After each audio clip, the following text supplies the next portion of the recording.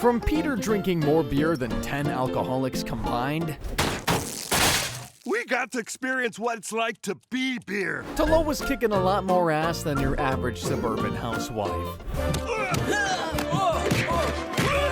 I'm about to yap like crazy about Family Guy for the next couple hours or so, covering Family Guy topics you've never even fracking heard of. Don't you dare fall asleep or click away, because we're gonna start with one of my favorites. Who has cheated more, Peter or Lois? Peter and Lois should not be married. You can't change my mind, because how did we go from Lois sneaking out on dates with strangers He's like hypnotized. Do we wake him? That could be perilous. to Peter having a literal 11-way with a bunch of dudes? You guys. So we're proving today, once and for all, Peter or Lois, all right? Who has cheated on the other more? Start the counter. First off, Lois. The first bit of infidelity went down in the episode of Bill and Peter's Bogus Journey. The president's motorcade breaks down in front of Peter's house, and now he needs his help changing his tire. Hey, I appreciate your help, man. We're a little overloaded because I'm having a fat chick party back here. All right, boys, the key is to put it all in your groin and your back. Lift with your lower back in a jerking, twisting motion. How's the hernia, Peter? I gotta face the fact that I'm just getting old. Peter, being the absolute genius he is, tries to lift the car himself. No jack needed. Why? Because he went to the gym once for 15 minutes. As you can imagine, lifting the car full of fat chicks went exactly as well as you'd think. He was absolutely begging for that back injury. Laid up in the hospital, Peter starts to feel down because he's not as young and strong as he used to be. We've all been there, Peter. That's when Bill shows up to cheer Peter up. He decides to show Peter what it's like to feel young again, and together they do some pretty insane things, like getting high in the back of a presidential motorcade and stealing a pig so they can eat it. Go, go, go, go, go! Now, I'm starting to think this parody of former President Bill Clinton isn't a very accurate representation of the real guy. Either way, Lois isn't very happy about Peter hanging out with Bill and going on wacky adventures. On the count of Peter being a 44-year-old man with responsibilities and all that, Peter, that former President Clinton is nothing but a bad influence. No way! Bill Clinton makes me feel young. that sentence would go crazy out of context. Lois decides if Peter isn't going to stop goofing off with Bill, then she'll just have to go talk with him herself. Give him a proper speech about leaving her husband alone and all that. Mr. President, I need to have a word with you. You certainly are very persuasive. So I've been told. Must have been one hell of a speech, Lois. Although I do have some notes. Maybe consider not getting naked next time. I know Peter would agree with me, especially because he just walked into the room. Bill, you up for a little bowling? She's here humping you! Look, I know this looks bad, and I feel horrible. Okay, the man just caught his wife red-handed sleeping with his new best friend. That's pretty bad. But it actually gets a little worse here. Just listen to what Lois has to say for herself. And I know nothing I could say to you could possibly justify why I slept with Bill, except he reduced the percentage of Americans on welfare to its lowest level. I know you just finished glazing the man, Lois, but glazing him again when your husband walked in on you cheating, that's just foul. That's one count of infidelity for Lois. Peter isn't exactly jazzed about getting cheated on, so he goes to stay with Quagmire. I know Peter's in a bad place, but even I wouldn't touch any of Quagmire's furniture, much less sleep on his couch. Luckily, Lois swoops in just in time with a solution to fix their marriage. Her solution, Peter gets to sleep with anyone he wants. You know, make things even worse. Anybody I want? Don't be afraid to tell me. Babs. My mother? Yeah, there would be no questions asked. It's a little weird. Look, you know what? She's hot. Guilty. Yeah, Peter wants to sleep with Lois's geriatric mother, apparently. Different strokes for different folks, apparently. Speaking of strokes, how does Babs feel about this? I mean, she's a married woman. Would you have with Peter? Of course, dear. Really? I like your freaky spirit, but it's your craw I'm after. Jeez, didn't know she was freaky like that. Peter gets naked real quick and it's time for some action. I agonized 4 hours wondering if I should slap Peter with an infidelity count for this, but it turns out I didn't need to because Peter don't actually go through with it. I can't go through with it. You have to, Peter, for the sake of our marriage. I love you. Really? We'll get past it somehow. I don't want to do anything to hurt you. Looks like love conquered all in the end, but I do kind of feel bad for Babs. She's clearly not getting enough attention. Peter and Lois decide to work through their issue together. No need for revenge lay or anything like that, but there's just one last thing left to do. Clear the air with Bill Clinton. Hey, listen, Bill, you and I need to have a talk. Boy, you are good. You are really good. All right, never mind. I guess he gets that infidelity count either way. Believe it or not, this is not the only time we actually see Lois sleeping with someone else, at least as much as the censors will let them show. Every other time, it's either off screen or they didn't go all the way. But none of her other cheating is nearly as creepy as this next one, because technically it was with a family member. It all started with Lois goofing off with her friends, prank calling people. Lois decides to prank call Peter, and things get really weird. Hello, is this Peter Griffin? Oh, my name is Rebecca, and probably don't even know I exist, but you're my father. Don't you ever call here again. That sounds exactly like someone who has absolutely nothing to hide. She should definitely not look into it. But alas, she does. Turns out Peter donated sperm before they got married, and he might have a couple kids running around out there. Lois convinces him to give out his information and let the kids contact him, and pretty soon they get a very familiar-looking visitor at their door. I hope you don't mind the drop-in, but the sperm bank said it was okay to contact you. We were all pretty excited to meet you. What do you mean, we? Okay, maybe he's got more than just a couple kids. How much sperm did the dude donate anyway? Oh, wait, no, I have an answer to that. How many times were you a sperm donor? Well, only once, but I had just seen beautiful girls, so it was kind of a kablamo. You ever seen those videos where they put Mentos in Diet Coke? Pretty graphic, but effective explanation, I guess. They throw a party for all of Peter's children, and everybody's having a great time. Well, except Lois, I guess. She's got all the cleaning up to do. But that's when she meets Larry. You look so much like Peter when I first met him. You look exactly the same, too. You're in such great shape. Coming on a little strong there, Larry. That is technically your stepmom, I think, right? Well, either way, they both hit it off and head out to lunch the very next day. They even go for ice cream. Look at me, I got ice cream all over my fingers. Let me help you clean it off. Larry, are you turned on or starving? Oh, okay, coming on very strong now. Holy frick, Larry's a freak. There's no way Lois is into that, right?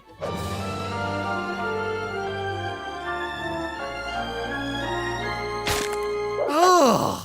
Of course she's into it. Why am I even surprised? As usual, though, it does get worse. After kissing him, she actually starts weighing her options, considering the economic situation of the guy she's about to start an affair with. I have to get back to my high school, Oh. where I work, Oh. to pay for medical school that I'm building Ah. out of popsicle sticks. Oh. I mean, just look at that. Slap a big one on her infidelity counter for that. So Lois is having mixed feelings about the kiss, and she decides to talk to someone about it. And just look at this scene. Look at the absolute scumbag Peter keeps in his house. Kissed me, and I kind of let him. It could never happen again, and that... I thought that was kind of like, I'm open for business. Brother just leapt at the slightest opportunity to mac on his best friend's wife. What on earth? Lois comes to the decision that she's going to talk to Larry about it and then says this. Listen very carefully. And we couldn't be anything more than friends. So you're still gonna see him? He's a nice young man, and he's practically family. Practically family, as in related to him. Now tell me why on earth the very next scene we see this abomination? But let's keep this friendly. You can choke me for just a second. Hey, your bra strap is getting in the way here. I'll just bite it off with my teeth. You simply cannot tell me she's not getting off on the fact that they're related. You just can't. Just like the previous cheating, Peter walks in, catches her red-handed. What the hell? Oh, Peter, we're just friends. He's just giving me a friendly massage. When's the last time you did anything nice for me? I ate that gross pasta you made. We gotta stop meeting like this. You just caught you cheating, Lois. You can't start defending yourself right then and there. Holy frick. Peter gets really mad and a fight breaks out, although it quickly turns into a one-sided beatdown. Turns out Peter isn't exactly gonna hold his own against a younger, stronger version of himself.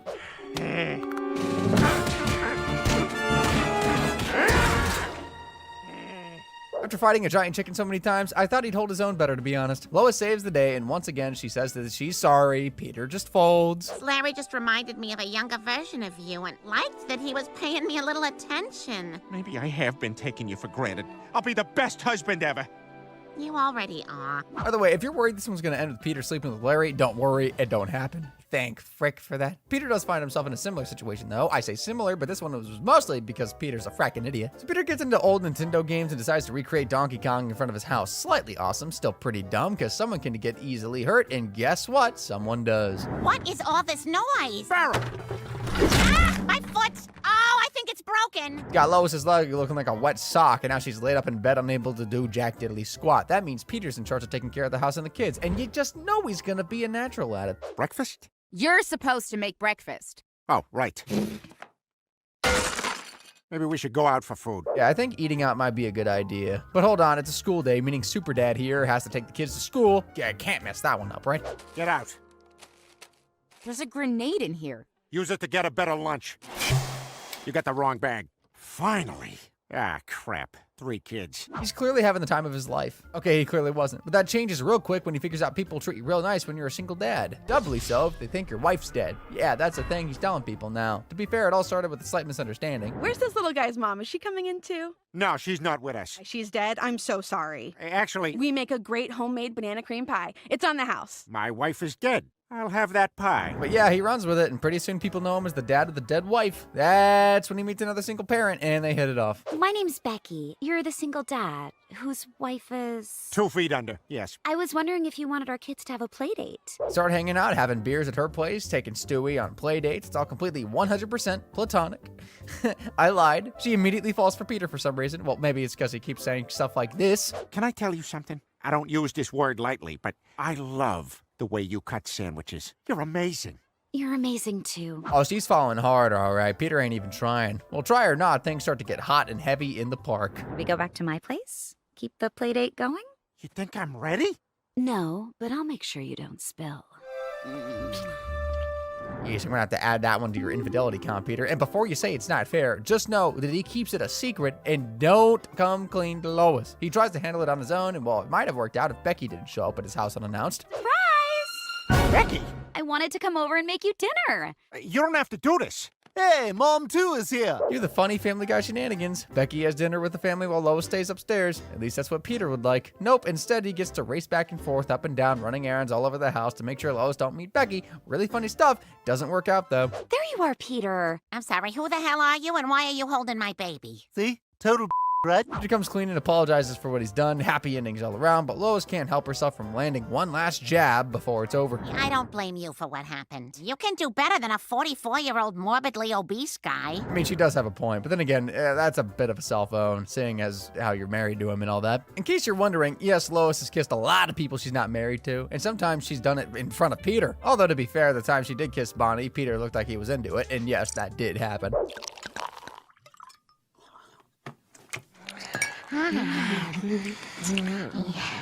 But then there was that time the Griffins went on Family Feud. The contestants were introducing themselves. Lois saw her chance, and she took it. Oh, this must be your lovely wife. I've been waiting for this for years. I want to be your pinky ring. I don't think Peter was into that one. At least I hope not. That one's infidelity count for Lois. Got a couple more examples of Lois kissing people she really shouldn't be, and they are way more messed up than that one. So in the episode Brian Sings and Swings, Meg pretends that she's a lesbian because she's got no friends, but the lesbians at school actually like hanging out with her. Meg is ready to change her whole life so she can finally have friends. She even comes out of the non-existent closet. And I have something to tell you all. I am a lesbian. That is awesome. Peter. Well, at least Peter's supportive. Lois, on the other hand, refuses to accept Meg as a lesbian, and she's willing to do a lot to get Meg to quit the charade. In fact, she might be willing to do too much. It's not a charade, Mom. I am a lesbian. Well, maybe if I'd seen you kiss your girlfriend. Fine. What was that? So Meg isn't a lesbian. All right, Lois, you proved your point. Time to pack it up and leave. Lois? Watch this. Now, I don't know about you, but I'm starting to think this is all an excuse to kiss Meg's girlfriend and, you know, show up her daughter in the process. That's one more count of infidelity right there. Oh, and in case you wanted to disagree with me about the showing up part, this isn't even the only time she's done something like this with someone Meg's dating. In the episode Ghost Do We Go, Meg gets a boyfriend, Anthony, an actual, real, regular boyfriend. But hey, don't take my word for it. The whole town shows up to check out Meg's new boyfriend. He seems to be completely normal. I can honestly say for the first time that I am attracted to our daughter. Okay, what the frick was that? I won't get sidetracked. We're dealing with Lois right now, but like, you know what? She's just as messed up as her husband because after Anthony pays her like one compliment, she immediately wants a piece of him. Oh my God, that's kind of hot. I bet you taste like Mountain Dew and Starburst. Spying on her teenage daughter, making out with her boyfriend, and fantasizing about it. Someone needs to lock this one up immediately. By the way, it doesn't stop there either. By the time Anthony comes over to visit again, Lois is all set and ready to go. We got a little welcome to the family present for you. My menstrual cycle's on there too, but I don't mind if you don't. Thanks. Good grief, woman, get a hold of yourself. She isn't just gonna hand him that little gift either. Lois is ready to make her move right then and there. She makes up an excuse to get Meg out of the house, and this woman doesn't even wait 5 seconds before trying to jump down this young man's pants. Do my gray hairs bother you? What gray hairs? Kiss me. Mom, I forgot my keys. Do you know where... I don't think that's gonna fly, Lois. That's another big fat number on the infidelity counter. She eventually tells Peter about what she did, and once again, it's his fault for being a terrible husband. Feel so unattractive lately that I went and did something disgusting and abhorrent. Peter, I made out with Meg's boyfriend. And how the hell could you do that to me? You've been making me feel old and fat and unattractive and worthless. I'm starting to see a pattern here. Whenever Peter isn't living up to her expectations, she goes off and finds another man. Although, to be entirely fair, Peter was a pretty horrible husband this episode. He even admits it. I could bring you down. You wouldn't start to notice that you're too good for me and run off looking for another fella. That's ridiculous. I love you. That shouldn't excuse what she did, though. By the way, this saga ends like it always does. Peter apologizes for being a bad hubby, and they make up. Now, you're probably thinking I'm about to tell you the time Peter kissed Chris's girlfriend now. Nope, not even. He's that depraved. He's still got a couple more counts coming, though. In the episode Big Man on Hippocampus, Peter loses his memory and goes on all sorts of wacky adventures. It all started with the Griffins on Family Feud. Yes, this happens after Lois tongues the hell out of Alan Rickman in front of her family and on national television, no less. But that's not why he loses his memory, oh no. He loses it because he's an idiot and can't score a single point during the show, so he gets mad and picks a fight with the host. What, that's it? We lose? I'm afraid so, but we enjoyed having you here. What about my cave in the yard? I served in the fictitious military. Are you all right? Where am I? Peter gets diagnosed with amnesia and has pretty much forgotten about everything that's happened, and I mean everything. He doesn't remember his kids, his wife, barely remembers even how his body works. So how exactly does this affect his marriage? Well, Peter has always fundamentally been a creep, so things get weird. Oh boy, get nude. Peter, you don't have to spy on me. You're my husband. I guess the spying is a lot less creepy since they're married, but with his amnesia, Peter's he's just down bad, dude. They bone, and Peter unsurprisingly enjoys having with his wife. He mostly just enjoys having altogether. And he's not about to quit having a good thing, that's for sure. And if with the rest of you is half as good as it was with her, we're gonna get along just fine. No, Peter, you can't have with the kid. Yeah, slow down there, Peter. See what I mean when I say he's fundamentally a creep? Forget his teenage kids. There's a dog and a baby sat at that table. Since he can't screw the rest of his family, he's gonna have to make do with what he's got. I'm just kidding. This is Peter Griffin we're talking about, the man with inexplicable riz. He's gonna sleep with anyone that'll have him. You ready to have You bet. Move over so Tiffany and I have room. She's the woman I'm gonna have with tonight. I'm already pregnant. Lois isn't exactly thrilled about the idea of Peter sleeping with random women, but Peter doesn't really care. To him, his family's just a bunch of nice strangers. Lois tells him that as a husband, he's gonna have to be responsible and faithful. Peter's response? Well, that doesn't sound very fun. Then we no longer have a family. But this is my house, and I'm not going anywhere. I'm leaving, and I'm taking the kids with me. So yeah, Lois and the kids move out and Peter stays behind. He's also 100% screwed Tiffany. Memory loss or not, that's still cheating, and you know what that means. One more count of infidelity. But he's just getting started, because with the family out of the house, Peter transitions to a full-on bachelor lifestyle, throwing parties and making out with strangers. You left your family for this? This is the way man was meant to live. I just know it. Check it out. Don't you miss your family? I don't even remember him. How can I miss him? Just throws her away when he's done, too. That's one more count for Peter. Well, the bachelor lifestyle don't last for too long. After getting whacked in the head a few times by Ernie the giant chicken, Peter gets his memory back. And at that point, though, Lois thinks her husband ain't coming back and goes to sleep with Quagmire, of all people, while Peter returns and they make up, as usual. I want you and the kids back. I want our old life back. I don't believe it. You're back. Ah, damn it! Peter's still one count behind Lois, so I'm going to throw in that time he had with a random dude in a restaurant bathroom. Insane? Yes. But to be fair, he somehow confused him for his wife. I can't believe we're actually going to do this. Yeah, you go in first, and I'll go in a minute.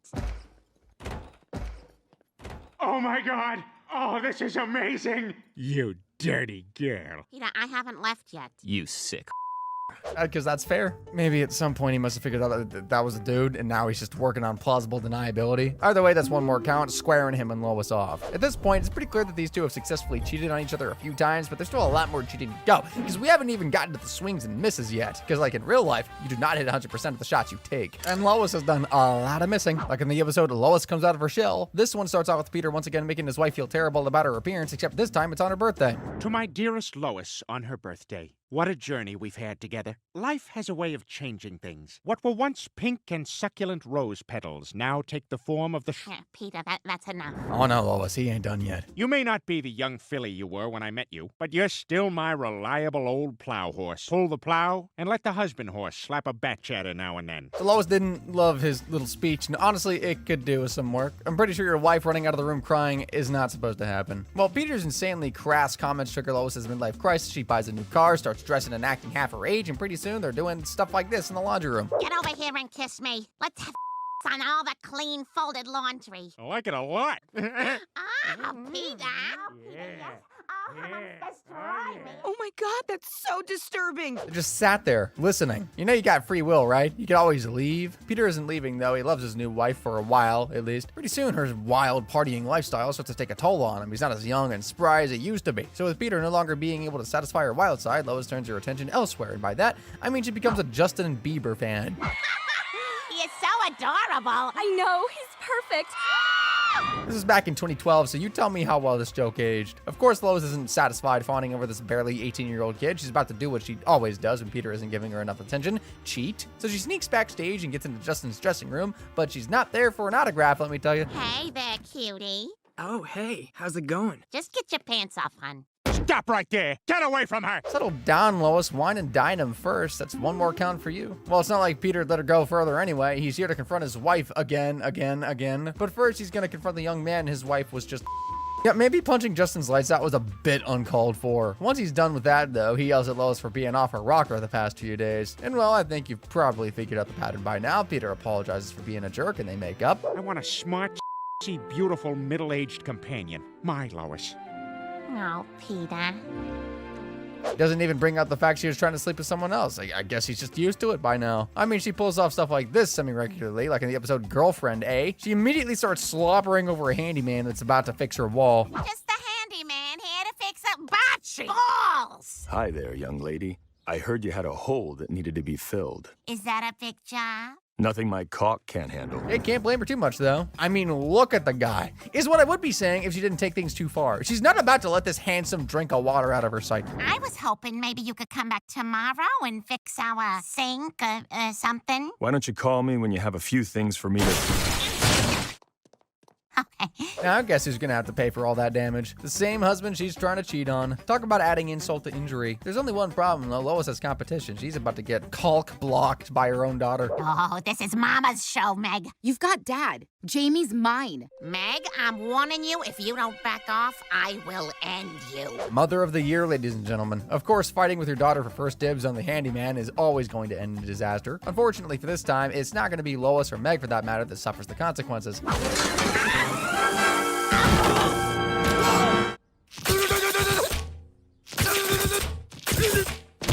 I'm okay.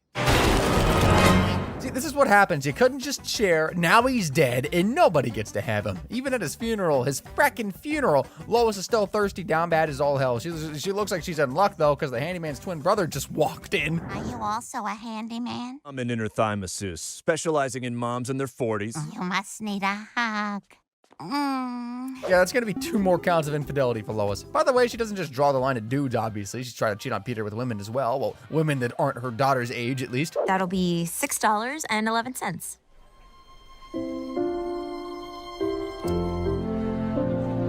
We could go to Montana. At this point, she's ready to abandon her family altogether and run away with a random woman from frackin' Target. Heck, I'm sure she'd even done it by now. Target wasn't secretly an all-powerful murderous entity. I'm not even kidding. Lady, wait!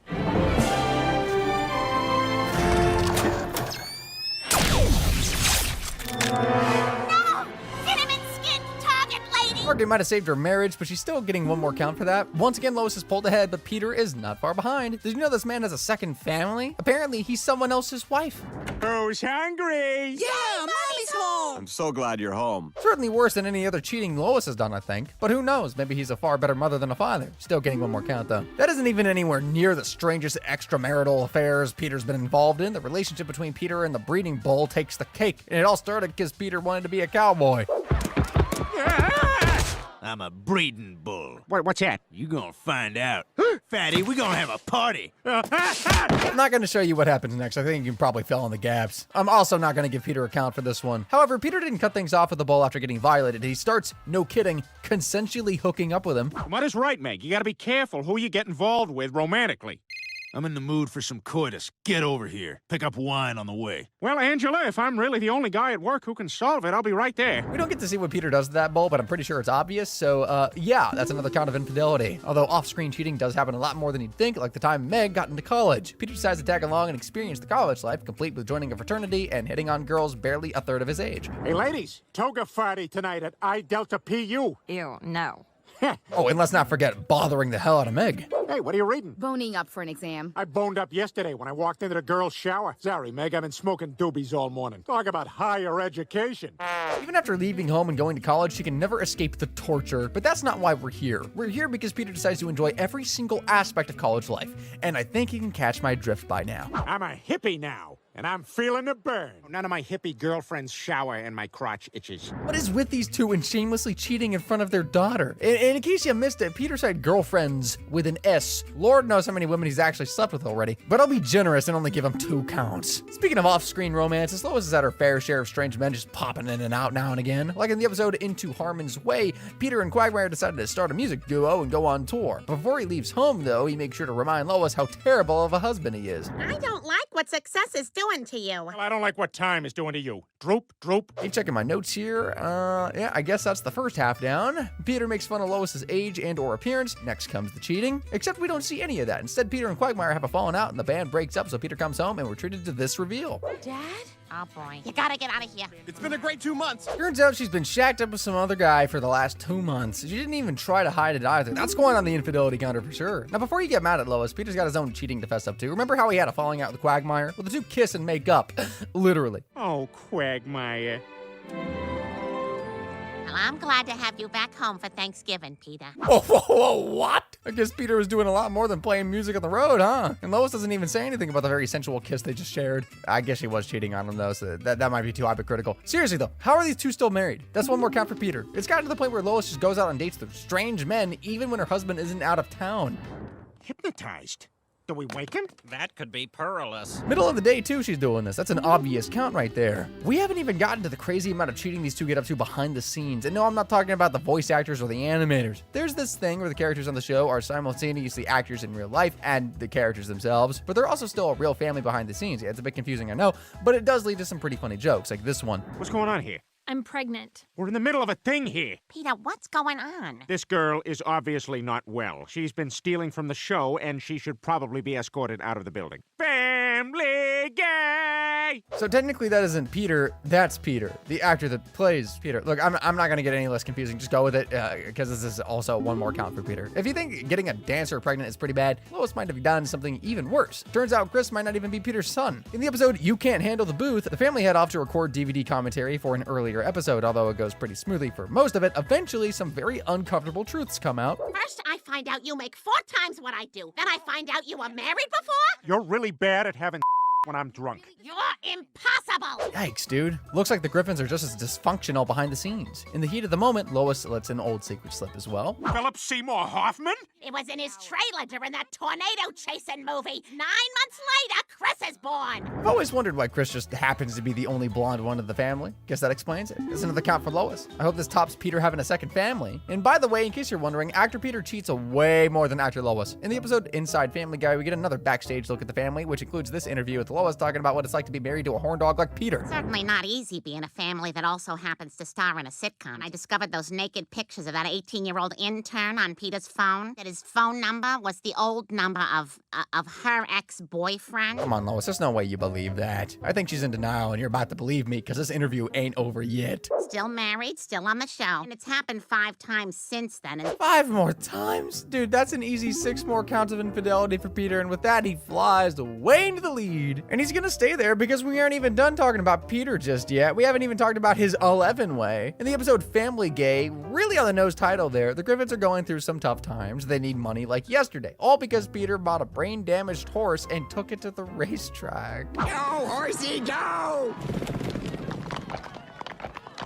Look at that impeccable form, really holding down dead last. Coming in last quickly becomes the least of their problems as the horse veers into the stands and does $100,000 worth of damages. Now the Griffins are in it deep, so Peter signs up to have medical experiments done on him, but he's about to get more than a dose of vaccines, that's for sure. At this time, we're going to inject you with what we believe we've isolated as the gay gene. We will have successfully proven that homosexuality is genetic. I don't want to take a chance on being gay. We'll give you $125. All right, I'll do it. Peter returns home decidedly less straight than he was that morning, and well, it takes like 10 seconds to clock him. Are you gay? Guilty.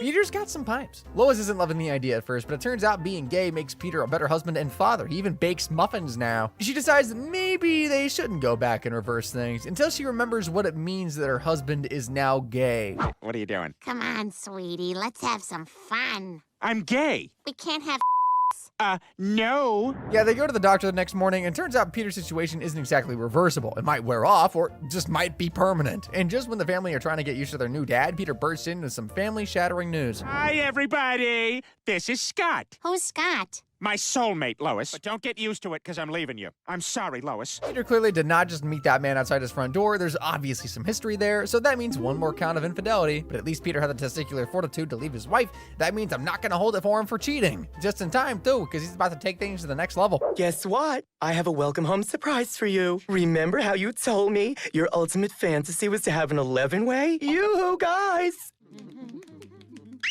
An 11-way. Now that is ambitious. Peter's living his best gay life, but unfortunately that doesn't last very long. The gay gene picks a very hilarious moment to wear off. Everybody ready? Oh, God, I feel like a kid in a candy store. What's going on here? Holy crap! Ah!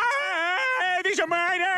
Aw, I kind of feel bad for Scott. So much for finding your soulmate, I guess. I'd have to hit Peter with 11 more counts, but hey, technically he was separated from Lois at the time. Tallying up all the counts of infidelity, we got 12 counts of cheating for Lois and 18 for Peter. Ding, ding, ding.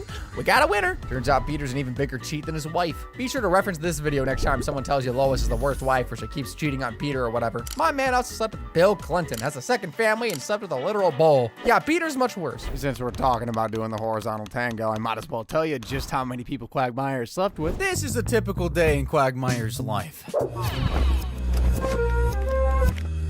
No, sorry. This is a typical day in Quagmire's life. Damn it! Hey, come back!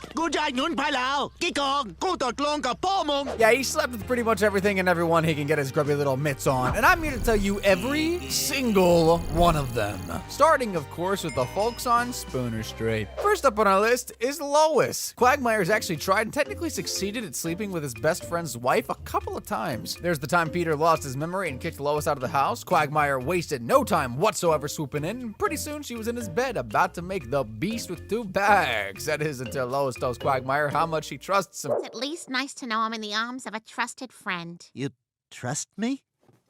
Uh-oh. Is something wrong? I don't know. Quagmire fails to perform, and Lois gets back together with Peter. A swing and a miss, right? So when does he actually sleep with her? Well, in the episode Meet the Quagmires, Peter goes back in time and screws up the timeline. By the time he comes back, he's married to another woman, and Lois is married to Quagmire. Pretty happily married, I might add. Hey, Lois, I'm ready for your pie. And you made dessert, too. Oh! I love all your jokes and your dirty puns. Let's go upstairs and do it. Okay! Even though Peter goes back in time and fixes everything, this still counts. They still had, even if it was a different timeline. Them's the rules, man. I don't make them. I actually do. Speaking of sleeping with your friends' wives, next we move on to Loretta, Cleveland's ex-wife. Not gonna lie, this one was kind of out of nowhere, to be honest. 1 second, they're on a boat. I caught a fish.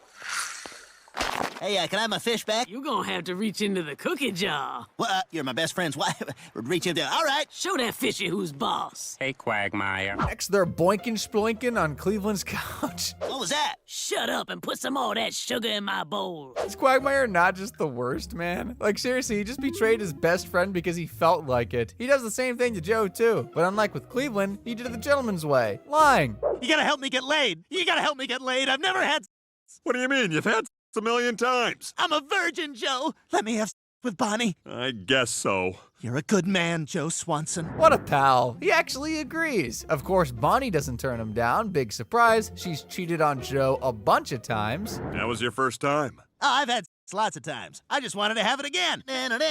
Screw you. Well, to be fair, Joe has technically cheated on Bonnie as well, but I'm sure she won't mind. It was all a prank after all. The prank in question, though, tricking Quagmire into sleeping with him. Wow, that was terrific, Jessica. It was good for me, too. Ah! You said you were that waitress from Friendly's. I lied. Happy Halloween, Lies to women to trick them into bed all the time, so karma? Well, if you disagree, rest assured, because Glenn got some real karma later, and her name was Sonia. She was like an even worse version of Quagmire, if you could believe it. Of course, that made him immediately fall in love with her, especially after she roofied him during their date. First date, might I add. Even though you seemed like a sure thing, I really wanted to make sure. Oh my God! You roofied me? I'm in love.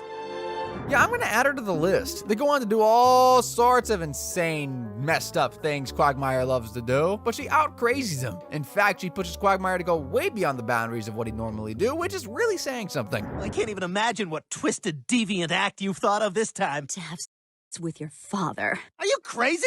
No! The thing we love most about each other is that we push each other way beyond our normal boundaries. Yeah, he actually does it too, and so I must add Ida to the list of people Quagmire slept with. This scene always has me wondering just what on earth the Family Guy writers smoked before they wrote these. Moving on from that, we'll talk about the women Quagmire hasn't just slept with, but married. Shocker, right? Yeah, he's married a few women as well. Like, take Joan, for example. Their marriage is going relatively well until he got over it and faked his own death. Hi, honey, I'm home. Heart attack. Is he all right? No, he's dead. Are you sure?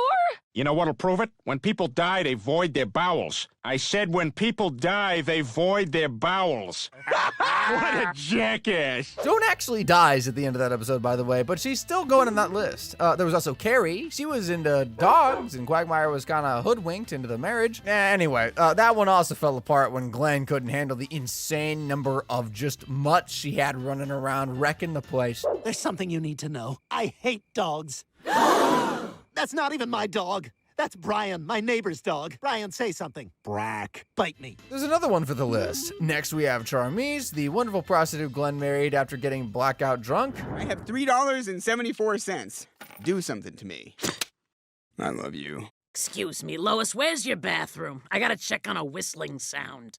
Match made in heaven. Glenn didn't feel the same way, though, and tried everything to wiggle his way out of it. Glenn even tries to convince her he's gay, but she doesn't take his word for it, though. So he's got to enlist the help of his best bud. Wait to intertwine our bodies and make each other's fingers smell terrible. Oh, yeah, that was so hot. Now take off each other's clothes. Oh, I'm sorry, viewer. I should have warned you. I hope you weren't eating during that part. It doesn't work, by the way, but she leaves the marriage anyway. Turns out Charmise was looking for true love, and Glenn wasn't it. He still had with her, though, so that's on the list. By the way, I wasn't kidding when I said match made in heaven. Quagmire used to be a prostitute professionally, and Peter was his pimp, too. So let's run through a list of his clients, shall we? Starting with the moment he decided to start having for money. I am a dancer, not a gigolo. And we were wondering if you'd have with her for $500. $500, dude. What? I'm in the wrong profession. Like you're attractive enough for that profession anyway. What the wrong channel, dude? We don't see exactly how many people Quagmire sleeps with, but eventually he needs some muscle to make sure his clients pay up, and that's where Peter comes in. You didn't pay my friend, so I'm gonna play with your doorbell until you pay up. Stop it! Fine, here's your money. Here you go. We're gonna add the faceless woman to the list too. From there, Peter and Quagmire form a team, and together they go around town handing out the sausage to replace any receptacle that'll have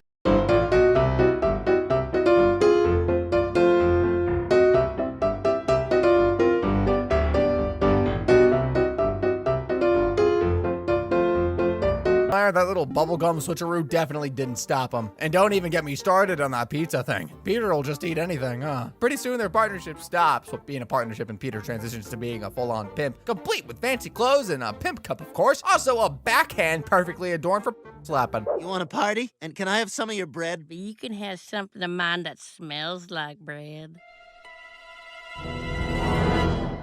Okay, let's go.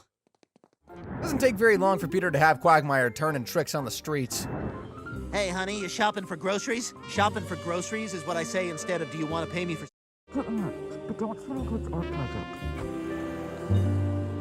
I feel like he bagged a few people's groceries working those streets, but we only see one, so I count only one. Quagmire keeps working the night until he ends up biting off more than he could chew. Hey, Pete, help! She wants to do German things! He hasn't eaten anything in days. It's not gonna work. 9!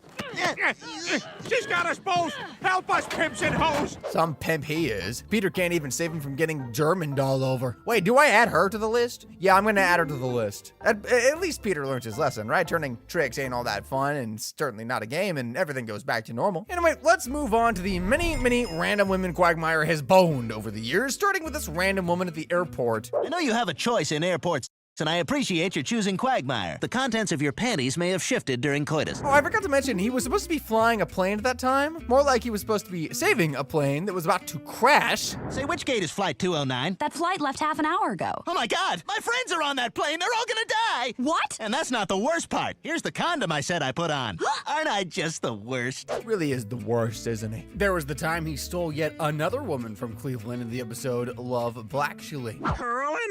Quagmire? Cleveland, close the window. You're letting the stank out. I wonder how these two are still friends after all that. I guess he's just used to Quagmire being a dirtbag. Speaking of dirtbag. That was great. See ya. But you said we were gonna get married. Oh, I only said that so you'd get googity myggy schmoigan. And there are the two, let's call them gifts he got from Lois's fancy event. My free au pair. And one for my wife. I'll be on my way. He also dated Ellie Hitler at one point. Yeah, that's literally her name. Hey, what the hell are you doing? He must be with a mystery girl. God! Quagmire and the librarian? She actually cheats on Quagmire because he couldn't make her, which is a little surprising to say the least. Moving on, there was the time he took home a girl with epilepsy. Why does her medical condition matter, you ask? Well, here's the setup. Cleveland and Peter were flashing lights out their windows at each other to covertly communicate, and this is the punchline.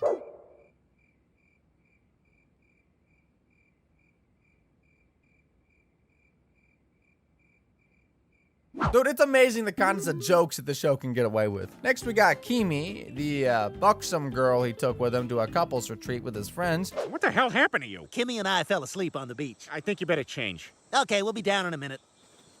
Yeah, they weren't a real couple. Quagmire just wanted to tag along. Bonus points to anyone in the comments who can tell me why there's a Kimi-shaped spot on his back as well. Then there was the time they let Quagmire out of his den to perform magic tricks for children. Oh, what's that behind your ear?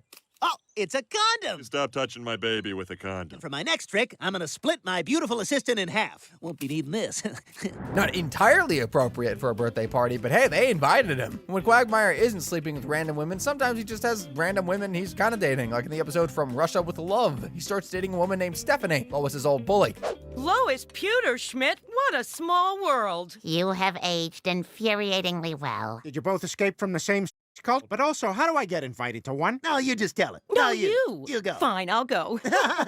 Tender. Even though she's technically dating Quagmire, Stephanie just kind of vanishes after this episode. She's still going on the list. That's not the only Stephanie Quagmire's been with either. Glenn had a way different relationship with this other Stephanie, and by that, I mean he really didn't like her. It all depends on what his astrological sign is. Shut up. Maybe if I sit in his chair, I can get a reading on his energy. That's enough, Stephanie. He dies like 5 seconds after that clip, mind you. Quagmire was not upset at all. But then he does something regrettably on brand. He steals the body. Damn it. Know what he does with that body? Something sick and depraved, that's what. Don't believe me? Oh, well, you'll be saying something else when we're done with this list. For now, let's talk about the time he escorted Lois on a fancy outing. Now, despite Quagmire being a massive horn dog, he didn't make a move on Lois. He just picked up a cocktail waitress instead. I want you to meet the cocktail waitress I'm about to sleep with. This is Jenna. You might remember her boobs from hovering over your shoulder while pouring wine. Look at that. Not trying to sleep with your best friend's wife. Still better than a certain filthy mutt this video isn't about. Well, I mean, to be fair, he did sleep with Lois earlier and with Loretta and Bonnie. I take it back, he's way worse than Brian. Now, with all these women he slept with, it's a miracle his tape hasn't leaked by now. Well, it was a miracle until this happened. God, is that? Quagmire, you hooked up. Wait, it's on film. Well, that's not all right. What if my dad sees it? You did it again, Glenn Quagmire. Yeah, that's the kind of thing that just happens in Quagmire's life, right? As you can imagine, living next to him must be a hoot. One minute you're seeing him screwing on TV, the next you walk out the front door and catch a scene like this. I'm not doing that, Glenn. Come on, beautiful, keep an open mind. Hey, keep it down. I don't want my neighbors seeing a fat old dirty or screaming at me on my front lawn. Well, maybe I should come inside. Well, maybe you should. He's a sick man, all right. I can't even guess what depravity he was up to. He's just that bad. After treating women so poorly over the years, you'd think the Quagmire was due for some cosmic epiphany about how his actions has affected others. Well, he technically does get something like that in the episode Valentine's Day in Quahog, an episode that started with him just being the absolute worst kind of person. After a wonderful night, I thought we could get some breakfast. See, you're supposed to be already gone. There's no breakfast. One of these days, you're gonna get what you deserve. You got an icicle forming down there. Kicks her out with no breakfast, no clothes, no warning. He's practically begging for that karma. After getting electrocuted by an electric tampon warmer, he finally gets a bit of karmic justice. Everyone else sees him and treats him like a woman now. But if there's one thing he's good at, it's making the best out of a bad situation. I'm gonna do things differently. Men are jerks. Let's find comfort in each other. No, he doesn't learn his lesson. He gets 4 more people added to the list. I'm not even gonna get mad. Let's just move on to the next one. Which happens to be the time Stewie and Brian messed with the timeline, and we got to see Quagmire have in reverse.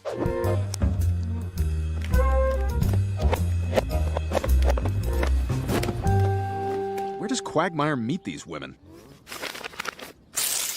This is why Boxbuster went out of business. Not the punchline I was expecting, to be honest. I mean, this is Quagmire. I'm kind of surprised he was even conscious to begin with. Net chicks might not be real, but in the episode The Dating Game, Quagmire finds something just as good, Tinder. He's pretty clueless with the app at first, and with a game like this, I'm surprised he's managed to get any of the people on this list. Dearest Teresa, I hope this finds you well. No, stop.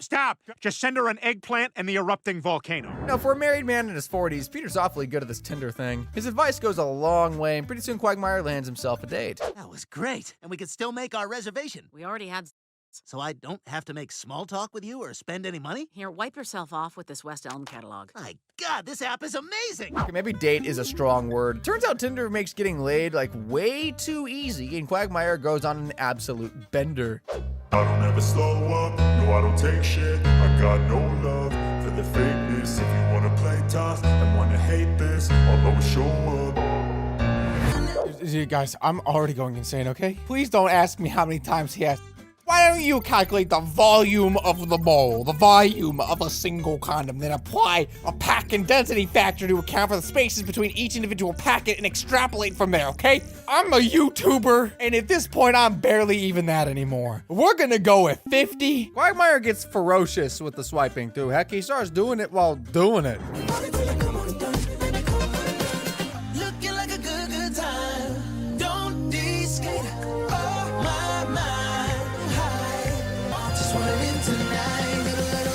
I don't know how he did it, but Quagmire managed to sleep with a monster from the book Where the Wild Things Are. At least I think that's what that creature is. But trust me, that's not the worst thing Quagmire has hooked up with. But let's not get ahead of ourselves. We're still on Quagmire's Tinder phase. Speaking of which, Tinder turns Glenn into a real frackin' freakazoid. He is emaciated, living in filth, just swiping all day. Somehow he's still getting laid. Glenn within 5 miles. I can take my glass eye out if you want to try something different. Maybe she's the one. Let's do it in the garage. We can do sweaters on, pants off. Yeesh, he's going on the list, I guess. Quagmire's friends take his phone away and stop him from using Tinder, thank frick. But he becomes so reliant on the app, he can't even pick someone up from the bar. But after giving himself a pep talk, he picks himself up and gets back in the game. And by that, I mean he lies about burying his twin brother to the woman at the bar. I just feel like my shouldn't be alone tonight. All right.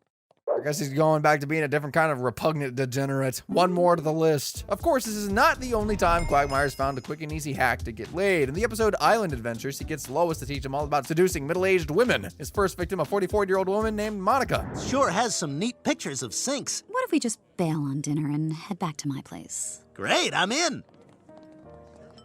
Apparently, he uses the knowledge to sleep with every middle-aged woman in town, but they don't show it, so it don't go on the list. Monica counts, though. We do get the scene where Lois confronts Quagmire for making her an accomplice in his dirty schemes. You were kind to me, and I took advantage of it. I owe you an apology. I'll buy you a coffee. Hey, beautiful, you want to take a pointless girl stride walk? Sure. Great. See you, Lois. Despite a story of alleged legendary conquests, the most we can get out of this one is 2 counts. Kind of like the episode The Boys in the Band. Chris becomes Quagmire's personal assistant. We get a lot of implication, but not much we can actually work with. All we get is pretty much just this scene. Chris, could you please get Hannah a thank you basket and schedule her next appointment? Mr. Quagmire can fit in you at 3 o'clock a week from Thursday. And you know to fast the night before. And would you like to leave your panties in the fishbowl for a chance to win a free lunch?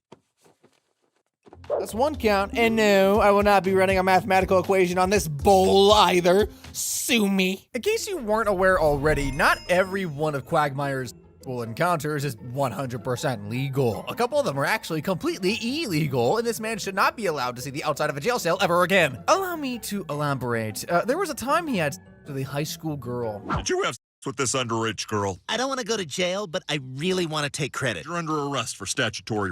But let me just send the pictures I took of her last night to all my friends.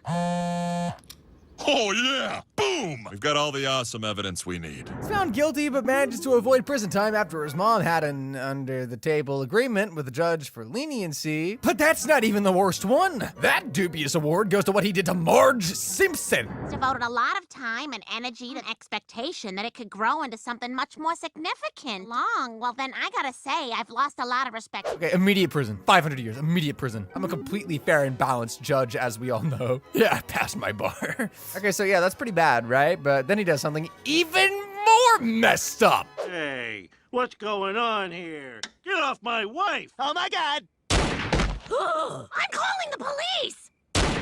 Mom and Dad are dead. Who will pay for my saxophone lessons?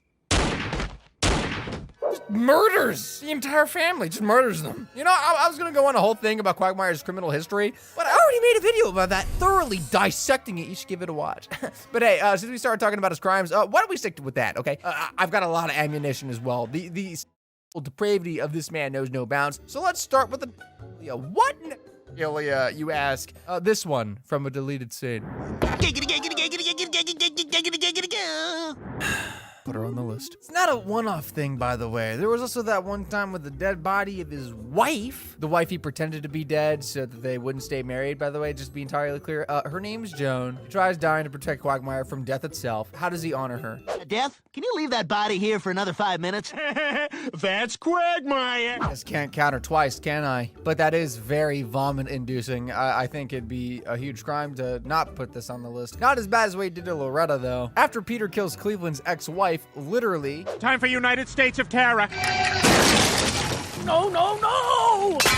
Wait, what's that? Oh, look at her gross boobs. Funny how Peter just kind of gets away with these things, isn't it? I mean, this wasn't even a cutaway gag. Loretta just died for real. And guess whose job it was to bring her body to Cleveland all the way in Virginia. Why is she wearing a French maid's costume? I want to nail a dead French maid. Giggity, giggity. Ugh, I can't count her twice either, but man, do I really want to. So instead, let's just run down the list, shall we? We got necrophilia.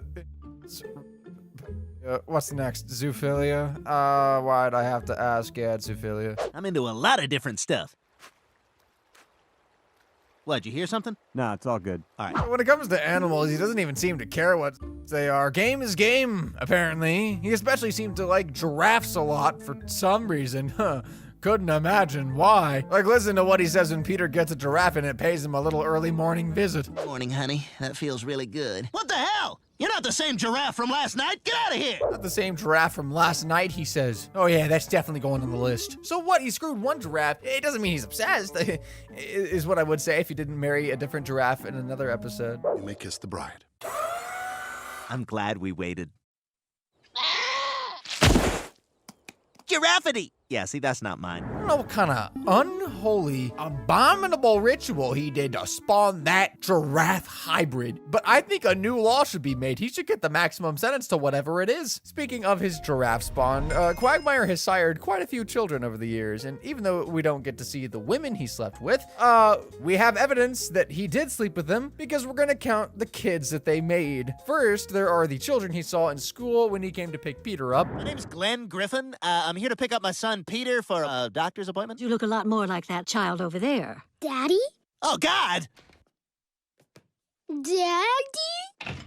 Papa? Oh, God! Do I even gotta say anything? Like, look at the jaws on those frickers. Quagmire must have some mighty powerful genes. After bumping into the 3 kids he definitely don't want, you'd think that he'd swear off sleeping with random people forever, but no. Hey, there are no kids in here, right? No. You want to have unprotected... Yeah, she's definitely gonna do it, and thus she goes on the list as well. Quagmire has much older children, by the way, like his Spanish son, for example. ¿Dónde demonios estaba? horas. Es más de la 1:30 de la mañana. ¡Maldita sea, Giggity! A veces me pones furiosa. Me voy a ver los toros, Giggity, Giggity, Giggity. Once again, powerful genes. Makes you wonder what his daughter would look like. Well, wonder no more because in the episode No Giggity, No Doubt, we find out what his daughter looks like when he almost sleeps with her. Blah, blah, blah. I'm just boring myself. I had a lot of fun with you tonight, Courtney. Me too. Oh, Courtney. Oh, Glenn. Oh. Giggity. Did you just say giggity? Sometimes I just blurt that out when I get excited. Oh my God. Rub this up and down on the inside of your cheek. Couple more seconds there, and I have to add 2 more names to the list. This isn't even his only daughter either. OG fans will remember Anna Lee, the little girl left at Quagmire's doorstep. A baby? I didn't sell a baby. Look, there's a note. This is your child. Next time, wear a condom, jerk. Quagmire, there's no guarantee it's your baby. Giggity? I say that. So it's settled if it's a boy, he inherits the monster chin, and if it's a girl, she looks totally normal, but says giggity. With all his sleeping around, you'd think that Quagmire was incapable of actual love, but that's just not true. Out of all the women he slept with, dated or married, there are 2 of them I'd say he's loved the most. One of them is his ex, Sujin. He loved her so much that he was willing to leave his friends, Quahog, his entire life behind to get back together with her and live in Korea. There was just one tiny little hiccup. She lives with her entire family tree. Good night, Glenn. Just so you know, 3 of my cousins have night terrors. Ah! Oh no! And the tree is like a grand oak or something. Yeah, he leaves immediately. Still on the list though. Sujin doesn't hold a candle to the real love of Quagmire's life, however. The one woman he's always wanted but could never keep, Cheryl Teagues. Man, these past few weeks have been amazing. I think I'm falling in love. I feel the same way. I'm ready. You'd think that rug on his chest would be enough to end the relationship right then and there, but no, he fumbled her by being petty and immature. Cheryl, don't you think it's time for us to go now? I'm having a good time. You've been talking to John Davidson for half an hour. Oh, hey, John, I like your work. Not. I'm starting to think this relationship is a mistake. Well, maybe it is. Cheryl was the true love he could never get back. Probably should have told Brian that story, though, because he ends up stealing Cheryl from him. I mean, she wasn't really his to steal anyway, but it still stung, right? So to get back at him, Quagmire starts dating Brian's ex, Jillian. So, how did you guys get together? Showed up at my door and said he was a federal boob inspector. He had a warrant. It was a Snickers wrapper, Brian. Quagmire and Brian get into a whole thing, fight each other, and scare the girls away. Tale as old as time, really. So yeah, that's about every single person Quagmire slept with in the show, give or take a couple. I'm sure you're thinking that's not a very long list. There should be way more on there. Well, you're right. There's actually a lot more women. In the episode Fighting Irish, everyone comes together for Quagfest, a festival to celebrate Quagmire's long life of debauchery. Pay attention, all right? These are all of Quagmire's women organized by country. There's Italy, Thailand. Wow, they're young. We should go. So just how many encounters has he had here? 999, apparently. We even get to meet his very first. All the way from Weathersfield Elementary School, Miss Eleanor. Do I still get a piece of candy after? Well, that's disturbing. Honestly, I was expecting way more than 1,000, to be honest. But I suppose since we're here, we might as well see what his 1,000th encounter was. My 1,000th conquest is this largemouth bass. Yeah, that's right. I'm weird. Weird is putting it lightly, my friend. After doing unspeakable things to that fish, his total goes up by 1,000, meaning according to my totally in-depth, unnecessarily long investigation into Quagmire's life, he's got a grand total of 1,109 people he's slept with, give or take a couple. Oh, and just so you know, Quagmire has every single STD known to man. Ha! Hepatitis C! Joke's on you, I already got it. Meningitis! I'm a carrier. Gonorrhea! Okay, you're gonna have to do better than that. Joe, that's it. We're out of known diseases. So yeah, good luck to all 1,109 of them, I guess. I'm not just gonna scale STDs, I'm gonna scale some power too. So let's find out together how strong exactly is Peter Griffin. Most cartoon dads drink beer and watch too much TV. While Peter has the ability to regenerate his own hand, can fight off a horde of ninja assassins, and is secretly Deadpool, turns out this suburban dad is a lot more powerful than you thought. So today, I'm gonna go over every level of strength Peter has to determine how strong he actually is, starting with Peter at 1% power. Oh yeah, we're operating on anime rules.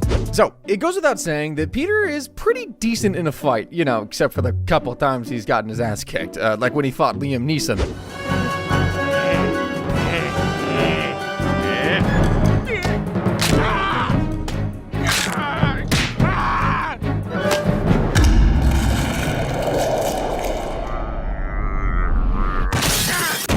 when he fought one of his sperm donor children who was basically a younger, stronger version of himself.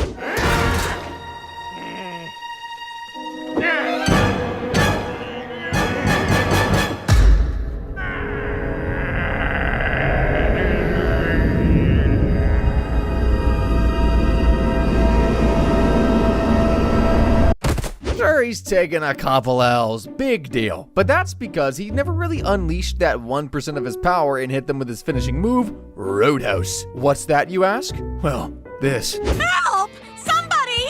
These drunk redneck truckers are trying to have their way with me! Not while my scrotum is pressed up against my stomach in these jeans, they won't.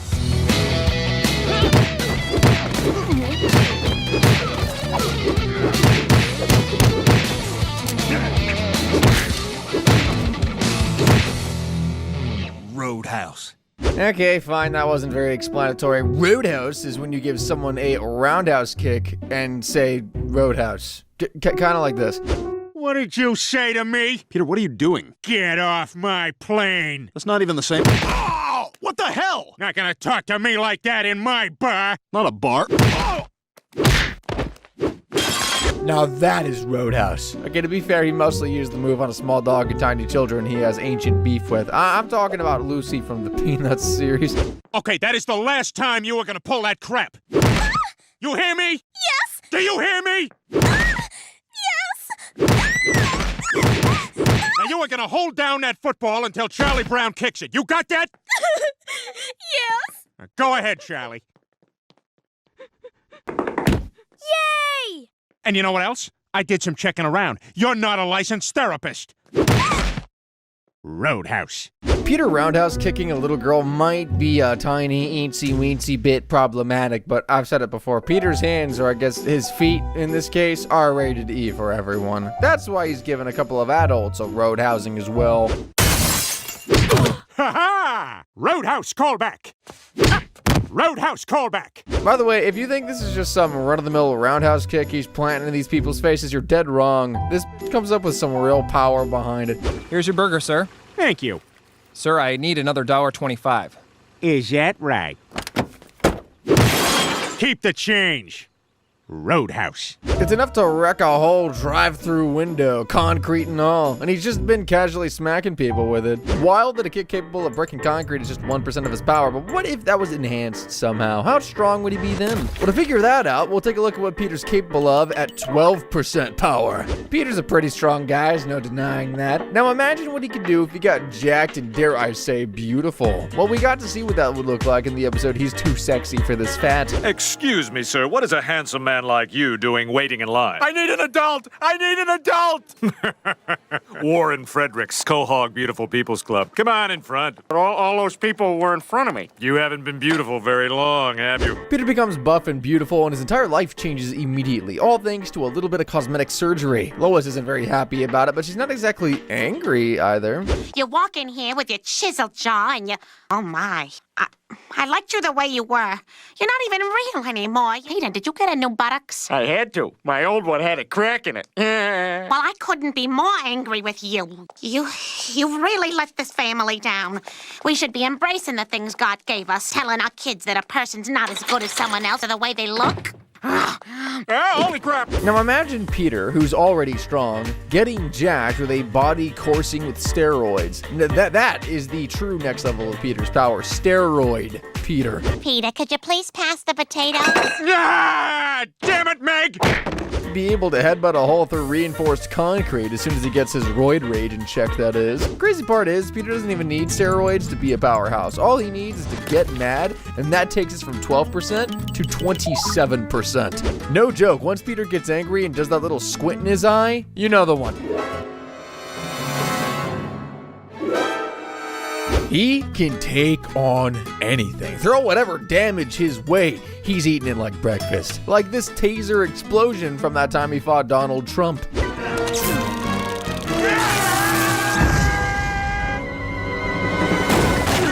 See? Just walks it off. The punches don't even slow him down. Now that is far from the end of it. Peter has taken some serious hits during his brawls, especially the ones with Ernie the Giant Chicken. Like riding a Ferris wheel straight into a building.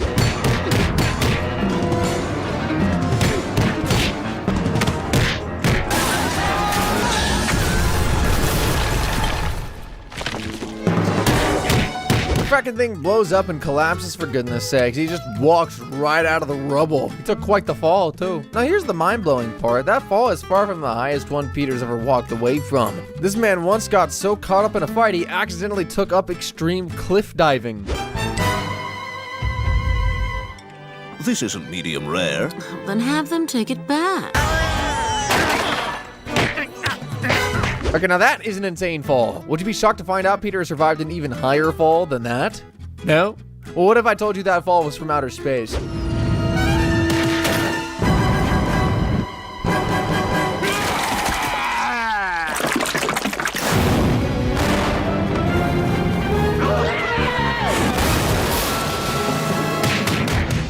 Insane, man. This man can take literally any damage once he's angry enough. Honestly, it sounds like a power set straight out of an anime. Now, defense is one thing, but offense is what you need to master if you want to really be powerful. And Peter has done exactly that. This is what he looks like at just 40% of his power. In the episode 3 Directors, Family Guy decided to do a bit of parody and make fun of 3 prominent directors, one of them being Quentin Tarantino. So you know they had to do Kill Bill with a bit of a twist. The plot of this one is Peter getting fired, then getting fired.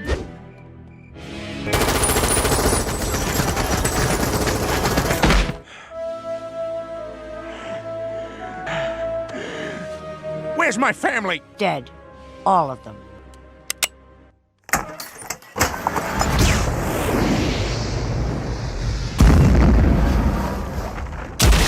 Somehow he survived all that, and now he's out for revenge. All he's got now is a sword and a really dumb outfit. Let's see how this goes.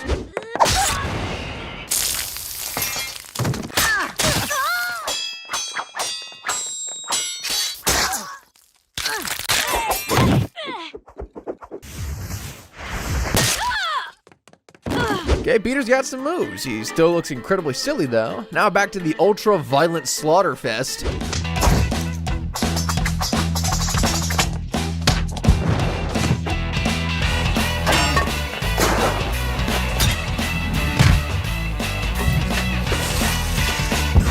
I think you get the point by now. Peter kicks ass. But of course, that is still 40% of his power. Tarantino's Peter doesn't even compare to the raw power that is Peter at 59%. For the Michael Bay bit of the 3 Directors episode, they decided to turn Peter into a yoked beefcake that can split a rock in twain with a sledgehammer.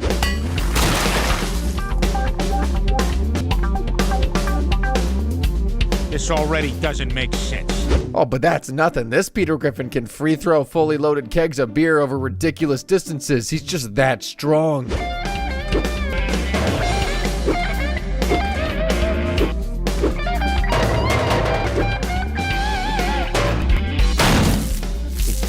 Dude's so epic, he takes showers with his motorcycle. Heck, even his friends are absolutely shredded in this universe. Dude, they are so strong, they can take on Decepticons in a fight with their bare hands.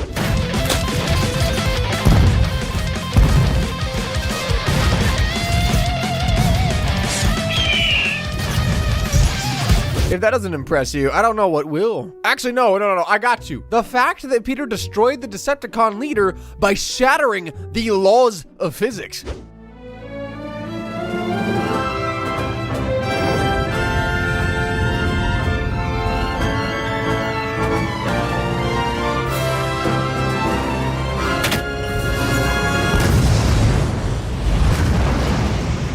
Guess what? He survived the blast too. This Peter is just as durable and has the raw power to back it up. From here, we go from 59% all the way to 80% as we get to Super Saiyan Peter. It says super powered in the script, but it's Super Saiyan Peter. Peter has exhibited superpowers a couple times on the show. Would I call him a superhero? Hell no, it's Peter Griffin we're talking about. So what does he do with this superpower of his, or these superpowers? Heck, how does he get them in the first place? Radioactive nuclear waste, of course, a classic.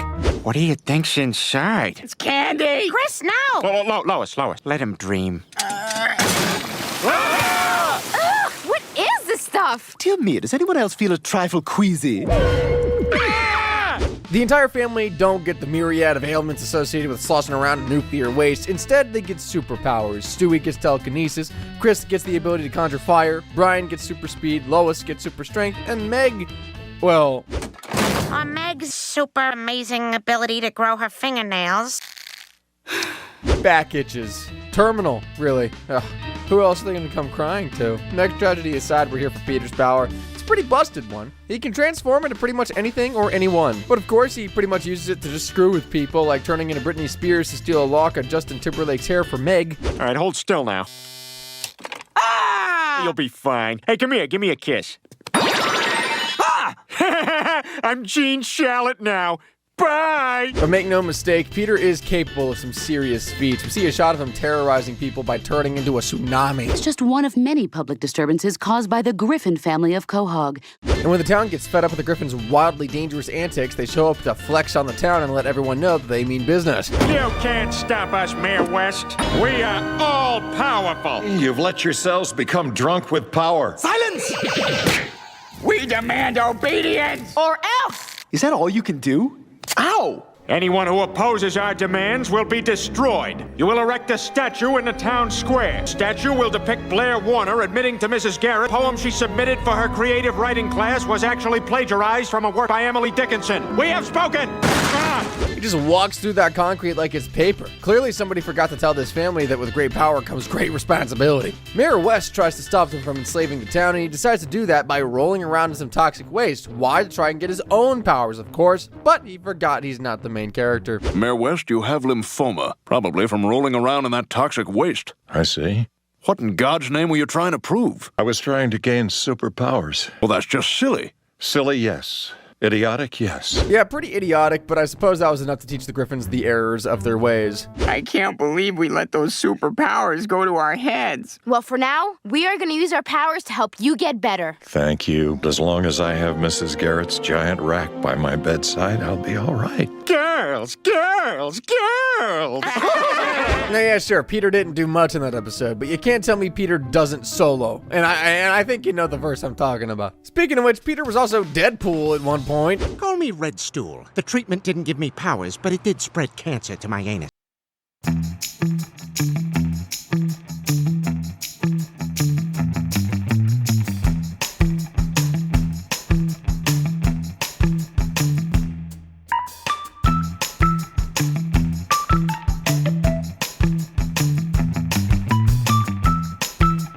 And it was a pretty dang good one, too. But all of this, everything I've mentioned so far, pales in comparison to Peter's final form. Peter Griffin at 100%. Peter achieving Ultra Instinct was actually a complete accident, and it started with him picking another one of his many stupid fights. This time, it was with Homer Simpson. I mean, who else would he go 100% for, right? Although, to be fair, Homer did throw the first punch. Saying the Simpsons suck! Why, you...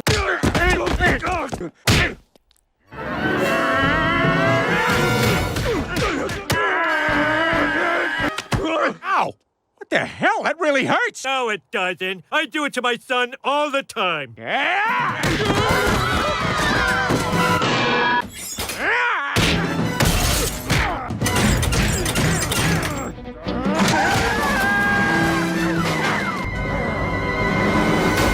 Like many of Peter's fights, they end up punching themselves all over town, leaving destruction in their wake until eventually they find themselves at Springfield's nuclear power plant, where they, of course, continue to punch each other, eventually triggering a pretty serious meltdown.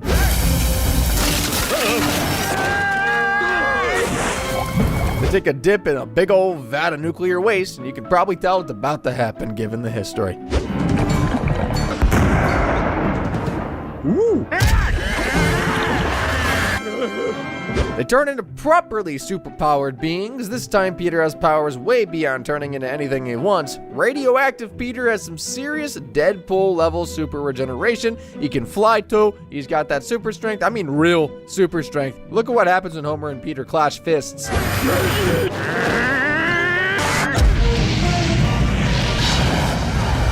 That looked like a mini tactical nuke right there. That's some power. Just look at what happens when their punches actually connect.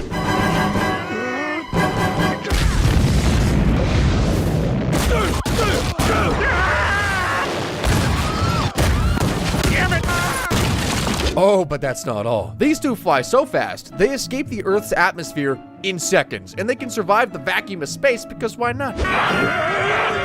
Thanks for having me. I am the only one with radioactive powers, which will allow me to unleash my fury Oh, I talked too long.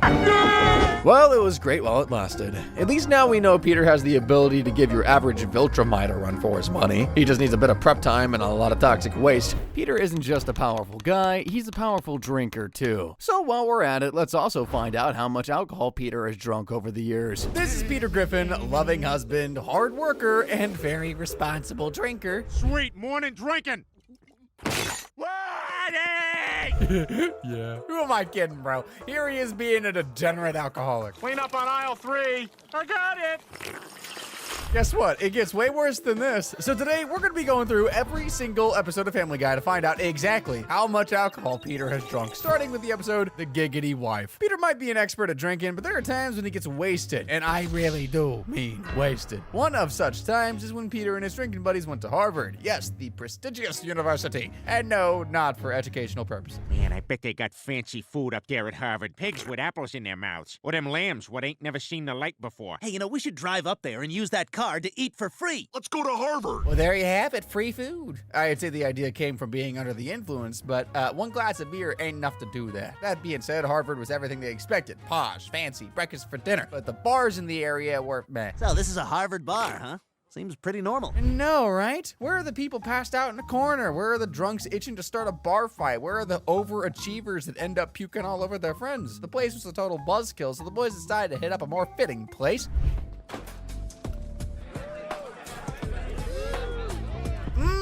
That's what I'm talking about. Much better than a bar with puking drunks, and just the right place for the gang to get properly hammered.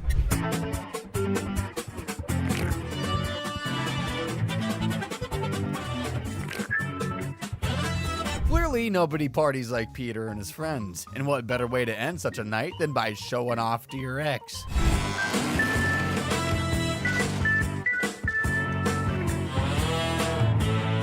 A bit much, some might say, but it sure as hell beats sending a drunk text to your ex. Anywho, with the way the guys partied, it was a miracle they made it back to Quahog the next morning. Oh, hey, Stewie. After all was said and done, somehow Quagmire was the only one to do something really dumb and regrettable on their bender, marrying a hooker. But that's a different story for a different day. In the end, Peter consumed a total of 8 beers and 2 shots of whiskey. Could be worse, and in fact, it's about to get worse. When one is as much of an alcohol enjoyer as Peter is, it's just a matter of time before some life-changing incident forces them to go to AA meetings. Yes, ladies and gentlemen, the Peter Griffin was mandated to attend AA meetings. It all started when he and Brian went to see a movie at a cinema. You want a drink? You snuck in liquor? Loosens me up so I can talk to the people around me. Get in on that. Of course, Peter snuck in some alcohol, and Brian, the alcoholic dog, would never object to a sip of some good liquor. You can probably figure out what happens next now that alcohol is involved. Sit down! Move! Stop blocking the screen, you jerk! Step away from the young lady. You asked for it. Trust me, it was actually worse than it looked. Anyway, fast forward to after Peter and Brian get arrested, put on trial, and sentenced to 30 days of AA meetings. While others are sharing stories of how alcohol has ruined their lives or something, Peter thinks it's a place to trade cool drunken tales. This one time, me and Joe and Quagmire made a bet to see who could drink the most beer and still drive.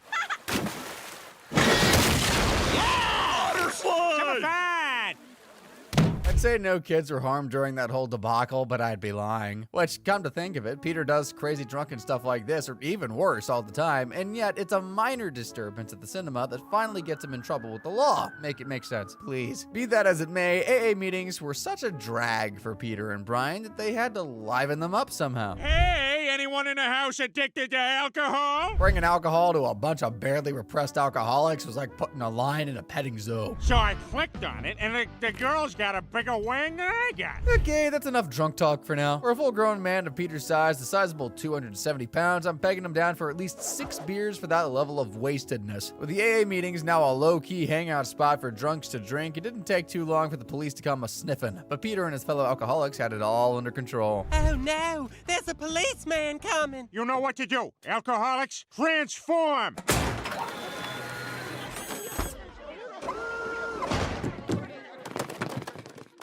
First of all, props to their cover-up skills, one of the best I've ever seen. Secondly, this is what led to one of the greatest TV show musicals of all time, Mr. Booze. Mr. Booze. Mr. Booze. Mr. B-double-O-Z. Spells booze. The sheer amount of effort that went into the singing and dancing that followed, who wouldn't have been convinced that they'd turn over a new leaf? Except Peter later drove home that night in his heavily inebriated condition and got into a life-threatening accident.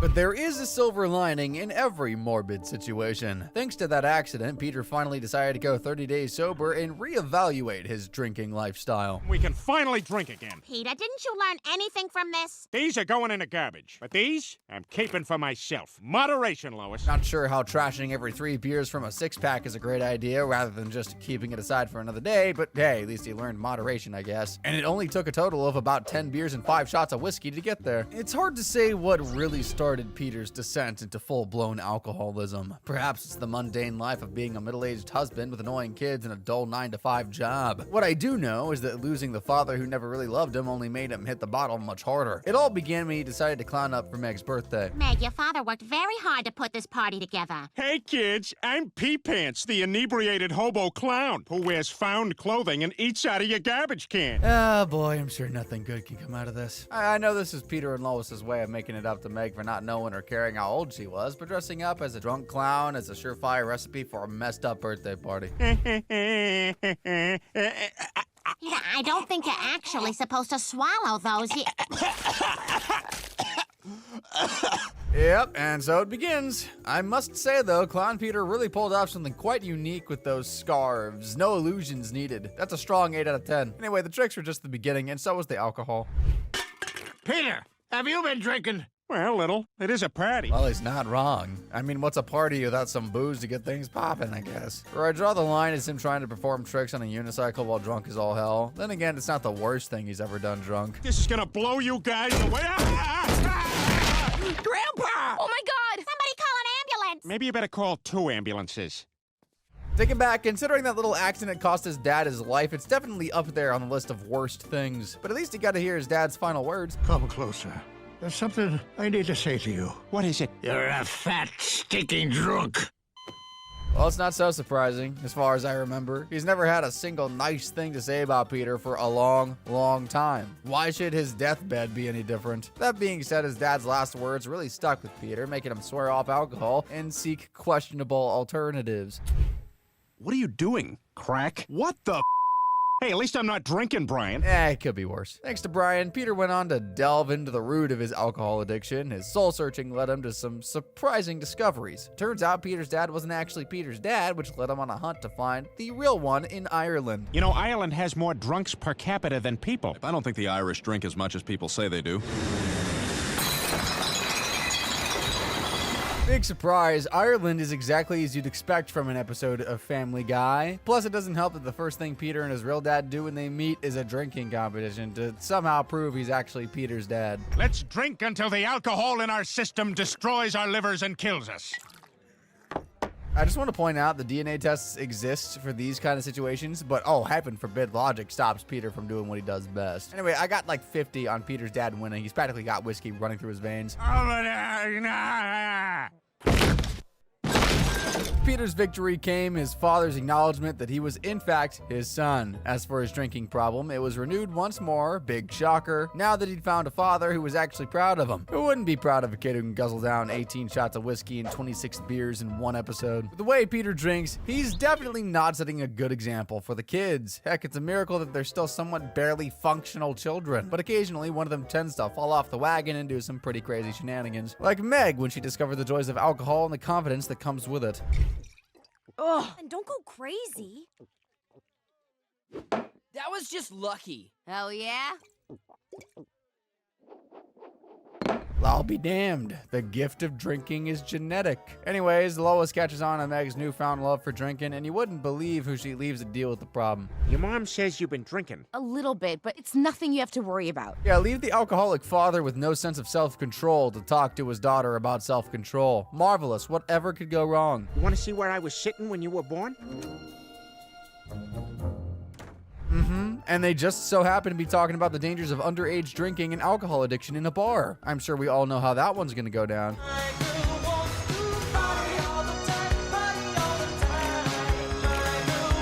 smoothly, like a tequila shot. I actually haven't had tequila. I doubt it goes down smoothly, but I wouldn't know. You know, as much as this is one of the worst parenting things ever done, it's actually one of the very, very, very few times that either parent has bonded with Meg. It's almost sad. But then again, what better way to bond than alcohol in a spontaneous trip to Vegas?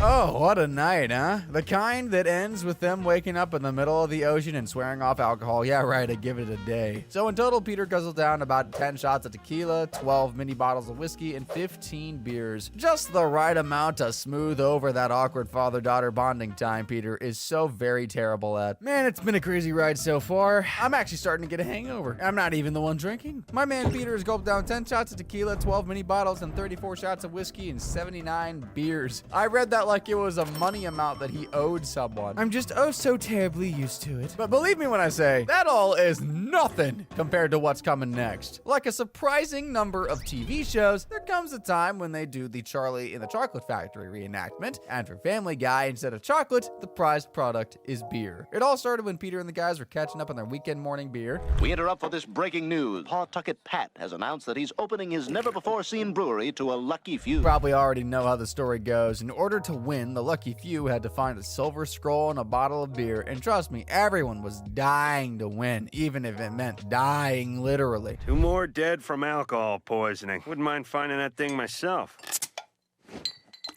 Like even death himself got involved, and that meant Peter was definitely going to be doing the most in order to win. Why do you care so much about touring a stupid brewery? Everyone has their sanctuary. Fat people have Wisconsin, and I have the Pawtucket Brewery. Okay, I see him. Starting strong with 2 cartons of beer is a pretty good way to win or die of alcohol poisoning, but that's kind of winning in your own way. I just feel like we can go bigger, you know? We're trying to win a competition here.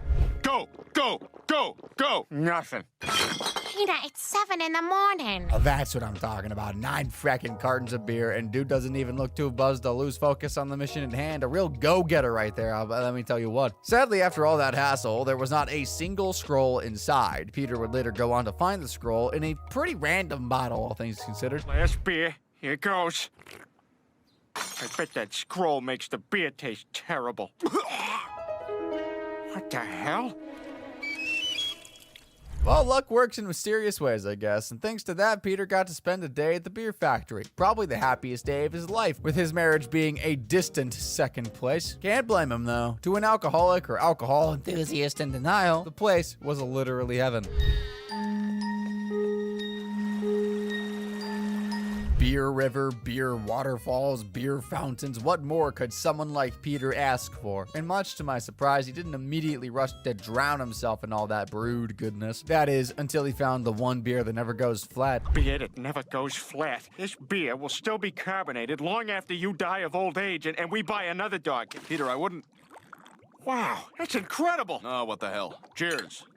They weren't exactly pleased with Peter and Brian tasting the product without permission, so they were kicked out. Poor guy had to drown his sorrows and distract himself somehow. Lois, take a letter. Dear Pawtucket Pat, you're a bad man, and you made me cry. Must say, it feels refreshing to see Peter drinking a cocktail for once. And even more refreshing is the fact that he actually had a hidden talent for playing the piano. Peter, that's incredible.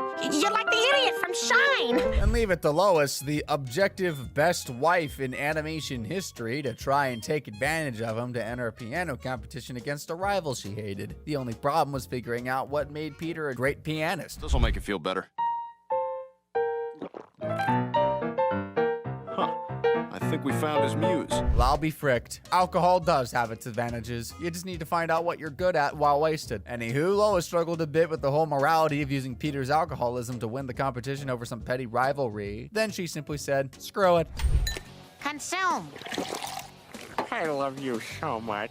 Oh, what a loving wife. And look, she got him a little something before he got on stage. Here's a little something for good luck. Watch the legato in the 4th measure. Go. Hey, at least she got what she wanted. Victory. And it's not like Peter didn't enjoy himself throughout the whole ride. All in all, the fat schmuck drowned himself in 2 Bloody Marys and 172 beers.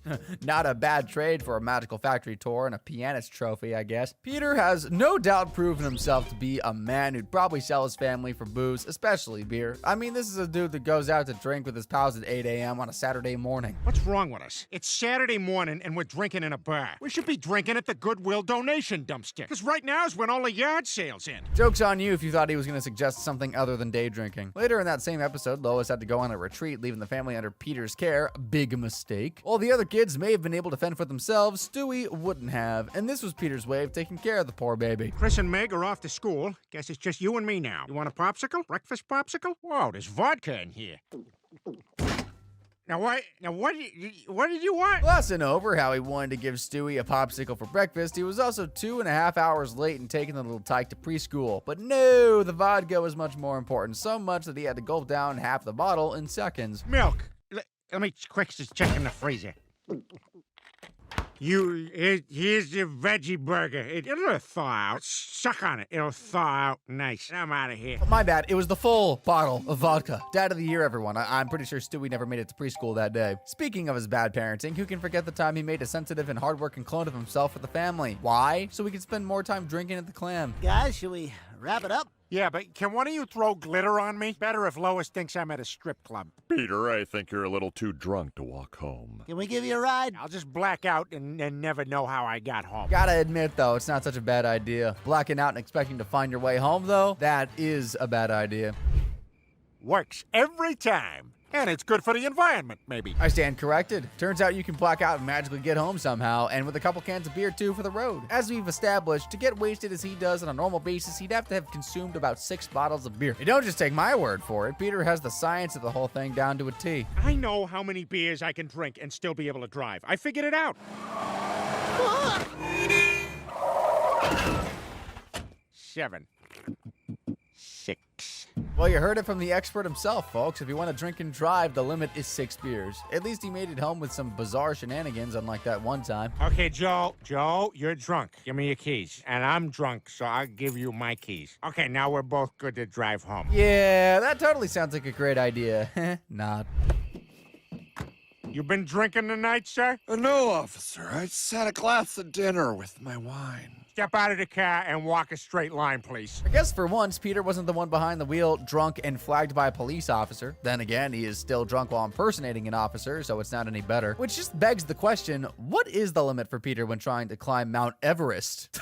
Got you off guard there, didn't I? I know, the fat schmuck climbing Mount Everest. Whoa, what? Shocking. Except Peter did more than just climb. When you drink at high altitude, it hits you even faster. Whoa, buddy! You don't know how much you mean to me. Why can't you hit a curveball? I've done nothing with my life. Funnily enough, Peter was right. Alcohol does get to your system faster in high altitudes. Still on the list of drinking escapades is that one time he and the gang went to a baseball game where the testosterone and beer just kept on flowing. 4 beers, please. Anything else, fellas? Yeah, I'll have a beer. Anyone else want another? Yeah, why not? Quagmire? I'm good. I'm good with one more. I'm fine. Yeah, I'm fine with one more, too.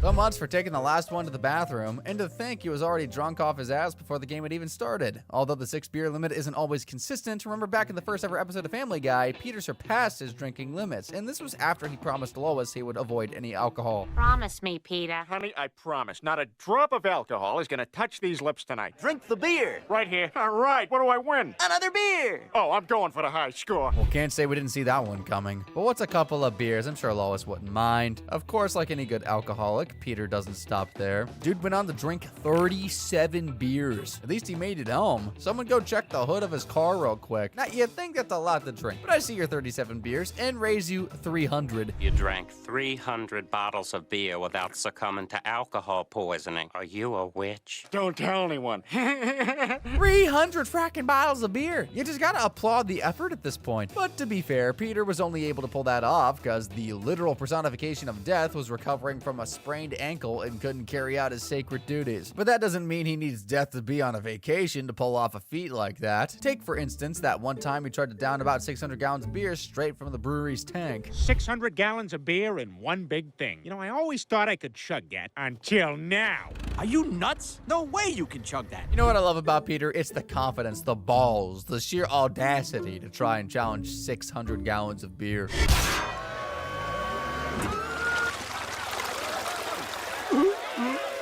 It's killing him, but he's doing it. That was bloody awesome. And totally not what you should try to do at home, by the way. Still awesome, though. Granted, he couldn't actually finish all the beer before passing out. I dare say he managed to consume about 100 gallons at least. That's about 1,067 bottles worth of beer. Not bad. But that ain't even the most he's drunk in one go. We got to see Peter's love for alcohol pushed to the extreme in the episode Drunk with Power. It all started when they made Peter the tour guide for the brewery he works at. Griffin, I'm glad I caught you. There's a VIP who wants a tour of the brewery. It's Brett Kavanaugh. Brett Favre? No, that's a different scumbag Brett. I'm talking about the Supreme Court Justice. Yeah, not every day you hear someone as important as a Supreme Court Justice come to take a tour of a brewery. But hey, judges can be alcoholics too, I guess. Hello, you Judgesty. Peter Griffin. Hey, just call me Brett. I'm so pumped. I love beer. Yeah, you've screamed that twice now. Well, given Brett's stature and seemingly unparalleled love for beer, it was only fitting that Peter gave him the grandest of tours. Double keg stand! Are there any chicks watching? One thing I do know. Beer can only be drunk in an upright body position. Turn around for a second. You're gonna feel pretty silly. Now, I'm no expert at drinking, but that has got to be the most extreme sport version of chugging from a keg. And the fun was only getting started. Yes, experience what it's like to be beer. And we drank our own pee in the can. No, we didn't. Yeah, Peter definitely drank his pee. That and about 3 kegs worth of beer. Just look at the size of that can. But that's nothing compared to what they have planned for the grand finale. Last one in's a rotten egg. Let's see who can get the reddest the fastest. They aren't just chugging the beer either. Where's the fun in that? They have a whole synchronized swimming routine in there.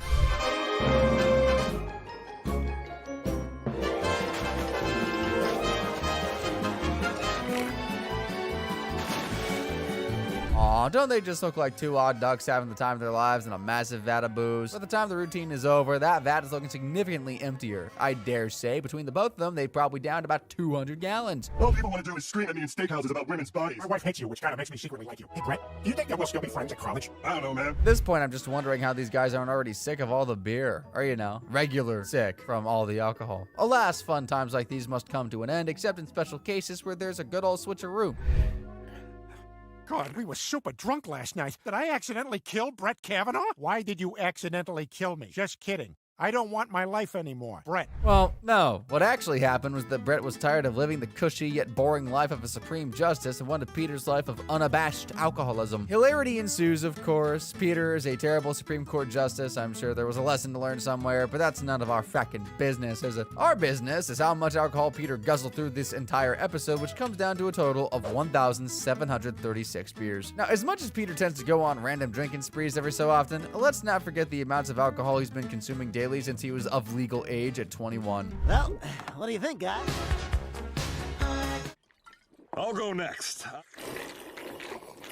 Considering he's about 43 years old, that's 22 years of hitting the bottle like it's nobody's business. So if we go by an average of 3 beers per day, which I believe is pretty fair, honestly, then do the math, take the 1, circle it around, minus the throat, you get 24,090 beers. Peter has consumed a grand total of 1 bottle of vodka, 2 Bloody Marys, 10 shots of tequila, 12 mini bottles, and 34 shots of whiskey. Oh, also a very concerning 27,510 beers. And yet, he miraculously remains alive and well. Well, relatively alive and well. Okay, that's enough of Peter. How about his insane friends and neighbors? For example, which one of these two is the bigger PDF file? Quagmire or Herbert? Well, let's find out. Today, we're here to decide who's the biggest menace to children everywhere. In the red corner, we have the toilet terror himself, Quagmire. I'll be out in a minute. I really need to go. She said she'll be out in a minute. In the blue corner, we have the septuagenarian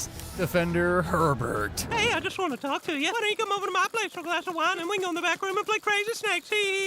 Start the count, because we're about to find out which one of these two perverts is the biggest PDF file in Quahog. dog. Starting with a head-to-head competition on who's the bigger creep with the Griffin kids. She might be 18 now, but back when Meg was still a minor, Quagmire was already making some wildly inappropriate moves, like that time Meg had a sleepover at Cleveland's house. I remember his dad dropped him off at school in it one time when he was a freshman. My Aunt Sheila lives in Hartford. Damn it, you guys are boring the crap out of me. You know what I'm gonna do? Rent a dirty movie. This is ridiculous. He just breaks into someone's house to creep on a bunch of teenage girls. That's apparently just a normal weekend for him, too. That's one count for Quagmire. At least Herbert has the decency to spy on Chris from outside the house.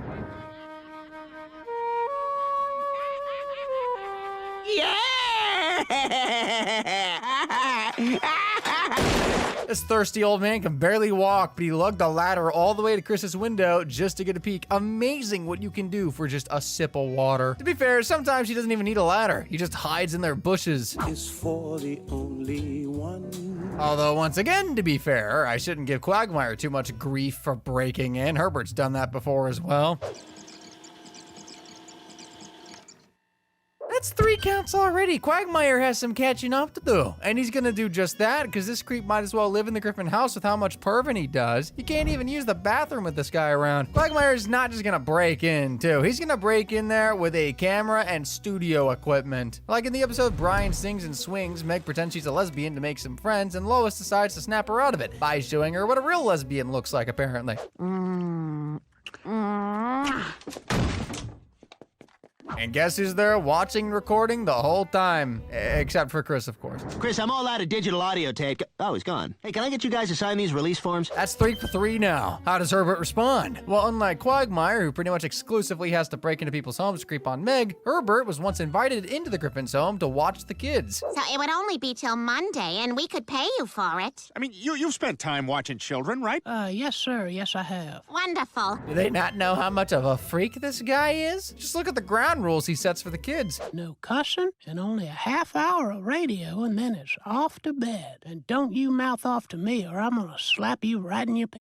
I don't think babysitters are supposed to do that. He spends the whole time trying to put Chris in a compromising position. Y'all know what day it is? Bath day. Oh, I don't want to take a bath. It's bath day for me. Know anybody with a pair of strong young hands to help me in and out of the tub? Rats! When that doesn't work, he decides to read Chris the most disturbing bedtime story about how the things that seem the most dangerous turned out to be the most fun. Chris might be an idiot, but even he could tell this was sus as all hell. Are you a Herbert is undoubtedly a freak, but there is one line he has not crossed, shockingly. One thing he has not done. He has never actually gotten physical with Chris without his consent. Can't say the same thing about Quagmire. Didn't mean to wake you. That is just nasty. I'd hate to sound like I'm picking favorites here, but at least Herbert never brought his stinky old man foot anywhere near Chris. Doesn't mean he hasn't tried, though. In the episode Crisscross, Chris runs away from home. And where does he go to stay? With the old pervert who lives down the street. As you can imagine, Herbert is over the moon with joy and wastes no time making his move. I'm not really tired yet. You had those 3 cups of NyQuil. You'll be down soon enough. Good night, Mr. Herbert. Sweet dreams, Chris. He essentially drugs the kid, and as the night wears on, he inches closer and closer to Chris's bed. Luckily for the young man, he's got an unintentional defense mechanism. You really know how to waste a Cialis, don't you? The moment either Chris or Meg get any alone time with these perverts, they try to do the most messed up things. Like the time Meg needed Quagmire's help dealing with a bully. She goes to meet Glenn, and just look where she finds the man. Sounds like you have a pretty big problem, Meg. What are you doing in here? This is my base of operations. The girls' gym class will be in the showers in 20 minutes. Thank you, Shirley. His base of operations is in a high school girl's bathroom, which isn't just disgusting, that's illegal. Got 1 count right off the bat for that one. Quagmire decides to train Meg and prepare to take down her bully, but since this is Quagmire, he can't help but do something vomit-inducing. In order to get you into fighting shape, drink this glass of raw eggs. I don't see any yolks. Just drink it. You know what that is? It ain't a glass of milk. Obviously getting a count for that one. Herbert's always trying to get Chris to ingest something dubious as well, and it's usually a popsicle in his cellar, which takes us all the way back to the very first time they ever met, the episode Chris started his paper route. First, he tried to get Chris to reach in his robe for a nice tip. That's a nice muscly throwing arm you got there. Got a nice tip for you right here in my pocket. Why don't you reach in there and fish it out for yourself? I don't collect till the end of the month. I'll see you tomorrow. Next, he invited the kid over to his house for a nice, refreshing popsicle. You like popsicles? Come on down to the cellar. I got a whole freezer full of popsicles. No thanks. I gotta get going. Bye. Get your fat ass back here. We all know what was going to happen to Chris if he went into that cellar, and just like that, they're tied again. You know what I think? It's about time we move on from the Griffin kids and talk about all the other unsuspecting victims of these freckin' perverts, like Connie D'Amico, Meg's bully. She was especially nasty to Meg in one episode, so Lois sent someone over to traumatize her. Hey there, sweetie. How old are you? 16. 18. Mom! Giggity, giggity, giggity. Even his neighbors know he doesn't draw the line at kids. Well, neither does Herbert. And he's always willing to wait for the perfect opportunity to strike, like a church fire, for example. Let's get out of here, boys. And of course, we can't forget that time he tried to keep a bunch of kids safe in his basement. Children, run! Everybody into my safety basement! Oh, I'm hurt, kids! Don't eat those popsicles till I get down there! Okay, that's pretty messed up. What on earth could Quagmire possibly do to rival that? Well, how about the time he stumbled upon a teenager tied up in a bathroom? Dear Diary, jackpot. I was gonna ask what on earth he was doing in that bathroom in the first place, but as we've established, that's his base of operations. With all this perving, one can't help but wonder, how on earth are these two still free men? Well, it turns out they both gotten in trouble with the law for doing inappropriate things to children. Quagmire once got arrested for sleeping with a high school girl. Sorry to bother you. Did you have sex with this underage girl? I don't want to go to jail, but I really want to take credit. You're under arrest for statutory. Let me just send the pictures I took of her last night to all my friends. Oh, yeah! Boom! We've got all the awesome evidence we need. He only narrowly escapes prison time because his mother does the judge a favor in exchange for leniency. Herbert wasn't so lucky, though. His legal trouble was more international. It was World War II. He was in Germany, and he found himself behind enemy lines. Most of the surviving American pilots were taken to POW camps. They thought I was gay, so I was taken to a concentration camp. Calling it legal trouble is a bit of a stretch, but his unique proclivities got him locked up in a concentration camp. Definitely got it worse than Quagmire. But hey, at least he escaped the camp. What about something that follows you for life, like being put on the Defender's Registry? Well, it turns out Quagmire's already on there, and he admitted it. We have a family emergency. We really need you to take the kids for just a couple days. In accordance with Megan's law, I'm obligated to inform you that, that's fine. I'll take the kids. Oh, thanks. In case you didn't know, Megan's Law is a federal law that prevents children from coming into contact with people like Quagmire who have been convicted of crimes against children. A law like that has Herbert written all over it, but he's not on the registry, and apparently he avoided it by skipping town. In the episode Family Guy Through the Years, we see earlier versions of the show set during the 50s, 60s, and 70s respectively, and that's where we learn how the man known as Herbert came to be. I just moved in down the block. My name's Herbert. If you've seen news reports about a Roy Mitchell who was accused of all sorts of nonsense, it's got nothing to do with me. I'm Herbert. Now, before you say it's not canon and should be ignored, it turns out Roy Mitchell was actually foreshadowed a few seasons earlier. My Uncle Roy shared a beer with me. I drank it, and I was so excited I fell asleep. When I woke up, my pants were off. Turns out we weren't even related. Looks like Peter was a victim long before Herbert set his eyes on Chris. Guess that's 2 more counts for both Glenn and Herbert. Okay, I haven't been entirely honest with you. When it comes to perving on kids, Quagmire never stood a chance against Herbert. He's the real OG. Ugh. And I'm going to show you why they call this man Herbert the pervert. But first, one more count for Quagmire. What'll it be? Well, it just might be the creepiest one so far for old Glenn. And it went down to the episode Bonnie Gave Birth. Oh, Bonnie, I'm so happy for you. Here's your baby. She's beautiful. Isn't she, sweetheart? It's hard to believe she's already 18. Sizing up a newborn baby is, Now back to the compilation of Herbert just being the worst person ever. There's the time the Griffin's house caught fire and someone needed to save Chris. Oh my God, Chris is still in there. Somebody save Chris.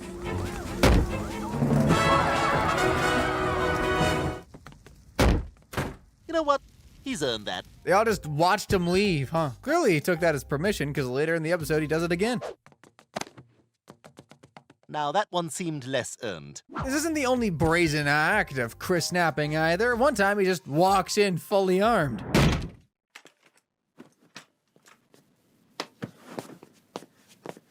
Don't you think for a second that Chris is the only teenage boy on his radar? In fact, in the episode The Tan Aquatic with Steve Zissou, a weird-ass name, but I'll allow it, Herbert dumps Chris for a new paper boy. Hello there, Kyle. You You look nice today. Here's your paper. What are you doing here? Beat it, nerd. Would you like to come inside for a cupcake and a glass of wine? Shut up, old man. What's going on in my pants? We got 6 more weeks of winter. Carol doesn't just steal Chris's favorite customer, he starts bullying him as well. Herbert, being the opposite of a trusted adult, has just the thing to break up this fight. Boys, we can settle this like teenagers. Whoever can swallow the most Tylenol PM wins. You know, sometimes I wonder just how frail this old man actually is. I mean, just look at what he gets up to when he's hopped up on meth. Pedal faster! I can't go any faster! Hey, I just want to talk to you. Why don't you come over to my place for a couple of fruit pies and then we can go in the back room and play Crazy Snake? Yeah, he chases a lot of children around, even when he's not on meth. Like the time Stewie and Brian messed with the timeline and everything started going in reverse.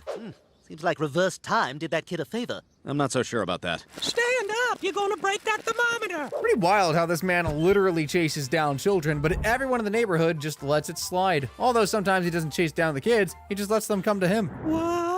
YMCA, YMCA. Sometimes Herbert gets tired of trying to trick Chris into inappropriate situations and just kind of throws caution to the wind. Lets it all hang out, literally. In the episode April and Quahog, everyone gets fooled into thinking the world is ending, so Herbert decides he's done with the games.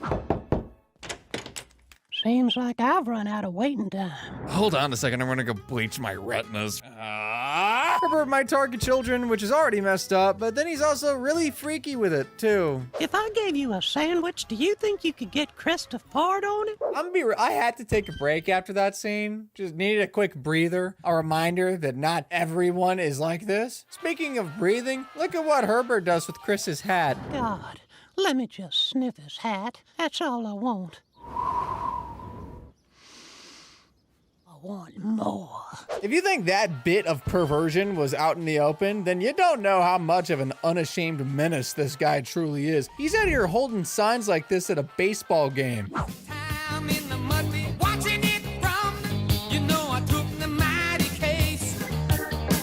Okay, so they pull off a bunch of, let's say, risky jokes on the show, but I don't even know what the writers were on when they wrote this one. Whoa, easy there, Spencer. Behave yourself and there'll be a withered carrot for you later. I think you get the gist by now. Herbert is, in fact, a pervert. But I got one more thing to show you to really just illustrate truly how much of a creep this guy is. That thing being his alphabetized collection of CP. Remember that episode where Chris stayed at Herbert's house? Well, at some point, he wanted to watch a movie. That's when he stumbled upon a bunch of tapes that definitely weren't movies. I've never even heard of most of these. Mikey's scoliosis exam? Somersault compilation? I assume you heard of the alphabet. Explain to me how Sammy Popsicle comes before napping various. I counted about 69 tapes in that room, of course. Each one clearly being an incident of indecent interactions with a minor. But hey, at least one of them is a movie. I've heard of that one. Those are different Lost Boys. Oh, I stand corrected. We're just gonna add all 69 of those tapes as individual counts, taking Herbert's already insane lead all the way up to 92. No wonder he told Chris to do this if he dies. They might find some things, strange things, that don't make sense to you. There's gonna be a lot of nasty talk. I don't know what that means. If I die, you gotta burn my house down. Yeah, big shocker. We got a winner, folks. Herbert maintains his title as the biggest menace to children everywhere. Really asking the big questions these days. Now we can move on over to something a little less awful, like breaking down Peter's family tree. Trust me, it's funnier than it sounds. From a brainiac 19th century philosopher, Thomas, would you please go look for a job? to the dumbest guy in Quahog. I made a water slide in the house. Yay! Today, I'm going to be going down the entire Griffin family tree to figure out how a guy who's literally related to Leonardo da Vinci turned out to be so stupid. And to do that, we're going to go way back in time to 15,000 BC, where we'll find Peter's earliest relative to date. It's the Stone Age where you'll find Peter, a caveman who somehow has a bigger IQ than present-day Pete. Brian, Peter invent wheel. Everyone excited about trapezoid. Peter show wheel to people in town, but no one want wheel. Managing to be the person who invented the thing that revolutionized humanity is nuts. Without Peter, we might not have made it to the 21st century. Although the whole wheel thing wasn't an instant success for him, so he uses that big old caveman brain of his to come up with a way to sell his invention. Make me want wheel. Maybe if me buy wheel, me get pretty lady too. Hot lady next to wheel. I buy wheel. Brian, what hell? Hey, Sal's even back in the Stone Age. It seems the Griffin genes were pretty good back in the day because the next big ancestor in the family tree is a pretty big deal. He's from the year 1300 BC, and he's called Moses Griffin. And no, he's not some dude who is also called Moses. I mean, he is the Moses.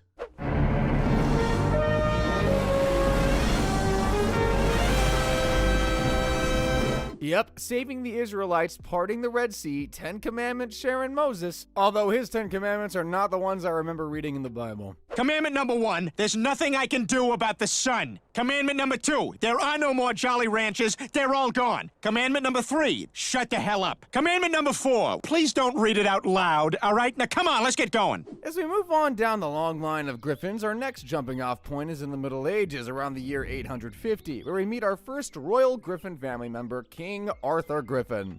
Oh, Arthur, prove to me you truly are the sole king of Camelot. If you are able to draw the sword from the stone, I will make love to you right here in the clearing.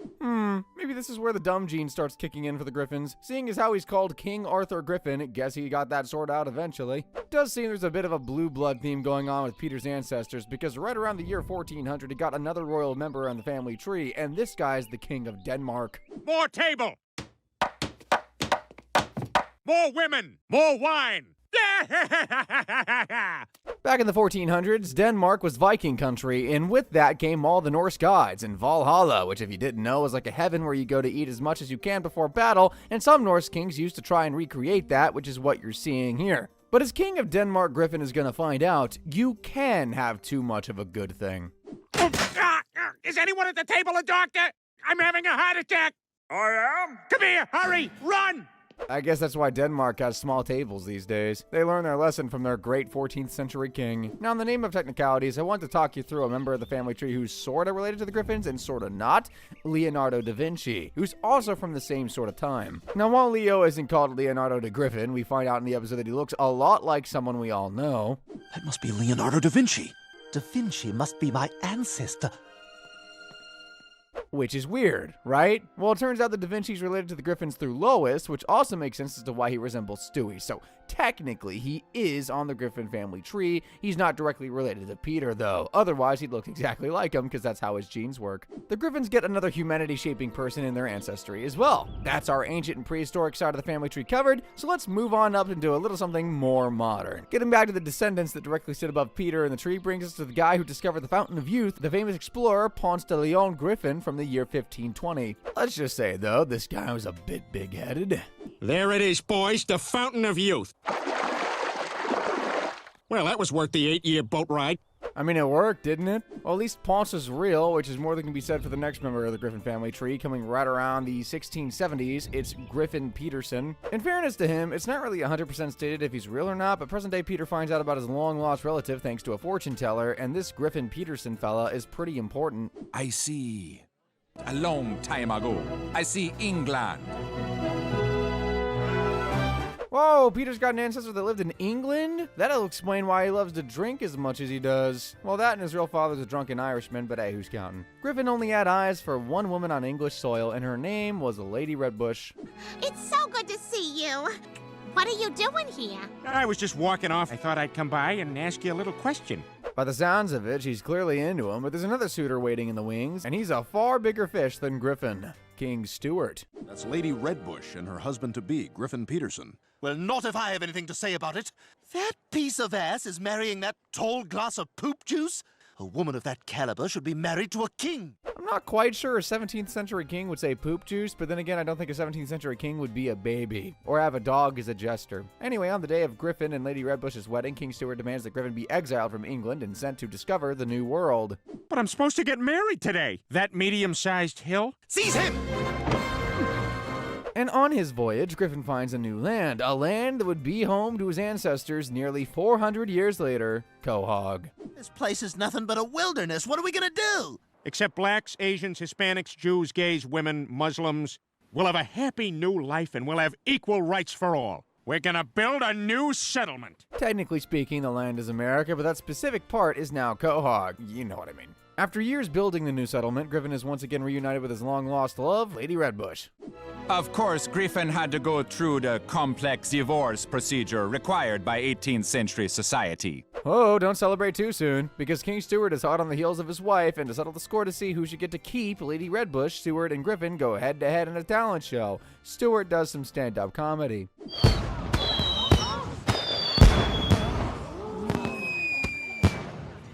Not bad, but I got a feeling Griffin can top that, especially with his cool new band he's put together.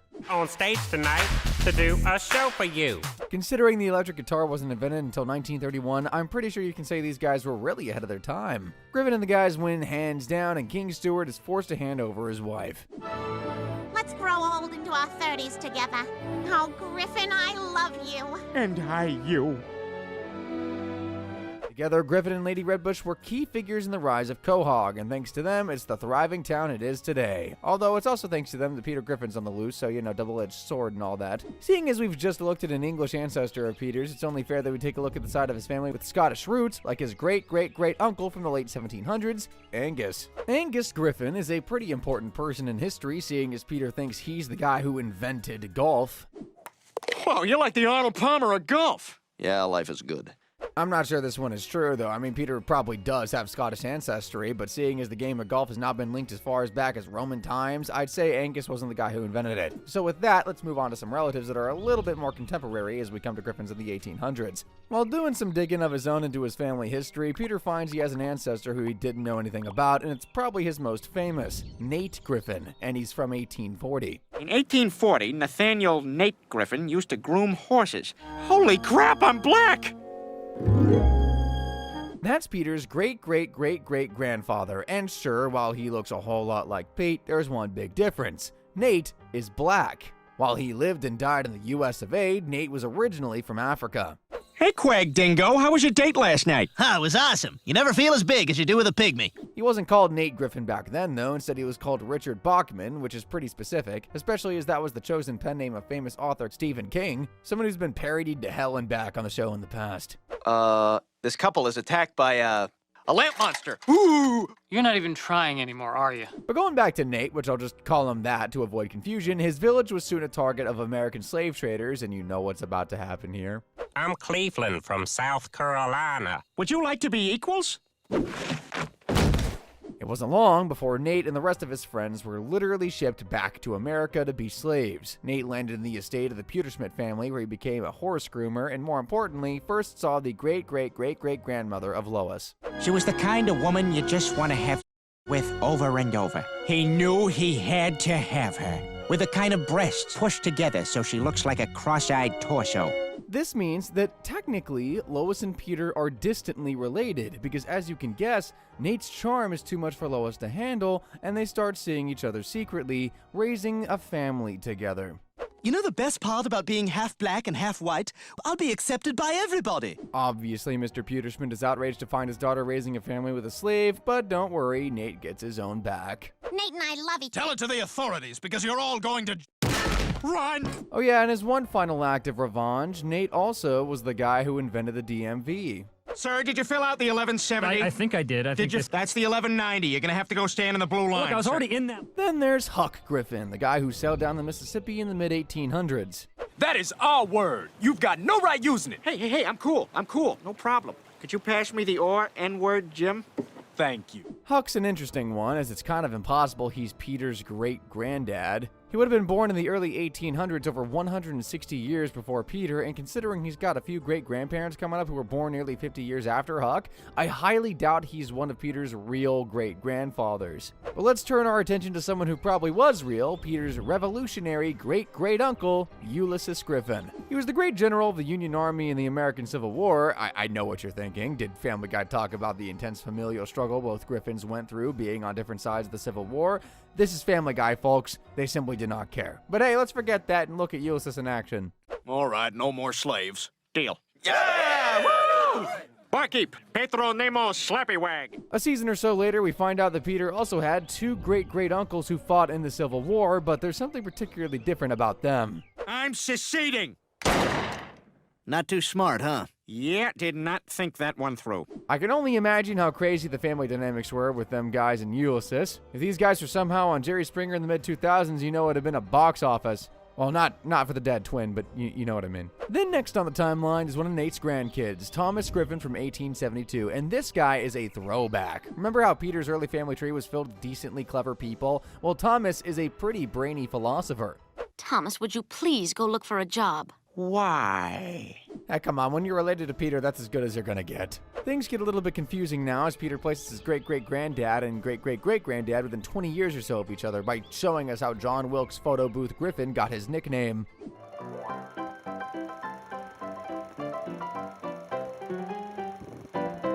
Considering the timeline and the fact that he's got a pretty stupid name, I don't think this one is real. We see him shooting Lincoln, which would mean John Wilkes Photo Booth Griffin would be middle-aged in 1865 when Lincoln was killed, about 7 years before we saw Thomas Griffin, so things really aren't adding up with this one. Even though the family tree is getting a bit confusing, we're getting super close to Peter now as we come to his real great-grandfather, Osias Griffin. Fun fact about Osias, he was actually one of the first people in the world to have a telephone.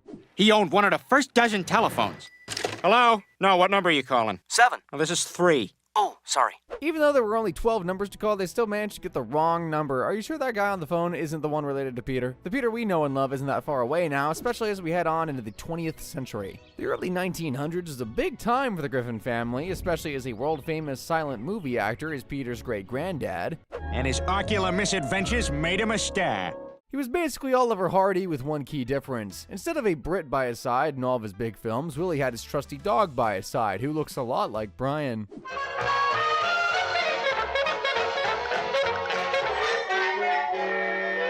That's sort of his shtick, too. During his films, something will accidentally or intentionally hit his eye. Man, slapstick comedy really loses its charm if you deconstruct it.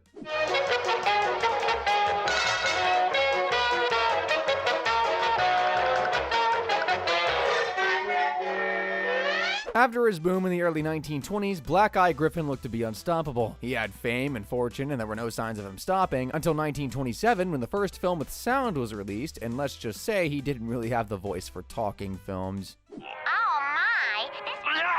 Chris, it's important for you to get an education. This will never do, will it, dear? There goes that fame and fortune. Willie, Osias, and Huck aren't the only great-granddads Peter's mentioned throughout the years. Believe it or not, he's mentioned 2 more. There's turn-of-the-century take-on-all-comers Griffin from, believe it or not, the turn of the century. All right, put him up. Are you having a bully day? Bully! Yes, bully! Oh, thank God we live in this time. And then the last great-grandfather Peter talks about is the diminutive Mexican from the mid-1930s, Juarez Griffin.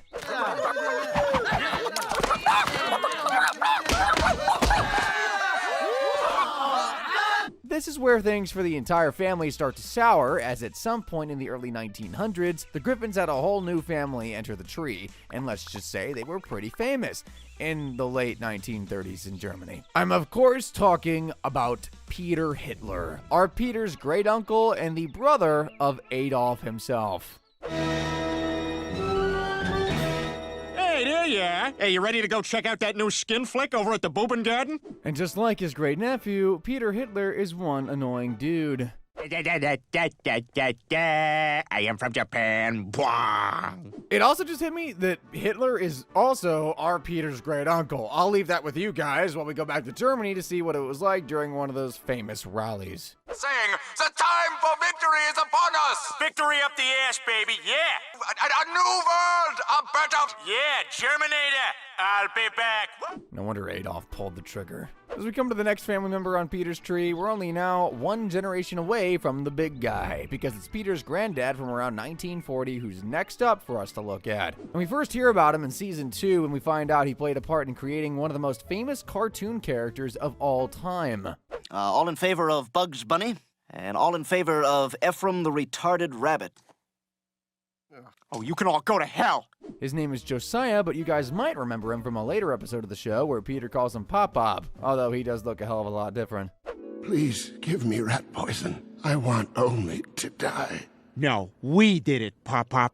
I'm just gonna put that down to aging because according to sources, they're the same person, but as I've said 1,000 times so far, it is Family Guy, so who cares about continuity anyway? Before we get to present day Peter, I thought it'd also be a good idea to quickly run through some of his relatives that might have fallen through the gaps in the timeline, starting with his aunt, like his great aunt, Ella Fitzgerald Griffin from 1950.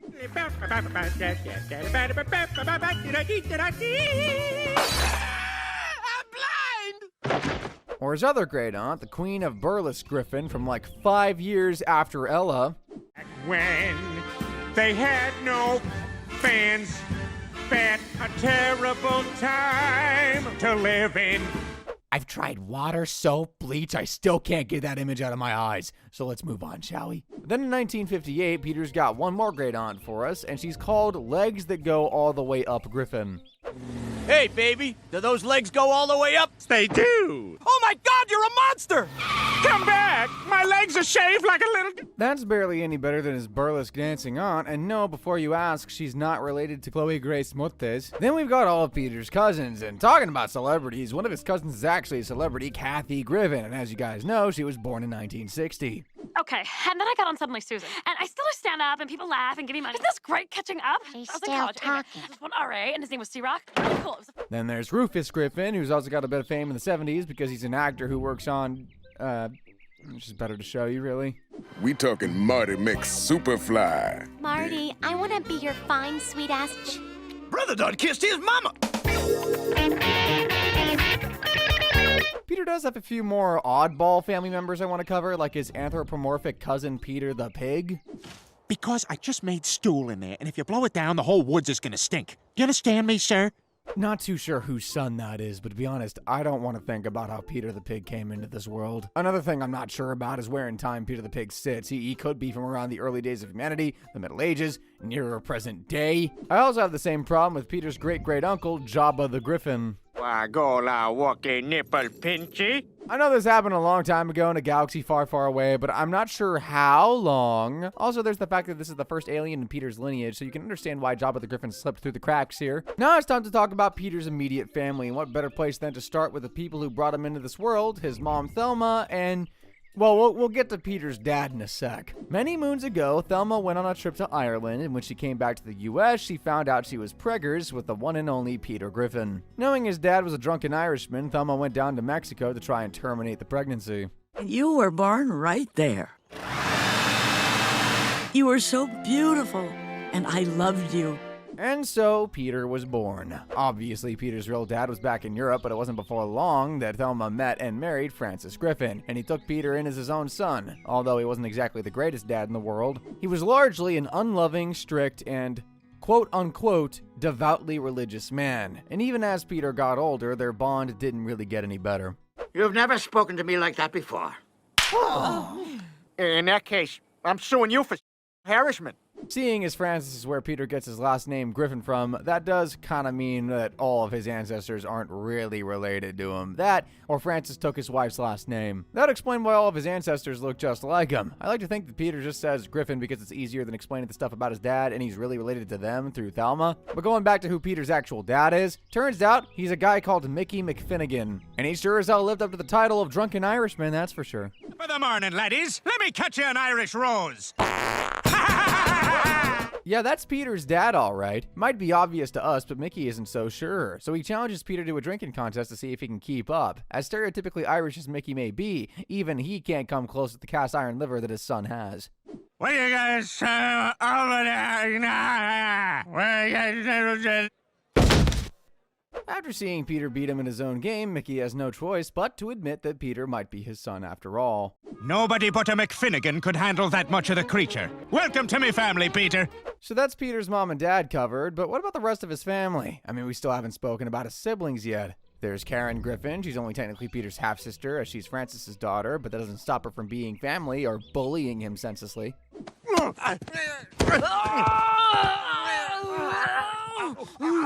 Can't really catch a break with his immediate family, can he? Both his dads are absent, his mom wanted him terminated, and Karen uses him as her own personal punching bag. Can he at least catch a break with his brothers? Well, if Thaddeus is anything to go by, then no. This is really going to upset my evil brother. Yeah, this will surely affect my inheritance. Yeah.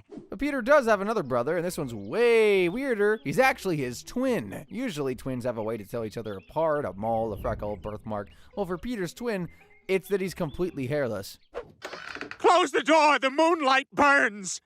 Oh, and I forgot to mention, Peter has kept him locked away for years. Probably should have mentioned that part. But he does actually escape and try to take Peter's place, but the whole deathly gray and hairless thing gives him away. Let's eat all the garbage we want. Peter is no stranger to having twins, though, and thankfully this one is a little bit more normal. Only a little bit, though. Basically, Peter starts to notice a lump forming under his skin, so heads to Dr. Hartman so he can take a look, and it's there we meet the newest member of the Griffin family. Hi, everybody.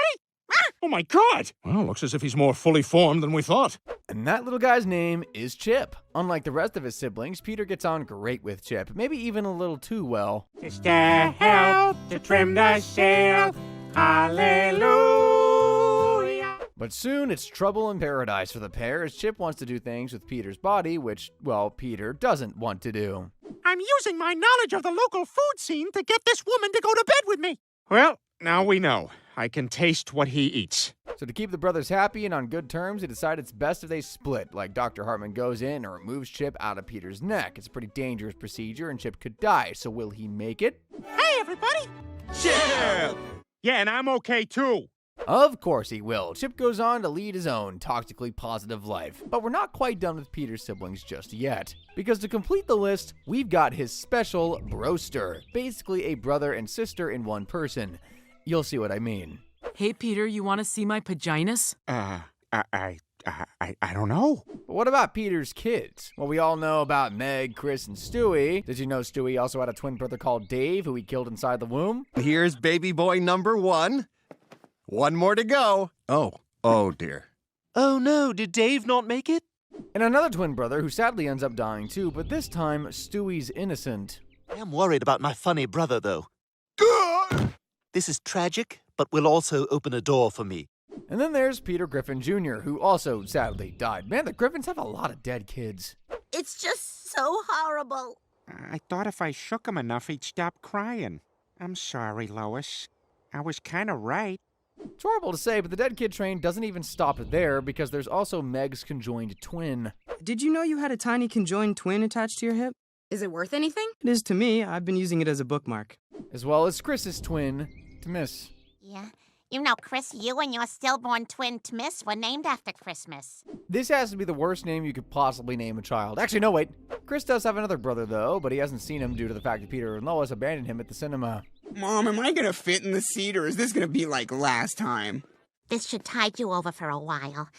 She's not coming back, you know, 'cause she's my mom, too. Peter's also got some children that aren't from Lois, like the time he spawns an evil son known as Retep after he accidentally amputates his hand. That's all right. I can regenerate. I am evil. But the most famous bunch of kids Peter has that aren't Lois's are thanks to the Quahog sperm bank. It starts small at first, but after it makes up of the bank, Stewie's half-brother and arch-nemesis is born, Bertram. Bertram! I haven't seen you since our microscopic encounter. How the deuce did you get out of Peter's testicles? He donated sperm. From there on out, Bertram would be a big thorn in Stewie's side, and in a couple of seasons' time, he even tries to kill his brother.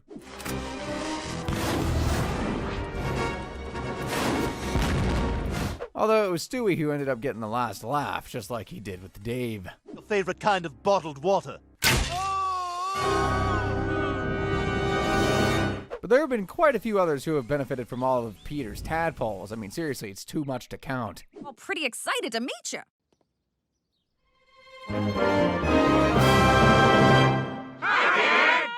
I guess Peter learns his lesson, no more donations. Instead, if he's gonna do his business, he's gonna do it in the bathroom sink. I'm sure there's no way Peter could have kids from doing that, right? Right?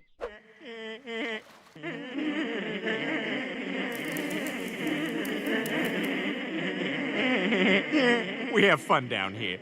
Is that rat-croc hybrid technically Peter's grandson? Well, it's funny I should mention grandkids, actually, because Peter did have some. It's actually pretty wild that both sets of Peter's grandkids so far are hybrids, although a Stewie Brian hybrid is way more messed up. But seeing as they're a part dog, that means they can be given away to the animal shelter. Attached to them, are you? Not at all. Yeah, me either. This is for the best. Yeah, I mean, I'm sure they'll be adopted. Oh, God, yeah. Peter Griffin's family tree goes back over 30,000 years. It's been kings, explorers, war heroes, assassins, you name it, his family's got it. So it's kind of crazy that it culminates in one pretty regular blue-collar guy just living his life buying tanks. Granted, with Stewie in the pipeline, now I'm sure the Griffin family tree is about to get a lot more exciting. I think it's fair to say the current Griffins are the worst iteration so far, and I'm gonna prove it. Here's what would happen if the Griffins were investigated by CPS. Today, I'm playing CPS investigator. Guess I could have chosen a better Halloween costume, but here we are. And hold these frickwads accountable for every single diabolical crime they've committed against their own kids, and we'll see just which one of them is the worst parent. So without further ado, let's get started with that time Stewie became Kevin McAllister. What a start! In the episode Baby Not On Board, Peter Griffin is being his usual parent self. What the devil is in here? I threw out all your apple juice, Stewie. More useless than Aquaman! Now that they have unlimited free gas, the Griffins decide to take a family vacation to the Grand Canyon, and Peter and Lois somehow remember to bring a tropical bird collection, but not their own baby. There's no sign of them anywhere. Meg, Chris, Brian! I'm all alone. I can do whatever I want. I'm gonna take Brian's novel and replace every use of the word "and" with the word "fart." The young soldier, Fart his brother, looked at each other. Fart both knew that with love, fart truth, fart courage, they would both emerge farting on their feet. That one didn't work. I mean, at least Kevin was like 10 when his parents left him behind. Hours pass before Lois and Peter even notice that the baby isn't in the car. They've already driven hundreds of miles out of Quahog and are too selfish to turn back, so they call Quagmire in Cleveland and ask them to check up on Stowaway. Never again will they do any favors for the Griffins. Oh, God, it's Cleveland and Bob Hope. Better get them out of here. Perhaps I'll shackle them in the basement with a 24-hour broadcast of the DirecTV Help channel. What the hell? Where are we? These buttons at the top control volume, channel, and the power on your receiver. To see what else is playing, just press guide. This may be kind of messed up, but am I the only one getting a right now? Is there anything that doesn't give you a Glenn? People who use the word rubbish when they mean garbage. Really? Yep, not even a wiggle down there. Can you imagine if the wet bandits tried to rob Stewie's house? There wouldn't be a Home Alone 2, and Lois would never get the blood stains out of the carpet. You won't think Peter hates Meg, but the truth is he actually loves her way too much. Meg, I'm a redneck, which means I am about to do something to you that you will not remember until you're 40. Meg, come back here. I meant... That would be enough to get Meg taken into CPS custody as a precaution, but Peter won't be getting thrown in the clink. However, he did do something seriously messed up in the episode Fresh Air, and he is without a doubt getting plenty of jail time for it. After getting repeatedly blown off by his dad, Chris starts spending more time with his grandpa, Carter Pewterschmidt. The two of them become super close, and Carter announces that he's making Chris the sole heir to his fortune. Daddy, you're seriously leaving your entire estate to Chris? What about Mom? I promise she'll be dead before I am. But, Grandpa, I don't even want the money. See? This is exactly why you should get it. So refreshing. I don't want it either. Good, because you're not getting it. Come on, what are you doing? This is terrible news for Peter, who is relying on that old bastard's money so he can retire at 45 and fulfill his lifelong dream of finding a cure for Alzheimer's disease. He's not giving up, though, and tries to get on Chris's good side by wearing his clothes, cleaning his room, and decapitating his school bully. Dumbass couldn't even murder the right kid. Ah! That's not even him! That's the deaf kid! Oh, that was sign language. I thought he was trying to defend himself with terrible karate. All the brown nosing gets Peter nowhere, and he arrives at the clam feeling hopeless. But when the guys mention how lucky Chris's future wife will be when he inherits all the money, an idea pops into his messed up brain. One that is too sick for me to even want to narrate, again, because I've done it 10,000 times. There comes a time when every man looks at his son and thinks, I want to take this to the next level. Chris Griffin, will you marry me? What? Chris says yes, because at least marriage means he'll get to hang out with his dad. Not sure if that's more heartbreaking or disturbing. But anyways, having already tricked Lois into signing the divorce papers, Peter gets his fiancée straight to Vermont, the only state where father-son marriages are legal, at least in Family Guy universe it is. The wedding goes ahead as planned. Peter reads vows to express his love for Chris. The I-do's are supposed to happen next, but Peter's angry ex-wife shows up to object. Stop the wedding! Lois, how did you find out about this? Peter, several people have called the police about a man marrying his son. It's not normal. Peter?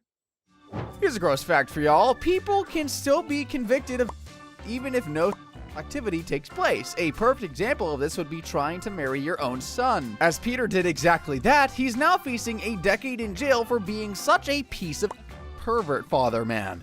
Number 1 on the list of people Lois hates is her own daughter Meg. Second is Madonna. So Chris should have thought twice before comparing his mom to the singer, especially when she was totally jacked. You look like Madonna. You want to say that again? Who do I look like? The mom from Modern Family. That's right. Julie Bowen. That's the appropriate answer. Peter never had a mind in the first place, but Lois seems to lose hers more than any other character in the show. There's that time she almost killed the barista just so she could become the customer of the week. Oh, shaving cream. Oh, good. Oh, shaving cream. And that time she took decluttering way too far by kicking Chris and Stewie out of the house. You've made me 1930s work whistle angry! Shut up, Meg. I didn't say anything. You just did. Your voice, it's cluttering up my space. Get out of my house. Lois, one could argue that your bra is clutter. Nice try, dirtbag. Leave. Figured it was going to happen anyway. Might as well go out on my terms.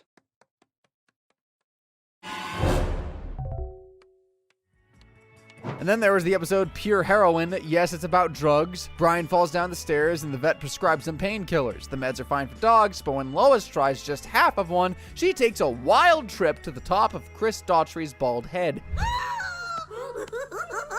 $1,000 a show, split 6 ways. The medicine is as addictive as heroin, so once the bottle becomes empty, Mrs. Griffin panics and harasses 2 teenagers for pills. After calling the kids selfish for having a Black Lives Matter rally instead of selling drugs, wow, Lois goes home and turns the house upside down looking for a pill. She finally finds one in the bathroom cabinet but accidentally drops it in the toilet. Her hand is too big to grab it, but Stewie's is just the right size and loves swimming, so really what's the harm in this? You know how Teacher Amy has you dive for rings? This is like that, except it's a pill, and it's not okay if you don't get it. First there wasn't enough water, then there was too much. I just wanted the pill. Yep, CPS is taking Stewie away faster than Lois wanted that pill to travel down her throat. In the episode of Breaking Out is Hard to Do, Lois goes full-on Winona Ryder and gets jailed for shoplifting ham, dresses, jewelry, a Matisse painting, and even the judge's gavel. Give me that. I sentence you to 2 years in the state prison. Oh, man, that is bogus. Order in the court. Another outburst like that, Mr. Griffin, and I'll extend the sentence. 3 years. That was a sneeze. 4 years. I'm sorry. 5 years. You douchebag. 3 years it is. Oh my God, what have I done? With his wife rotting away behind bars, Peter's the only human adult in charge, being 100% responsible and totally not a lazy piece of shit. All the chores get done, the house is spotless, and Stewie gets a diaper change whenever he needs it. Boy, I sure miss Lois. I wish she was here to clean up all this stuff. Hey, what's this? Mustard. Oh, that's right. We had hot dogs last week. You gonna eat that? The mustard on your shoulder? No. Oh, kids, look, a deer. Can we pet him? No. Just watch. Peter! Peter, there's so much duty in here. I can't take it anymore. I haven't eaten in 4 days because I just can't fit any more in there. Help me. A messy house is one thing, but when your house is so filthy it makes prison seem like a 5-star hotel, CPS needs to get in there. Peter's definitely getting charged with child neglect for letting the house become so dirty that it's a health hazard, and then of course he needs an extra charge for not changing Stewie's diaper for weeks on end. The family broke Lois out of jail after that, but I think she'd rather stay in prison than have to clean up all that mess at home. You can't really rely on Peter for jack. Fat ass is so useless he can't even get through his own show's intro without screwing everything up.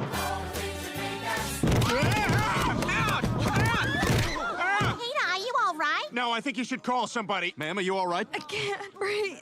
Oh, God, I think she punctured a lung. Ah, damn it. Look at my foot. It's already starting to swell up. Lois is well aware that her husband's a moron, so letting him spend time alone with their baby in the episode The Courtship of Stewie's Father ought to have been considered an attempted murder. Look at where he leaves the poor kid. Is that a baby in there? Oh my God! He's gonna miss the game! Honestly, that couple needs to be thrown in jail too. Not in Peter's cell, though. Like, nobody deserves that fate. Stewie is physically capable of battering Brian, Meg, and Chris within an inch of their lives. Where's the money? I actually paid using store credit for another return. Do you have the original packaging for the item? But somehow he can't hold his own against Susie Swanson when she steals his Barbie in the episode Stew-roids. Oh my God, Stewie!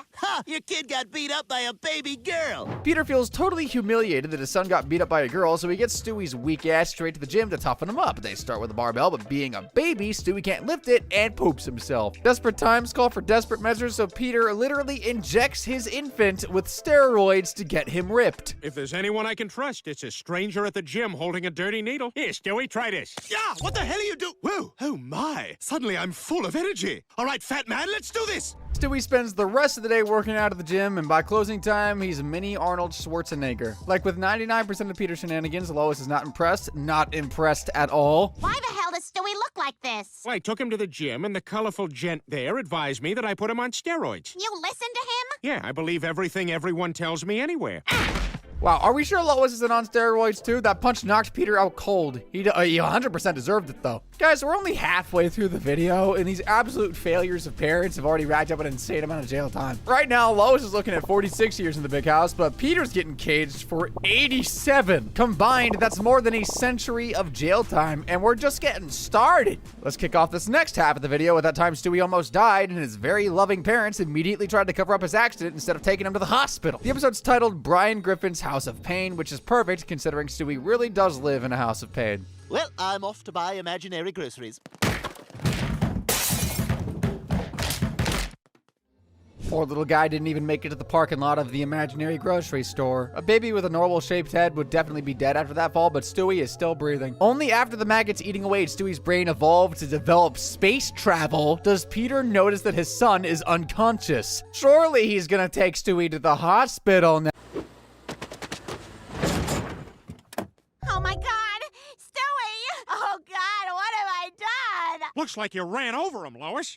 He's unconscious. Peter, we have to cover this up. Yeah, but what? Let's put a hat on him to cover the wound, and then let's get some makeup and draw eyeballs on his eyelids and find a way to pin this on someone else. I love you so much right now. While Lois wanted to cover everything up, she did actually take Stewie to the hospital because we see him with a bandage on his head in the closing credits. She clearly sucks, but we won't charge her with anything this time around. Peter, though? Go ahead and enjoy rotting in the big house for 3 whole decades. Not getting his baby medical attention the second he found out about the accident is clearly child neglect, and that warrants 10 years in prison. Throwing his baby under a moving car is blatant child abuse, and that crime is going to add another 20 years to Peter's sentence. Honestly, I think that should be attempted murder, but whatever. Heading back to season 1 for a second, in the episode I Never Met the Dead Man, Stewie declares war on broccoli and builds a weather controlling device to rid the world of all its disgusting vegetables. He might be an evil genius, but at the end of the day, he's still just a baby, and babies shouldn't be on top of roofs for this very reason. Victory is mine! Damn it! Oh! Lois and Peter are such terrible parents that they weren't even at home when that happened, so I'll charge them both with child neglect. We see Stewie on the roof again in the episode. He's black, except this time he had more balance and some very impressive trash talking abilities. Stewie, you get down from there this instant. Munch me! How many grape you plucked today, you old bag? Now, Stewie, or you're in timeout. Hey, Lois, look! I'm smoking! You can't control... I'm a roof baby now! Peter's always farting in Meg's face. Dad! Get away from me! Oh, Dad! Peter's farts are coming to get you! Peter's farts are coming to get you! Peter's farts are coming to get you! Oh, in the kitchen, Meg! But Lois can be just as gross. Remember that time she got so drunk she projectile vomited right into her fracking baby's face? Oh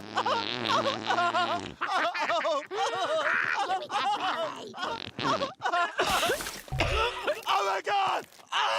I'm sorry. I got a little nervous. It's just I like you so much. Stewie could have choked to death on his mother's vomit, so this nasty-ass mom will be spending 3 years in prison for child endangerment. She picks up the bottle again in the episode Pal Stewie. Luckily, this time there's a window protecting Stewie from being thrown up on again. Hi, Stewie. You playing with your kitty cat? Getting drunk as all hell when she's got a baby to look after would be considered child neglect, so that's another 10 years this wino will be spending in jail. As you are all probably aware by now, Peter Griffin is a fat, dumb moron, and not a single episode of Family Guy goes by without him doing something insanely dumb. Take the episode 8 Simple Rules for Bullying My Teenage Daughter, for example. He literally has a vomiting contest with his kids to see who gets the last piece of pie. One down. I know somebody who won't be having any... I'm starting to feel funny. I feel fine. I guess I'm gonna... Oh boy, that means I... Oh God, why didn't anybody tell me? The next day, Peter heads to Goldman's pharmacy to buy more suppositories. He likes eating them for reasons I don't want to know. Mort ain't serving him though, until he pays off the 34 grand he already owes. Peter doesn't have that kind of money, but maybe he and Mort can come to some sort of illegal arrangement. What if I sold you my daughter? Huh? You drop the tab, and your son can have Meg. What? All you gotta do is sign this contract. Are you out of your mind? You can't sell me, you fat son of a... Whoa! This was a better acquisition than I thought. We may even be able to put in some sorghum this year. Selling Meg to the Goldmans as a slave not only makes him one of the worst people in fiction in all of history, his actions would be considered child trafficking, so let's add 50 years to his sentence. Lois and Peter have been dumping Stewie on the family pet since the show began. While Brian's actually way more responsible than they could ever be, abandoning their baby with a fracking dog is never going to look good in the eyes of the CPS, especially not when Stewie ends up getting attacked by rabid deer. You may have noticed I'm missing an ear. Managed to pull it out of the deer's mouth and put it in some ice I got at a 7-Eleven. So when you're ready to apologize, just talk into this cup. Getting stoned in Amsterdam. I think the only reason we die is the... Dude, I know what you're gonna say, and I am so completely...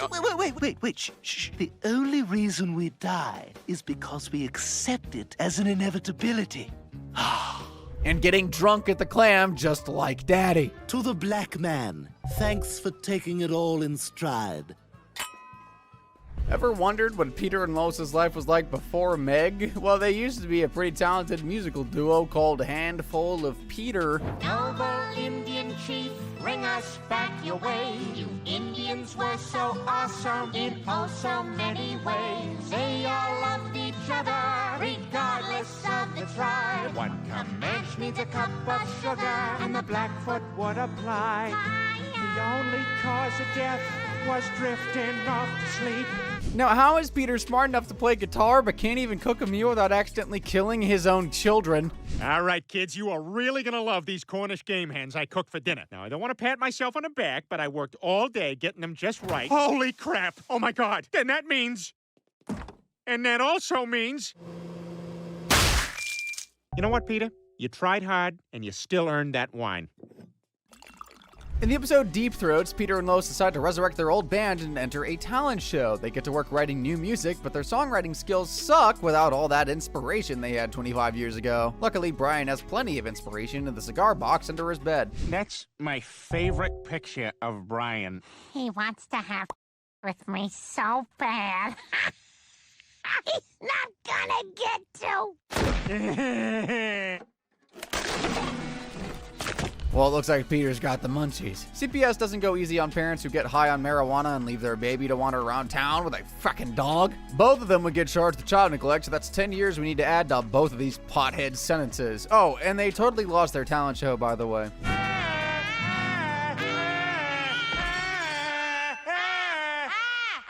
And here we thought the weed was inspiring us. Megatron Harvey Oswald Griffin, that's her actual name by the way, is the most unloved, neglected, and bullied Griffin child, despised by everyone from the day she came into this world and got a change 10 seconds later. Mr. Griffin, would you like to cut the cord? Sure. Okay, that wasn't the cord, and now you've got a girl. Meg bears the brunt of her psycho parents' mistreatment, but today these are finally getting their comeuppance. Let's get the rest of the blatant physical abuse out of the way first. In Herpy the Love Sore, Peter stole Quagmire's whip and sliced Meg's face in half. Stay still! Okay, that's pretty cool too. In Dial Meg for Murder, Peter practiced rodeo on his daughter, and that might be the reason why she beat the crap out of him later in the episode.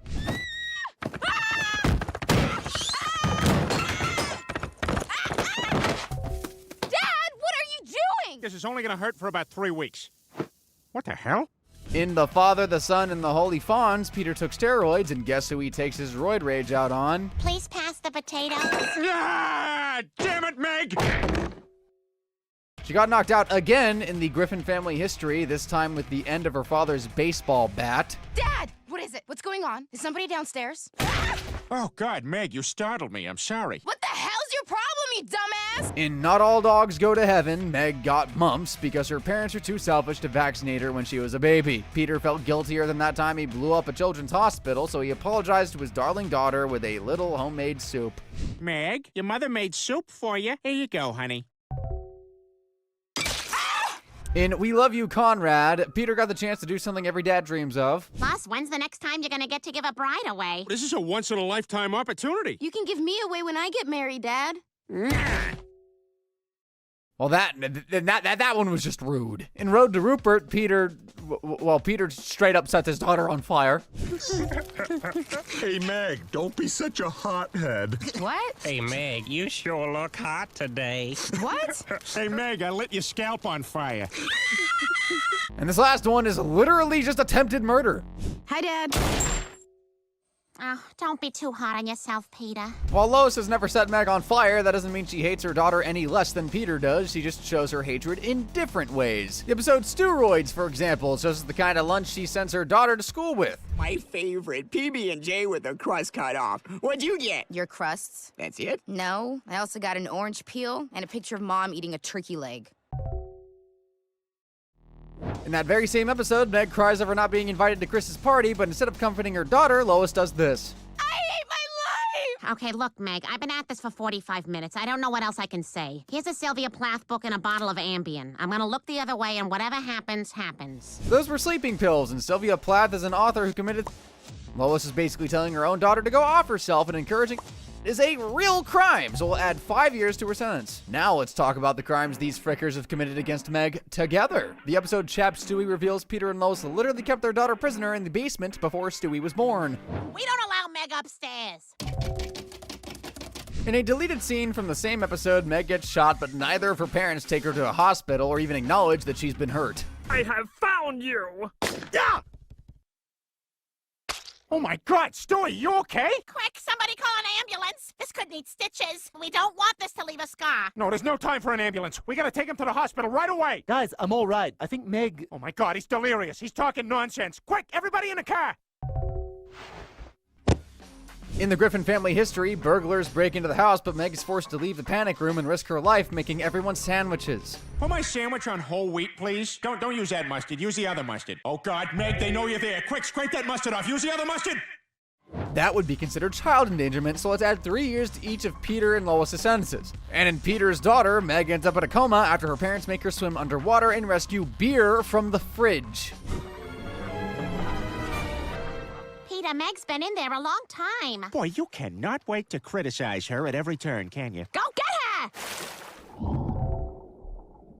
Well, Lois, I am sorry for snapping at you earlier. You were right to criticize Meg. She could not even handle this simple task. She's in there right now, taking a nap underwater. All right, guys. After tallying up all of Lois and Peter's jail time, I can officially say that they are the worst parents in history, with a combined total of 748 years in the slammer. That vile woman's only got 187 of those years. Mr. Selfish-ass Dad here is gonna rot behind bars for 591 freaking years. Haven't really talked about Brian much so far. Well, the wait is over. Now I'm going to tell you how long his prison sentence would be if he was charged for all of his crimes. Almost every Family Guy character has their own criminal past. But what if they were actually brought to justice over the terrible things that they've done? If that did happen, Brian Griffin would be in some very hot water. The canine may be cute, but he's definitely not cuddly. In fact, he's committed a bunch of crimes over the years, which I will be categorizing by sentence length. This first crime is already super messed up, but at least I'll start this video off with a bang. Stewie becomes interested in a blood brothers ritual he saw on television and asks Brian to try it out with him. But the baby wakes up the next day with a very mysterious red mark on his mouth. Ow! What's this? Ah! You son of a... You gave me herpes! Stewie, that's crazy. There's no way I gave you herpes. Then how do you explain this? You're a gross... Brian protests his innocence, but Stewie exposes the dog by finding the herpes rash under his fur. Thanks to Brian's selfishness, poor little herpes-ridden Stewie loses all his preschool friends and is forced to attend a wedding with the embarrassing mark of shame. Chris finds him moping on the couch later that day and tries to make him feel better. You're not alone. How so?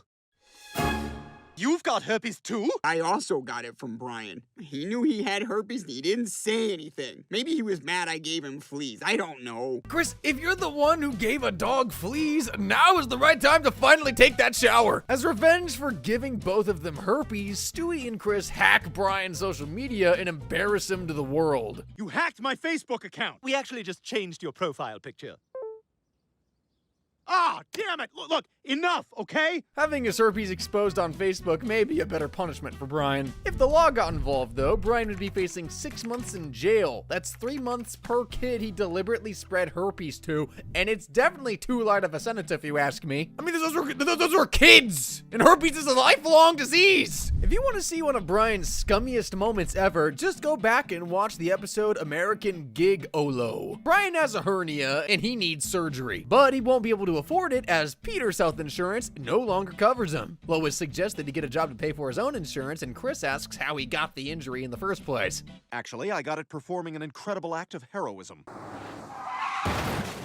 Somebody help me! I'm sinking! Hurry! I can't hold it! And if I were Chris, I'd be really sorry for asking, because that couldn't have been further from the truth. This is what actually happened. Let me just unstrap my baby! Oh, slipping, sorry. I will never again feel sorry for Brian when he gets his kicked by the other characters. He just lets her and the baby drown, and that violates the Rhode Island duty to assist law. The law makes it a crime to not help at the scene of an emergency if you can assist without endangering your own life. Brian looked pretty safe to me, so by abandoning the rescue, he's broken the law. He would be sentenced to 6 months in jail, a very lenient sentence for an oxygen thief like him. Brian and Stewie are best buds, but sometimes Brian forgets about the age difference and takes Stewie along with him to do very adult things. Is he 18? Horace, the drinking age is 21. Buying alcohol for a minor is a misdemeanor warranting 6 months in jail. Next time, Peter and Lois should just pawn Stewie off on Meg and Chris. When Stewie's not there to yell at Brian's bad driving. Great, let's do it.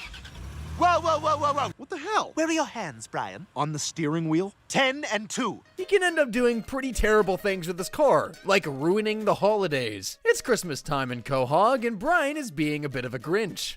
You don't want me to have a happy American Christmas. Do you really not see that you're crassly manifesting the very consumerism on which Christmas is built? Chris, can you please put the dog out? Yes, sir. Tries to wash away his annoyance with alcohol, but ends up even more pissed about the holiday. You guys know what this holiday is all about, right? It's all about this. It's all about money. Do not even get me started on Christmas caroling. I've got time. I'm officially getting you started. Name one thing. Fed up with Peter and the guys mocking him for a Christmas hater, Brian drives off in a drunken rage, loses control of his car, and smashes into Quahog's beloved nativity scene.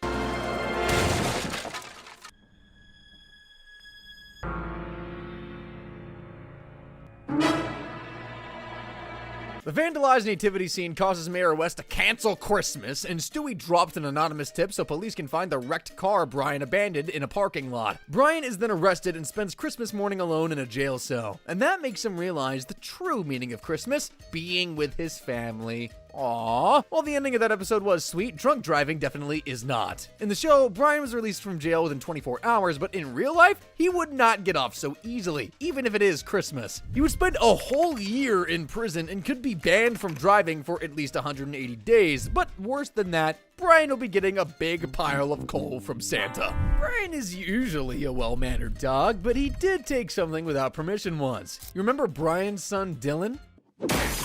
Something on your mind, son? Well, Brian has no interest in being a father, so he and Dylan see each other about once every blue moon. But in a later season of the show, Dylan reaches out to his dad and asks to meet up. Brian keeps blowing him off, though, but finally gets in contact after finding out his boy is a TV star. He uses his son to leg up his writing career and is hired by the writing team of the TV show Dylan stars in. But Brian's a little difficult to work with.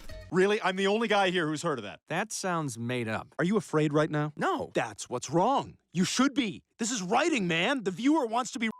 Are you saying my 9-year-old daughter wants to be? Now you're asking the right questions. His bad attitude eventually gets him fired, and his son wants nothing to do with him anymore. But that's not gonna stop Brian from enjoying the buffet.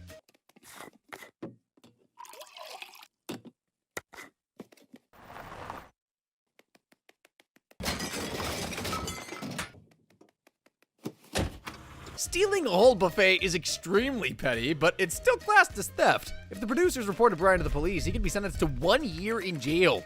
But I mean, shoo, that might be worth it. Like, did you see that food? It looked hella good! The dog getting married seems like the cutest thing ever, but it was a nightmare for Brian. Brian meets a new love interest at the bar, but finds out she's dying of cancer and has 2 weeks left to live. So to make her feel better, Brian asks for her hand in marriage, thinking that she won't be around for much longer. But right after the marriage has been made official, the doctor shows up and makes a surprise announcement. Your attention, please. Dr. Gravitas? I want to give you two your first gift. These are your latest test results, and they're remarkable, meaning Jess is going to live. It sucks for Brian to be stuck in a marriage he doesn't want, but it sucks even more when Jess becomes morbidly obese and adopts like 15 cats. Brian decides that enough is enough. Mommy was so sad when she had pushed you all up for adoption. Ooh, I'm going straight to the kitchen to make my favorite meal in a tiny apartment. Microwaved salmon. But instead of just calling a divorce attorney like any other person probably would here, or try to fix the marriage, he does this. Peter talks him out of trying to fake his own death and suggests that he give Jess a taste of her own medicine by also becoming a super obese, obnoxious slob.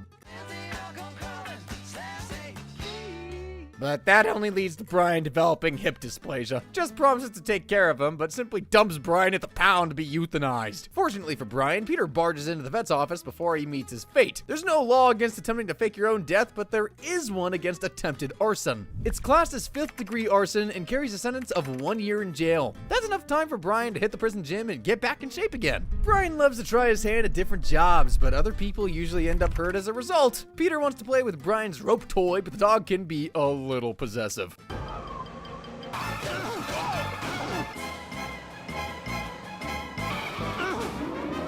Brian is so upset over losing his teeth that he breaks down in front of his enemy. Now that you mention it, your face looks like a used condom. I know.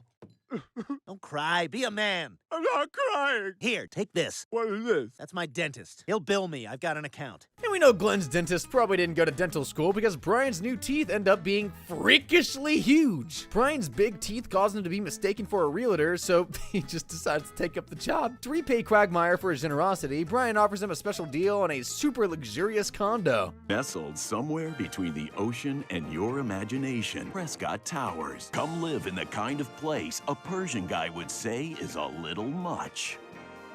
The ceiling is a pool. Glenn is conned into buying the property without seeing it in person, and when he finally does, it's about as luxurious as a dirty old cardboard box. I don't know if you want this now, but I bought you a mini cactus. This is a dump! Maybe it's still got a nice ocean view. Damn it, Brian screwed me! Joe reassures Glenn that he's still got 72 hours to get out of the contract, but sly little Brian is on the run for this very reason. Quagmire eventually tracks the dog down in a motel, but it's too late. The 72 hours are up, so he beats the hell out of him. You son of a... It's unknown how Brian gets his old teeth back, but we do know that he can be charged with fraud, specifically financial misrepresentation fraud. A guilty verdict would mean 1 year in jail, and he'd definitely be forced to return Quagmire's money. There's a whole bunch of things Brian has done in the show that could see him convicted of disorderly conduct, like public urination. Yeah, how do you like how this sounds, huh? Try cleaning up this mess while you burn in hell! Public intoxication. Oh, thank God. Stewie, you got my text. And disturbing another person with loud noise. You get out of here, I'll kill you! But come back tomorrow, same time. I get very sad on Sundays when you're not here. One account of disorderly conduct would earn Brian 6 months in jail, so Brian would be in the big house for at least 2.5 years altogether here. I mean, that doesn't seem too bad, but we're only just getting started here, keep in mind. There's lots of things they say to never feed your dog, like chocolate, grapes, onions. But there's something else canines shouldn't have either: cocaine. In an episode aptly titled The Thin White Line, Brian gets a job as a drug-sniffing dog for the Quahog Police Department. But on the first day of the job, he accidentally ends up snorting some of the white stuff. Ah, it's Coke. This is great. Oh, this is the rush I've been looking for. Good work, Brian. Still got a little, Oh, thanks. And I think you can probably guess where this is going.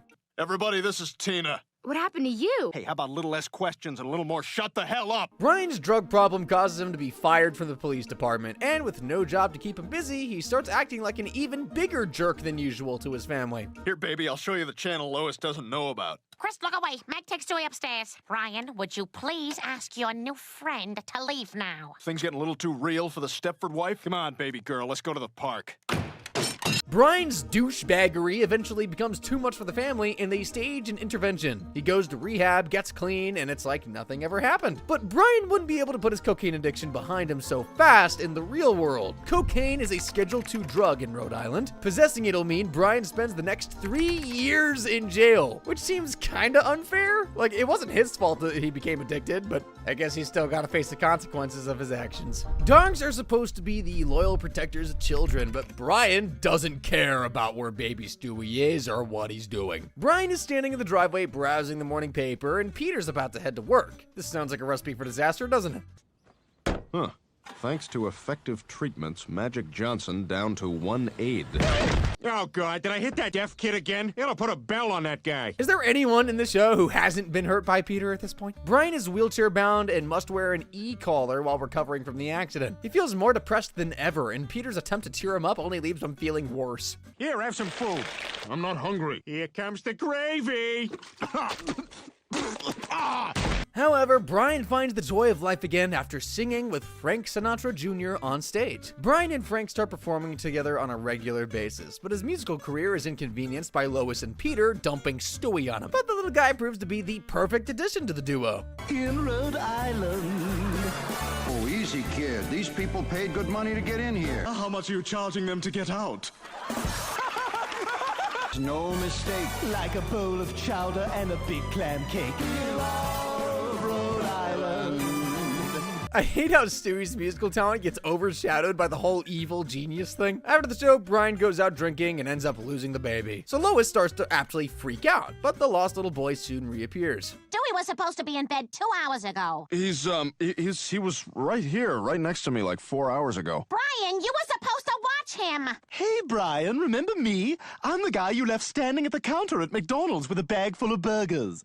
Lois is such a hypocrite. Like, she's not exactly Mother of the Year herself, but whatever. While Peter and Lois are still bad parents, it was Brian's fault that Stewie got lost and seriously maimed by wild animals. That means Brian can be charged with child endangerment. If found guilty, he would be sentenced to 3 years in jail, but at least there will be no Peter around to hurt him again. Well, given Peter's track record, give it time. I'm sure he'll join him. Pimps are already stereotyped as weird dudes who dress eccentrically, so a dog and a baby joining the party is not gonna help. Brian and Stewie open a bed and breakfast together, but they don't attract the classy clientele they were hoping for. We're checking out. Just charge my card. That's weird. That's the 5th couple to check out after only an hour. Hi, we'd like a room, please. Wait, I'm sorry. Weren't you just here a moment ago with a different man? Oh. Stewie, we have a problem. The only people checking in are here to have with Stewie suggests that they seize this opportunity and round up some hookers to work for the hotel directly. Their first day of pimping goes surprisingly well, and there's a whole line of lonely men waiting outside the B&B. But the soon realize that taking over a business from a baby and a dog is super easy. We just realized we can keep all the money, take your house, and kill you if you try to do anything about it. All right, we're just gonna step outside and figure out a counter. Accepting defeat, Brian and Stewie go and sit on a bench opposite their hotel. But turns out the baby is actually 1 step ahead of the hookers. A sentence I never thought I'd say in my life.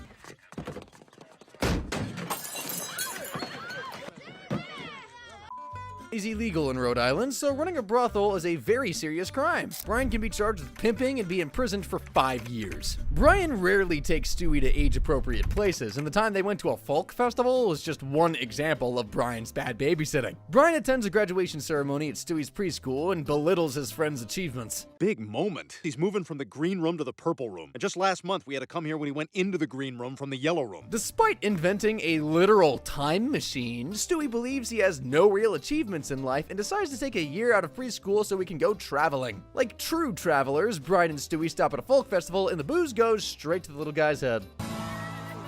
I am a big fan of sundresses. Just waiting for a big gust of wind, right? See a couple fannies? Yeah? Give me a little bare hand slap. That's what we're here for. Okay, Stewie. Yeah, just give it a little test tap. See where she's at? Then you're pushing all up on that fanny. Whoa, Stewie. Yeah, I'll tell you who this Stewie is. This is day drinking Stewie on the patrol for fannies. What are you looking at? The pair then befriend a hippie girl named Cassandra who asks the dog and baby something very disturbing. I was thinking maybe we could all have a three-way. I'm in. Yeah, totally. Cool, let's go. I'm serious, man. I'm doing this. I am too. Bring it on. Someone needs to check that woman's hard drive ASAP. They all head back to Cassandra's tent for the three-way, but before Stewie can be molested, the woman dies of a cocaine overdose. And even though Stewie and Brian did nothing to cause Cassandra's death, they feel it's necessary to hide her body anyway.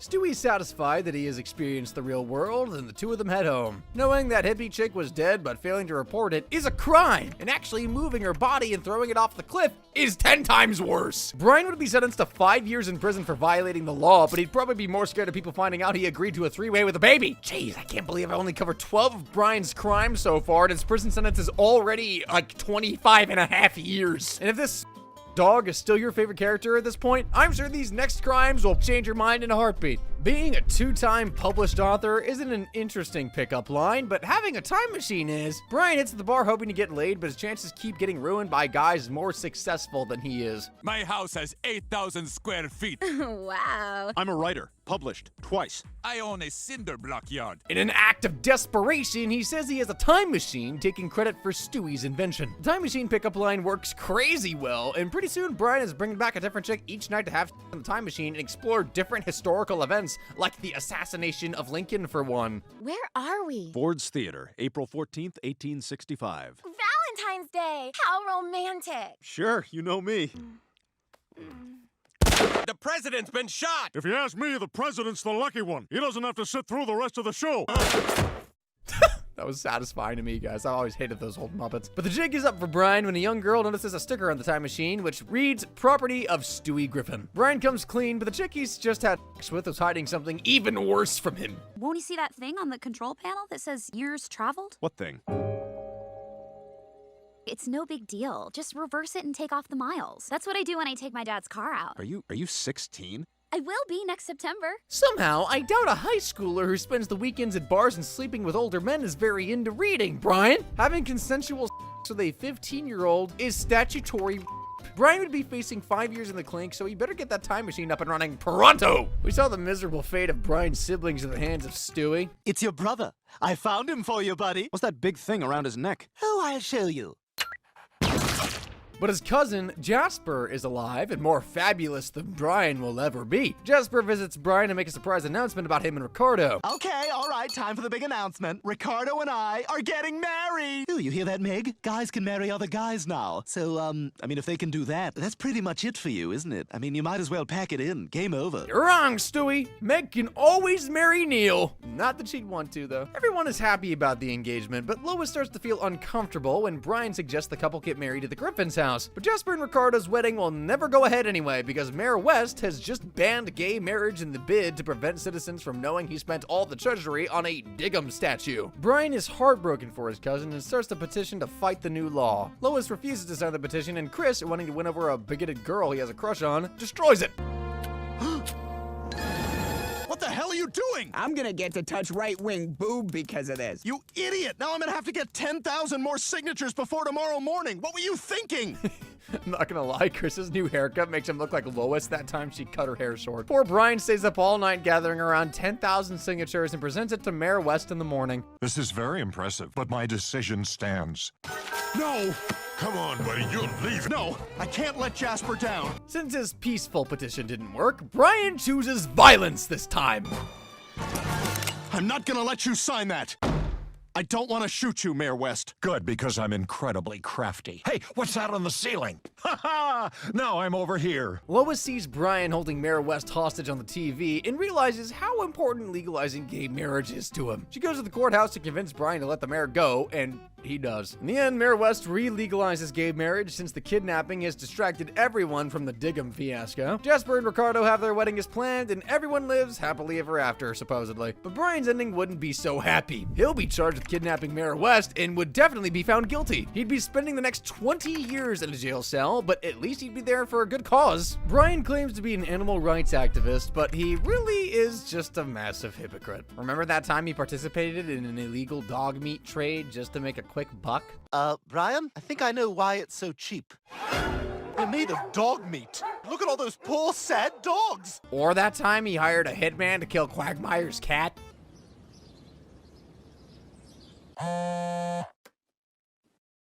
Hey, don't put it past Brian himself either. He's killed his fair share of animals too. And it takes a lot of disinfecting to clean up the mess afterwards. It's perfect. Yes, this will really...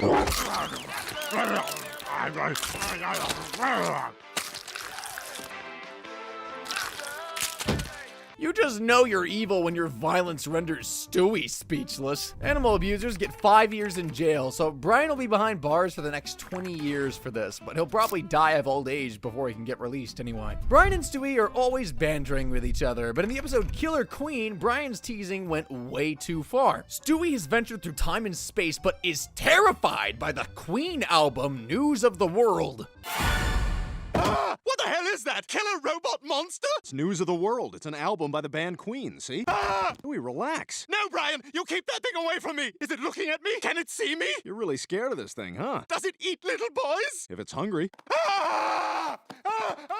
Guess that robot does look kind of creepy. Brian finds Stewie's terror hilarious and buys the record off Peter just so he can torment the baby again. Good morning, Rupert. Please tell me you set the timer on the coffee maker because I completely forgot. Good morning. Thought I'd help you wake up. And again. Hey, can I get a couple of scratch-off lottery tickets? Sure, Brian. Oh, Brian, can I do one? I love scratches. Maybe just one. Cherry? Another cherry? Come on, one more. Thanks, Carl. And again. Oh, what was I worried about? Living in constant fear makes Stewie lose the plot entirely and he becomes suicidal. Stewie? Rupert, we won't give that evil robot the satisfaction of killing us. We'll go together, on our own terms. See you on the other side. Stewie, no!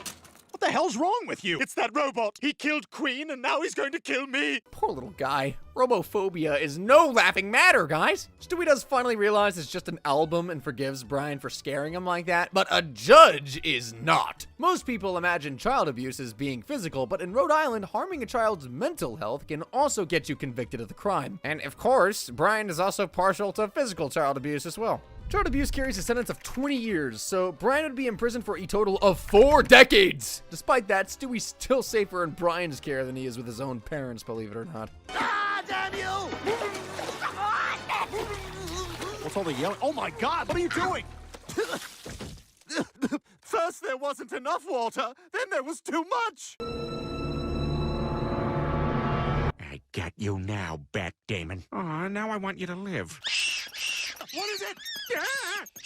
Ow! We all thought Brian had no chance in hell of ever hooking up with Lois, but in the episode Switch the Flip, the Canine's dream finally came true. It all started with Stewie noticing that Brian's dating life had sunk to a new low. I like you, Brandy. I like you too. That's weird. You're on a weird date. That was the one time Peter said something we can all agree on. To straighten out his friend's life, Stewie builds a Freaky Friday-style machine that'll swap their bodies. Can't believe we actually switched bodies, Stewie. God, your head. It's so heavy. Gotta have a wide base. Let the shoulders do more. Okay, I'm off to get you a job, a girlfriend, and onto the road less scummy. Stewie first gets Brian a job as a poetry professor, but ends up becoming the most hated teacher on campus. He then finds Brian a girlfriend, but the woman turns out to be a prostitute accompanied by an angry pimp. Accepting that he failed to turn Brian's life around, Stewie decides that they flip the switch back to their original bodies, but while the machine is doing its thing, Peter and Chris burst into the bedroom and get sucked into the switching process, turning Stewie into Peter, Peter into Stewie, Chris into Brian, and Brian into Chris. Holy frick, that's a mouthful. This body change leads to an extremely awkward and disturbing conversation between mother and son. Tell me you didn't forget. This is the weekend we're going to Dr. Johan's retreat. Remind me what that is again? The couple seminar where the husband learns how to give his wife an Are you saying we have to have this weekend? all weekend long. As soon as Brian finds out Stewie and Lois are at a retreat, he rushes over with the machine to switch bodies with Stewie, but the angry pimp from that morning stops them in their tracks. Stewie desperately tries to tell Brian how to fix the machine over the phone while simultaneously trying to ward off Lois. Peter, I'm gonna open the door with no hands. We've got to act quickly. First, open the back panel. Okay, it's open. All right, now you've got to reverse the voltage orientation and amplify the electron flow to the motherboard. Just say it in English, or so help me God, I will hang up and make you screw your mom. Brian ends up fixing the machine and replaces Stewie in the fat man's body, and we all know why he did that.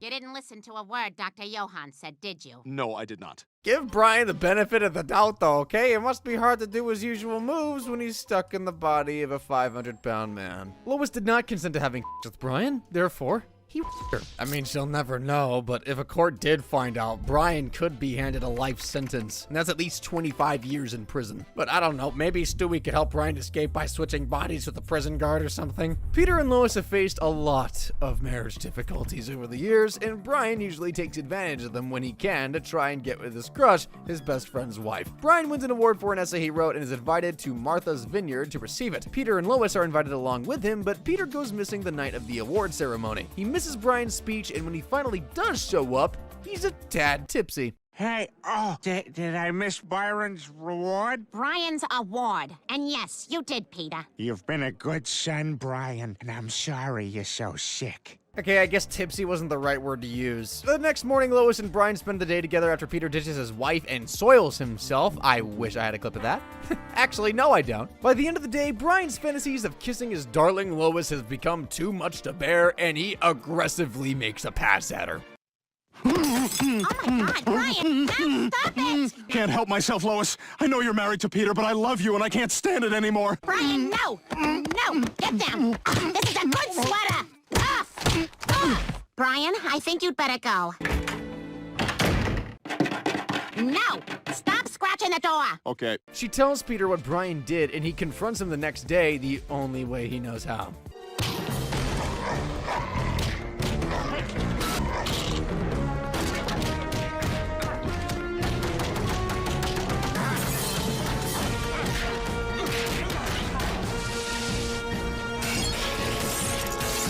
I think PETA would like a word or two with Peter. The episode ends with Brian promising to never let Lois come between his and Peter's friendship ever again, but he probably just said that to avoid being killed by the fat man's wrath. And you'd think Brian would learn to stay away from Lois after that beating Peter gave him, but there was yet another episode where he did something much worse than non-consensual kissing. Meow. Purr, purr. I think you're dreaming. I'm not. Brian committed 2 counts of second-degree assault, and if he was convicted, his sentence may be as high as 30 years. Well deserved. Some kids are scared of Santa Claus because, you know, a big fat geriatric man creeping down your chimney on Christmas Eve doesn't sound disturbing at all. But there was one little girl in Family Guy who loved Santa Claus, and Brian and Stewie ruined the magic for her in the absolute worst way possible. Brian takes Stewie to meet Santa, but the baby doesn't leave a happy customer. Hello, Santa. We've got a slight problem here. I have been rather naughty. You're a businessman. I'm a businessman. I'm sure we can work something out. Wait, what are you doing? You can't leave now! Hey, wait, buddy, we've been in line for like 2 hours. Sorry, I'm done. That son of a... He just turned his back on me. When they arrive home, Stewie vows to kill Santa Claus for disrespecting him at the mall. Talk about petty. He forces Brian to accompany him to the North Pole and carry out the job, but upon arriving, they find out Santa's workshop is anything but jolly. Inbreeding? Take a look. I started with one family of magic elves. Every year I needed more and more to keep up. Now they're just a sickly race of mutated genetic disasters. At least 60% of them are born blind.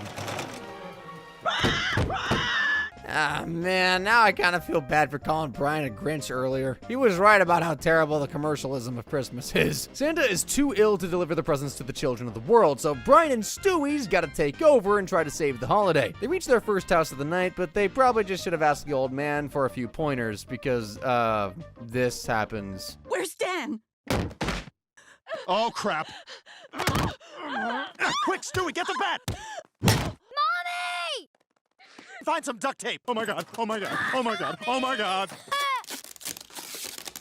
All right, let's get this place cleaned up. While Brian didn't kill anybody that night, it doesn't mean he's getting off scot-free. By moving the bodies and cleaning up the crime scene, he's complicit in Stewie's murders. He could be charged with conspiracy and receive 10 years if found guilty. On top of that, he could get 20 years for tying up that little girl and get an extra 10 for breaking and entering. So Brian is certainly, maybe, probably not a pedophile, but there was an episode where he really definitely did seem like one. Stewie wants to hang out with Brian, but he keeps getting blown off. So worried that the friendship is fading away, he does something that he knows will bring them closer together. I add Brian's hair and saliva. There. Now I just have to get into the machine, and then the machine does whatever it has to do to me in order to successfully impregnate me. We do not judge the machine. We do not judge Stewie. You're gonna watch me get pregnant. I want to look at you when it happens. Yeah, you watch me.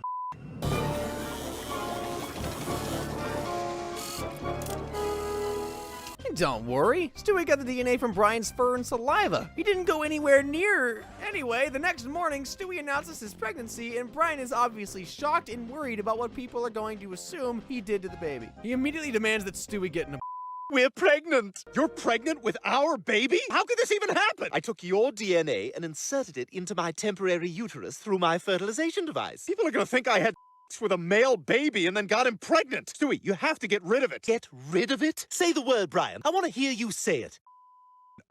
You need to get a big fat right this second. And when the baby refuses, he tries to do the job himself. I really don't want to talk anymore.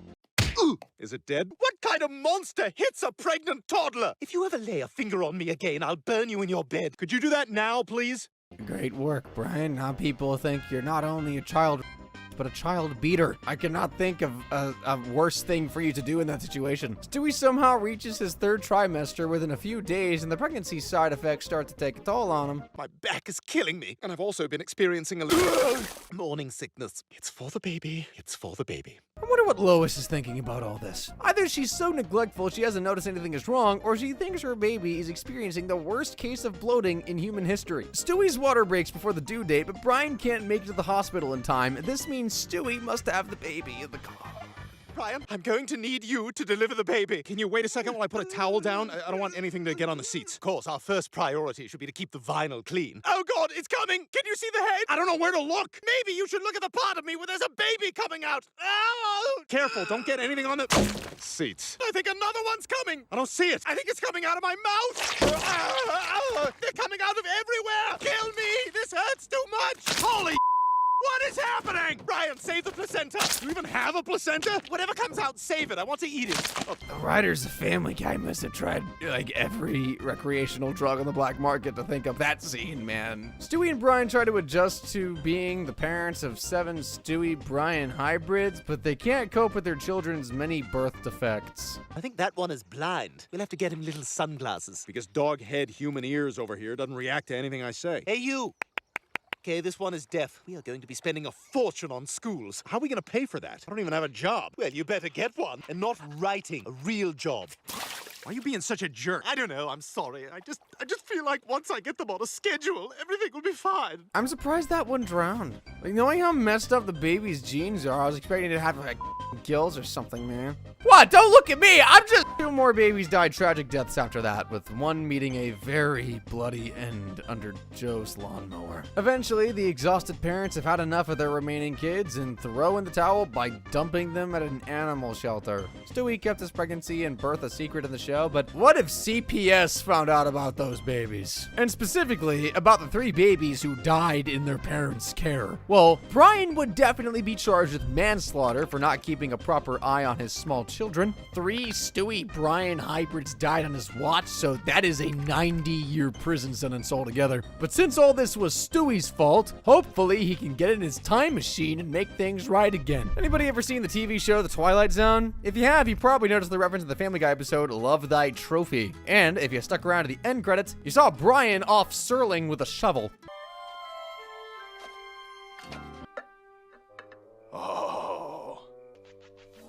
Submitted for your approval, a family pet with the uncontrollable urge to bury shiny objects in the yard. A shameful secret that nearly buried the peace and civility of an entire neighborhood. Rod Serling is just one of 7 people Brian has murdered, to my knowledge. The rest include Ivan Pavlov. Dog teasing. How's this for positive reinforcement?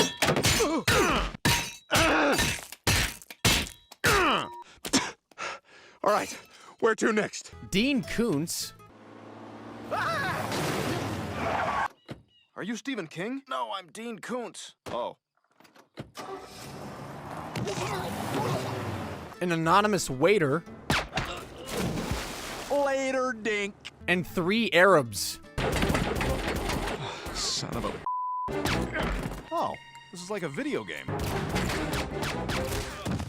Huh. Bad racist dog. A life sentence for murder in Rhode Island is at least 25 years. Brian has killed 7 people, so that is 175 years in prison. And they say prison meals taste like dog food, so it'll feel right at home there. Now, this last crime is a little weird.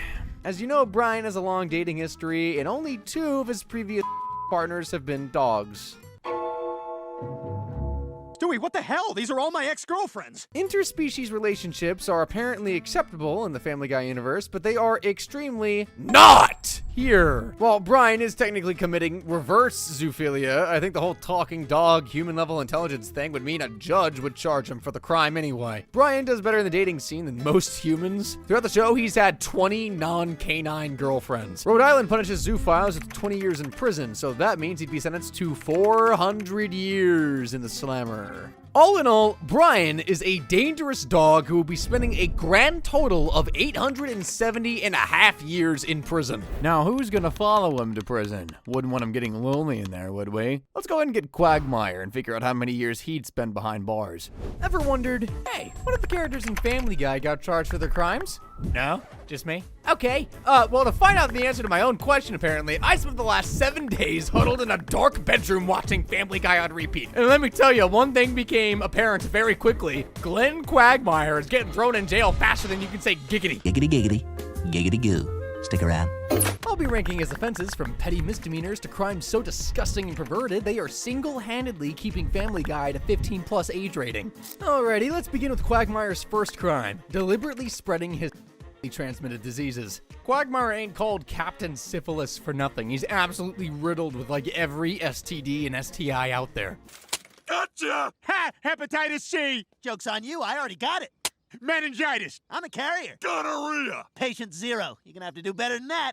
I don't know, Joe. That's it. We're out of known diseases. And the guy doesn't give a damn about spreading them to other people. He really is the most self-centered jackass there is. Knowingly exposing others to disease is a crime and punishable by 3 months imprisonment. That seems incredibly lenient for something so serious. You're telling me Quagmire could literally give some chick AIDS and he'll only be getting a few months in the slammer as punishment? Lucky him. Everybody knows Quagmire is a addicted creep who's not exactly Ryan Gosling in the looks department. So it makes sense for him to get involved with or two. All right, you girls ready? What's going on? Don't you laugh at it! In fact, Quagmire sleeps with so many he literally requires an assistant to schedule his appointments. Chris, could you please get Hannah a thank you basket and schedule her next appointment? I'd like to see her again in 2 weeks. Of course. Mr. Quagmire can fit in you at 3 o'clock a week from Thursday. That works. And you know to fast the night before? Yep. And would you like to leave your panties in the fishbowl for a chance to win a free lunch? How the hell is Chris gonna explain this job on his resume? Paying for is actually a crime in the state of Rhode Island. It is illegal, and those caught giving money to a hooker can be charged with procurement of. And the penalty? 1 year in prison. That doesn't seem so bad, but just think about how many times Glenn has been with a dude. And we know the Quagmire's had at least 1,000 different women because he once threw a Quag Fest to celebrate reaching said milestone. All right, kids, now pay attention. All right, these are all of Quagmire's women organized by country. There's Brazil, there's Italy, and there's Thailand. Wow. Wow, they're young. We should go. I don't even want to begin to imagine how many kids this dude has. I'd estimate that at least 75% of those 1,000 partners were. And if Glenn was charged for each one, that'd be 750 years in jail. Speaking of, there was an episode of Family Guy where Quagmire actually became a himself. When the pilots go on strike, Quagmire needs to find a way to make money. He stumbles upon a bachelorette party, and the women mistake him for a stripper. That inspires him to take up a job at the local strip club.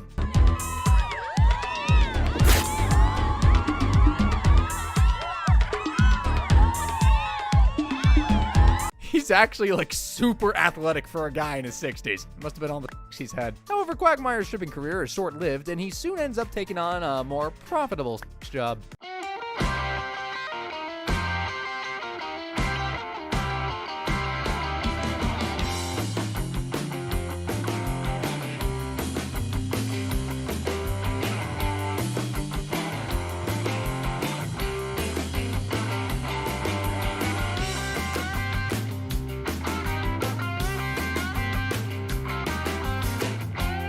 I just can't believe women are actually paying to sleep with Quagmire. Surely there are better looking escorts in Quahog. Quagmire had with 11 women in that episode. The penalty for 6 months, so do the math. That's 5.5 years in prison. And I do feel kind of bad that Quagmire had to sell his body to lonely old ladies for money, but my heart also goes out to the clients. Glenn probably spread an STD to like every single one of them. Quagmire is very active life has resulted in him fathering hundreds of kids, and he has zero interest in being a parent to literally any of them.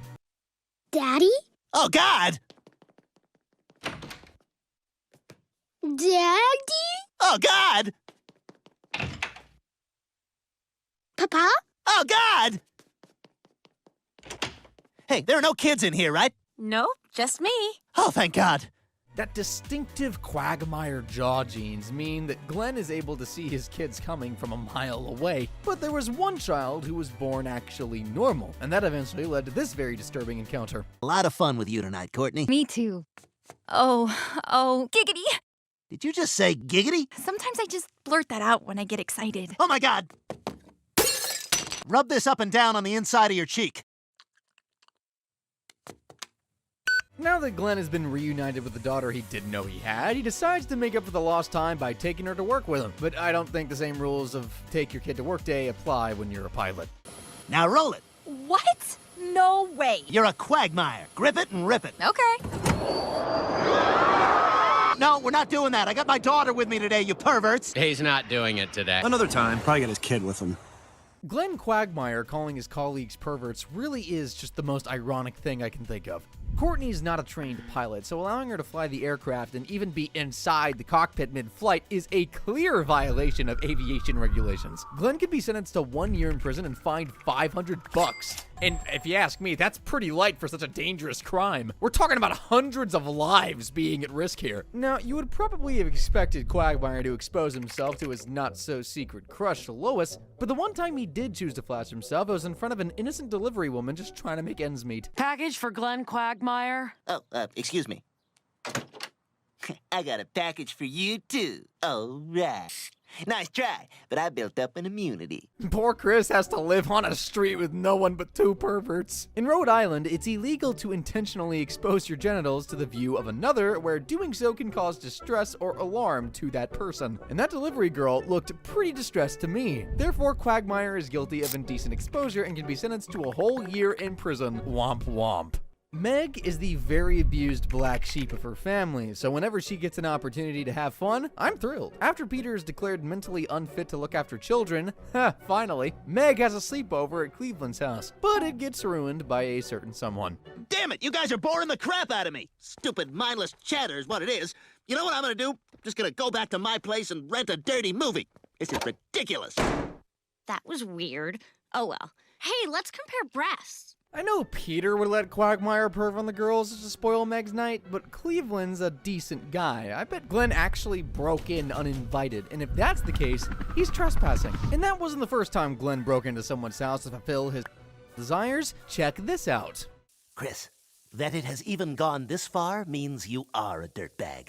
Wow! Chris actually succeeded in making himself look like an even bigger creep than Quagmire. Congrats, buddy. Yeah, so trespassing is a misdemeanor. Not sure about the spying on teenage girls and Lois in the shower parts, though. That's certainly another crime. Glenn would be in prison for 1 year for the trespassing, and that means Meg has got exactly 12 months to try and throw an undisturbed slumber party. But with Quagmire out of the picture, I'm sure somebody else will ruin it for her. Bitch! Oh, crap, I'm stuck in a stair. Oh, God, kill me now. Quagmire only cares about his schlong, so screw your property. Peter and his family are watching an air show, and you can probably guess who the star of the show is. Ladies and gentlemen, Captain Glenn Quagmire. Seems like everything's going well, until... Whoa, gonna need some help here. All right. I really don't think Quagmire can go 5 minutes without thinking about... Deliberately driving a hole through those 4 billboards is criminal damage. Glenn can be sent to prison for 1 year and fined 3 times the amount of damage he caused. I'd estimate that his fine would be approximately $10,000. He's gonna have to make some serious budget cuts to pay for that. So no more than one day, Quagmire. Invading the privacy of women is clearly one of Glenn's favorite pastimes. Giggity. Would you just sit down and go to the bathroom already? I really need to go. She said she'll be out in a minute. Remind me again why Peter or anyone is friends with this creep? Spying on someone else for your own gratification is more than just invading their privacy, it's voyeurism. And Quagmire can be sentenced to 1 year in jail for those first 2 clips alone. Then there's video voyeurism, and that's an even worse crime. Glenn would rightfully spend 3 years in prison for trying to film Meg going to the bathroom. Quagmire loves to gate crash other shows. And when he made a cameo in American Dad, he was, of course, being his usual pervy self. Francine believes she may be pregnant despite the fact that Stan has had a vasectomy. She ends up taking a super sketchy online pregnancy that requires her to do some pretty freaky things. I first took several pictures of my genitals, and then one of me peeing on a teddy bear. I don't think, that's real. He's a legitimate doctor, Stan. See for yourself. Stan and Francine wait anxiously for the test results, but they never hear back from Dr. Vadgers, who has already moved on to his next patient.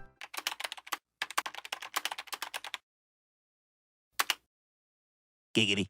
Now that I think about it, Francine kind of looks a bit like Quagmire's dad, Ida. And that makes this whole situation 10 times weirder. Glenn Quagmire, aka Dr. Vadgers, is obviously not a real doctor. That means he's guilty of fraud, and a conviction would result in 3 years in the big house. If there's one good thing about Quagmire, is that he always wants to help out his friends, and will even break the law to do so. Bonnie has just given birth, but Joe can't afford the $20,000 medical bill. I know the Europeans watching this video are in shock right now. So he and the guys turn to Lois's father, Carter Pewterschmidt, for help. So that's pretty much it, Mr. Pewterschmidt. Is there any way you could help us out? Of course I could, but it's funnier to me if I don't.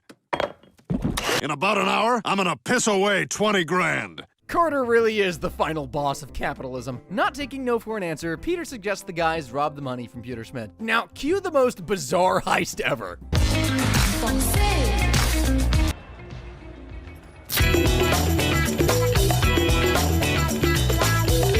Uh-oh. It's a combination lock. I'm just gonna have to cut through it. Good thing I brought Reese Witherspoon's chin. I'm in. The guys are just about to get their paws on the money, but Joe calls off the heist after Lois convinces him to do the morally right thing for baby Susie's sake. However, Joe does get to pay his medical bill in the end. How'd you get your dad to give him that 20 grand? I said I wanted to hire a divorce lawyer. For his part in the heist to steal Carter's money, Quagmire would be sentenced to 5 years in prison for burglary. Maybe he'd get away with it by blaming Peter in Cleveland, but I don't know if he'd do that. Poor Brian always seems to be on the receiving end of the other characters' tempers, and when it's not his own family beating him, it's Quagmire. Glenn's father, Lieutenant Commander Dan Quagmire, pays him a surprise visit. Quagmire introduces Dan to his friends, but instead of welcoming their buddy's father with open arms, the guys do this. So all of a sudden, we get these orders. Day of all days, I have to put on a helmet. I remember majestic orange. The breeze was just warm enough, but, not so warm, because let me tell you, I do hate to perspire. Oh, sorry, that's my auto spell correct. Yeah, he's super gay. What are friends for, huh? Quagmire's pissed about the jokes at first, but when Dan's fellow sailors have this to say about him at the Navy ball, he'd walk into an army barracks and make every private there feel important. Yeah, he just knew how to stroke those privates. Your dad was cock of the walk. Every day at rifle training, he'd help me clean my butt. Your dad had the best penis in the military. Okay, just stop! Glenn decides to confront his father about his... Dan comes out to his son, but not as a homosexual, as transgender. After getting his changed and becoming Ida, she meets the canine of her dreams at the bar. And when Glenn eventually finds out Brian hooked up with his father, he really lets him have it.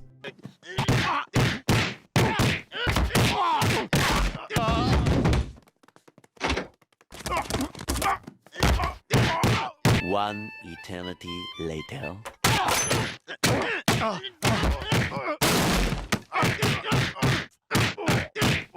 Despite having been beaten senseless, Brian still has to be a smartass and get the last word in. Dad.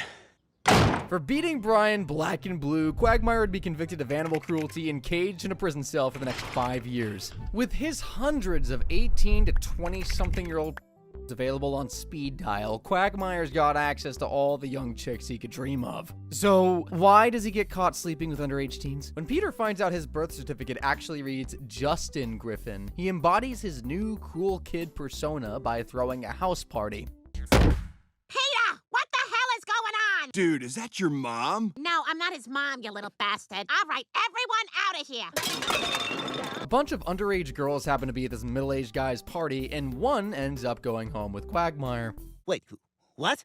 You drive a school bus? No, silly. I take the bus. I'm in high school. Sorry to bother you, but we're following up on a tip. Did you have sex with this underage girl? Quagmire, I'm afraid you're under arrest for statutory rape. And that is why Quagmire will never get his own spin-off show. In Rhode Island, an adult is guilty of statutory rape, but the victim is between the ages of 14 and 16. This disgusting creep would have only gone to jail for 5 years in the real world, but in the show, the judge sentences him to 20 years in the clink. And just when I thought the show was finally going to give Glenn his comeuppance, he gets completely off the hook.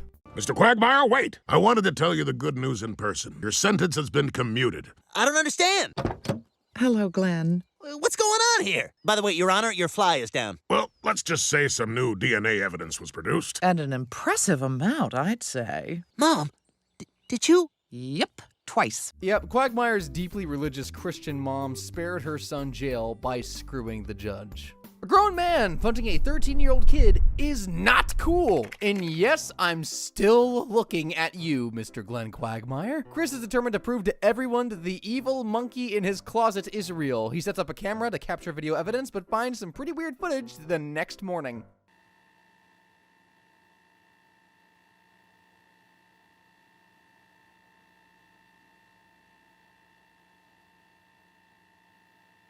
So, was that punch supposed to be part of the prank, or does Quagmire just not like Chris? And the scariest thing that happened that night wasn't Quagmire punching a kid, the evil monkey in the closet, or even Lois stealing her son's wallet. It was this. You gotta hand it to Herbert, though. He really is a talented painter. Anyway, giving a kid a black eye is a very serious crime. Quagmire would get charged with child abuse and could be sent to jail for 10 years. I'm only halfway through this video, and Quagmire's already earned himself nearly 800 years in the Quahog City Jail. And if you think Glenn couldn't possibly do anything worse than battering a dog or having sex with a minor, you're wrong. Some of these next crimes I'm about to show you involve death, destruction, and profiting off of human misery. Quagmire must have the wildest search history. I mean, look at what he's watching here. Oh my God! Yeah, while he was watching Clown. Oh yeah, baby. Oh yeah, baby. And that's just the tip of the iceberg. It turns out Quagmire is so obsessed with that he actually resorts to banging the dead. I'm not talking about zombies or people dressed up like zombies. I'm talking legit dead, cold corpses. In the Cleveland show episode, Gone with the Wind, Cleveland is preparing for the karaoke competition final, but his rehearsal gets interrupted by some sad news. His ex-wife, Loretta, is dead. Quagmire arrives in Stool Bend with the body. I don't like where this is going already. He explains how Loretta died, and surprise, surprise, dumb old Peter is to blame. Do you know how she died? It all started when Brian dug up a brontosaurus skull. All right, little more, little more. Oh, time for United States of Terror. Oh, no. That must be like one of the most embarrassing ways to die. Rip Loretta, man. And Cleveland isn't even mad that Peter killed his ex-wife. He's a forgiving guy. But he must be super forgiving to give Quagmire a free pass on this. Why is she wearing a French maid's costume? Because I wanted to nail a dead French maid. Giggity, giggity! Seth MacFarlane really wasn't exaggerating when he called Quagmire an appalling human being. Necrophilia is illegal for obvious reasons. If Quagmire were convicted, he'd be sentenced to 10 years in prison. And it'll definitely be a long, lonely decade. Because let's face it, who's gonna want to befriend the guy in for screwing the dead? Sleeping with a corpse is already a disgusting, perverted, degenerate act. But having with another species debatably might be worse. Leave it up to you for that. In the Family Guy universe, interspecies relationships don't even seem taboo. I mean, just take a look at Brian's girlfriends or Quagmire's wedding day. Announce you husband and wife. I'm glad we waited. And a marriage wasn't even the worst thing to come out of that relationship. Giraffity! Yeah, see, that's not mine. Dang, Quagmire's genes are so strong, even a giraffe inherited his jawline. While fathering a baby humaff might be fascinating to some scientists, the law will find it absolutely despicable. Making love to a giraffe, I can't even believe I'm saying this, is zoophilia, and that's a crime in the real world. Quagmire will be locked up for 20 years, and I doubt his giraffe son or any of his hundreds of kids would want to visit him during that time. The Quahog Harvest Festival Parade is in town, and each street must create a float. And this is what the guys at Spooner Street come up with. Hey, that guy kind of looks like he could be at Quagmire's post-jaw surgery. The float is such a hit that it reminds Peter about that time the guys got free cable. Oh, we are not bad people. We just don't want to pay $12 a month for Cinemax. Now, I'm not condoning violence, But $12 does seem like a lot, especially considering this is the very early 2000s. Spooner Street's float ends up winning the contest, but Brian's love of shiny objects means they'll never get to keep the trophy. While the float was kinda cool, throwing punches at that cable guy certainly wasn't. Quagmire would be charged with assault and could be jailed for 20 years with no cable television. Oh, the horror! Remember that time when Quagmire got married and regretted the whole thing 5 minutes later? Peter wins the Wheel of Fortune and his prize is a free maid for the week. No one's cleaned my belly button in a long time. What is this? A curtain of parliaments. Please tell me Joan is getting paid a lot of money for this gig. Peter introduces Quagmire to his maid, and they fall in love at first sight. I'm in love. Quagmire and Joan get engaged, and this causes him to turn over a new leaf and become a decent, non-perverted member of society. Peter is heartbroken to have lost his own personal maid and his friend at the same time. To try and win him back, Peter takes Quagmire to his most favorite place on Earth, the strip club. Time for your lap dance. No, guys, I can't do that. It's degrading to women. Come on, Quagmire, it's gotta be you. I'm married, Cleveland's got foot odor, and Joe's dead from the waist down. While that didn't work, something else does happen in the wedding reception that instantly transforms Glenn back to his old self. Oh, look out, champagne. Oh, Lois, you're all wet. Here, let me jiggle you dry. Giggity, giggity, God, I've made a terrible mistake. Quagmire wants to get a divorce, but Joan has other ideas. What? But I told them they didn't know what they were talking about. Good, because if you ever left me, I'd cut you.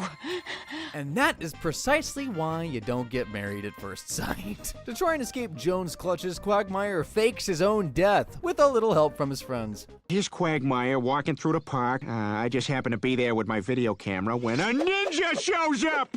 And then a Nazi came. And then an evil pots and pans robot. Destroy.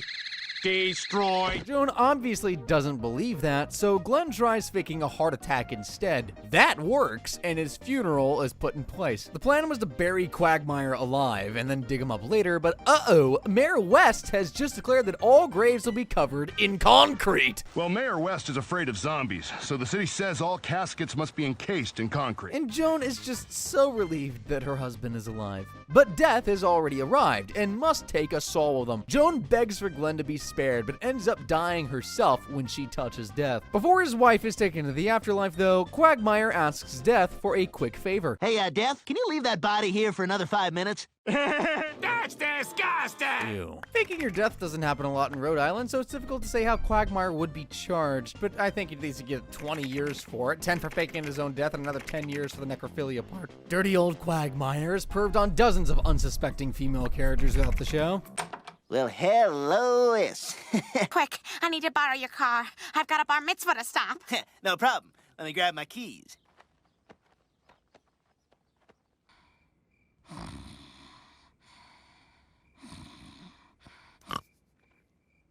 Didn't mean to wake you. Bonnie's a weird slut who's always letting you know she's open for business. When am I doing that? Oh, come on. When are you not doing that? With that boo-boo baby voice and that still breastfeeding rack? Give me some of that. Hey there, sweetie. How old are you? 16. 18. You're first. Mom! I like where this is going. Giggity, giggity, giggity. A lot of time and energy to this relationship with Haitian that it could grow into something much more significant. If you're just stringing her along, well, then I say I've lost a lot of respect for you, Brian. And Glenn is so creepy, even Samara from The Ring is afraid of him. The fact that Quagmire can actually be turned on by a literal demon shows just how messed up his addiction is. Glenn would get 5 years for each account of harassment, so those clips alone will earn him 30 years in prison. And we can only hope there are no female prison wardens working at the Quahog City Jail. You know, I totally forgot that Quagmire has a sister. Probably because she's been blessed with a normal jawline. Brenda and her abusive boyfriend Jeff visit Quagmire in the hospital while he recovers from this self-induced accident. Holy crap! Oh my god! He must have autoerotically asphyxiated himself! Yeah, while he was watching Clown. Oh yeah, baby. Oh, yeah, baby. And I thought his clown kink was weird. However, Quagmire doesn't need any medical intervention to recover, just Brenda singing. Glenn, don't die from autoerotic asphyxiation. Your friends want to go fishing with you. This song is from childhood? Live to see tomorrow, October 31st, 2011. Glenn is discharged, and Jeff and Brenda stay the night so that she can tend to him. But nobody in the neighborhood can sleep thanks to Jeff's angry fits of rage. The next day, Brenda has a black eye and reveals that she's pregnant. Quagmire worries if Jeff might eventually kill her and the child. Peter suggested they just beat the guy up, but Quagmire wants to do something even more sinister. We kill a bastard. Whoa, Quagmire. If I Suck at My Job was a person, it would definitely be Joe Swanson. Look at him just sitting back letting his friends plot murder on his watch. The guys invite Jeff on a hunting trip, but they never get the chance to execute their plan because Peter accidentally tells Jeff that they're going to kill him. So Jeff grabs a gun and is about to kill Quagmire. I guess that little baby's gonna grow up without an uncle. But Glenn gets one chance to save himself after convincing the egotistical tough guy to put the gun down and fight man to man. You know, if you had any balls, you'd put that gun down and we could settle this like men. Suit yourself, man.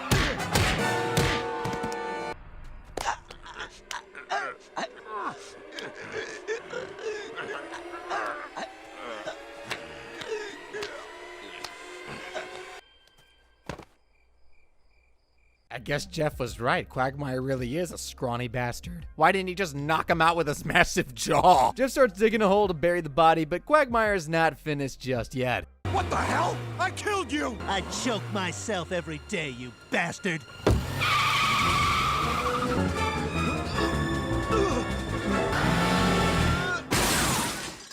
I kind of wish they added a giggity at the end of that, I'm not gonna lie. The guys head home, and Joe, the cop, writes a letter to Brenda pretending to be Jeff, explaining that he ran away and just won't ever return. Who knew getting away with murder would be so easy? But let's pretend Quagmire got caught and was put on trial for murder. If found guilty, the best case scenario is he gets let out on parole in 25 years. The worst case scenario, he's locked up for life. And even though Jeff was a scumbag who had it coming, I don't know if the judge would give him a lesser sentence due to that. So it's heavily implied in Family Guy that Glenn is a serial kidnapper. We first see Quagmire drug and kidnap Brian's love interest, Brooke.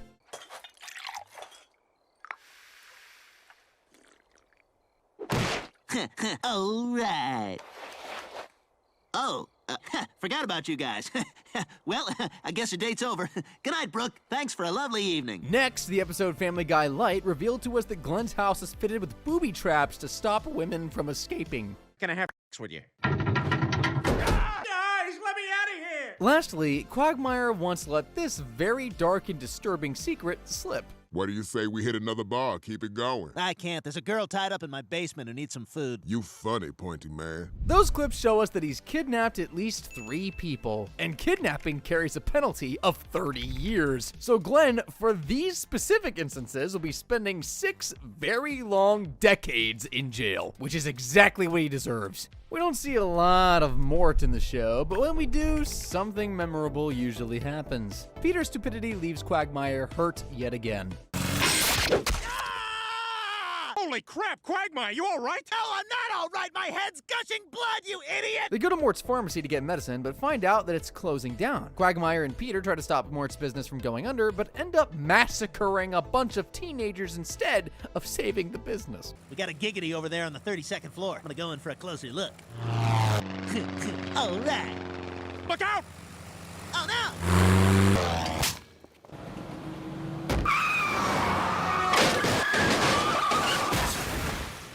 As that was an epic fail, they decided to just burn down the store and get the insurance money instead.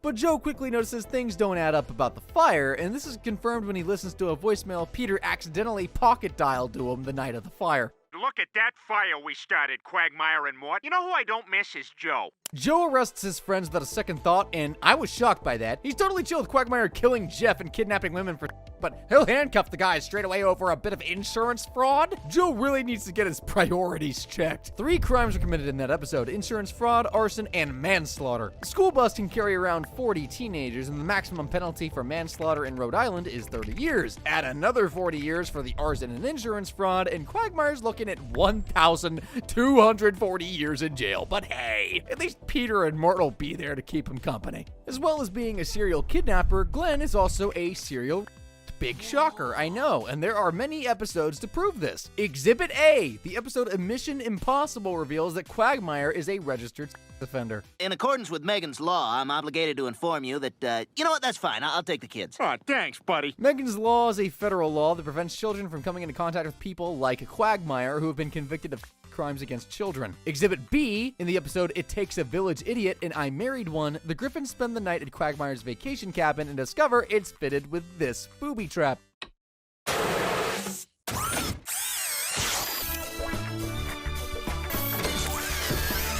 think the kids and Brian will need some eye bleach pronto. We also see Quagmire come across a tied-up junior high cheerleader in the episode. Peter Griffin, husband, father, brother.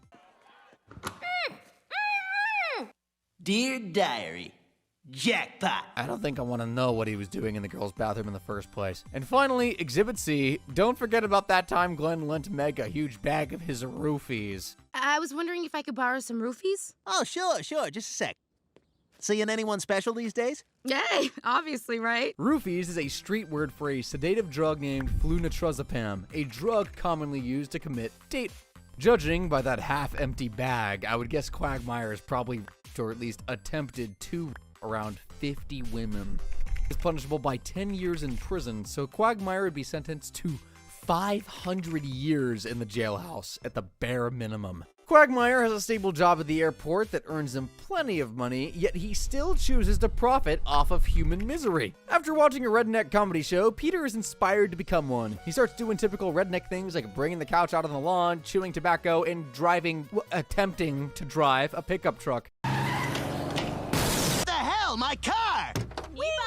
God damn it! Hey, come back! Please, jump on now! Okay, so my tie's a little rusty, so you're gonna have to forgive me here, but I believe Glenn is basically shouting, "Come back here, you I already paid for you." And those aren't the only women he's trafficked either.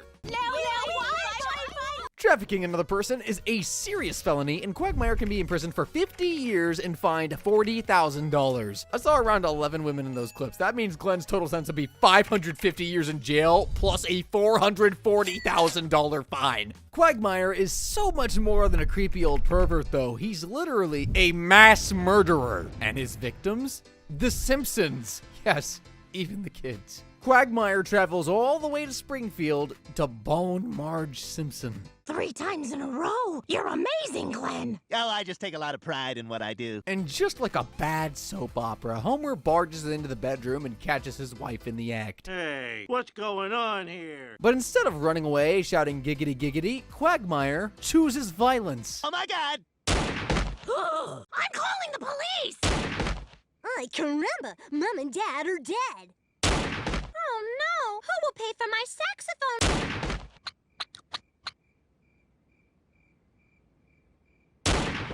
That pause before he decides to shoot baby Maggie was so sad. And here's a little secret about that scene. It was Family Guy's retaliation to The Simpsons posting a photo of Peter Griffin on a wanted poster for plagiarism. Fox actually banned the scene too, probably because it was too dark for TV. This pissed off Seth MacFarlane, who thought the channel was playing favorites between the shows. Anyway, enough of that. Let's get back to Quagmire. Murder carries a 25-year sentence in Rhode Island, which means Glenn will rot in jail for 125 years, forever haunted by the indelible image of the 3 little kids he killed. Altogether, Quagmire's total prison sentence is 3,413 years. That's certainly not worthy of a giggity giggity. I'm pretty sure getting locked up with Quaggy will just make his jail time even worse. So let's figure out how long Stewie's will be instead. Ever wondered what would happen if the residents of Quahog were subject to the real-life laws of Rhode Island? Well, I can personally tell you that Stewie Griffin's crimes are so evil, he makes Jack the Ripper seem like a model citizen. Oh, be ranking the little football-headed infant's crimes from petty misdemeanors to the most heinous offenses you could ever imagine. But you're probably wondering, how can a literal baby ever be charged with any crimes? Well, it's true that Rhode Island's age of criminal responsibility is 18, but as Stewie is a genius and smarter than most adults, Indeed. the judge will definitely be trying him as an adult. Let's begin with Stewie's drinking problems. While most people experience alcohol problems in their early 40s, there's multiple Family Guy episodes where Stewie, a 12-month-old baby, gets drunk. Oh, come on, man. I just had a couple of alcohol beers. I feel like dancing. Yeah. Mr. Duckford would like some quackers. Like, where the hell is this kid's parents? Like with most places on Earth, underage drinking is illegal in Rhode Island. If someone, probably Brian, ratted Stewie out of the cops, he would be forced to do 30 hours of community service and fined $950. Better smash open that piggy bank, little dude. No company would ever hire an infant, so for Stewie to earn money, it makes sense for him to try his hand at poker.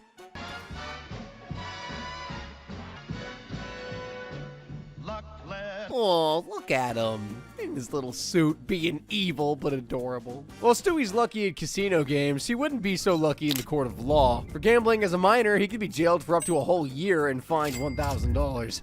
And Stewie's underage antics don't stop there. Take a look at this. Look, maybe you should slow down. Why? We're making good time! We're not even on the road. Huh? Yep, Stewie's also an underage driver. That Todd has places to be and will happily hop in a stolen vehicle if he's got places to be. But what would happen if the cops caught him? Well, the little guy could be facing up to 90 days of imprisonment, and he might also be banned from getting his license until 21. But I don't think anything could stop Stewie from getting to where he needs to be. So yeah, driving as a minor is already a crime in itself, but using your phone behind the wheel is just an even bigger no-no. Hey, you know what, Rupert? You know what I should do, just like as a goof? I should try to win those Justin Bieber tickets just so I can, like, tear them up or use them to go to the concert. Oh, it's ringing, Rupert. It's ringing. Oh, I'm too nervous. They're celebrities. You talk to them.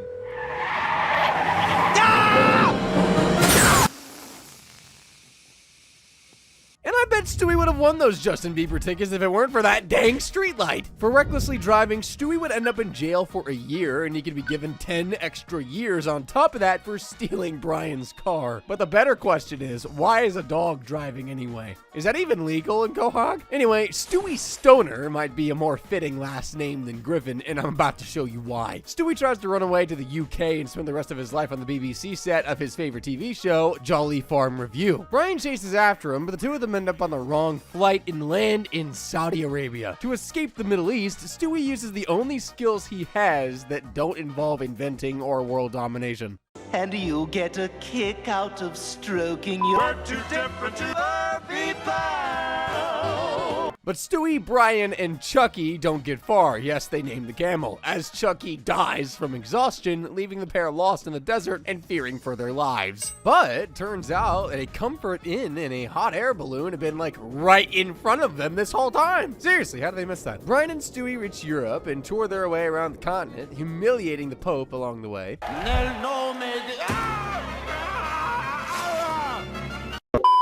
When they finally reach Amsterdam, you can probably guess where they headed first. I think the only reason we die is that... I know what you're gonna say, and I am so completely... Wait. Shh. The only reason we die is because we accept it as an inevitability. They're stoned off their heads. Lois and Peter must be at their wits' end trying to find Stewie. Ha! Nope. As a matter of fact, the couple are actually enjoying a night out at a Kiss concert, blissfully unaware that their baby is missing and on the other side of the Atlantic smoking pot. If those two don't win the Worst Parents of the Year award, I'm suing! Marijuana is legal for adults to possess in the Netherlands. As Stewie's under 18, though, he's guilty of illegal drug possession, and his little football head will get slapped with a fine equivalent to $2,500. He wouldn't get thrown in the Dutch Slammer, though, since weed is only considered a soft drug over there. You're lying if you're saying that you never flipped out crazy when you were a kid, but you probably didn't do anything this extreme. Hi, I'd like to return this keyboard. Was there something wrong with it? Well, it said it was designed for writers, but when I sat down to work, it just wasn't flowing through me. Do you have a receipt? No, can't you just look it up? Do you have the credit card you used to pay for it? Well, I actually paid using store credit for another return. Do you have the original packaging for the item? No, that's probably with the receipt.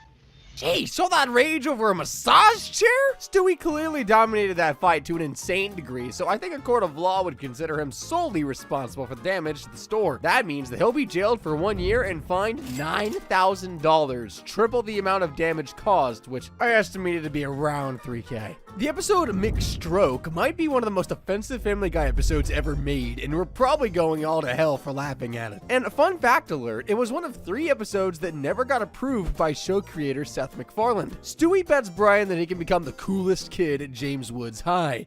All right, dog, here we go. Prepare to lose a bet, because I'm about to become the most popular boy in school. Excuse me, pardon me. Are you the cool children? Yeah, who are you? My name is Zach Sawyer. I just transferred here from rich, expensive, car-driving, sex-having high school. Wow, that sounds awesome. No, it's lame. Everything's lame. Wow, if he says one more cool thing, he's in. I wear long-sleeve shirts under short-sleeve shirts under long-sleeve shirts. Wow. Oh my god. You know, that long blonde hair actually really helps tone down Stewie's weird, distinctive head shape. Now that Zach Sawyer is officially the coolest boy in school, naturally, he goes on a date with the coolest chick in school. And yeah, prepare yourself, this next clip is gonna be super weird.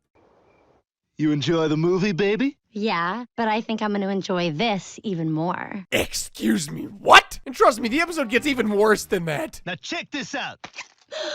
Oh my god. Yeah, I am ready for sex. I drank 8 gallons of water today. This baby's ready to explode. Is there more underneath, or is that it? I'm sorry? Zach, just get the hell out of my car. That's it? That was sex? Now that Connie knows Zach has a small duh, he's a literal baby, you frick! She tells everyone at school to humiliate the boy. What the hell's your problem? Hey, Logan, what's going on? What the hell is going on here? Nothing, baby. Well, yes, I have a baby. Well, for your information, I don't want a big I think they're messy. But creepy Connie does get what's coming to her at the end of the episode. And I apologize, but before I go, could I maybe have one last kiss? Well, I guess so. Look, this girl is making out with a baby, a nude baby. Hey! That's right. To hell with you all. I am who I am. I'd like to know how Connie even became a cool kid anyway. That outfit screams, I'm someone's middle-aged Christian aunt. Even Meg dresses better. Well, the biggest criminal in this episode was obviously Connie for trying to get it on with a fracking baby. Zach, aka Stewie, is guilty of fraud since he lied about his age and identity. Fraudsters in Rhode Island get thrown into the clink for 3 years, but I think Stewie would be down for that since spending time in the big house would reinstate his cool kid status. We should all know by now that Stewie has quite the violent temper, which sometimes leads him to brutally attacking his own family. Oh, do you want a hug from your big sister? Ow! This is exactly how it happened in the movie. How can you say this isn't like Hitchcock?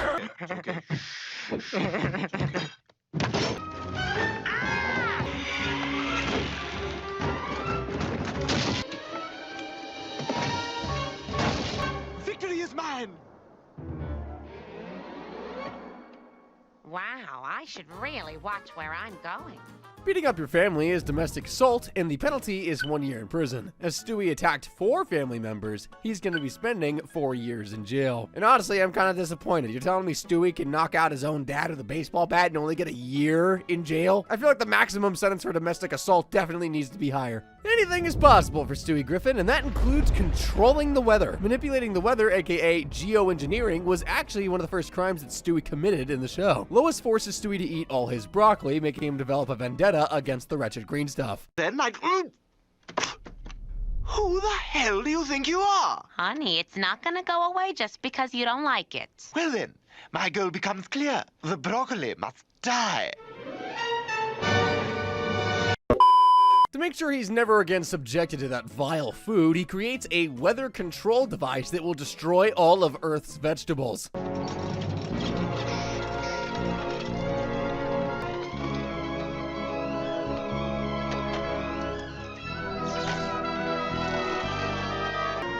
Fare thee well, broccoli.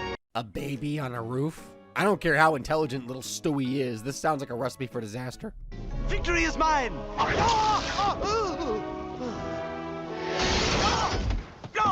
Damn it! Oh! And I was right. Hey, at least Stewie's massive head broke his fall. Anyway, messing with the weather is a serious type of environmental crime and strictly prohibited by the state of Rhode Island. Stewie will be fined $25,000 and locked away in the Quahog City Jail for 5 years. And I bet there will be broccoli on the prison menu at some point. Now, there's nothing quite like the bond between a boy and his dog. But when that boy is an evil psychopath and the dog is capable of speech, What the physical abuse is inevitable. Hey, Bri? Yeah? There's glass in my eye! Oh, son of a... Ah! And that's not even the worst attack on poor Brian. Check this out. Getting real tired of you ducking me, man. Yeah, you got money to pay for fake mustaches, huh? Yeah. How much you pay for that fake mustache? $2.99. Stewie, listen, this is crazy. You got... Oh, my God! Stewie's abuse of Brian was the most shocking thing for me when I rewatched the show. Like, I always thought Brian and Stewie were supposed to be the best buddies. Nope. Apparently not. As if causing grievous bodily harm to Brian wasn't bad enough, Stewie also wreaks havoc on other innocent animals, including new Brian. Rupert humped him for 2 hours yesterday. He just laid there and took it. Did he? Yeah. And now every time you're sleeping with him, he's gonna be thinking of me.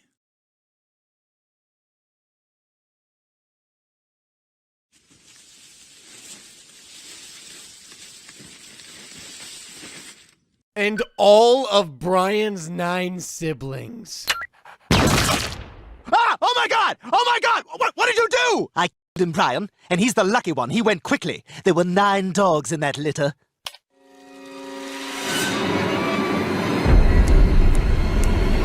I actually think torturing normal animals is worse than torturing Brian. I mean, at least, hey, he's got the mental capacity to talk and defend himself. Torturing, beating, or killing any animal results in a 2-year prison sentence. And like, come on, Rhode Island, that penalty needs to be way higher than that. So those clips alone should earn baby Stewie 24 years in jail. He'll also be banned from owning any pets in the future, obviously. And it's very likely that animal protection authorities would remove Brian from the Griffin household and place him up for adoption. I wonder who would adopt him. Maybe like Joe and Bonnie or the Clevelands? I don't know. Let's recap for a second, okay? We're only halfway through the video and Stewie has already earned himself 4 decades in prison and he's 12 months old. His days are supposed to be spent drinking milk and trying to eat his own feet, not being a menace to society like this. Anyway, if you thought Stewie torturing Brian and beating up his own mother was bad, just listen to these next crimes. They're downright despicable. We can all agree that Stewie steals the show more so than any other character, but the little guy has also stolen items such as plutonium.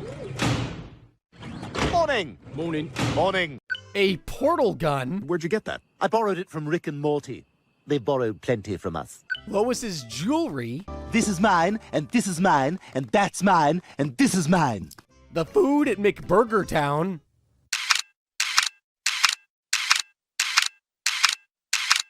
And Meg's heart. And now I shall continue the prayer. Kali Ma! Kali Ma! Kali Ma! Hum Nam Shivai! Hum Nam Shivai! How is Meg still alive after that? Seriously, all the abuse she's endured in the show must have made her immortal. For stealing all that stuff, Stewie could get handed a 5-year prison sentence. That's 1 year for each account of theft. Remember that time Brian and Stewie ran a brothel? Brian and Stewie opened a bed and breakfast, but soon noticed something's a little off with their clientele. Hi, we're checking out. Just charge my card. That's weird. That's the 5th couple to check out after only an hour. Hi, we'd like a room, please. Wait, I'm sorry. Weren't you just here a moment ago with a different man? Oh, crap. Seeing this as a golden opportunity to make mountains of cash, Stewie rounds up some local to work for their hotel directly. Brian? Brian. What's all this? This, Brian, is called diversification. You see, if our guests insist on bringing into our B&B, we might as well provide the women, too. What? Stewie, we're not going to become pimps. Are you sure? I'm sure. The answer is no, so don't bother flashing a wad of money, because there's no way I'm going to change my answer in the middle of this sentence. Okay, maybe we could try it out and see how it goes. Stewie and Brian's first day of being pimps has only just begun, and there's already a long line of needy men outside. This was almost going to be their most successful idea ever, but the spoiled it for them. We just realized we can keep all the money, take your house, and try to do anything about it. All right, we're just going to step outside and figure out a counter.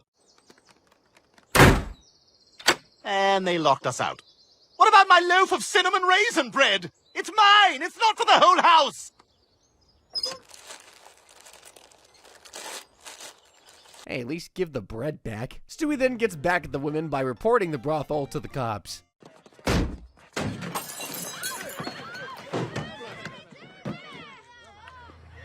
I wouldn't eat raisin bread in real life, but that actually looks kind of tasty. Anyway, but what would have happened if Stewie and Brian were outed as the brothel's pimps? Rhode Island is a bit behind the times, so prostitution is still illegal. Sure, Stewie and Brian are prostitutes.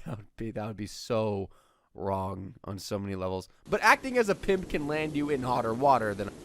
And Stewie could be sentenced to 5 years in prison. Can you imagine what Lois and Peter would think seeing that? Their 12-month-old son getting locked away for the very grown-up crime of operating a brothel. Have you seen that video of Karen calling the cops on someone for selling lemonade? Well, I wish she would have got Stewie's lemonade stand shut down instead. Hey, you there! Buy this yellow drink. Hey, Prego. Prego. Hey, I'm talking to you, Tubby. Talk about rude! As verbally abusing people into buying his lemonade hasn't worked, Stewie decides to take on a more physical approach. So we had to do it the hard way, hmm? $6! Nice looking wife you've got. Maybe I'll look her up while you're in the hospital. Don't forget your lemonade. Dude, with inflation these days, $6 for a small cup of lemonade seems like a bargain. Am I crazy for thinking that? Battering that guy to a pulp is, well, battery. And the crime could land Stewie in jail for 20 years. I still can't believe beating up a stranger can get Stewie decades in prison, but assaulting a family member gets him only 1 year. He'll also be given a $1,000 fine, and unfortunately for him, I don't think his lemonade stand profits are going to be covering that. Stewie actually does have another go at his lemonade stand in a later episode, and he's actually quite polite on his best behavior. Too bad Chris ruins it for him, though. That'll be 10 cents. Chris, pour the man his lemonade. I can't! The lemonade tricked me and got away! Lemons are God's children! Stewie loves to destroy things, and when he hasn't gotten a high-tech laser at hand, he'll get rid of things the old-fashioned way, with fire. But in the episode Absolutely Bambulous, Stewie's temper went way too far, and he almost ended up himself and his entire family. Stewie wins a medal at the Quahog Preschool Toddler Games, adding yet another award to his wall of glory. Pissed that Stewie keeps bragging about his win, Brian breaks the truth to him about all those prizes that he's won. You didn't win anything. It's a participant medal. They give them to every kid with a pulse. Like every other medal or award you've ever gotten, it means nothing. Poor Stewie runs upstairs in tears and is even more heartbroken when he discovers that Brian was right. Every award on his wall of glory is a sham. He takes out his rage in the only way he knows how, engulfing the whole house in flames as a result. You won't make a fool of me any longer. Oh, no! Looks like everyone got out safely. But oh no, Chris is still inside. Luckily, friendly old Herbert is willing to risk his life to save the young boy's life.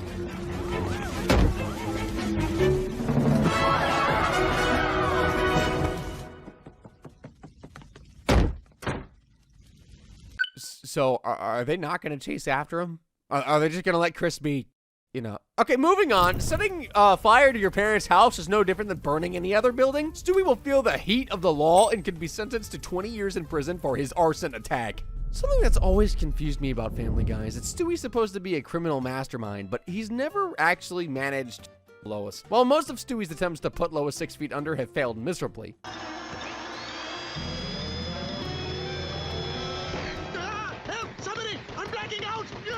He did nearly enter for good in the two-part episode Stewie Lois and Lois Stewie. It's Lois's birthday and Brian gives her 2 tickets for a cruise. She invites Peter, enraging Stewie, who just wanted a little bit of sophistication in his life for once. After Brian laughs at him for every failed attempt to hurt Lois, Stewie vows to sneak aboard the ship and mother once and for all. Meanwhile, Lois's trip of a lifetime is being ruined by Peter acting like Peter. Peter! Hang on, Lois. Don't ruin it. All right, so we're driving up to get this abortion, and we get to the abortion clinic, and the abortionist has one hand. Peter, for God... I'll tell it. So I turn to Lois and I says, you want to get an abortion here? You want to get an abortion with the abortionist having a stump hand? We can't get an abortion here. So we turned around and went home, and 2.5 months later, our daughter Meg was born. The embarrassment is too much for Lois to bear, so she walks out onto the deck to be alone. Or so she thought. Hello, Mother. Stewie? How did you get here? Oh, there's a very simple answer to that. You drove me here, Lois. What are you doing with a gun? Something I should have done a very long time ago.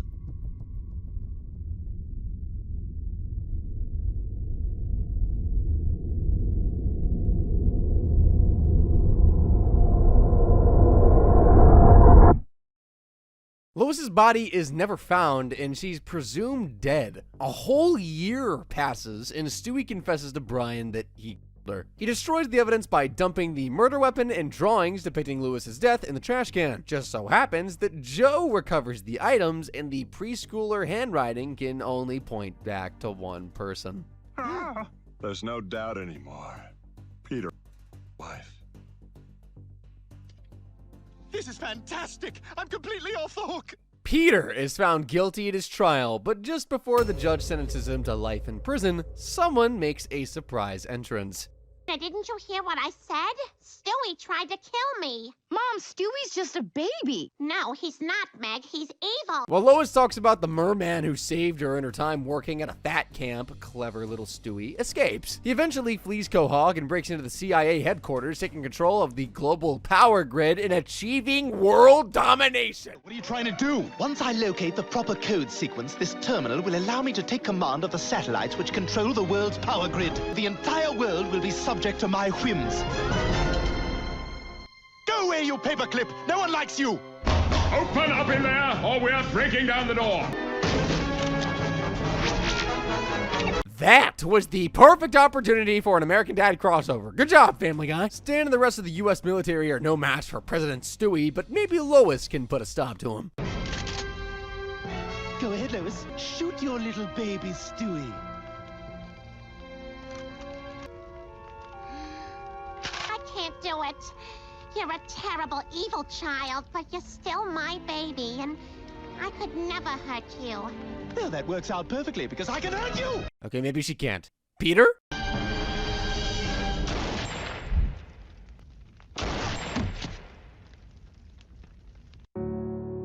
What a horrific year it's been for the Griffins. I mean, seriously. It's a really good thing that none of it ever even happened. Turns out everything was just a computer simulation Stewie created to feel what it would be like to kill us. But if we imagine all those events really did happen, Stewie would be getting 20 years for attempting to murder his mother, but I bet it would be totally worth it for him. While a normal baby might snatch a toy car away from another baby, Stewie once stole a real car from a grown adult. At gunpoint, too. The Griffins are having a yard sale, and Brian accidentally sells Stewie's most beloved possession. Give you $1 for this. Sold. Brian, where's Rupert? I just left him here to watch my things. Uh-oh. Brian and Stewie begin the search for Rupert. Using DNA from the dollar bill he was sold for, they track down the teddy bear's new owner, Stanford Cordray. The duo hitchhike all the way to Colorado to find the guy, but must get over the mountains to reach Aspen. Luckily, they're able to rent a helicopter after Stewie's stellar performance with Gene Kelly.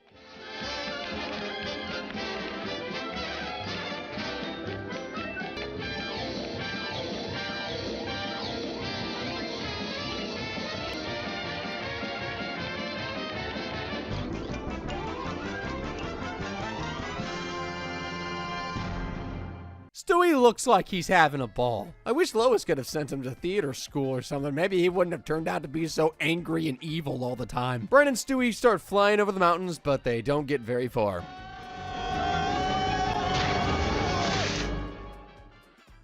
Brian was only like a few inches away from smashing his groin on that rock, dude. Ouch! The pair walk the rest of the way to Aspen and finally track down Stanford, who has gifted Rupert to his son. Instead of just, you know, asking for his teddy back, Stewie decides to give the kids second-degree burns. You're not really over Rupert, are you? No. That's what I thought. Oh, crone! The two of them and Rupert make a break for it, but they can't escape Aspen on foot, which means there's only one thing to do. Get out of the car! Get out of the car right now, man! Oh, dear. Get out of the car! Do it! Go do it! Get out of the car! That guy was taking his sweet time. Like, hello, do you not want to get shot? For carjacking, Stewie could be locked away for 30 years in the Quahog City Jail. Normally, carjackers get 10, but since a gun was involved, the sentence increases. Family Guy is notorious for its wacky, dark humor, but in the episode The Wolf on Wall Street, something happened that even I wasn't expecting from the show. After seeing Stewie's stock market investments pay off, I was sick of waiting my turn outside the supermarket, so I bought every coin-operated horse in town. I assume you're on the unicorn? You know me well, sir. Brian has a go at investing too, but ends up getting involved with a super shady protein shake company whose secret ingredient is... They're made of dog meat.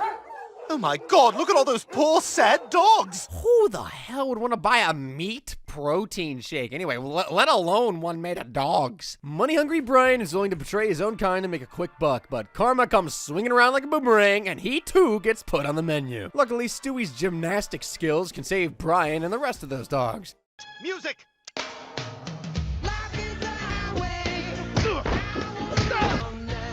Oh no, he knows Gymkata. Everyone run for safety over by those uneven bars. Bad idea, buddy.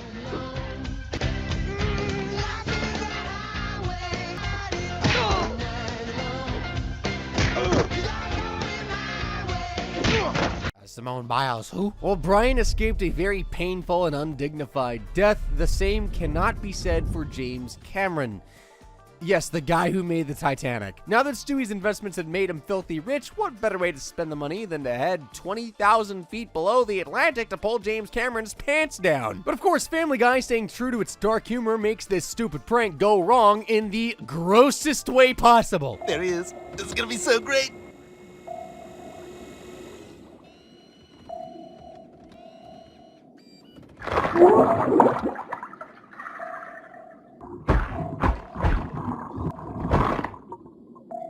Yeah, we can only hope that James Cameron never watches Family Guy. Although Stewie didn't intend for James Cameron to die one of the worst deaths imaginable, he'd still be guilty of manslaughter and could be looking at 30 years in prison. That's almost as old as the Titanic movie itself. Stewie is an impressive little inventor, and his best, or should I say worst invention by far, is the mind control device. I wonder what poor soul will fall victim to this evil contraption.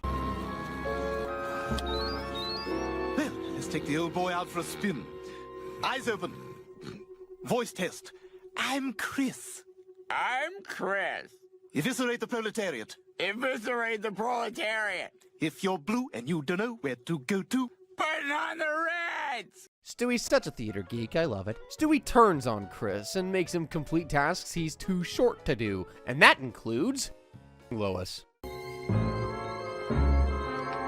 But just before she is hacked to death with an axe, this happens.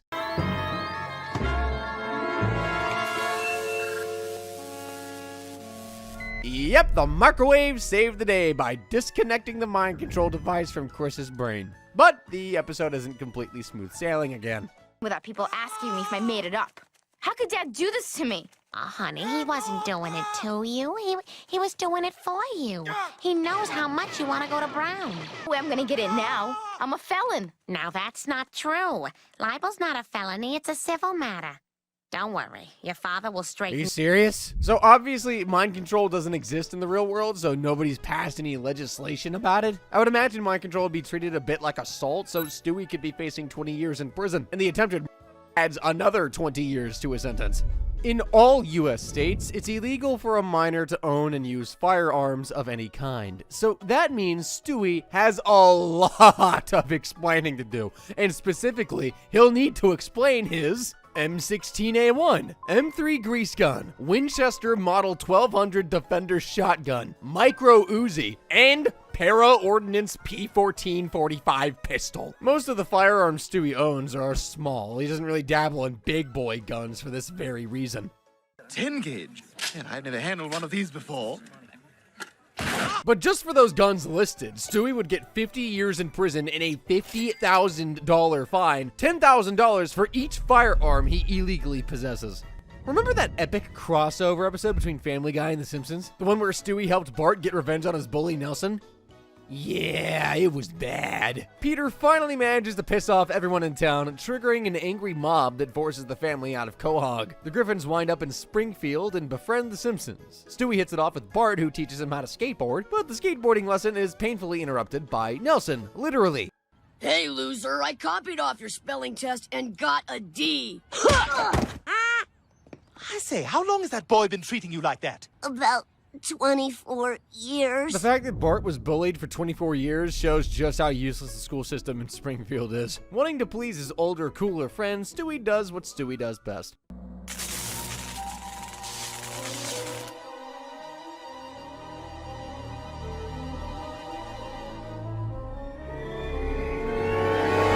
That's a clown I painted, so you know I'm truly insane. Stewie has all those torture devices, but he only really wants to do one silly thing to his victim. Because you're going to eat my shorts. Oh my God. Ew! I wonder if Nelson actually swallowed those shorts. That cannot be good for his digestive system. When it's time for the Griffins to head back to Quahog, Stewie has a little surprise gift for Bart. You kidnapped him? I kidnapped all your enemies.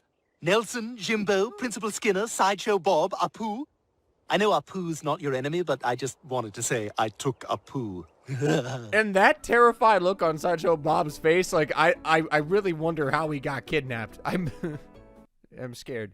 Bart is not impressed, since he's not, you know, a psycho like Stewie is. He lets his enemies go and cuts his new friend off. Stewie, I don't think we can be friends. You freak me out.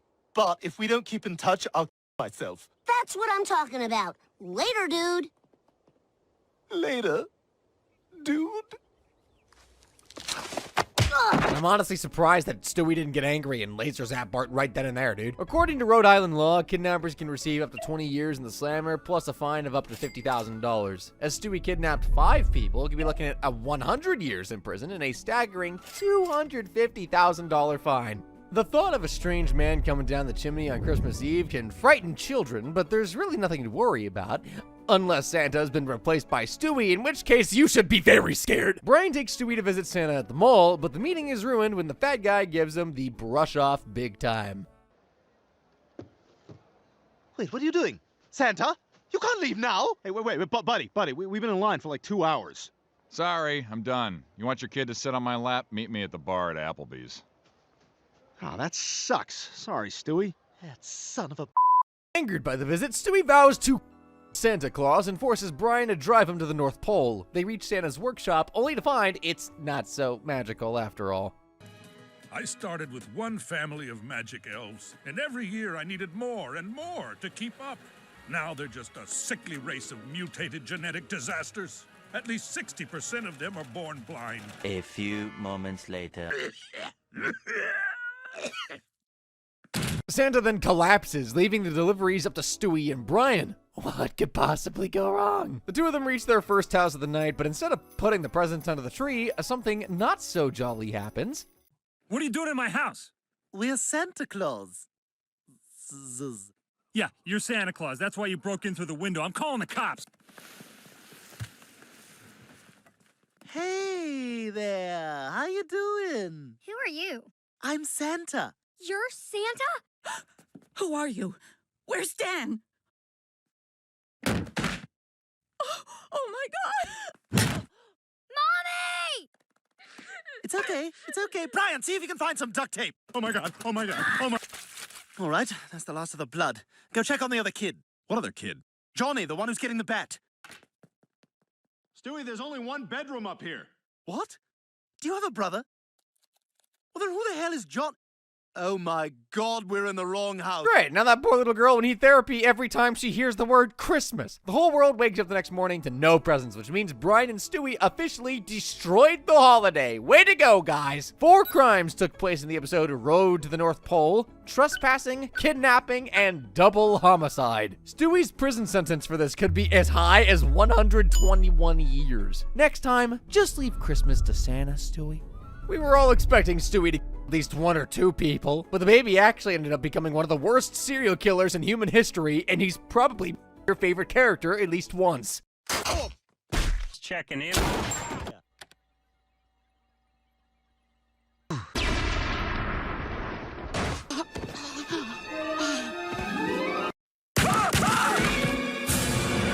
Oh, my legs! Now I'm gonna have to spend the rest of my life in a wheelchair. No, you're not. All those people is very much a terrible thing to do. There are 3 episodes of Family Guy where I think we see Stewie Griffin at his worst. Halloween on Spooner Street was Family Guy's very first Halloween special. In this iconic scene, I think we look hot. Totally hot. Ugly. overshadowed a diabolically evil act Stewie committed that night. All right, you undead bastards, time to send you back to hell! Yep, Stewie just maimed dozens of innocent trick-or-treaters. But the 2 worst acts of terror occurred in the same episode, Mr. and Mrs. Stewie. Stewie meets his match made in hell, a little girl named Penelope, who is just as evil as him. You there. Would you like a piece of candy?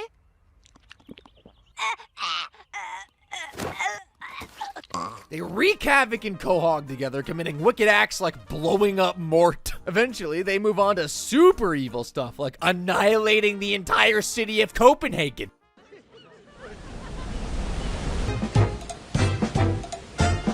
Roaring, twenting, paddle waving! That was a 1920s themed tsunami, and nuking Asia and Europe, obliterating millions of people and turning landmarks to dust. I say, we're on quite a run. The Great Wall of China, bombed the Eiffel Tower, and look at this note I sent off. Up yours. Love, India. Let's see what happens. Brian thinks Penelope is a bad influence and tells Stewie to break up with her. Pissed, Penelope orders Stewie to kill Brian, and when he refuses, she takes matters into her own little evil, sinister hands. Step aside. Penelope, I can't let you do this. I can handle this myself. All right, Stewie, tag in.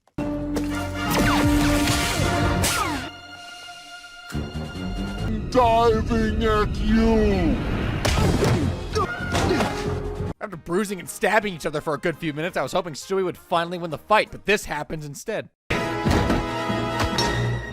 Stay away from my dog. I shall, but just one thing. What?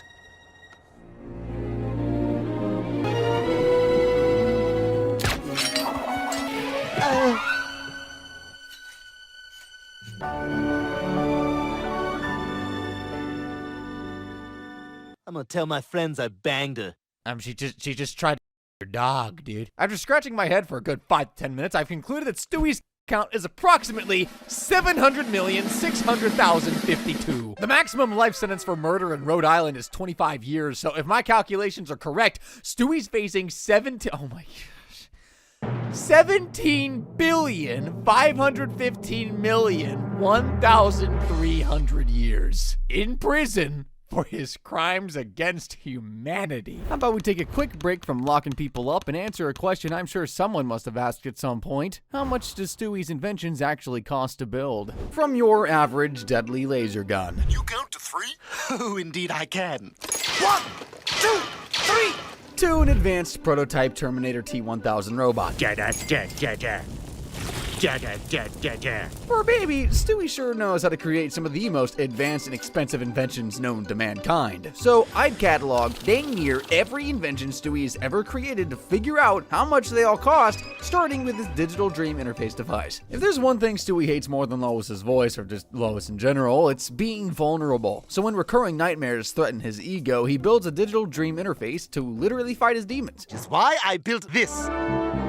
What the hell is that? It's a digital dream interface. Sounds like overkill. For Stewie, it's just a Tuesday. Besides, after failed attempts to cure his phobia, like dressing Chris as Frankenstein's monster, the dreams are only getting worse. Desperate to sleep without fear, though, his plan was to have Brian dive into his dreams Inception style. This isn't a job for the meek, Brian. You get in there, you've got to be hard. Okay, well that felt intentional. You're probably wondering what could lie in the dream world of a mad genius baby like Stewie. Well, here's what Brian finds. A surreal hellscape featuring Glenn Close bonding with him over fart jokes, a petting zoo with very inappropriate animals, a syringe-wielding Dr. Hartman, and a literal monster that's been ruining Stewie's beauty sleep.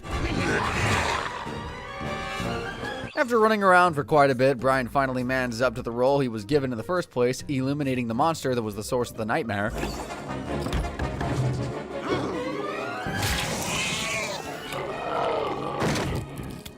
So it turns out the monster isn't just any monster, it's just a manifestation of Stewie's fear of disappointing Brian. Why am I the source of your fears? Maybe this means that deep down, the thing I'm most afraid of is disappointing you. Awkward. I must say, I feel like this is the first time Stewie's invention actually worked without a hitch. With the major components involved in Stewie's invention being neural interface technology and dream simulation software, both of which are far ahead of our time, I had to do a lot of, let's call it advanced theorizing. Comparing Stewie's device to similar tech in various movies and TV shows, I estimated it cost about $2 million to build it. A little pricey, but worth it to get rid of the horrors of the night. Speaking of horrors, up next on this sci-fi roller coaster of inventions is one that'll make you shiver in fright and a little disgust. It's the fertilization machine. Stewie has never met a line he wouldn't cross, but this time he pole vaults over all of them in a single bound. He had children with Brian. Yeah, okay, I know it sounds really bad, but trust me, it gets worse. Stewie was starting to feel a little bit of distance growing between him and Brian. Maybe another time, Stewie. There he goes again. He's being so standoffish. I don't understand. After this happened a couple of times, Stewie comes up with a bright idea that kids tend to bring couples, or in his case, best friends, back together. In his defense, it is one of the tested ways to tie down a man. Now, people would think adoption would be the only way to go given the circumstances, but not Stewie. He wanted it all natural, little freak. We used to be that happy. Wait a minute. Joe and Bonnie never used to spend time together until they had Susie. Babies save relationships. But since Brian would obviously be against said natural way, not that it matters since Stewie's a guy and a fracking baby, Stewie figured he'd get Brian's DNA by inviting him to a dinner playdate. We should talk about having a...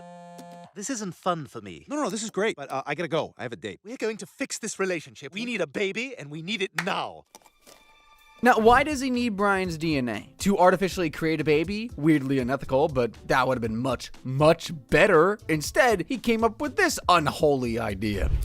All right, Rupert, the fertilization device is complete. This will impregnate me with the child that will bring Brian and me back together. Yeah, you heard right. I wish you hadn't, but you did. The mad lad actually went through with the process too and succeeded. If you were horrified by the thought of it, imagine how Brian felt when he heard the news. We can't have a baby, Stewie. You have to get rid of it. Get rid of it? I can't believe I'm going to say this, but I totally agree with Brian. Whatever's baking in that oven cannot be good. But Stewie was adamant on keeping it, and he went through that whole pregnancy shtick to prove it. You look a little young. How old are you? 15. But he didn't force himself on me. I wanted it too. Well, that's the important thing. I guess anything goes with Quahog Healthcare, even pregnant male babies. I'm sorry. I need a minute. Stewie, on the other hand, was having the time of his life. Real good things must come to an end. Thank frick. And for Stewie, it was when childbirth came a-knocking aggressively. Careful, don't get anything on the seats. Oh, God, I think another one's coming! And they're coming out of everywhere! That birth scene must have been a pure body horror, clearly a step too far for even Family Guy to show. The babies are grotesque mashups. One's blind, another's deaf, and then one is just off. It's a complete mess. Anyway, for some reason, Brian decides to give the whole parenting thing a try. That only lasts for a while, because let's face it, parenting is hard and sucks sometimes, especially if you're raising a bunch of deficient mutants. I can't take this anymore, Stewie. I gotta get out of here. What? Where are you going? Stop doing that! Eventually, they actually got around to doing the one thing that would have solved their distancing problem a long time ago instead of the whole prego shenanigans, just talking about it. I thought if we had a baby, it would bring us closer together. What? I was only distant because you've been so moody lately. Who would have thought that simple problems required simple solutions? In the end, they got rid of the babies and they went on with their lives. As for the fertilization machine, never heard of again. And hopefully, it remains that way. The cost, though, would definitely be running up in the millions. Artificial insemination devices reach about 50 grand, depending on how sophisticated the tech is. Then the closest thing to a DNA modification device would be the CRSPR, used to cure sickle cell by editing DNA. That goes for about 2.2 million. So, as it stands, to reason that a fertilization machine capable of combining combining both properties flawlessly would round up to roughly $2.3 million. Now, with all that craziness with baby making machines out of the way, it's time to focus on cool inventions I could actually like to use, like Stewie's rocket skis. Stewie has built many things, from time machines to mind control rays, but few of his inventions are as gloriously unnecessary as his rocket-powered skis, designed for one purpose and one purpose only: cheating in a ski race to win back his beloved teddy bear Rupert. The whole mess starts when Brian, in a moment of sheer indifference, sells Rupert at a Griffin family yard sale. Give you $1 for this. Sold. Brian, where's Rupert? I just left him here to watch my things. Uh-oh. Stewie naturally loses his damn mind because if there's one thing this megalomaniacal baby loves more than world domination, it's his stuffed bear, in a kind of creepy way, but hey, I ain't judging. After tracking Rupert to Aspen, Colorado, Stewie and Brian face off against the new owner in a winner-takes-all ski race. The stakes: if Stewie wins, he gets Rupert back. If Stanford wins, he keeps Brian. Whoa, when did we get Brian involved in this? What do I get if I win? My dog. What can he do? If you put peanut butter anywhere on your body, he'll lick it off. All right. That sounds, interesting. So, of course, any middle-aged pervert would agree. The race is on, knowing he's at a disadvantage because, you know, he's 1 year old. Stewie does what any self-respecting evil genius would do. He cheats. Oh, wait, I totally have rockets in my skis. Behold, rocket-propelled skis! I don't know what that was. Kinda curious how he managed to fit all that propulsion system in a flatboard, but I'll just roll with it. Considering the smallest rockets in existence are capable of launching small payloads into low Earth orbit, and those can cost anywhere from 250 grand to several millions of dollars, it's safe to say Stewie's integrated version would cost about $2 million a pop. I just sit back, relax, and watch my progress. Tea, sir. Oh, thank you, Crone. Just when I thought a collapsible rocket on a ski was a bit too far-fetched, turns out it comes complete with transformable heated ski lodge attachments and a personal butler named Crone who serves tea mid-race. Because why not? Now, lodges don't come cheap, especially ones that can fit into a ski. While a typical one would cost about 100 grand, this must surely be at least 4 times that amount. Then there's the butler who nets an average of $600,000 per year on average. Holy frick, I'm in the wrong business. A lot of money for the price of comfort, if only he focused on the race a bit more. Oh well, it's true what they say. Cheaters never prosper, unless you double down and cheat some more. Oh, Crone! Well, all's well that ends well. Stewie got Rupert back, and Brian didn't have to live with another family. Everyone's happy. Maybe except for the blind little kid, but the show's not about him. So between the $2 million integrated rockets per skis, and the $400,000 collapsible heated lodge, and the high-end butler on a 600 grand per year payroll, Stewie's rocket skis would cost a huge sum of $5 million. Does not sound worth it, but what do I know? I'm not an evil genius baby man. Speaking of genius, if there's one thing Stewie has over the rest of the Griffin household, it's a superior intellect. The football-shaped head that comes with it, though, not very flattering. So it's only natural the little kid would do anything to protect his biggest asset by inventing something as ludicrous as this. A gene-altering device. Sounds overboard, I know, but hear me out. It all started with Brian wanting to make Stewie feel bad about his smarts. I should just let you enjoy your superior intellect while you still have it. Did you think you were the only smart baby in this family? Chris and Meg were just as smart as you were. But once a Griffin hits puberty, they turn into a full-blown bozo. Now, this was just a harmless prank on Brian's part to get back at Stewie for always lauding his genius over him. But of course, Stewie didn't get the hint and took it a bit too seriously. This is my new invention, a gene-altering device. Since things had gone this far, Brian couldn't exactly come clean about his prank, but he did try to point out how Stewie was being a bit dramatic about the whole thing, like that would have done anything to deter the baby. In the end, Stewie used the machine and it actually worked, just not in the way he intended per se. Did it work? Doggy. Yeah. So taking out the Griffin DNA in him ended up turning him into an actual baby. Terrible, but good for Brian since he didn't have to deal with the old condescending Stewie anymore. He proceeded to milk out as many days as he could before actual baby Stewie started getting really annoying. He finally brought the baby back to reverse the gene alteration, except he knew nothing about the machine and kept getting results like these. No. Oh, he's gonna hate me for changing this one. And it went on and on and on for a while. Now, I'm no tech expert, but maybe he could have checked to see if the device was on shuffle or something. After a few more button pushing and seizure-inducing flashes, he landed on the worst alteration of all. You wouldn't believe who Brian went to get help from. Chris, of all people. Needless to say, he regretted that almost immediately and decided to take matters into his own hands. The fastest way to fix a problem is to go back to before the problem existed. Easy peasy. Wait, Stewie's time machine.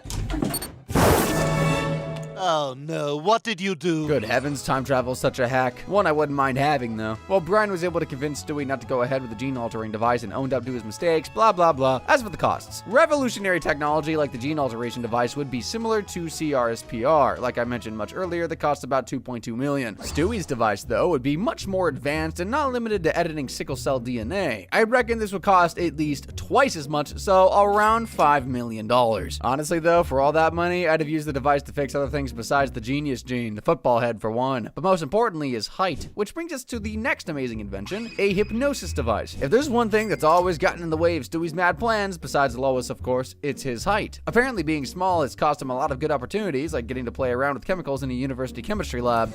I say, it's like the spice rack in my fantasy kitchen. Hold on, little fella. This is just for big people. Even more painful for him was the time he lost out on a sweet deal during a weapons auction. Super mega death raid.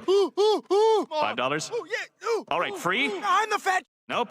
Okay.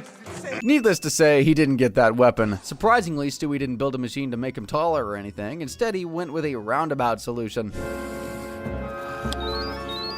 I'm Chris. I'm Chris. Why bother with a growth machine or heck an elixir when you can just harness your brother's height with a hypnosis device? Surely nothing could go wrong there. And you gotta admire the makeshift jetpack. Making one out of a can of air freshener spray, a few balloons, and all the components that tied them together is nothing short of ingenuity. While others waste thousands, if not millions, trying to build one of these things, Stewie's was just a DIY mashup that cost no more than $500. Anyway, with Chris as his tall lackey, Stewie can now do tall people things like he always wanted, like shopping for a buzzsaw. I require a hand-operated buzzsaw capable of cutting through a human sternum. What? For blast, what the devil do they study? Latin class. No adult in his right mind would sell a buzzsaw to a kid with such an excuse. Maybe if he was buying a gun or something, I don't know. Moving on. So that plan failed miserably, but somehow he was able to still get Chris's hands on an axe. Can you guess who he was going to use it on?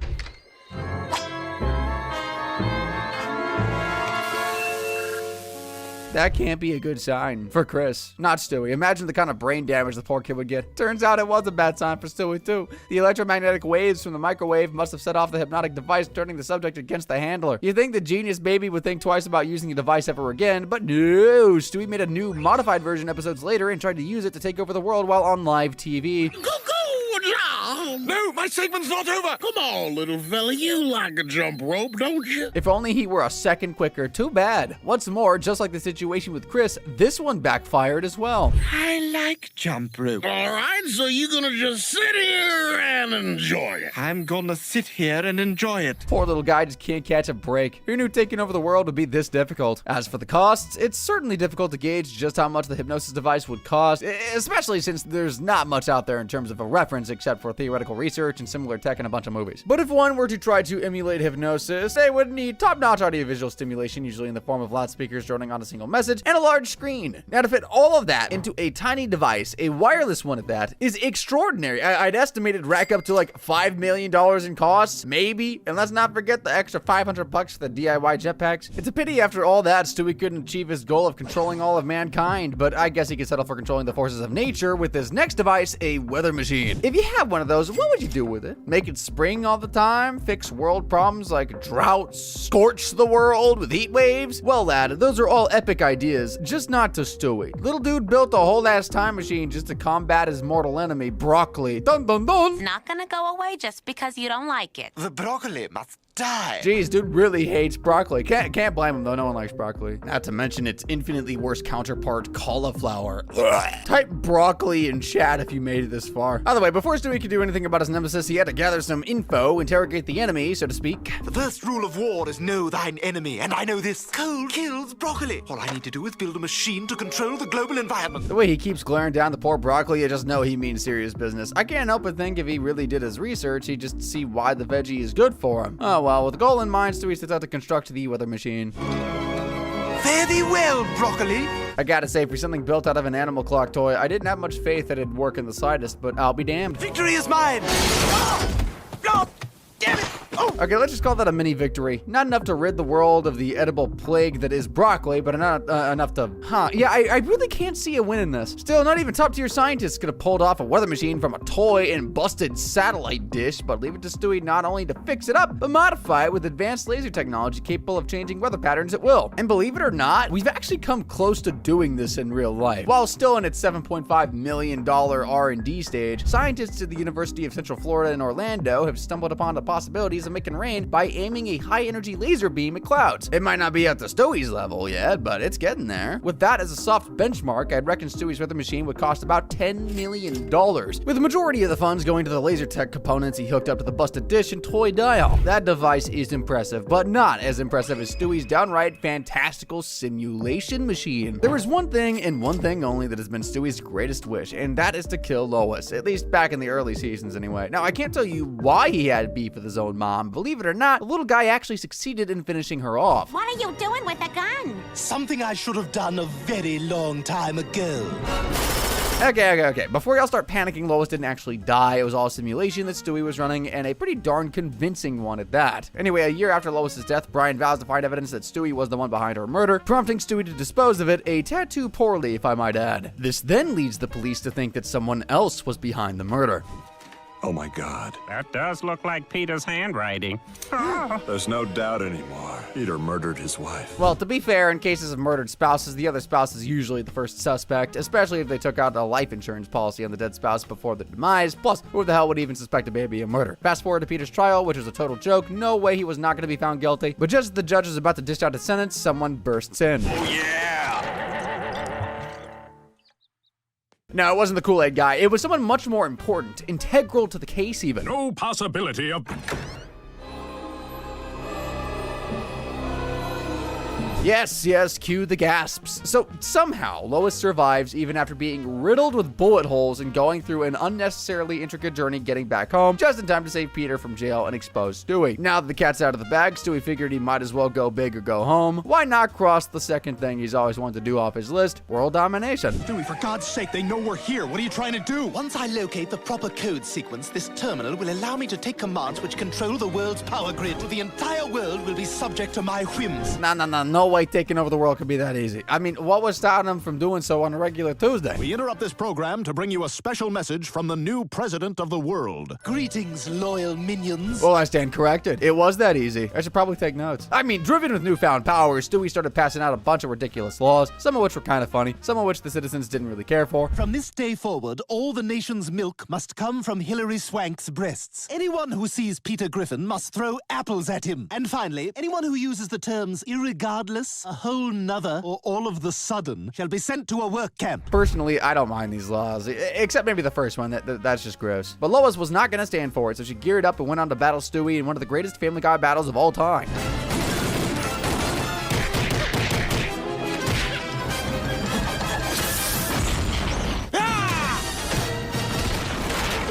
Even after such a grueling battle of survival, Lois didn't have it in her to kill her baby, and Stewie knew that and took advantage of it. However, there was one person who had no qualms with dispatching an infant. Dang, not even a moment of hesitation towards unaliving his own child. Although, when you consider the fact that the child in question is a maniac, it might have been a good call, which also meant game over for Stewie. Or should I say...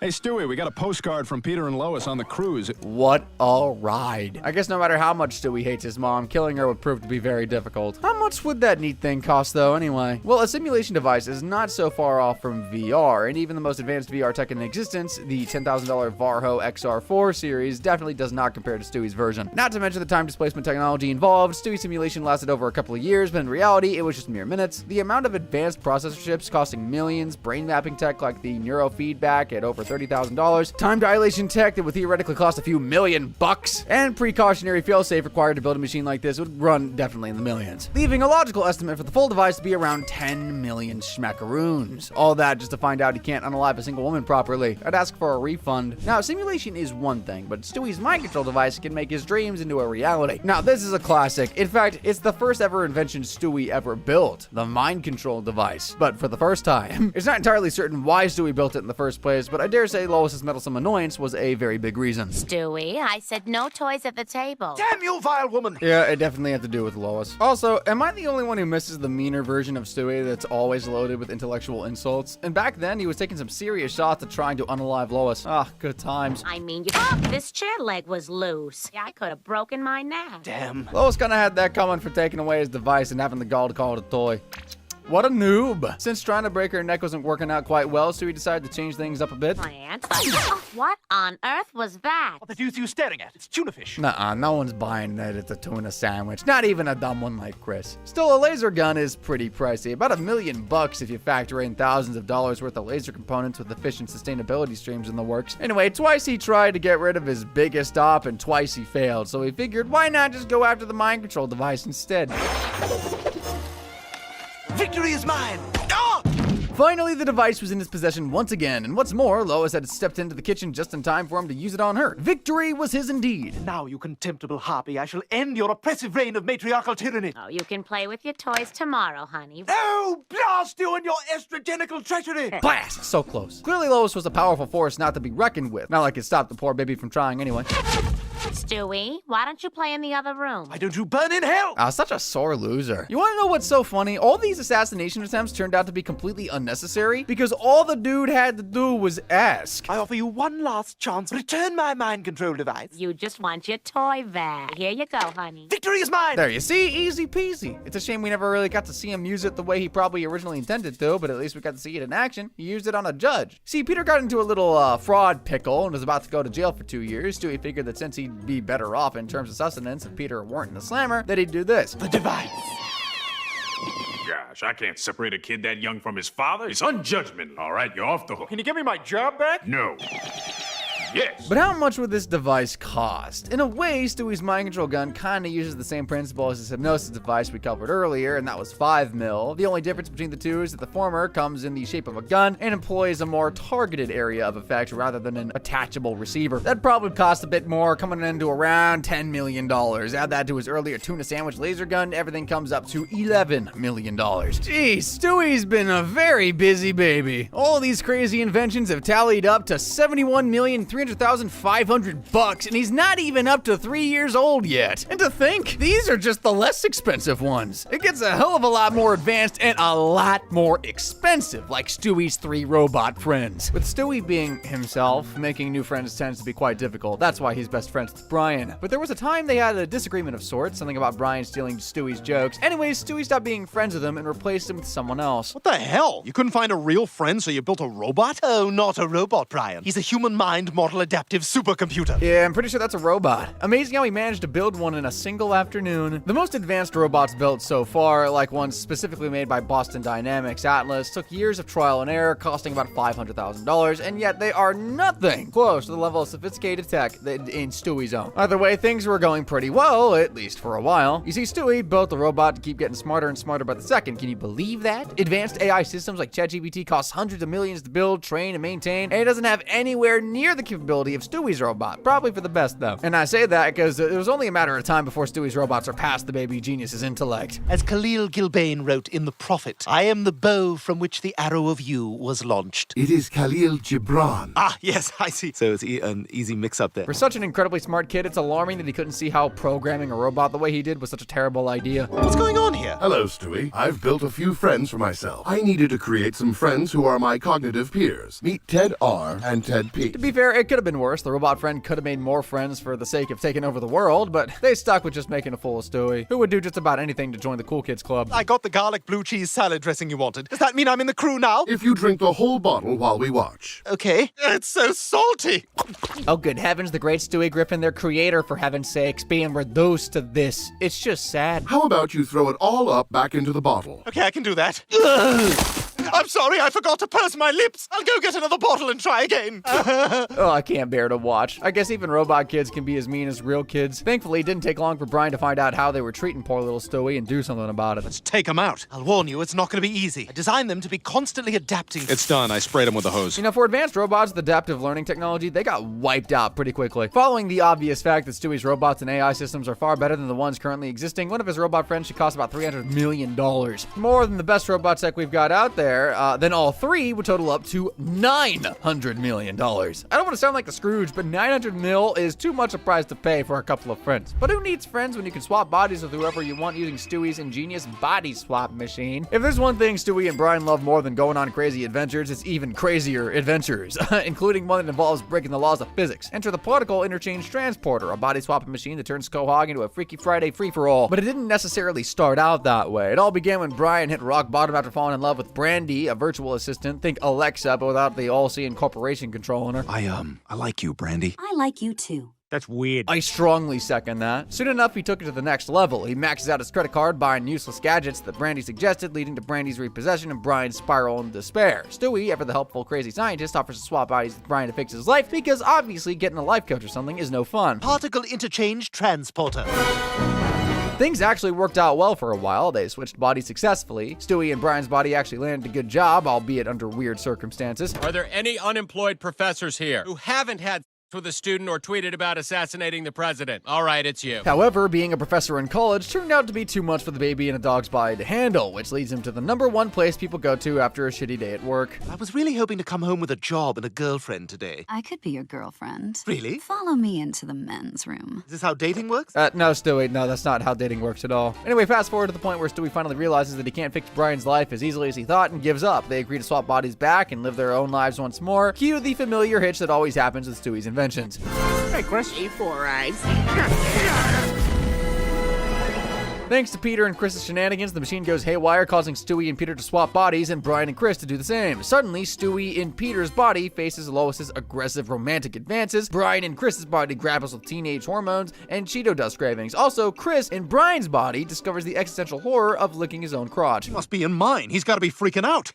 What the hell have you been complaining about? Good heavens, he's actually enjoying it. I'd say things couldn't get any worse than that, but I'd be lying. The already damaged machine malfunctions after a car chase involving Stewie's former prostitute friend and her pimp, long story, then zapped the entire town into swapping bodies. Quagmire swaps to the gerbil, it's a thing. Bruce and the Kool-Aid Man trade catchphrases, you get the picture, everything's all wacky. What the hell? Am I doing them a deal? Oh, Lord, this time I'm gonna need a chainsaw. Meanwhile, Lois, oblivious to Stewie being in Peter's body, nearly traumatizes her own son with her, let's say, sexual enthusiasm. To reverse the chaos, Brian in Chris's body climbs a cell tower to get struck by lightning. It's not as suicidal as it may sound. How do I do that? You're an atheist. Offend God. Hey, God, you can't say that.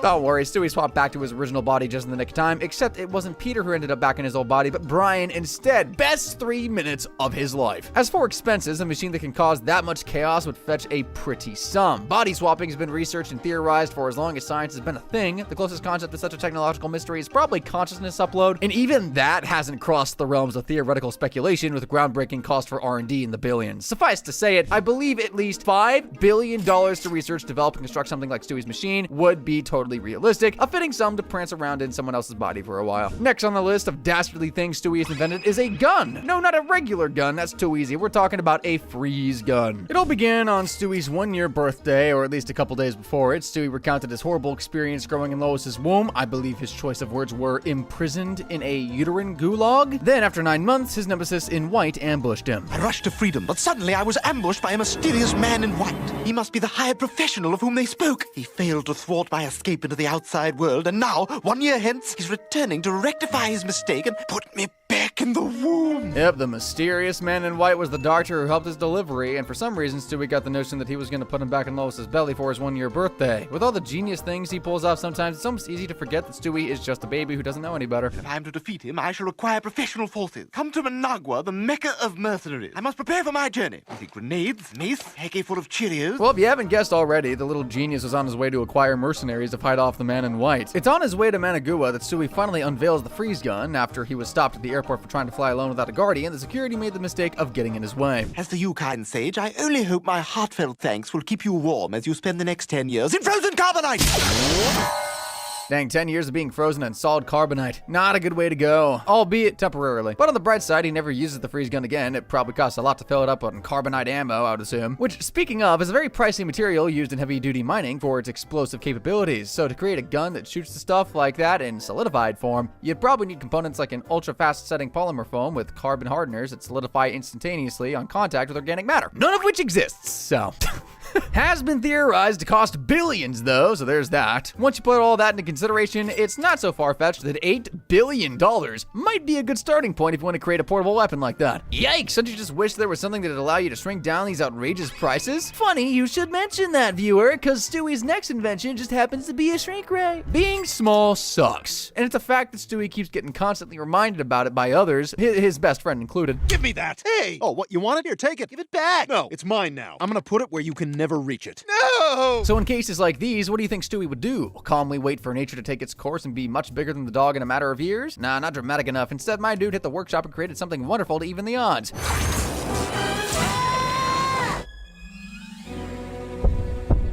Well, hello there, little guy. Of course he built a shrink ray. I'm honestly surprised how Brian didn't see this coming. I mean, Stewie pulls this kind of petty crap all the time. Anyway, the damage was done and Brian was forced to render a shameful apology in exchange for being reverted back to his original size, except nothing really goes according to plan around here. Somewhere along the line, a shady-looking rat got involved, tried to eat or molest Brian. The jury's still out on that, and Stewie had to shrink down to save him. Whew, the extermination was epic. See for yourself.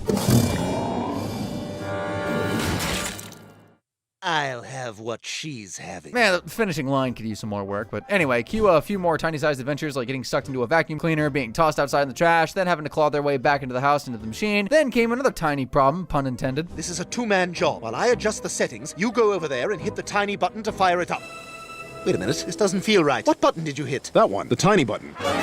Oh boy, you can already imagine what went wrong. Brian hit the button that says tiny instead of the tiny button. I don't really know who to blame here, so I'm just gonna blame myself and move on. After another even more tiny-sized adventure, the duo managed to get back to their full size and probably swore never to use the device again. Shrinking might sound like pure science fiction, but it's already been somewhat successfully done in real life. Yeah, believe it or not, shrink tech actually exists. It's called nanoscale shrink technology, and it might not be as advanced as Stewie's, and it's limited to only specially printed 3D objects. The cost of production and usage already costs an average of $5 million for such a limited capability, so it makes sense that Stewie's version, capable of shrinking humans and animals, would exceed a couple billion dollars. Let's say 10 billion, give or take. So I guess Stewie deserves some accolades for cracking shrink tech for living beings. Maybe he could go bigger, like say, a shrinking spaceship. No genius's repertoire is complete without a shrinking vehicle of some sort, but leave it to Stewie to take it to a whole other level and build an entire spaceship that shrinks. The reason for doing so is also pretty wild, to say the least. It all started when Peter and Lois thought of having another kid. You're gonna have a baby brother, buddy. Oh, a new baby. That's wonderful. Call me when Kojak starts. Of course, Stewie wasn't very down with that idea at all. This is the same guy who technically had a twin brother named Dave that died under very, very, very suspicious circumstances during childbirth. And here's baby boy number 1. I understand you've decided to name him Stewie. One more to go. And here he... Oh, dear. Oh, no. Did Dave not make it? Like we can't see right through that fake innocence. Anyways, after hearing Peter and Lois's plans for a new baby, Stewie vowed to do whatever he could to stop them from acting like a whiny, attention-seeking baby. Where?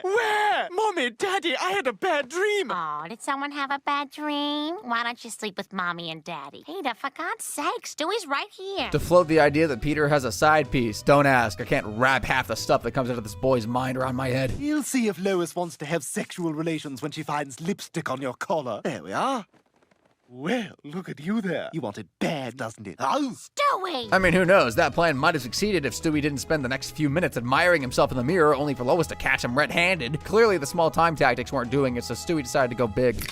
Who's got beer? Where'd you go, my little pumpkin eater? To the can, because kissing you made me burn. Not entirely sure what the plan was here, to talk Lois down or to allow her to have with the robot knowing she wouldn't conceive. Ugh. Either way, things quickly got botched when Chris and Meg came in with their own petty squabbles. I want you kids to go downstairs and... Hey, watch it! Peter! What? Well, the Peter robot idea was a bust, even though it would technically not fool anyone in reality. I can't imagine it'd be cheap to build. For once, I can say we might have Stewie beat on this one, because robots at this day and age look much better. Typical babies would probably give up at this point. Heck, typical babies wouldn't even be able to process what's going on between Lois and Peter, much less try to stop it, but not Stewie. He's persistent. I'll stop them from the inside. So persistent, he'd fly a shrinking spaceship into Peter all the way down to his scrotum to commit mass genocide on a bunch of innocent sperm. Nothing brightens Stewie's day better than that much death and destruction. That is until he meets a formidable sperm.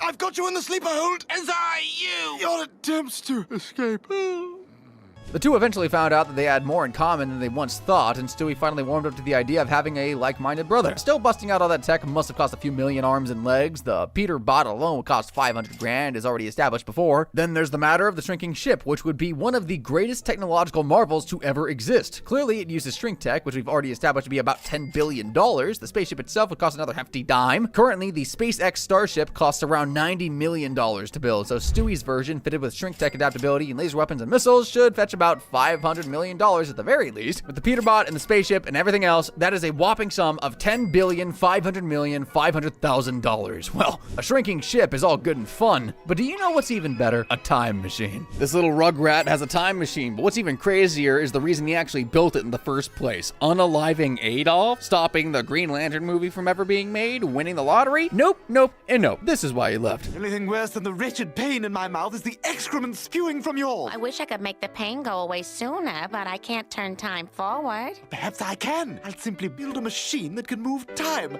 I shall call it a time machine. Yep, the clever little demon was teething and in so much pain. Besides, it's not like we haven't all thought of doing something crazy to make toothaches go away. Building a time machine may have been an unorthodox solution to a very insignificant problem, but hey, if it works, it works. Stewie's original plan was to travel ahead into the future to skip the whole teething pain, but he kind of ran into a snag. It's a time machine. No, it's a...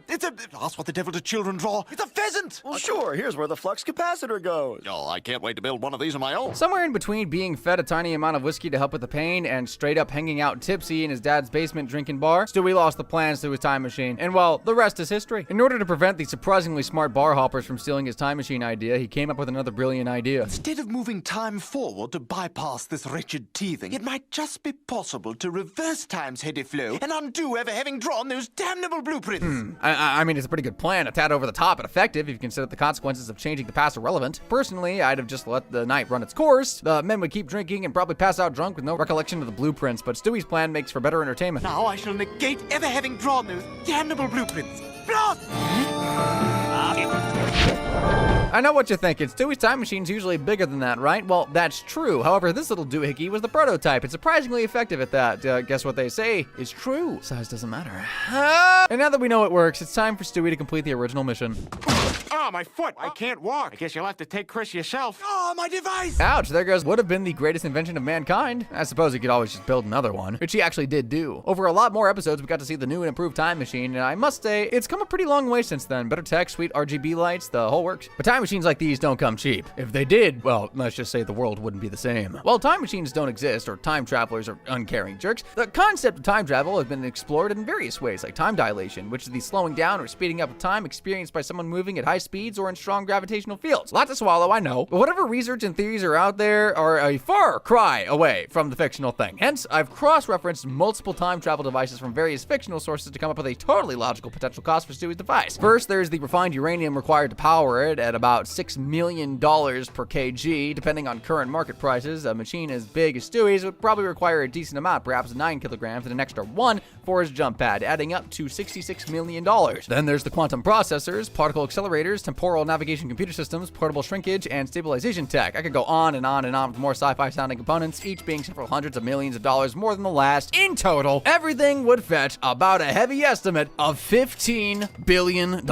For a time machine, I mean, I'd still buy it if I wasn't so broke, but I'm sure somewhere out there in the grand scale of the multiverse is a rich version of me that could afford it. All I just need is Stewie's most advanced invention ever, the multiverse remote. Ever since theories of the multiverse made it into mainstream TV, everyone's totally doing it. But Stewie has been traversing the multiverse long before anyone else caught the fever. It all started when the Griffin family went out to celebrate Quahog Clam Day at the carnival. Somehow Stewie got into the pig breeding competition and won, but the really strange thing was his pig. Wait, you bred a pig? Sure did. Most genetically perfect one in the contest. Oink. Oh my god. I can't quite put my finger on it, but there's something really off about that pig. Perhaps it's the overly perfectly curled tail. Are those fists? Damn right, show 'em, pig. Oh yeah, the fists. Totally unusual for pigs in this universe, I knew that. Anywho, Brian thought the pig with buff fists was unusual, more so than himself being a bipedal talking dog with fists, and was really curious about where the pig came from. This is it, Brian. It's how I got the pig. You ever heard of the multiverse theory, Brian? Well, the theory states that there are an infinite number of universes coexisting with ours on parallel dimensional planes. Dimensional planes, right. Gotta say, in all the movies I've seen scene concerning traveling the multiverse, Stewie's device has to be the least complicated. It's just a simple remote control. Impressive as that may be, no way in hell would I agree to join him on an alternate reality travel spree, not with the way remotes tend to go missing when you need them the most. Either way, Stewie and Brian had fun exploring a bunch of different realities, like the one without Christianity leading to a huge advancement in technology somehow.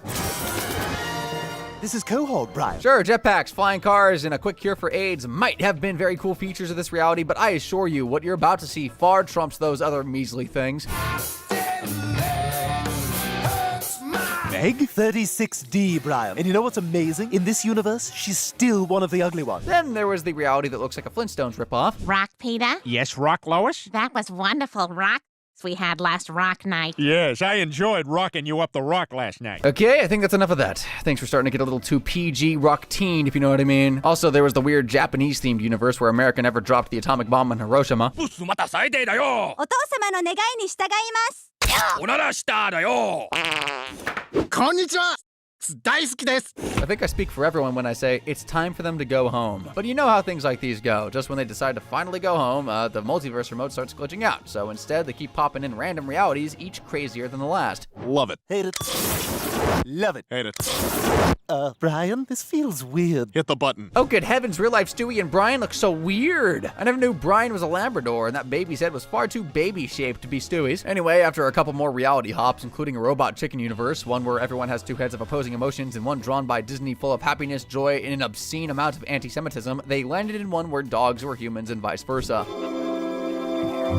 As you can imagine, Brian was in no hurry whatsoever to leave that kind of universe, especially after something like this. Wow. Okay, this is ridiculous. Oh, yeah. I totally second that. What a sicko. Who would want a beautiful lady on all fours licking them all over? Ew! So fast forward to Brian accidentally smashing the multiverse remote and dooming them to remain in that universe forever. They had to get help from the dog Stewie from that universe, who conveniently had a multiverse remote as well, one that actually works the way it's meant to. I've perfected multiverse travel as well. I've figured out how to navigate with absolute precision. Really? We've been jumping randomly from one universe to the next. Did you have the shuffle button on? Oh my god. Wow. Just wow. Glossing over how incredibly ridiculous it is to have a shuffle button on a fracking multiverse transportation device, how the hell did he not notice it from the beginning? I guess even geniuses have their limits every now and then. Anyway, thanks to dog Stewie, regular Stewie and Brian finally make it back home, and just to be sure... Have you seen my trapper keeper?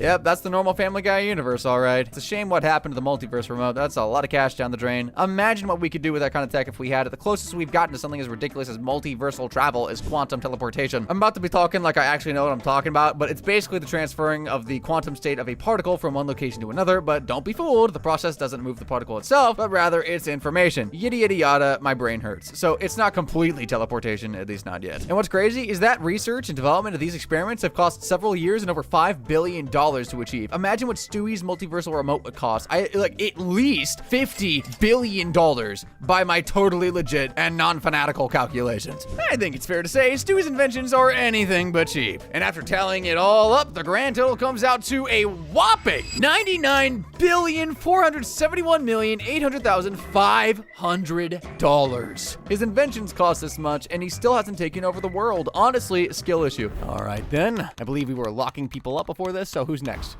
Oh, hey, Meg. Oh, Meg. The innocent, unfortunate punching bag. Or is she? Well, let me tell you, she may be no Stewie, but the forgotten Griffin is anything but harmless. My house now, So today, I'm ranking Meg's crimes from community service tier to lock her up and throw away the key tier. And we're starting off strong with the time the Griffin family tried their hands at the oldest profession in the book. As usual, things get weird. When Chris gets expelled from public school and shipped off to an expensive private academy, the family scrambles to come up with the cash to cover his tuition. You got an extra job just to put me through school? We all did, Chris. Meg and I have been working nights. I've got to say, their solution is equal parts absurd and horrifying. Although somehow I imagine Peter pulling off the profession better than Meg. Hey, looking for a good time, sweet cheeks? Oh my god. Peter, get in the car. Okay, but it'll cost you. It's eerie, isn't it? Like looking into the future. Dang, Stewie's prediction was pretty spot on. You know what would be really crazy, though? If Meg actually got any customers. I'll take the one on the right. Well, once again, Meg, I'll be back in an hour. Of course, Lois gets picked up pretty quickly because, duh. Meanwhile, poor Meg is left standing alone, which, let's be fair, is hardly surprising. Now, whether Meg got any business or not don't matter. She's still going to jail for at least 6 months and paying a $1,000 fine. Like most teenage girls, Meg is willing to do a lot to get her hands on shiny new fashion. But how many teenagers are willing to fraudulently exploit their infant brother for a designer purse? And it's all thanks to some good old peer pressure. I love the color of your Prada bag. Hey, Meg, you want to come to lunch? Oh, you know what? There's no room in my car for your big, ugly purse. Hey, can't be fashionable without taking a few risks, right? Well, Meg sure thinks so, especially when her job hunting isn't exactly panning out. No thanks. Oh, nuts. Young lady, what's the little guy's name? I can't send an unwed teenage mother out on the street without a job. Stewie. My son's name is Stewie. To be fair, she did try getting the job the honest way at first. Eventually, what started as a part-time job, gotten under false pretenses, turns into a total con job. What a precious little boy. That's my, son. But you're just a baby yourself. Henry, give the little skank a nice tip. $20. She's clearly getting some extra change off this grift, so she doubles down, turning Stewie into her money-making machine. Stewie, on the other hand, couldn't care less as long as he's fed a lifetime supply of delicious pancakes. Here, honey. What's this? Blueberries. Oh my God. Oh, that's better than If the pancakes are that good, I reckon it's not a bad deal, actually. Either way, the grift falls apart when a concerned social worker overhears Meg's lies and immediately calls in the cavalry. Hi, little fella. Is Meg Griffin here? No, she's not. Probably out scoring more rock. Sandy Belfer, Child Services. We're placing this baby in a foster home. What follows is absolute chaos. Stewie gets taken away, Lois is confused as hell, and Peter is exactly as helpful as he always is. All because Meg wanted to score tips to buy a purse. A purse, people. A woman from Child Services came and took Stewie. She said we fed him dog food. Dog food, huh? Meg, is that a real Prada bag? I guess the devil really does wear Prada. This kind of stunt would land Meg with at least 9 counts of fraud, meaning 9 years in prison with a $9,000 fine. It's a pity she's not going to be able to rock her Prada bag on the inside. A rap sheet is never complete without a little theft mixed in there. In the episode The Heartbreak Dog, Meg and Chris go full-on Bonnie and Clyde, but instead of robbing banks, they're targeting a local nursing home. Hey, why steal from people who can actually chase you back when you can raid an old lady's drawer? I'm Meg, your new student volunteer. Oh, you must be my new student volunteer. I just said that. I guess it's hard to feel guilty when the old lady in question is the opposite of a bag of laughs. Granny does not pull her punches, like, at all. You strike me as someone who's never going to get married, that's for sure. Now get me my itch cream. And cue the petty revenge. Meg spots a shiny brooch in one woman's drawer, and the wheels in her head start a-turning. Why just tolerate mean old people when you can rob them? Here's your cream. See you Thursday. And you'd think she'd stop there, but nope. Meg catches the thieving eye. You know the one I'm talking about, and goes on a mini crime spree until Chris stumbles in on her escapades. Hey, what's all this stuff? Stuff I stole from the old folks' home, but you should see how they treat me. Meg, that's no excuse. Oh my God, is that someone else's glasses? This is awesome. I want in. For a brief moment, you also think, finally, the voice of reason, but bro's just looking to cash in too. Griffins in a nutshell. Before long, the sibling duo are sneaking into rooms, snatching every shiny, valuable thing in sight. Watches, necklaces, knickknacks. For a moment, the siblings are living the high life, but the guilt eventually starts to creep in. And it's not hard to imagine why. I mean, it's hard to flex when your stolen goods smell like Ben Gay and menthol rub. They decide to return everything, thinking this noble act will erase their crimes. Spoiler alert, it doesn't. Okay, we ditched the stuff in the day room, and then I'm done with my volunteer hours, and we never come back here again. Look at you two, stealing from the elderly. Listen, we're very sorry we stole from you, but you have it all back now, so we cool, right? No, Meg, that's not how stealing works. You don't just go return the stuff and go off scot-free. Let's face it, getting to do extra boring chores for the elderly is not punishment enough for Chris and Meg. Realistically, they'd be looking at 10 years in prison and fines of up to $10,000. Meg's prone to carelessly falling in love, but she takes things things to another creepy level on Halloween. And no,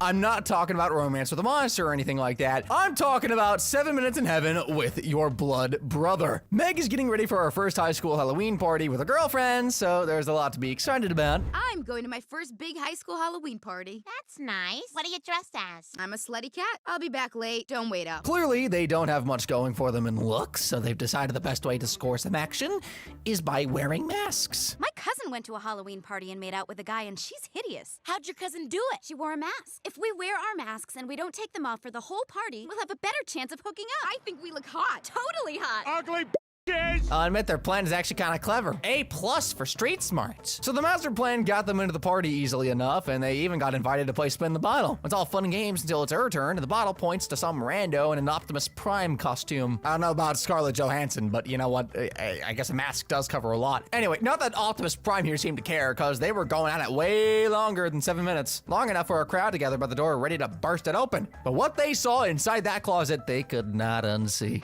You guys, oh my God. Chris? Meg? Oh, we did so much! I honestly doubt the planet has enough bleach to cleanse that sight from my memories or the kids who had to see it firsthand. You know what? I don't want to know. Okay, I kind of want to know. It can't be just me, right? Clearly everyone's been thinking about how close the Griffin siblings have always been. Like that one time they were caught almost kissing. Or that time they had a bath together. Chris, our bath is ready. I don't know what to do now. This time, they took it much further. For something this heinous, Meg would be in so much trouble she'd think twice about ever kissing a guy ever again. Incest is pretty up there on the list of serious criminal offenses in most states. Penalties may vary, but Meg could be looking at about 10 years behind bars and a fine of $10,000. Quick question, would you watch a corno with Meg in it? Have you already? Well, no matter what you think or have done, that did not stop her from making one. It all started when a new bully transferred to Meg's school. You know, the kind of bully you just want to avoid, like the plague. But Meg's luck is so frickin' bad, she ticks him off in the worst way possible.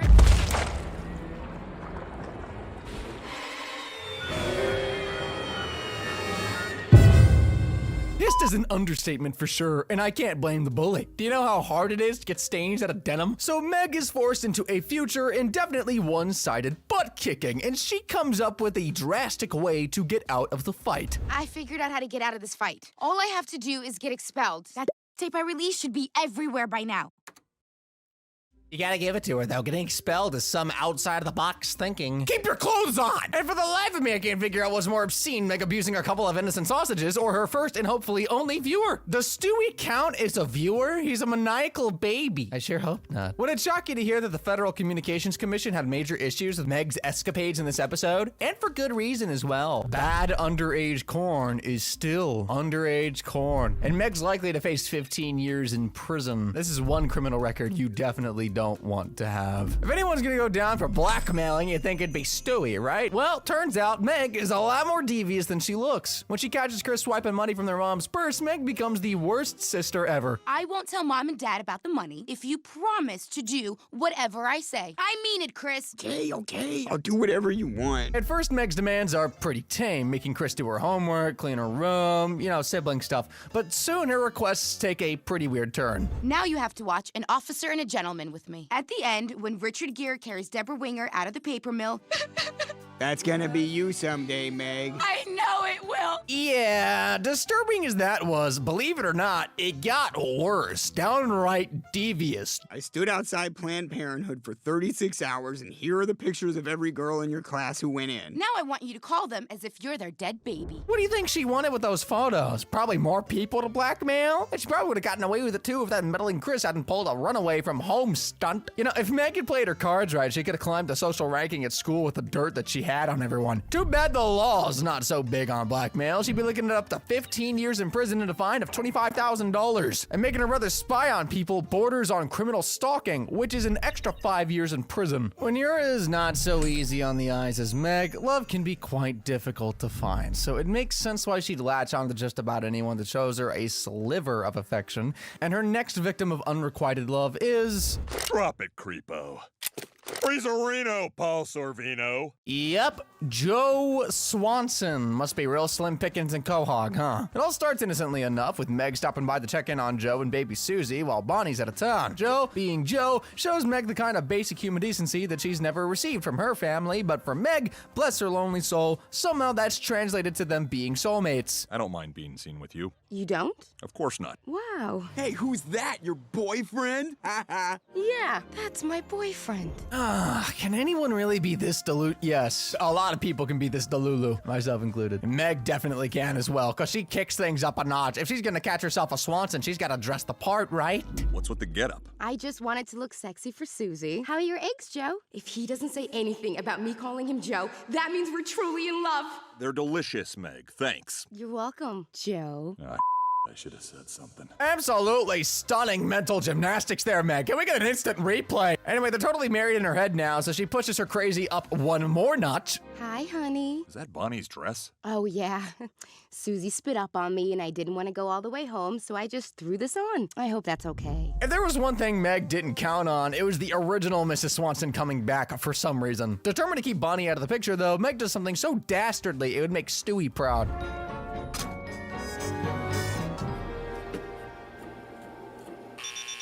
Ma'am, is this your bag? Ma'am, this bag contains a concealed weapon. I'm gonna have to place you under arrest. You gotta appreciate the tenacity, though. Meg basically traveled all the way to Maine by road just to plant a gun in Bonnie's luggage. With Bonnie conveniently out of the way and rotting in an airport jail, Meg doesn't waste a single second becoming the new Mrs. Swanson. That very night, she takes her crazy off the deep end, and viewers' discretion most certainly advised. Oh, great. Now you've upset the baby.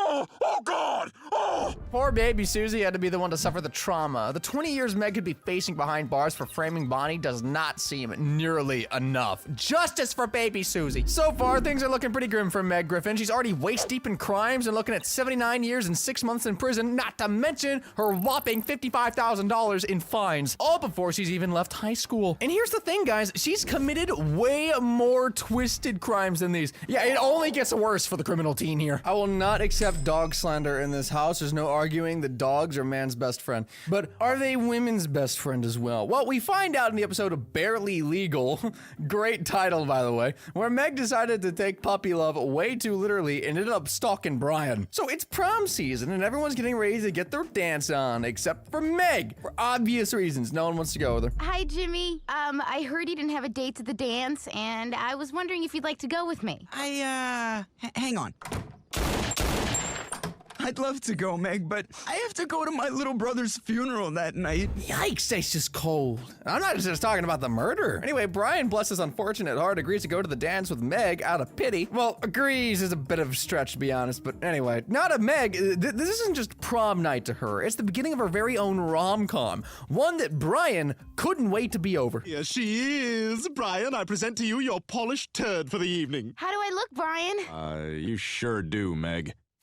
Poor dude's just trying his best to make it through the night. Meanwhile, Meg is living her dream date moment with a level of intensity that could set off a fire alarm. What follows are some pretty cringe attempts at romance from Meg. She even goes as far as introducing Brian as her boyfriend to all of her friends, and that's when he decides enough is enough. You and I are friends, and that's the way it needs to stay. Besides, I have a girlfriend. I'm dating Jillian. I understand. Good. Good on you for setting boundaries, Brian. Not your fault Meg goes crazy, and I do mean crazy. Things turn stalkery real quick. Oh, but dear viewer, it is not in there at all. She kidnaps Brian, claiming it's the only way to make them see how perfect they are for each other. Are you ready? For what? We're gonna have fun tonight. Listen, Meg, I'm not gonna lie to you here. I'm a little uncomfortable. Talk about desperate. Thankfully, before she could scar Brian and in turn everyone in the audience for life, the cops show up. What she got in the end was a good talking to, not even close to a slap on the wrist. But realistically, that's a hot 10K in fines or 5 years in prison. Even both. And for kidnapping Brian, that's another 20 years and a 10K fine on top of that. No dog is worth that amount of jail time, especially Brian. If you guessed the next crime on the list was gonna be because of Meg's sad, misguided love life, then you guessed correctly. As per usual, Meg's love life goes from, let's say, awkward to non-existent to outright illegal when she falls for the wrong guy. And by wrong guy, I mean a literal convict.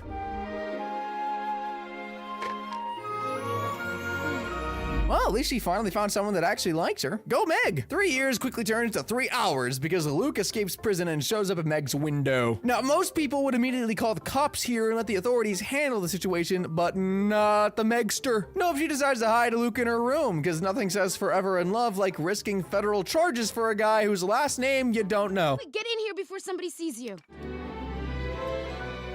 Oh, Meg, I've wanted to do that for so long. And it's nice to be in front of someone for a change. Yeah, I gotta love that prison humor. It doesn't take too long for the grown man hiding in her room to get found, but Meg is in love and refuses to turn him in. For someone who just pulled a Tai lung and escaped a prison full of guards, Luke couldn't do much against a single policeman in a wheelchair. Just saying. Anyway, Meg's actions could land her in some serious hot water. I'm talking about felony type of hot water. She's looking at 5 years in prison and a fine of $1,000. But here's the lovely part. For once, Meg doesn't just get a slap on the wrist in the usual Family Guy fashion. Oh no, instead, it's time for her to face the music. You're under arrest for harboring an escaped convict. That's only fair because after all, I did hide him from the— What? Justice 1, Meg 0. Believe it or not, Meg's next crime comes right after she's released from prison. She comes back home after 3 months with a complete personality overhaul. Guess it's true what they say. Being on the inside really changes a person. I'm home. You're all my b****s now. Okay.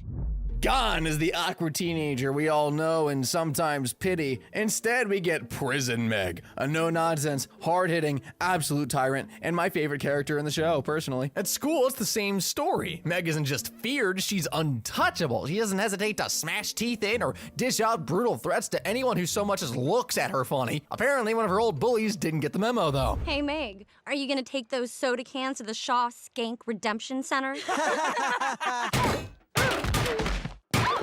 Now, those kids had it coming. You don't roll up on a juvie ex-con like that and not get canned. Meg decides she's done with her family and school. If she's gonna be the worst she can ever be, she needs to skip town. Needless to say, her methods of doing so are very extreme. But before she skips town to China, she needed some cash, and heaven forbid she makes some honest, hard-working, living. Can I help you? Hands in the air, Goldman. Give me your money. Just take this job for the leukemia kids. I don't give it to them anyhow.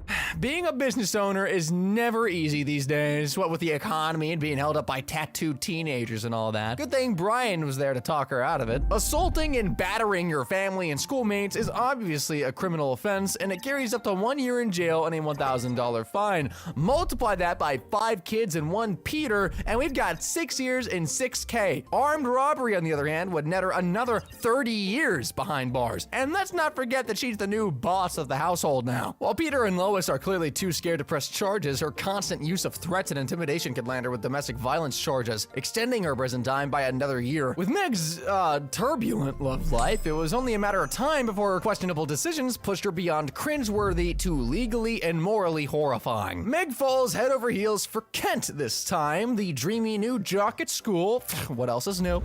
There he is. The reason my bedpost is so shiny. Just ask him out already. The worst that could happen is he says no. Of course he'll say no. Don't be fooled, kids. There are far worse things than being told no. But Meg doesn't seem to mind, not when she's already having weird fantasies about the poor boy. Kent, what are we gonna do? With the Earth destroyed, we're the only 2 humans left. It looks like we need to start repopulating.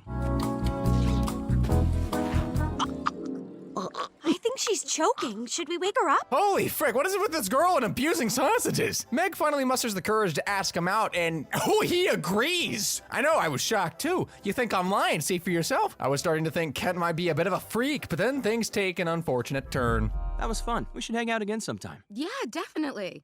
Oh no, I'm sorry. Oh my God, I thought you wanted— I didn't think this was a date. Oh my God! Massive oof moment. Turns out Kent was hanging out with her to get to someone else. Yup, he's into Chris. Not entirely sure if that's an upgrade or not. Now, we all know Meg isn't one to take no for an answer, especially in the matters of the heart, so you can probably already guess where this is going. I've been going to high school with him for 3 years, and I always assumed he was straight. He's probably still figuring things out. Hang in there. I'll help him figure out that he's straight. Now, a normal person might cut their losses, cry into a pint of ice cream and move on, but not Meg. She's all that ice cream. Instead, she devises a truly unhinged plan of cringe proportions. Would you believe me if I said Chris was not into this plan at all? Chris, please just sleep with Kent and then tell me all about it. Forget it, Meg. I'm not Derek Jeter. I like girls. balls. So Meg devised some other means of getting him to see things her way. Her weapon of choice? Knockout drugs, aka roofies, aka don't try this at home drugs. And there's just one person who'd have enough stock to put half of Quahog to bed. Hi, Mr. Quagmire. I was wondering if I could borrow some roofies? Oh, sure. Just a sec.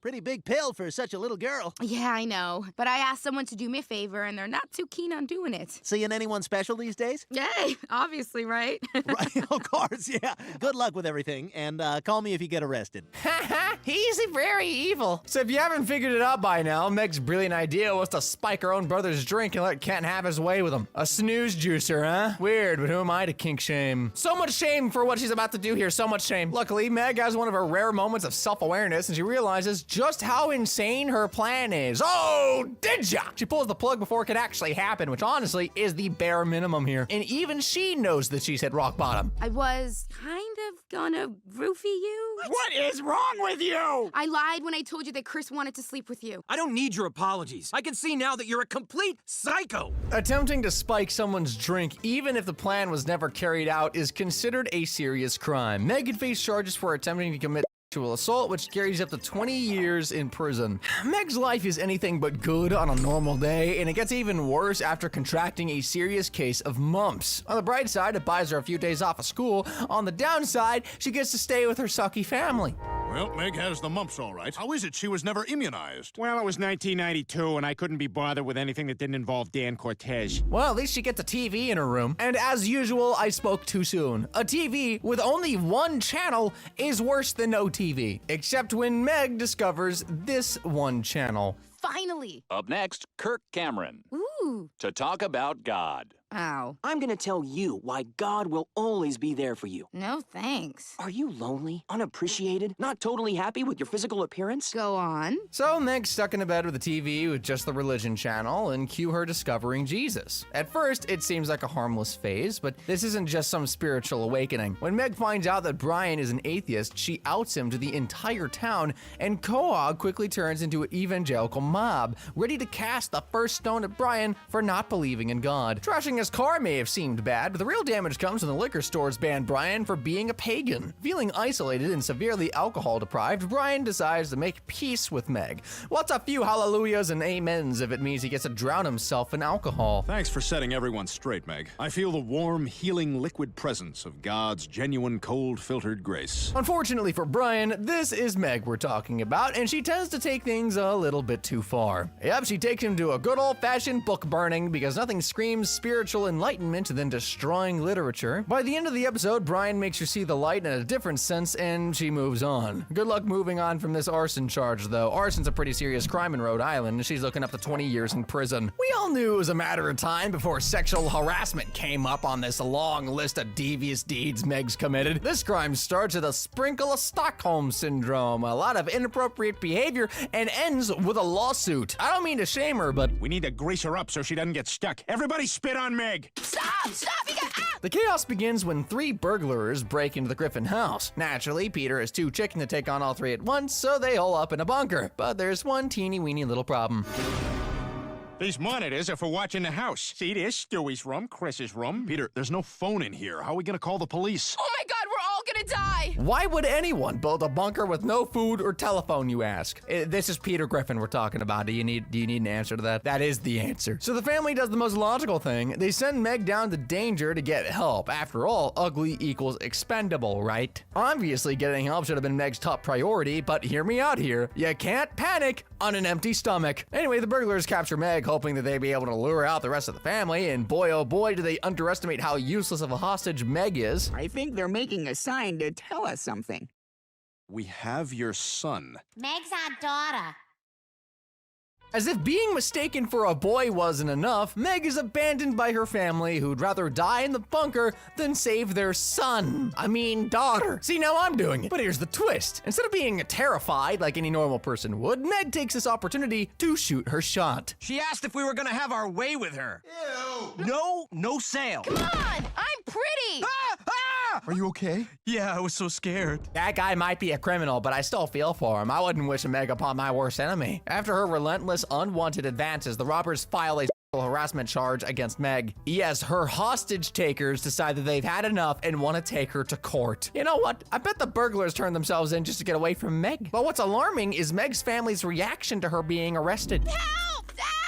Have fun at the dance, Meg. I hope she does. That kid really deserves it. Meg could be looking at 20 years and a fine of $10,000 if found guilty, which she definitely will, because I doubt her parents are going to bother getting a good lawyer at all. And now for the creme de la creme of crimes. This one's bad enough to send Meg away for life, spoiler alert. And it all started with a tweet. See, Brian resurrects his old Twitter account after who knows how many years of inactivity, but there's one problem. He has no idea how toxic and easy to offend the platform has become. Brian's tweet goes viral in the worst way.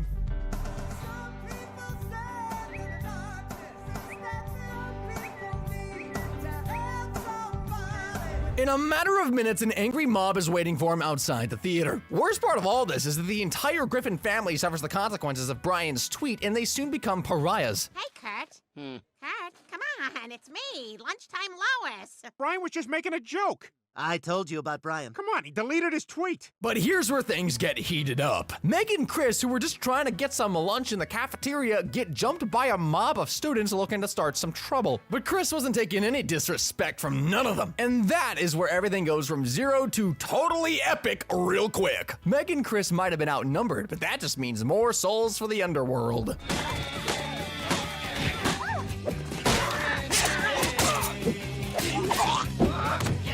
They decimated the entire mob of students in what is hands down the best action sequence in Family Guy history. It's chaotic, it's beautiful, it's a total mess! A frickin' masterpiece! By the time the dust settles, bodies are mangled, blood everywhere, hardly any appetite left for food at all. Now, you don't get to slaughter the entire school body and walk free.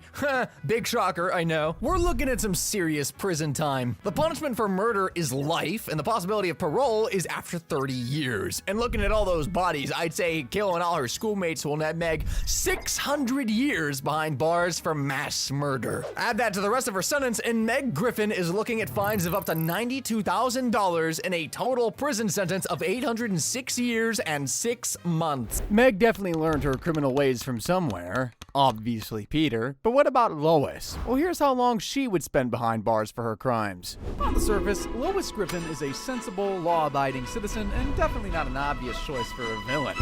At least, not around the holidays. But think about it, this lady's genes helped produce the most evil baby of all time. And after spending the past week digging into her criminal past, I've uncovered numerous disturbing crimes that this law-breaking redhead can be charged for. Meg's parents care less and less about her as the seasons go on, so really the only examples of them sticking up for their daughter are in the very early of seasons. In season 3, episode 5, Lois wanted to rip Connie's eyes out after she messed with her kid. Meg is desperate to become a cheerleader, but Connie thinks an overweight, four-eyed loser like her is more suited to the Flag Girl Squad, a team made of disabled and genetically mutated girls. She makes the team, but gets way in over her head and actually starts to believe she's one of the cool kids. The dork's delusion pisses off Connie and her cool friends, so they decide to turn what was supposed to be the happiest day of Meg's life into the most humiliating.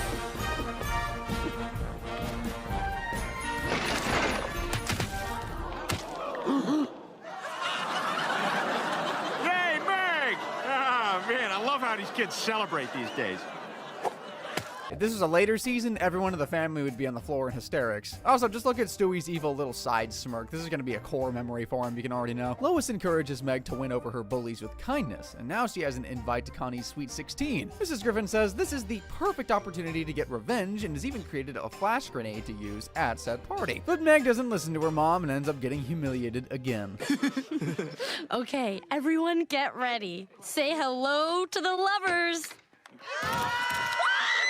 I love how even a pig will run away in terror after locking lips with Meg Griffin. That is just sad, man. Lois consoles her crying daughter in the car and cheers her up by saying she did something that'll scar Connie for life.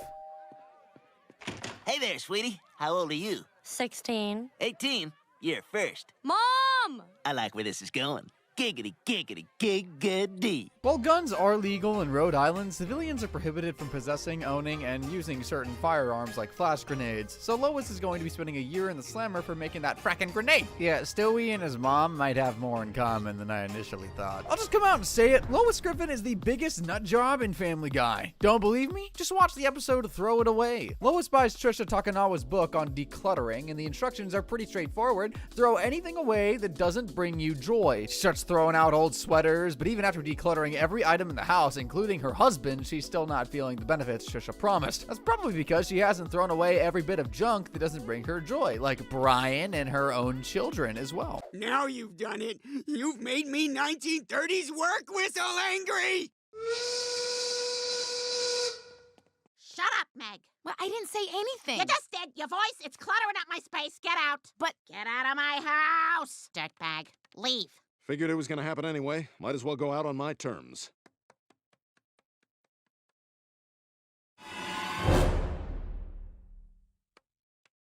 Lois is left alone in the white void that was once her home, but is still unable to find peace. The emptiness eventually becomes too much for her, and she runs away to the Epiphany Bridge of Mount Asia. While she only came there to think, the family ran after her thinking she was about to commit. The fat man rushes to save her, but accidentally knocks her off the bridge himself. Please don't jump! Please! I love you!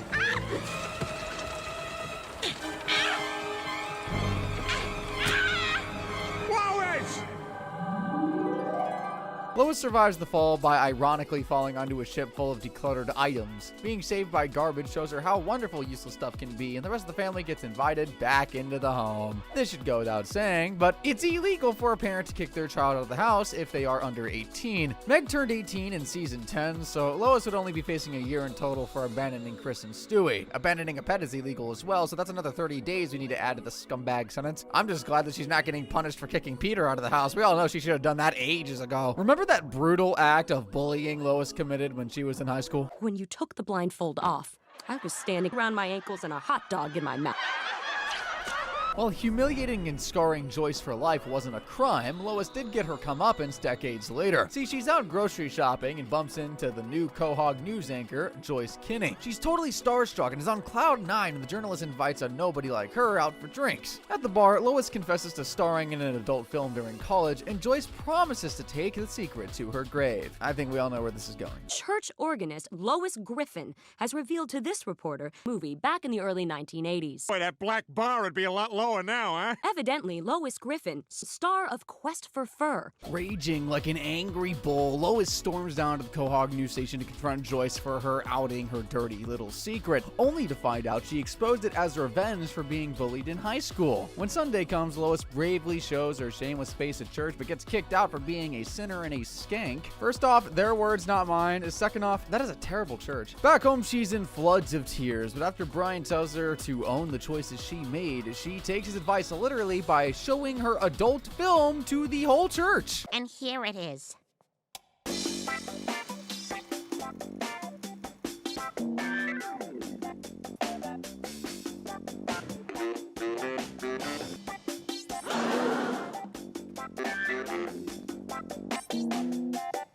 I know I'm a man of God, but is hot.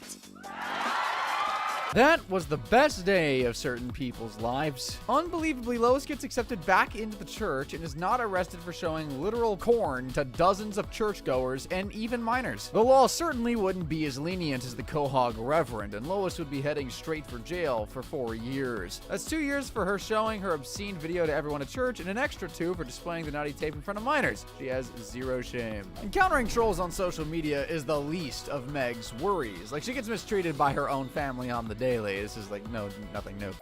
Chris, beer. Meg, ugly. Hey, Meg! Hanging out with all your friends? Hey, Will! The ocean's that way! Good one, too. Not Shamu 1 and Shamu 2 making fun of Meg for being barely overweight. Those were pretty vile things to say, but the most cruel comment that was ever said to poor Meg surprisingly didn't come from Peter. It came from Lois.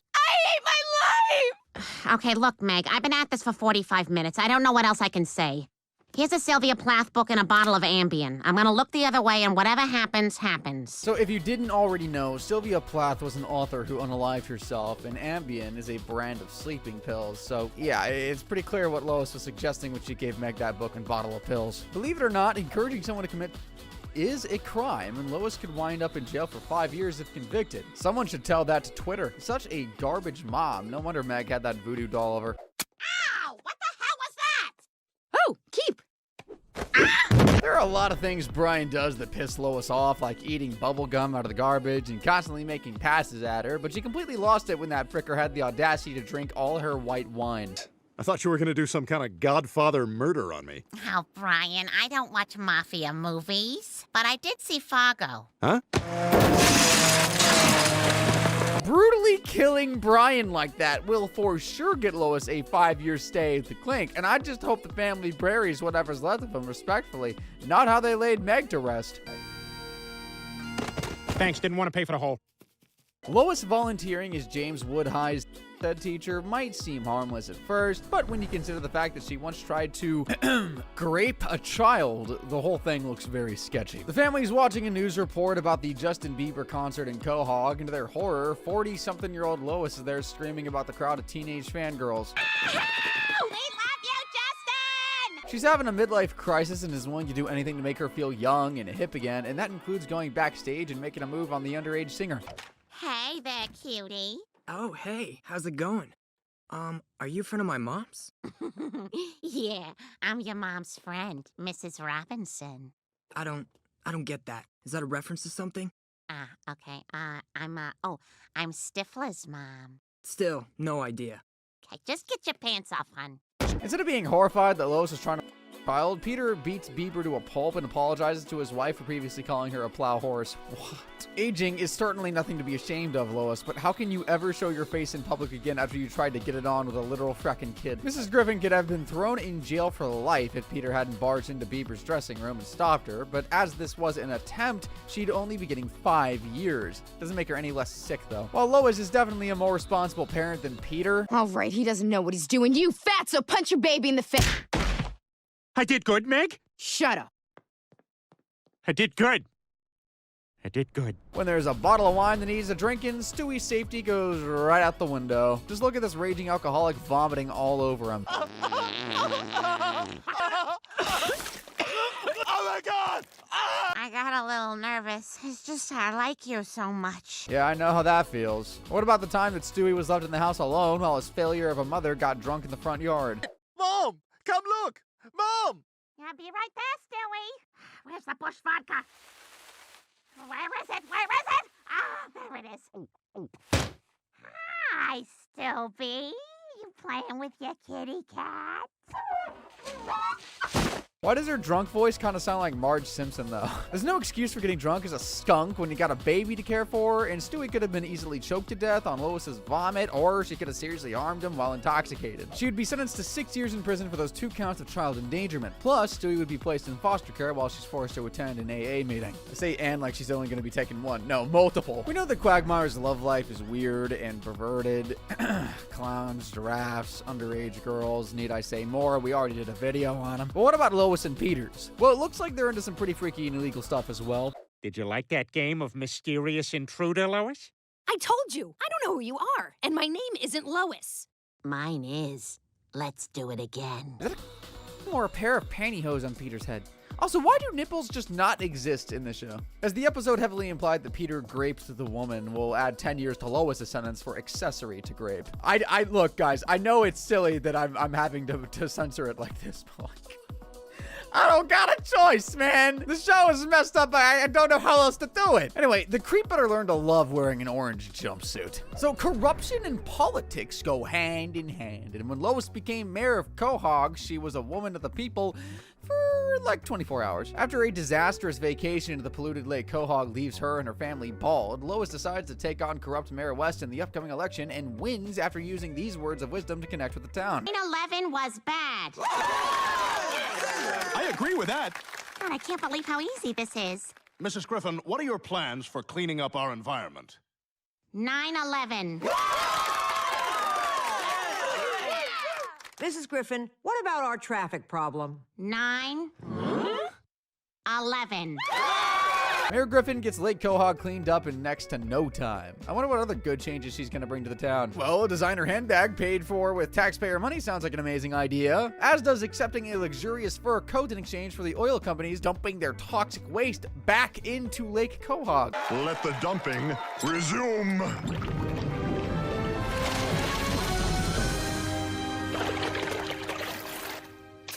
Hey, Jake, how long can you hold your breath underwater? Longer than you! Check it out!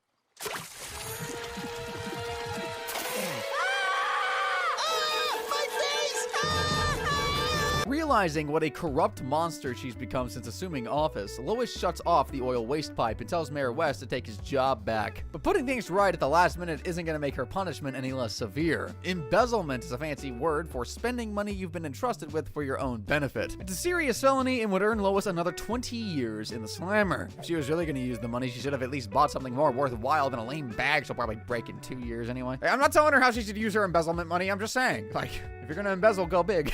Alrighty guys, that's half of Lois's crimes down, and her sentence is already 57 years and 1 month long. I was expecting to see no more than 30 years at the halfway mark, so I guess she's way more devious than I predicted. Anyway, these next crimes, they are just absolutely mind-boggling, and that means crazy Mrs. Griffin is in for a whole lot more of jail time. When did you stop believing in magical beings like Santa, the Tooth Fairy, and unicorns? If it was any age before 15, congratulations, you're not as naive as Chris Griffin. It's Valentine's Day, and Chris is absolutely buzzing to set out a can of tuna and a cigar so that Arthur Valentine will leave him lots of Valentines. Now, Arthur Valentine is a non-existent man. Lois and Peter made them up years ago when heartbroken little Chris returned home from preschool without a single Valentine. As Chris the genius saws and figured out Arthur is make-believe, Lois and Peter decide now is the time to break the news to him. But he doesn't believe them, and that means their only option now is to kill Arthur Valentine. Hi, Arthur! I love you so much and I haven't cussed once today!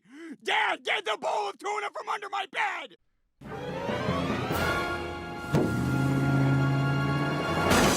Ah! Arthur! Oh my god, he's dead! He's dead! Top 10 saddest TV deaths, right? Well, for killing Arthur Valentine, Lois will be sentenced to 1 trillion years in prison. Because how dare she? No, I'm just kidding. Chris becomes so traumatized by the death of Arthur Valentine that he is unable to move or speak, even after Peter breaks his nose with a basketball and Lois reveals her deepest, darkest secret to him. I killed a jaywalker in 2002. She looked old, but she was only 51. I mean, back then, that was old to me.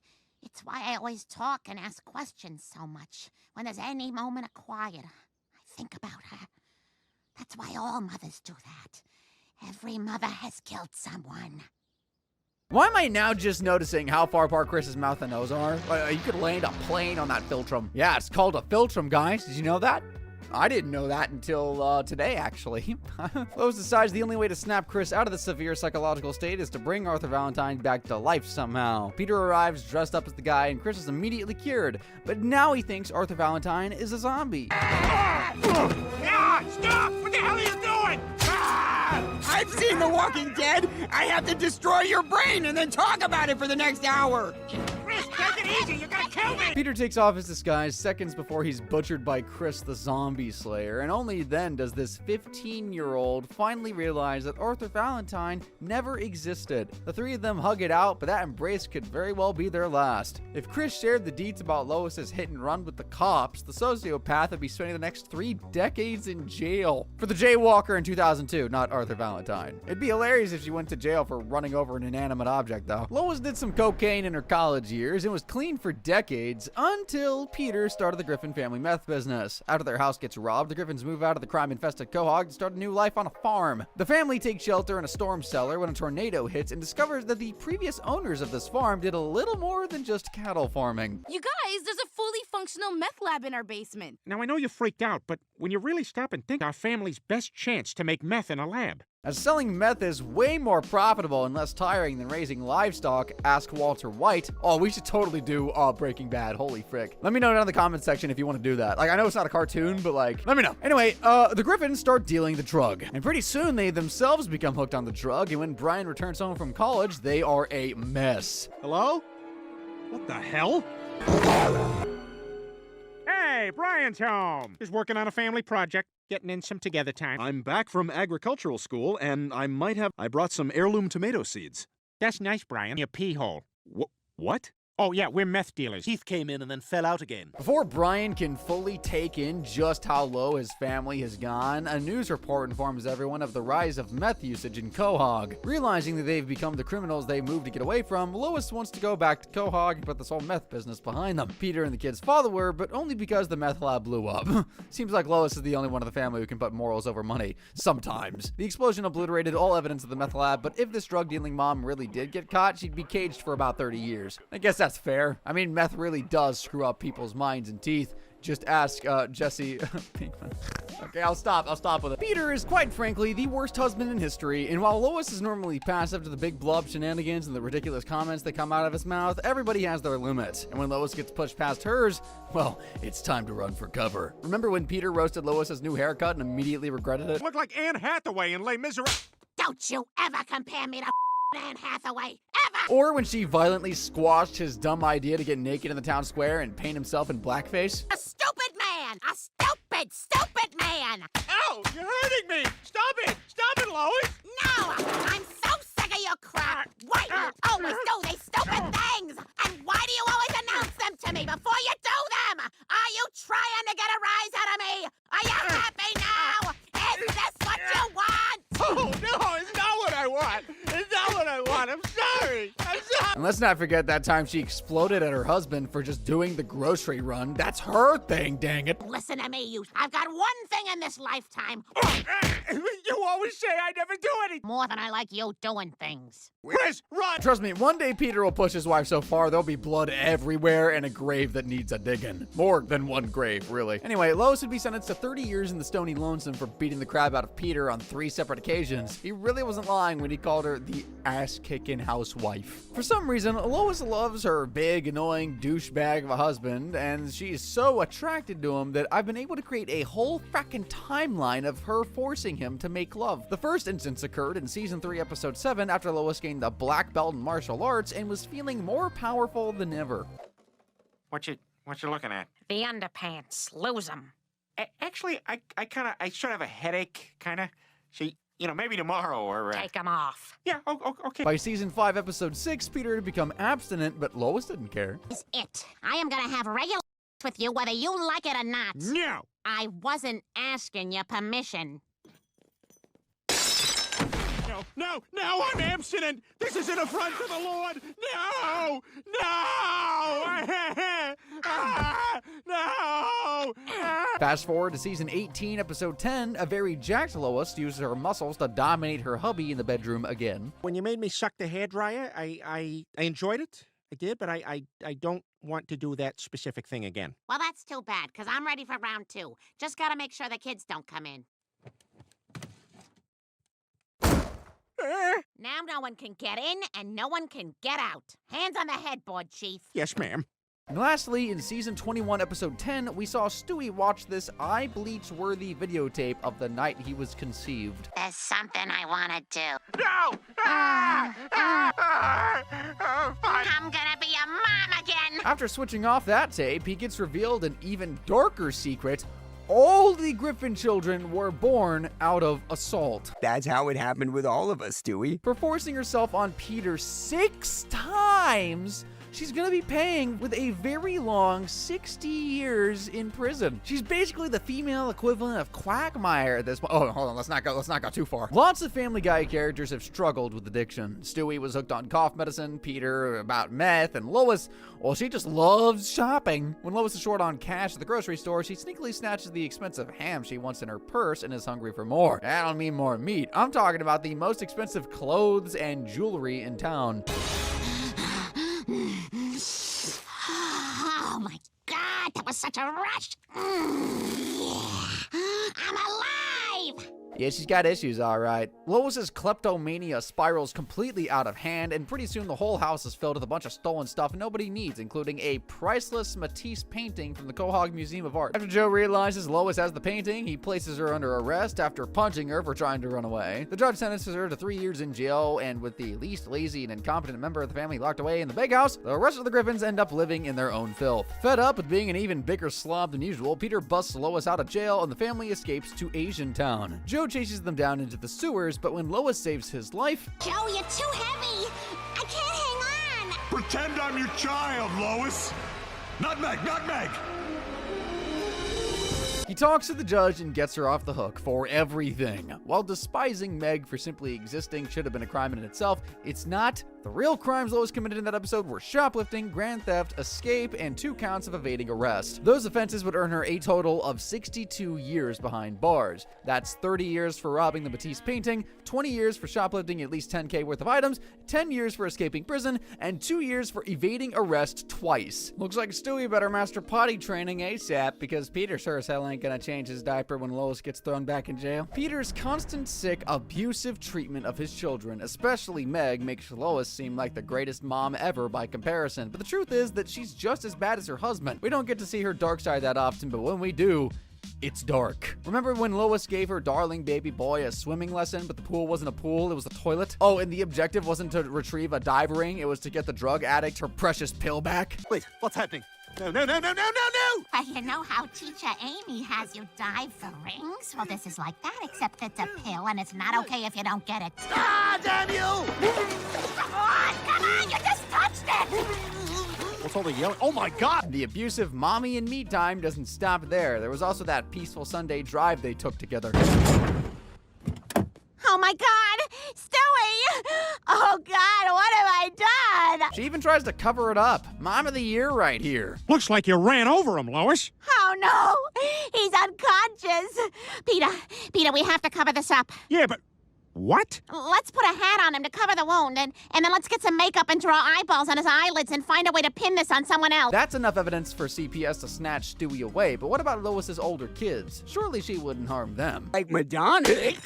You want to say that again? Who do I look like? The mom from Modern Family. That's right, Julie Bowen. Ow!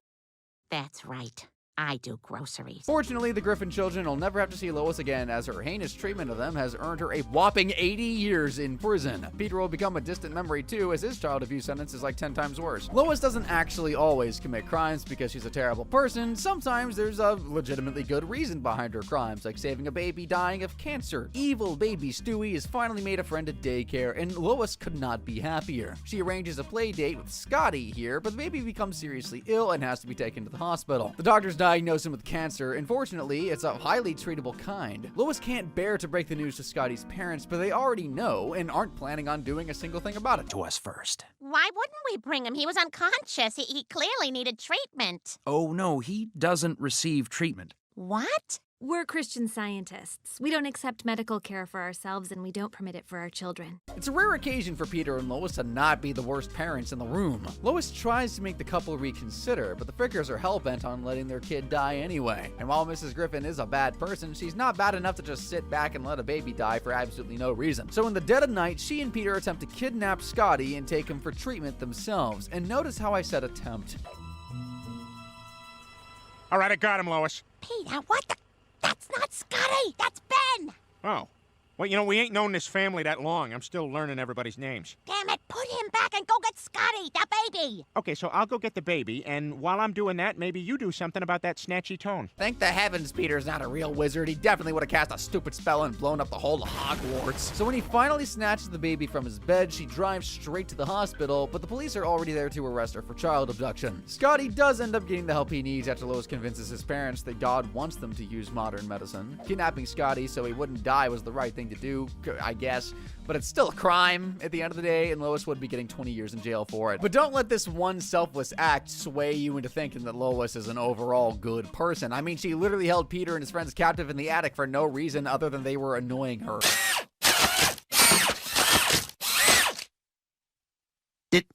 Did she just lock us in here? It looks like it. Peter's only got 3 real friends, so Lois will be serving 80 years in total for kidnapping if we include the Scotty case. I think that makes her the 3rd most prolific kidnapper in Family Guy. Could be wrong. Lois has gone totally insane over a bunch of petty things throughout the years, like being out of paper towels and having expired grocery coupons, but her most nutter butter episode happened when she wasn't chosen as Customer of the Week. It's a fate worse than death, isn't it? After a chaotic morning of Meg's period starting on the couch, Brian needing his anal glands expressed, and Chris getting his foot stuck in the toilet, Lois is so happy to make it to her favorite coffee joint. She orders her usual and notices a Customer of the Week board that she's not on, which is weird considering that she's been coming there every day and is compatible with the workers' astrological signs. But never mind that, she's got to get it this time around, right? This week's Customer of the Week, Lester!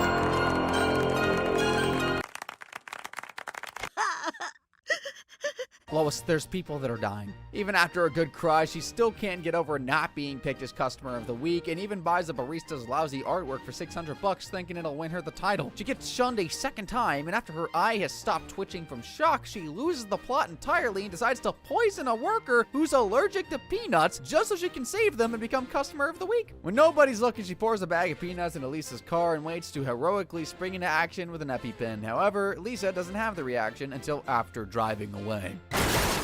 Oh, shaving cream. Shaving cream.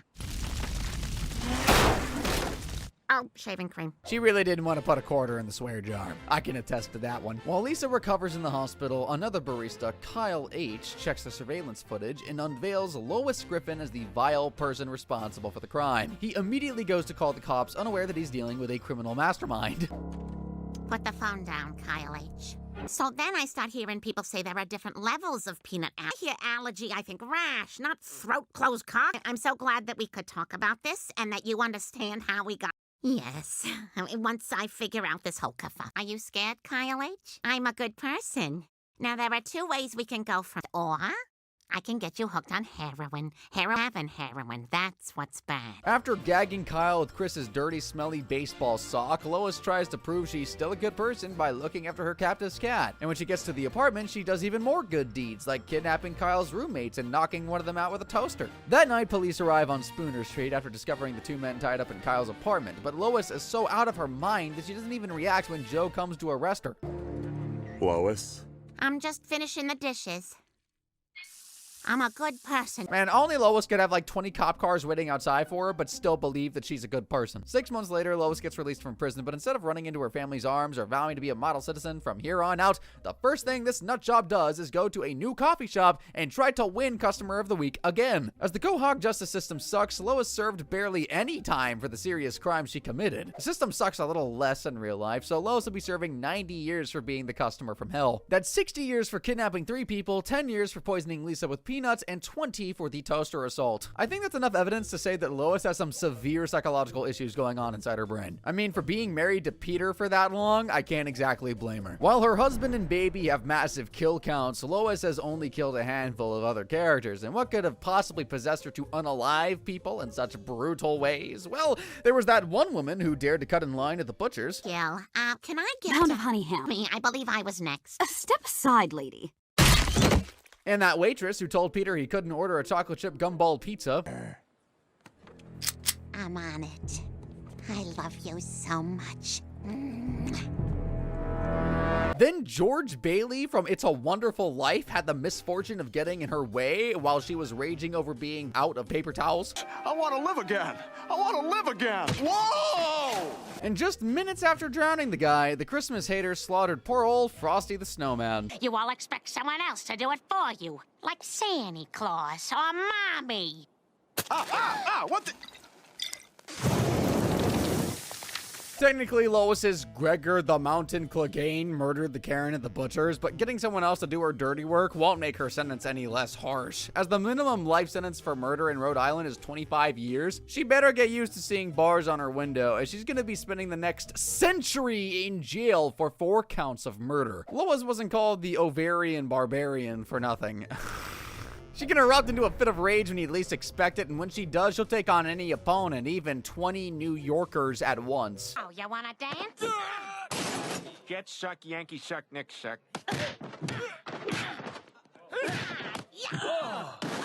Krypton sucks.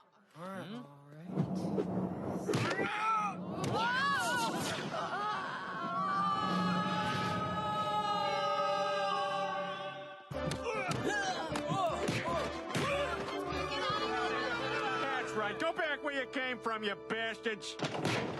And harmless Frosty the Snowman for the heinous crime of wishing her a Merry Christmas, as I said. Merry Christmas.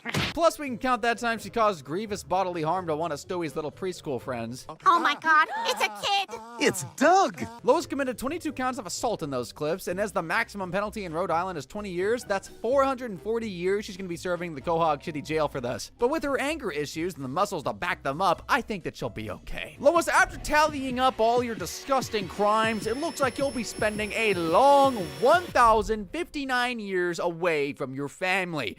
Just like Meg learned from her parents, Lois probably picked a couple things up from her dad, Carter. Trust me, he's no saint. But how long would he spend behind bars? If you thought it was just the Griffins who had a criminal history in Family Guy, wait until you meet the father-in-law from hell. Yes, I'm talking about none other than Carter Pewterschmidt. Hi, Mr. Pewterschmidt. Hello, Peter. What's up? Good? Oh, damn it. With pockets deeper than the Grand Canyon and morals thinner than tissue paper, Carter doesn't just break the rules, he obliterates them with style. So buckle up, because we're about to rank Carter's crimes from light misdemeanors to how is this guy not behind bars already. Let's kick things off with one of Carter's all-time favorite pastimes, making Peter's life an absolute nightmare. And if that means wrecking public property along the way, well, that's just a bonus. Like the time a local dealer announced a competition called Hands on a Hard Body, where the prize was a shiny new dirt bike, and naturally, Peter's all in for it. Because this is 1978, Lois, and dirt bikes have never been hotter. I don't know. Seems stupid to me. Come on, Lois, let the man have some fun for once. Now all the contestants gather at the spot, and surprise, surprise, some familiar Quahog faces show up, even Herbert. You know what he's doing there. But the biggest surprise of all is that Carter Pewterschmidt shows up to compete. Mr. Pewterschmidt, what are you doing here? You want a used dirt bike? You wanted it, so I decided to win it for myself just so I could destroy it in front of you. Well, I should have guessed that. Right as the contest begins, Carter's attempt to mess with Peter backfires hilariously. How are you going to destroy a dirt bike? You can't even open your own aspirin. With that. Damn it! For someone as business savvy as Carter, this is a pretty dumb way to get eliminated. But does he stop there? No, of course not. He's already rented an excavator, and it's time to use it. His target? Well, I already paid for that thing. So I'm just gonna stick around and smash other stuff you like. Hey, fat ass, you like this bus bench? It's okay. All right, that's good enough for me. I'm smashing it. And that's all he needs to destroy that poor bench. Carter slowly but not so gracefully drives toward the bench, completely nailing his first attempt. And by nailed, I mean missing it, but with enough persistence, Carter manages to demolish the bench in a spectacular way.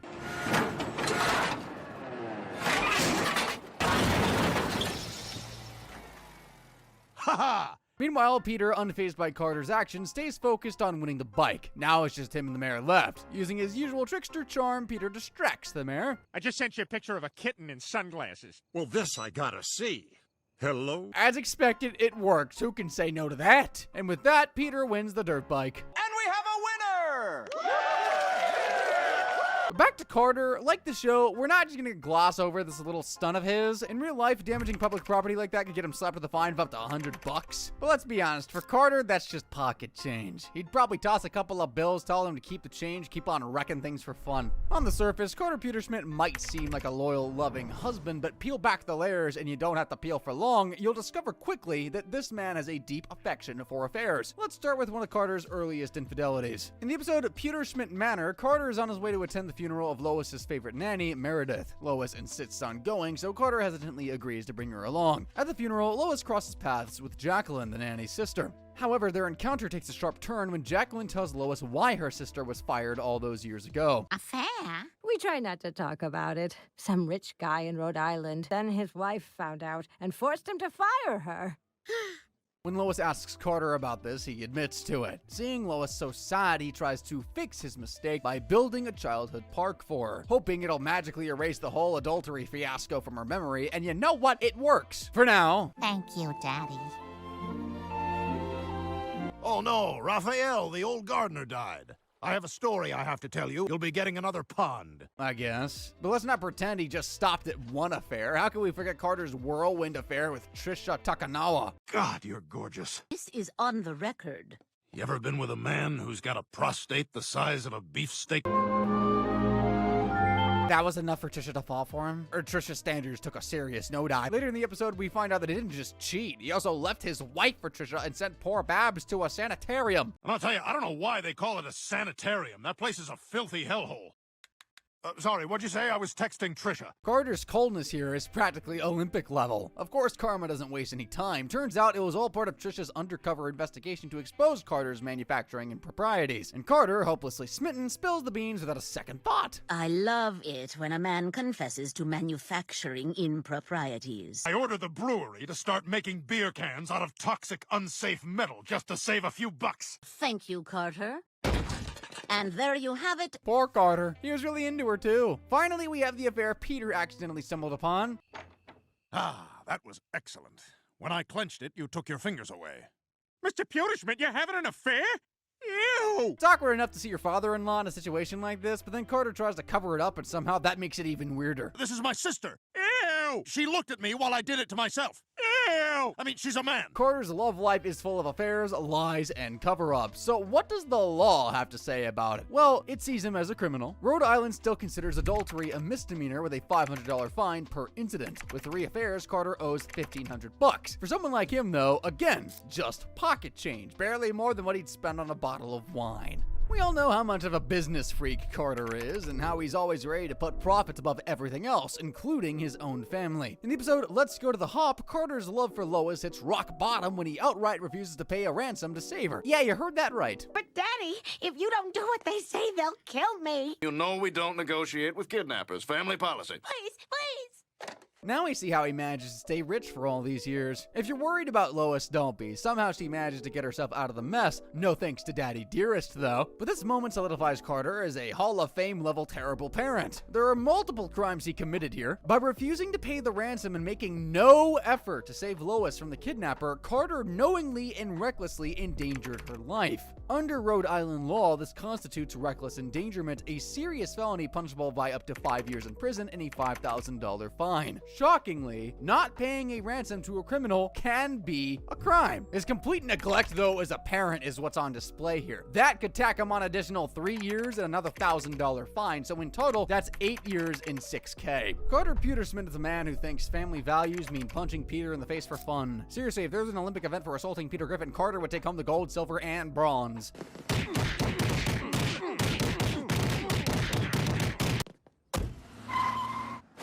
Hello, Griffin. In their first meeting, Carter doesn't waste any time. He's already swinging fists. And if I'm being more specific, swinging statues. Peter, what do you think of this bronze statue? It's nice. No, seriously. Oh, that's great. And that, my friends, is how Carter found his arch nemesis. But Carter doesn't just stop there. He gets creative when assaulting Peter. One time, he even punched Peter through a computer. Hey, I got an email from Mr. Pewterschmidt. But it gets even worse, because Carter doesn't just stop at beating Peter. He takes it a step further. He goes so far as to beat his wife. Heck, their first meeting starts with an assault. Ah, you dumb! My friend and I held our breath. Yeah, Babs, you were the fortunate one here. Oh, and don't forget the trash can incident when the family came to visit.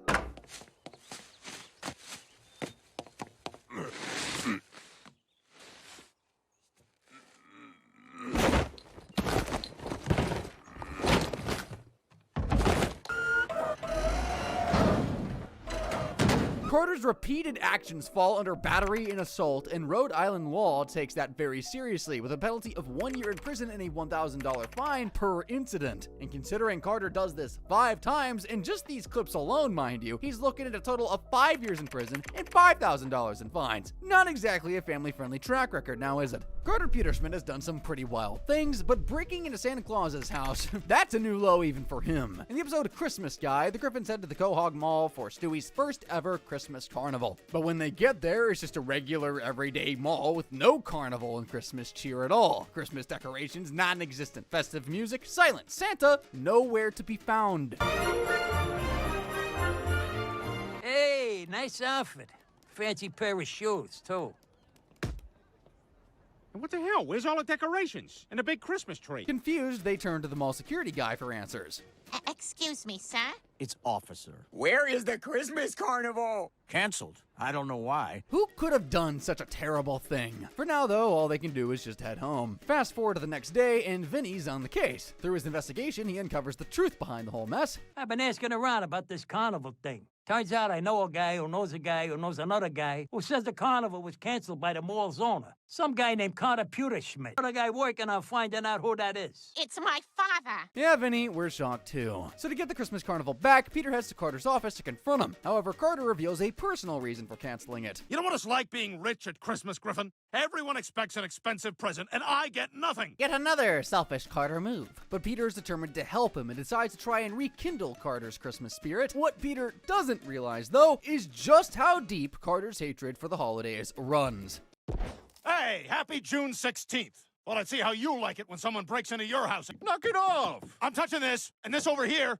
You're a creep, is my point. Well, that's your opinion, buddy, but you can't just break into someone's house to make a point, especially not Santa's. And seriously, how do you even find it in the first place? Under Rhode Island law, Carter's actions definitely fall under breaking and entering, which could land him up to 10 years in prison. Then adding his art with his coal-coated hands, leaving prints all over Santa's house, he's also looking at vandalism charges. That's up to $1,000 in fines and another year in jail. Altogether, Carter's looking at 11 years behind bars and a $1,000 fine. That's the least you get for ruining Christmas. One thing I've learned while watching Carter is that the dude is obsessed with guns. No matter if he's happy, sad, bored, he's always ready to fire away. Take that one time Meg was driving with him, for example. Now, you'd think that they were just jamming out to some tunes or catching up on life, but no, not in Family Guy. They were playing Russian roulette. And if you're wondering what that is, we'll just take a look at this.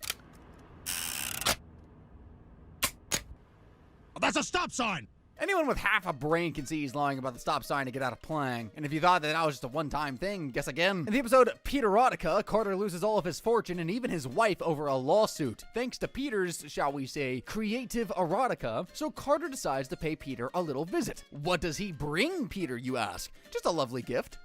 Hi, Mr. Pewter Schmidt. Hello, Peter. What's up? Good? Oh, damn it. It's a gun. Oh, yeah? Yeah, I'm going to kill you. Daddy, what are you doing? Now, let's talk about the crime here. Pointing a gun at someone isn't just a tough guy move. Under Rhode Island law, it's classified as assault with a firearm. And folks, that's a serious felony assault. For Carter, he could be looking at up to 20 years in prison and a $10,000 fine for each incident. So with these two clips, multiply that by 2, 40 years in prison, $20,000 in fines. That's a lot of time to reflect on those terrible decisions. We all know Carter's a total jerk, especially at this point, but one time he lets Chris do something that'll leave you disgusted. In the episode Fresh Air, Carter breaks his leg in a mall due to his childish stupidity. Carter, please stop doing that. We need to get you some new corduroys. No! You're going to get hurt doing that. No, I'm not. Ow! You jinxed me! Now they need someone to take care of Carter because everyone's busy with something, so they send Chris to spend some quality time with Grandpa. When he gets there, Carter starts whining about how boring everything is and how he can't even have anymore. Then Chris comes up with a way to make his grandpa happy. Let me show you something. Amazing!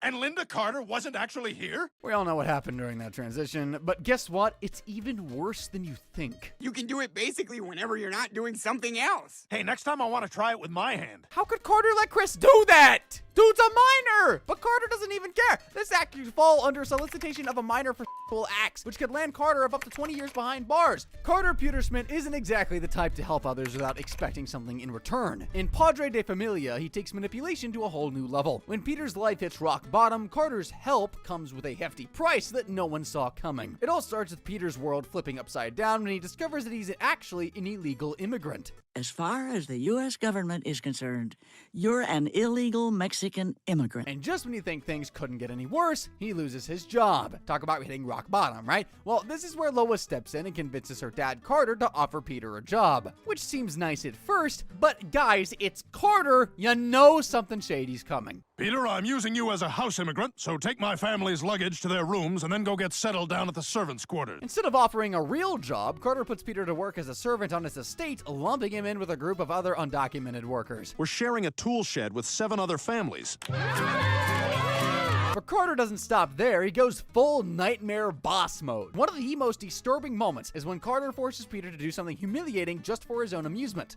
Drink that.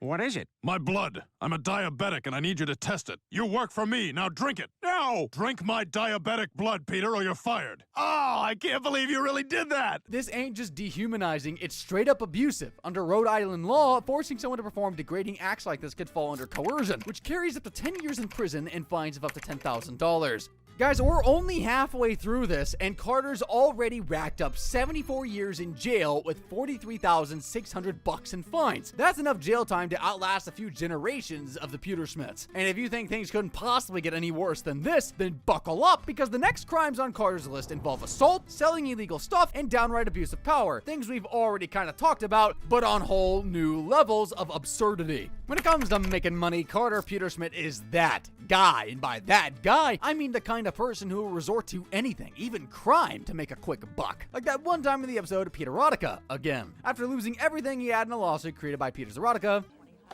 I'm such a huge fan of Peter Erotica.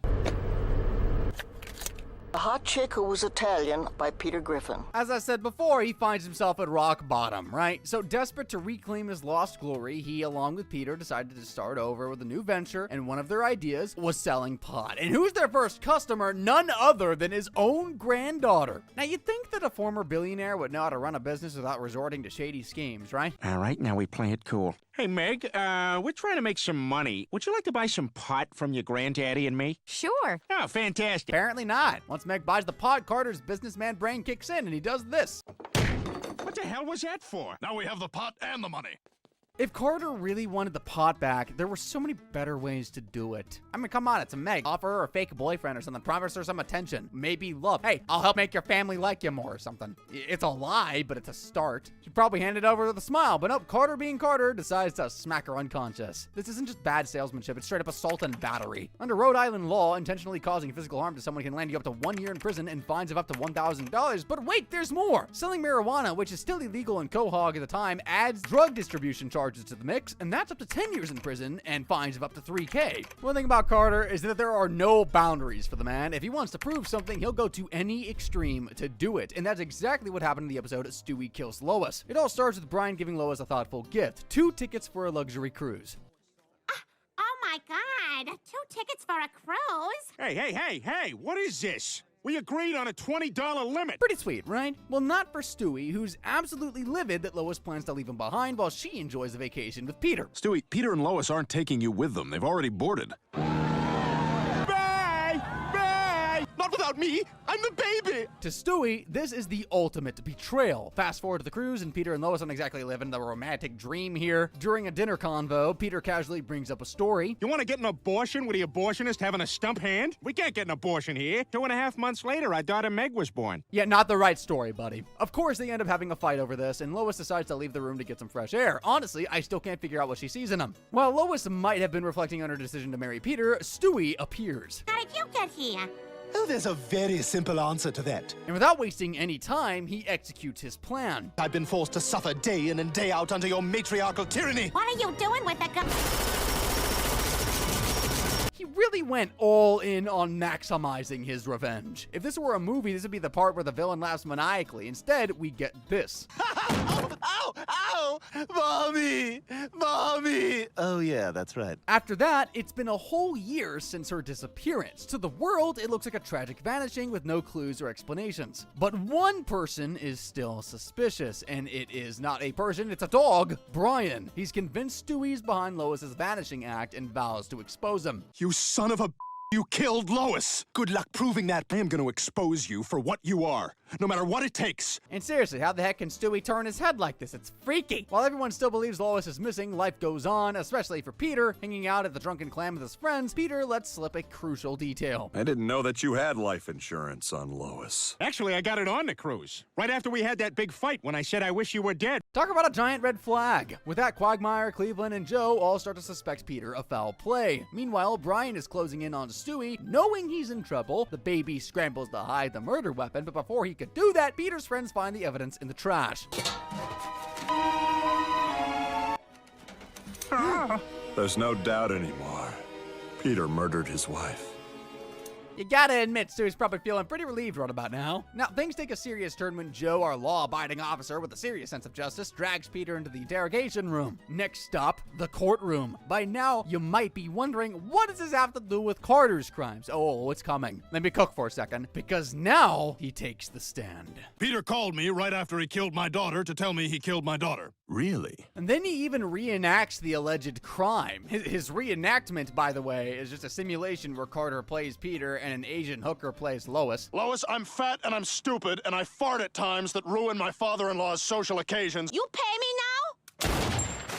And yes, Carter shoots the hooker, but somehow no one seems to notice this little detail. But in real life, the law is not going to let Carter off the hook for that. Under state law, second-degree murder carries a sentence of 20 years minimum. Yeah, you heard that right. Carter could be spending his golden years behind bars. Let's just take a moment to appreciate Carter's approach to problem solving. If I gotta give the man one thing, he's creative. It's less talk it out and more eliminate the witnesses. Seriously, this man treats attempted murder like it's just another Tuesday. Starting with when Peter fails to impress Carter during their first meeting. Carter decides the best way to deal with his problem is by knocking him out with a statue, as previously stated, and dumping him somewhere far away. Great.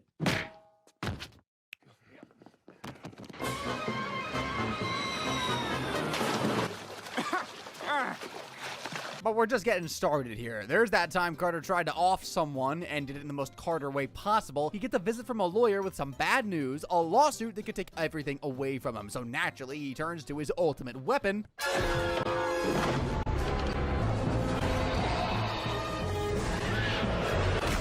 If the lawyer hadn't shown off his acrobatic skills, he'd probably be a goner.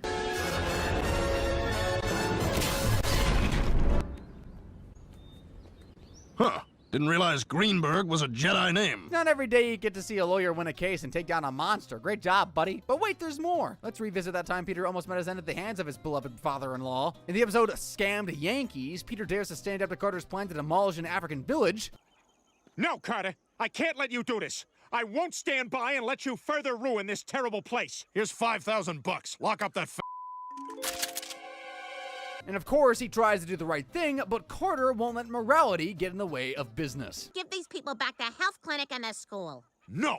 Hi, Lois. Bye, Lois. That's your son-in-law and my husband. I know how families work, Lois. Just in the nick of time, Lois arrives to save Peter from becoming a tragic headline. Let's be clear though, attempted murder is no joke. It's a felony that can land you up to 20 years in prison per attempt. And this dude didn't just dabble in it once, he's a 3-time offender. That's a potential 60 years behind bars. Everyone in Quahog knows how heartless Carter is, and when he's not busy being a business tycoon, he loves pulling pranks, but this time he takes it to a whole new level. So the Griffin family discovers just how underfunded Chris's school really is. Like, they're so broke that they're handing out textbooks from 1948. Book is from 1948. What? Let me see that.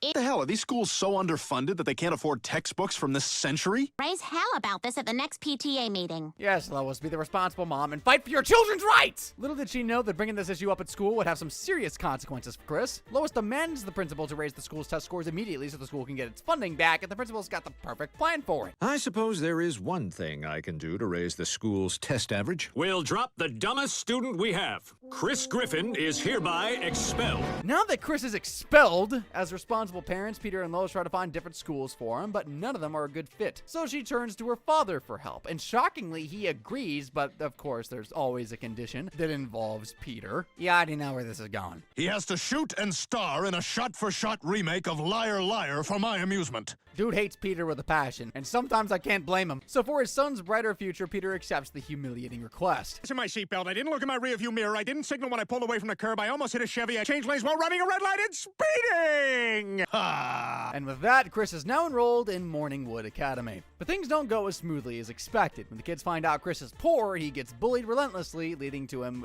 telling everything to Lois. Everybody's mean to me because I'm not rich. Oh, no, Chris, that's horrible. I'll call Daddy and I'll see if there's anything he can do. And of course, again, Carter's here to save the day. This time by making Chris a member of the Skull and Bone Society, which comes with some pretty sweet benefits. Where am I? Welcome to the Skull and Bones Society. But then we get to see the true colors of this society. One of them is what they do every first Thursday of the month. The first Thursday of every month, we go to a local orphanage, pick out a kid, fill out all the paperwork, and then don't take him home. Well, what can you expect from a group that calls themselves Skull and Bone? Your family's waiting in here. There are toys and a puppy.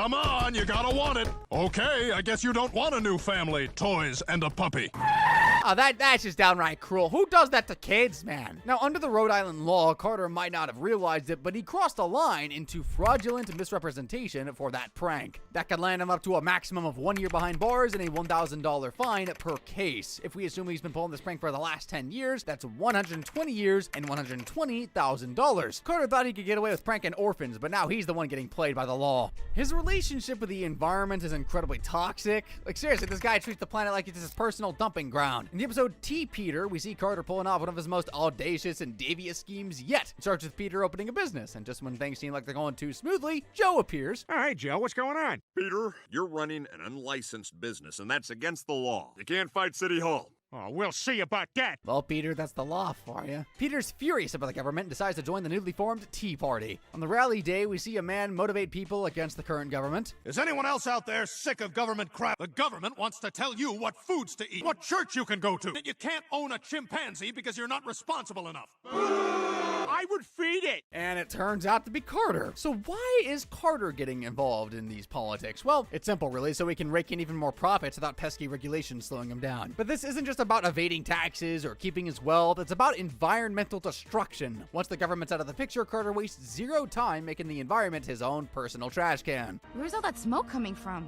The Pewterschmidt Industries refinery. It's a giant cloud of pollution. The Pewterschmidt empire booms, but the planet, crashes. And as if that wasn't bad enough, Carter really outdoes himself in the episode Adaptation. His company, Exxon Pewterschmidt, spills millions of gallons of oil into the Gulf of Mexico. The Exxon Pewterschmidt has crashed and released millions of gallons of oil into the Gulf of Mexico, causing irreparable damage to the ecosystem. And don't think for a second that that was an accident. This happened because Carter cut corners and ignored safety measures, and guess what? We've got witnesses to back it all up. 2 anonymous whistleblowers blame negligence. They cut corners left and right. Covered little crab. He had to leave. And what does Carter do to fix it? Take responsibility? Instead, he spends time with an orphan girl, hoping this will distract everyone from the environmental catastrophe. It might just seem like another wild plot in the show, but in real life, Carter's actions wouldn't distract anyone from the chaos he caused. First, there's fraudulent misrepresentation when manipulating the Tea Party people for personal gain. That carries a penalty of up to 1 year in prison and a $1,000 fine. And by releasing hazardous waste into the environment, Carter really crosses the line, earning his company fines of up to $250,000 for violations, and Carter, well, he could be looking at up to 15 years of imprisonment. Violating the Oil Pollution Act, OPA, is another big one, with fines reaching of up to $4,300 per barrel. And assuming the ship carried just 1 million gallons, Carter's penalty would be a jaw-dropping $97,621,000. The real crime isn't just how much he's wrecked the environment, it's the fact that Carter likely considers this all just part of business. Alright folks, brace yourself, because Carter's rap sheet's about to go full-on corporate supervillain in the episode regarding Carter. The man himself accidentally gets a one-way ticket to Amnesia Land after he gives Lois a gun as a birthday present. I'm so sorry, It's dear. okay. And here, I brought you a gift. A gun? Yeah, you love guns. Why is it that in Family Guy father-daughter relationships are either non-existent or this? Peter, you're not off the hook either. Speaking of Peter, you know he can't resist messing things up here. The moment he gets his hands on that gun, he gets obsessed. He's even treating it like a remote control. We now return to the Orville on Fox. Lois, understandably, isn't thrilled about Peter's newfound obsession, so she takes the gun back to Carter, intending to return it and be done with the whole mess. But this is Family Guy, nothing ever goes as planned. In true chaotic fashion, the gun accidentally goes off during their argument. I bought it at Anthropology. Oh. You're keeping it. It's a gift. Damn it, Daddy, why won't you just take the gun? I'm so sorry. It can't be too serious. Carter does not end up dying, he ends up in a coma, and you think it'd be something profound like family love or beautiful memories that bring him back, right? Nope, it's the Real Housewives. No! The show itself is bad enough. We don't need another show explaining what we just saw. Carter wakes up, but his memory is rebooted. He's not evil yet. For now, he's just like a toddler with a blank slate. Is this redemption time? Maybe. So Lois brings him to his office, a corporate kingdom of lies and destruction, and this is where things start to get interesting. I thought you should see where you work. I work here? Wow, this place is huge. What do? Are we nice? You shouldn't have asked that question, Carter. Now get ready for all the good things that you've done. You put pesticides pesticides in baby food. Your chemical waste gave a town cancer. You burned down the entire Amazon rainforest. You're the #1 producer of whale meat. You dumped lead in drinking water. Your fertilizer plant exploded, killing 4,000. You bought Vine and shut it down. I did what? She goes on to provide a laundry list of the worst corporate crimes you could possibly imagine. This guy's not just a baddie, he's evil incarnate. And his crimes are illegal nightmares, so let's break them down one by one. First, lacing baby food with pesticides, criminal negligence and endangerment under Rhode Island law, 20 years in prison, $100,000 fine. Next, there's the chemical waste that poisoned an entire town, which falls under environmental pollution easily, for another 30 years and $1 million in penalties. Then there's the burning down of the Amazon rainforest. Welcome to arson land and international environmental destruction land, which could get him 40 years. Dude's the #1 producer of whale meat, which definitely qualifies as animal cruelty, leading up to 2 years and a $10,000 fine per case. Dude's #1 in the market. Let's say he killed 500 of them for that. Racks up 1,000 years behind jail bars and $5 million in fines. Dumping lead in drinking water adds the charges of public endangerment, tackling on another 20 years, blowing up a fertilizer plant, killing around 4,000, slapping it with 25 years per case. Total would be 100,000 years in jail. And buying and shutting down Vine can be charged with violating antitrust law, which can be fined of up to $100 million. So for this segment alone, Carter's looking at about 101,110 years behind bars and $106,100,000 in fines. Dude's not just an evil corporate. He's basically the Thanos of the business world, snapping profits into his pocket while obliterating the rest of the planet. Alrighty guys, let's unpack the most selfish act in Family Guy history. Carter Pewterschmidt hiding the cure for cancer. It all starts in The Old Man and the Big C, where Carter gets a terminal cancer diagnosis. He's told he's got only 2 weeks left to live. Pewterschmidt, but the cancer is terminal. If you're lucky, you've got 2 weeks to live. Pretty tragic, right? Well, hold on to that. Brian overhears the news and goes full-on Scooby-Doo mode, racing to tell Stewie. And the worst part is, I don't think Lois even knows he's sick. Oh, this is going to destroy her. So Brian spills the tea on Lois, and her reaction? Well, that's what Stewie's more interested in than anything else. Father is dying. What? Ha! Heard a doctor tell him he has cancer. The whole Griffin crew rushes to Carter's side to say their goodbyes, only to find him alive and well. I'm so glad you're all right. Ryan, how could you get us all worked up like that? You are gonna get it when I drink. Brian loses his credibility faster than Peter loses at rock, paper, scissors, but Brian ain't buying it. Not one to give up. He thinks the actual Carter is dead and the new and well-being one is an imposter. So Brian teams up with Stewie and they break into Carter's lab. We're just gonna have to try and figure out the code. Stewie, are you crazy? What's going on down there? Nothing. All right. Well, that's certainly one way to break into a room. Now, instead of finding Carter's body, they find Specimen Z, the holy grail of medicine. What is it? Specimen Z is a cure for cancer. He cured himself. That's right, folks. Carter cured himself, but instead of sharing it, he's been hoarding it since 1999. Why? Why not hear it from the man himself? Why cure someone of cancer in a day if we can treat them for a lifetime and bill them every step along the way? How big my nips are. They're almost like a woman's. But Stewie, being the genius we all aspire to be, swipes the cure on their way out. Don't be too upset. Old Stewie here snagged a little souvenir on his way out. How'd you manage to steal it? Oh, it was easy. I just took it while you guys were yammering on. Go, Stewie! But just as Brian's about to blow the whistle, Peter interrupts with the world's worst somersault. And there's something incredible I have to show you. I learned how to do a somersault. Did I do it? The clumsy tumble gives Carter enough time to swoop in and snatch it back. Now, Lois also knows what Carter's been hiding and tries to confront him, hitting him with every guilt trip in the book. What if somebody close to you got cancer? You mean Mamie? Yeah, what if Mamie got cancer? Mamie's not getting cancer. If I got cancer, or God forbid, one of your grandchildren, for once in your life, do the right thing. Does he care? Well, he promises to release the cure, but instead drops Slow Stick, an edible deodorant for the developmentally disabled. That son of a went back on his word. Daddy, we're all sitting here in front of the TV awaiting the big announcement. The one you promised to make for me, your daughter. I lied.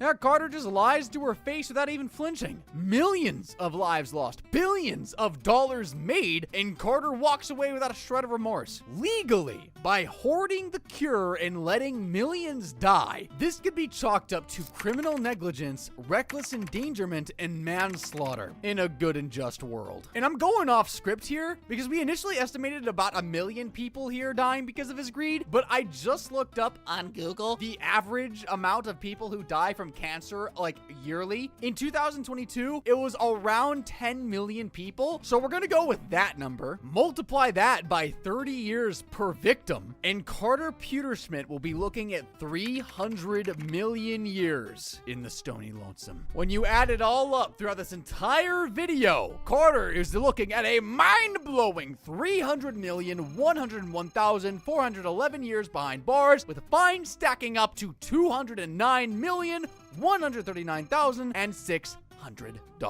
Guess the only thing more twisted than his schemes is his prison sentence. Congrats on making it to the point in the video where I congratulate you for reaching this point in the video. If you fell asleep or watched it in bits, congrats anyway. Now we're going to talk about how much Peter Griffin owes in medical bills after a lifetime of being himself. Here's Peter Griffin spraining his knee. And this is Peter damn near getting his head chopped off. Peter, would you like a glass of... God! I told you not to play God with those ants! These are the most expensive injuries Peter has ever had. One so bad he had to rob a bank just to cover the hospital bills. So today we're gonna add them all together and figure out the exact amount Peter owes in medical expenses. But first, we gotta start with a trip to the vet. Brian's not feeling well in the episode Once Bitten, so they do what any responsible pet owners would. Is everyone warm in here? Brian, are you feeling all right? Fine, it just seems kind of... Oh my God! The family take him to the vets, and it turns out Brian's liver is not working as livers normally do. So Peter has to give him pills that'll sort of work things out for him. Only problem is he's got to take them in an interesting way. I gotta give you these pills the butt way. Oh, that is not happening. Look, I know it sounds a little rough. Peter, get away from my ass. Ah, come on, Brian. He's only trying to help. But you can't teach an old dog new tricks, and when Peter finally gets a hold of him, this happens. Peter, what the hell? I'm still in charge of you. Stop it! I'm a human. Get away from me! If you Take touch it. my ass, I swear to God, I'll kill you! Ah! You bit me! And I'll do it again if you don't stay the hell away from my ass! I guess this takes biting the hand that feeds to a whole new level, don't it? But that's a serious gash that's been opened up on Peter's hand. He's gonna need stitches, the wound cleaned, dressed, tetanus shot, and obviously we gotta factor in the pain meds and the visit to the ER itself. Peter would easily be looking at around $5,000 in hospital bills for this. Now, that might not be a lot in the grand scheme of things. Hospital bills are insane, but it's a big chunk of change for a small chunk of flesh, you know what I mean? Now, I know a lot of you would say Peter kind of lives his life like he was hit on the head. Well, in the episode of Big Man on Hippocampus, he actually takes a serious bang to that noggin of his. The episode starts with the Griffins appearing on an episode of Family Feud, and somehow they're actually doing pretty well. So I'm gonna go with a flute that Captain Picard played in real life in the episode The Inner Light from Star Trek The Next Generation. Idiot, we said money! But it soon goes pear-shaped when they go for big money and Peter runs out of time, costing his family the game. And he ain't happy. I'm sorry, your time is up and you didn't score enough points. We lose? You son of a... What about my cave in the yard? Peter continues to overstep the mark with Richard Dawkins, so the host sends Peter flying across the set, smashing into one of the podiums. Oh my God, are you all right? What happened? Who are you? Lois who? Who the hell am I? So after Peter's crash landing, the family heads on over to Dr. Hartman to see if he can shed some light onto what's going wrong with Peter's head. Your husband has amnesia. Is it permanent? His memory could return in days, weeks, years, or never, or weeks. I don't know why I thought a trip to Dr. Hartman's office would be actually helpful, but at least we know what's wrong with Peter now. He's come down with a case of amnesia, and he needs his family's help to regain that memory. This is Meg, your daughter. Sorry, I just don't remember anything. But it's actually a run-in with an old rival that sparks Peter to get his memories back. Hey, you just snubbed me in front of my own house. Look, fella, I don't know who you are and I don't want to. This happens to be fresh marathon sod. And I just got my memory back. Just in time, too, because the whole memory loss thing has been taking a real toll on Lois, who's now basically in a relationship with Quagmire. So before they go past the point of no return, Peter has to tell her that he's back to his old self. What are you doing here? I got my memory back and I love you, Lois. I want our old life back. I don't believe it. You're back. I'm back, Lois. Now that might be sweet and all, but Peter's still got a hospital bill to take care of. You got the ER visit fee, the medical exam, and the CT scans of his brain to take into account here, which by my calculations would total out to an easy 11 grand. I think it's safe to say that's a payment Peter will want to forget. Now, if there's a group of people that can rival Peter and the guys with the world's lowest IQ, it's gotta be the boys from Jackass. But in the episode A Man with Two Brians, Peter and the guys take a page out of Johnny Knoxville's book and decide to turn extreme. What are you boys doing up there? Get off the roof! We're being jackass. We're rolling. And this is shopping cart, roof shopping cart, guys. Okay, go! I was gonna say maybe this isn't gonna end badly, but who am I kidding? Ow. Ow. Ow. God, are you okay? I don't know. What is that? What did I feel something? I'm scared. I'm scared. I'm scared. Oh, God! Does this get fixed with ice or heat? I'm sure an ice pack and a wet paper towel will sort that one out. That and a lengthy trip to the hospital. But before we get to that, when Peter recovers from his spine injury, he gets right back on the extreme horse. Believe it or not, I'm walking on air. Flying away on a wing and a prayer. Believe it or not, it's just...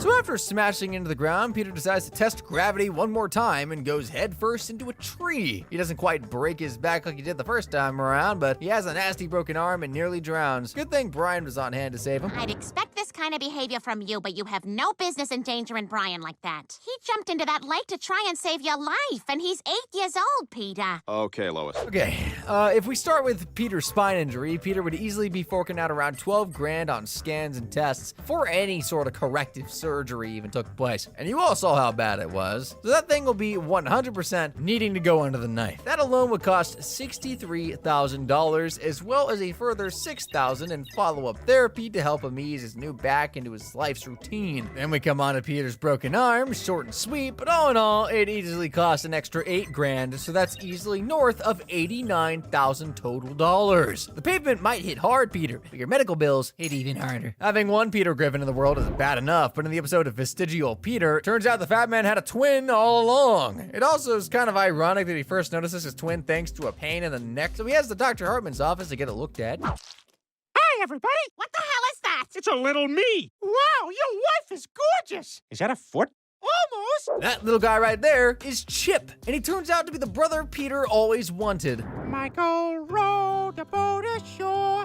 Michael rowed the boat ashore. Sister helped to trim the sail. Things might seem to be going swimmingly, but Chip's personality clashes with Peter's, and Peter ain't happy. Oh, it's just a tennis match. This is tennis. Wow, wow. Wow! Wow! I can see why. Peter's patience wears completely thin with his twin and decides maybe the best course of action is to have Chip shipped off, although it's not as simple as it sounds. This thing on my neck removed. Well, Mr. Griffin, your organs and his are intertwined. You could die. If you live, I'll let you pick any prize off that shelf. Peter throws caution to the wind, though, and pleads with Dr. Hartman to go through with the surgery anyway.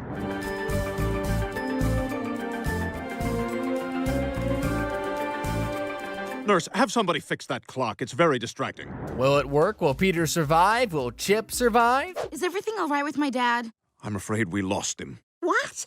Hey, guys. Oh, there he is. I'm free at last. Where's Chip? Look who's walking. Dang it, Doc, dude. You didn't have to do them like that. Thankfully, both Peter and Chip are fighting fit. Chip goes on to live his life of thrill-seeking and fun, which is a far cry away from what his life would look like if he were still attached to Peter's shoulder. Those people ain't taking good care of themselves. Well, I guess you could say that's a big weight off of Peter's shoulders, but it's an even bigger weight on his wallet. A surgery as complicated as his and Chip's sure ain't cheap. You're looking at about $125,000 for that alone. And we're not even talking about the first consultation and incision to uncover Chip, as well as all the scans, tests, and aftercare needed post-surgery. That'd be easily another $37,000. Man, America's fracking ridiculous. So finding his long-lost brother would set Peter back at least $162,000. Clean living isn't in Peter's nature, and eating like a late-stage Elvis was never gonna end well for him. In the episode McStroke, his unhealthy choices finally catch up to him when he devours 30 hamburgers in one sitting. I no longer feel the pain. Can't really feel anything on the left half of my body. That doesn't sound good. Oh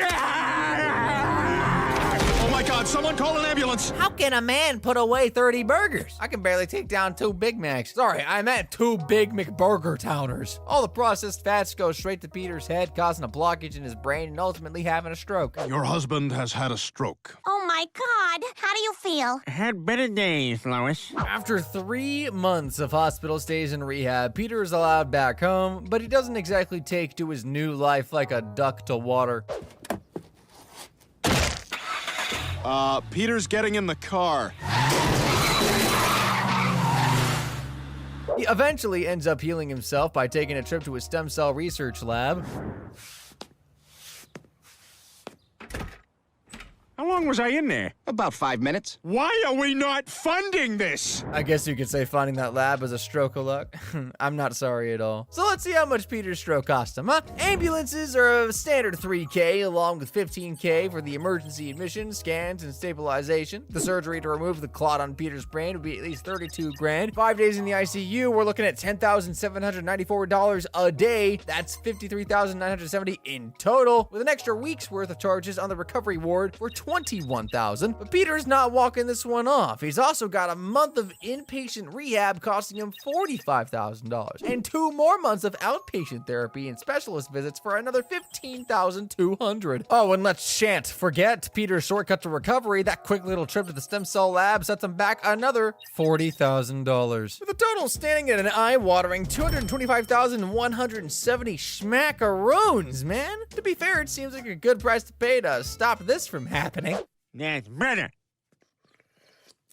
The next hospital visit on our list brings us to the episode of Whistle While Your Wife Works, where Quagmire brings around a bunch of fireworks. That was Florida. Oh, it was great. I smuggled a whole bunch of fireworks back in my... Fireworks aren't illegal here. You could have just put them in your car and driven them up here. Peter and gunpowder really don't mix, and it's not long before he's up to something stupid. And that might be an understatement. Check it out. I took 10 M80s and stuck them all together. I call it Peter Griffin's Mega Ultra Super...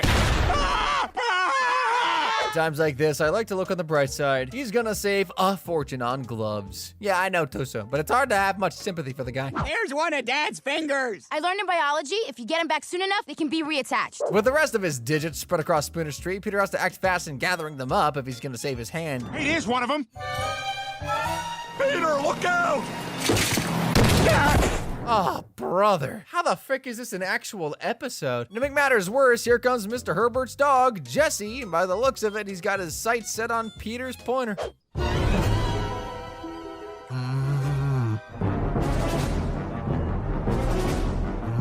After the world's slowest race, the trio are neck and neck, but it's something else that snatches the finger. Damn it! Peter's finger now high up in a random bird's nest, he draws upon every bit of brain power he has to think of a way to get it back, which, as we all know, isn't a lot. Maybe if we make it mad, it'll come down here and we can catch it and get the finger. Your poop is white and green. Yeah, oh yeah, I knew that would get you. Let's plant a knife on him just to be safe. So with that finger, Peter's back to a fistful of 5 and heads to the hospital to get them reattached, and the surgery is a success. Here's to Peter getting his fingers back. Thanks, Joe. With the rest of the episode, we see Peter dealing with life one-handed for a while, even having Lois turn out to do his job at work. Without you, Angela would have been all over my case. I know it's tough for you to work with your hand injury. Kind of like you're my secretary. Let's not get carried away, Peter. Peter's homemade firework didn't just blow off his fingers, it blew a monster hole in his wallet, too. Cleaning and reattaching 5 fingers ain't cheap. It cost him around $150,000 in delicate microsurgery. Then you got $50K for a week in the hospital, another $20K in meds and scans, and another $48K in rehab just to relearn how to use his mangled hand again, totaling up to a staggering $298,000. Never mind fingers. At that price, Peter paid an arm and a leg. The bank of Peter Griffin is being drained by the second. We're only halfway through here, and he's already managed to rack up $1,156,470 worth of hospital bills. But if you think that's a lot, just wait. I showed you a sneak peek compared to what's coming up. And if I just straight up showed you that final bill right now, you'd be in the ICU for a week. I know I was. People have been calling Peter Griffin brain dead since 1999. And in the episode Coma Guy, he finally lives up to it. It all starts when Peter heads to the library and picks up an old Van Halen album that he used to listen to back in the day. But it starts bringing out the rebel in him. Peter, what are you doing? happened? Some say rebel, others say idiot. Tomato, tomato. Things really heat up though, and he once again runs into Ernie the giant chicken, who's driving his own car.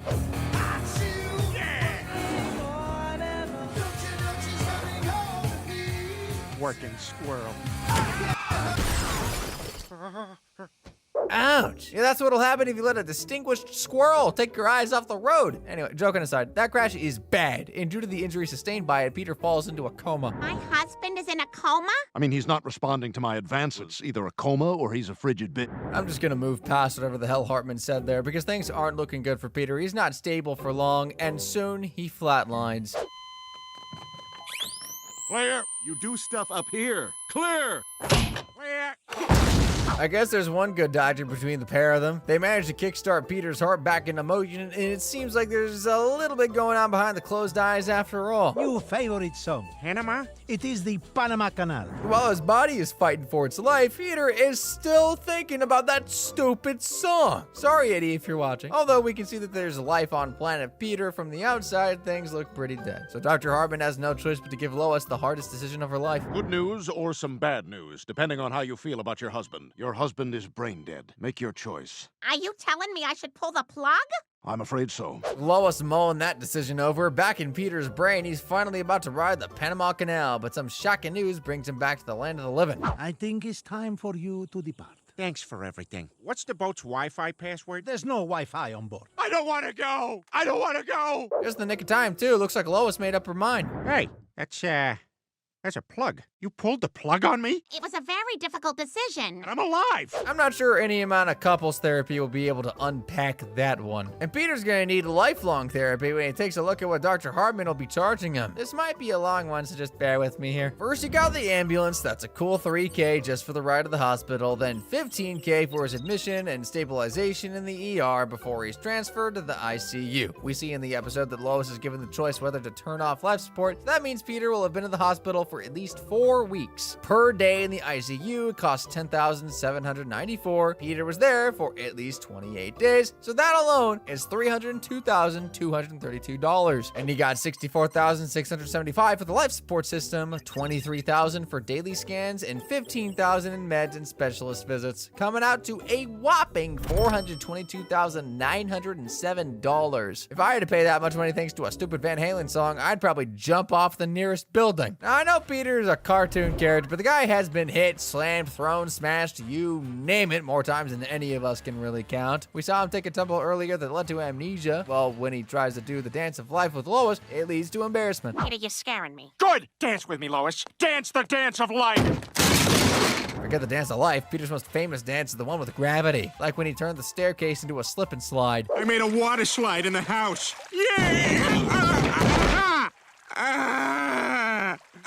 Play stupid games, win stupid prizes. Funny that I mentioned prizes because do you remember when Peter and the family won the lottery and Peter tried to recreate the famous coin dive by Scrooge McDuck? It's not a liquid! It's a solid matter that form a hard floor-like surface! That may be one of the worst injuries to look at for me. The little bone peeking out of his leg there. Just, ugh, heebie-jeebies. Brother, if you thought that was bad, how could I possibly forget about the time Peter skydives and ends up impaling himself on the Eiffel Tower? Oh, great spirit. Oh, ground. Ah, damn it! The Eiffel Tower? Oh, cool, I'm in Paris.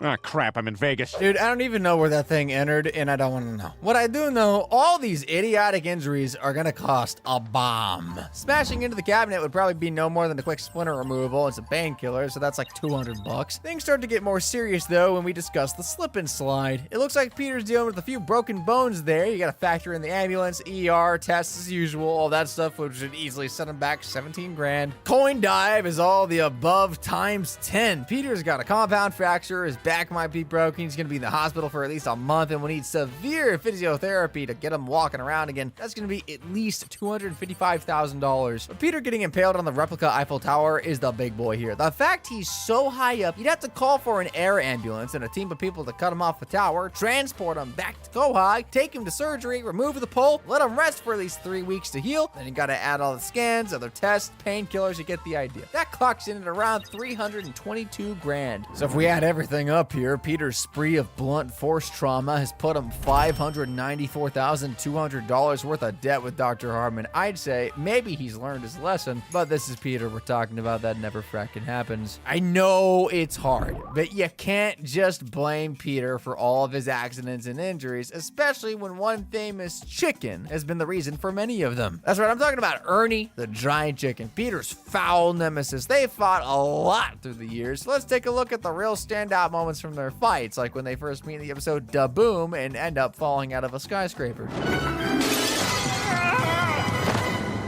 Although Ernie took the brunt of the landing here, there would be some serious damage done to Peter. Several broken bones, including most of his ribs and his pelvis, cuts through his body from the broken glass, and most likely a punctured lung. So Peter would be looking at about 94 grand worth of bills already, and this is just the beginning. Their second meeting is much more brutal. They take their fight to the middle of Spooner Street and end up getting hit by oncoming traffic and then an oncoming train.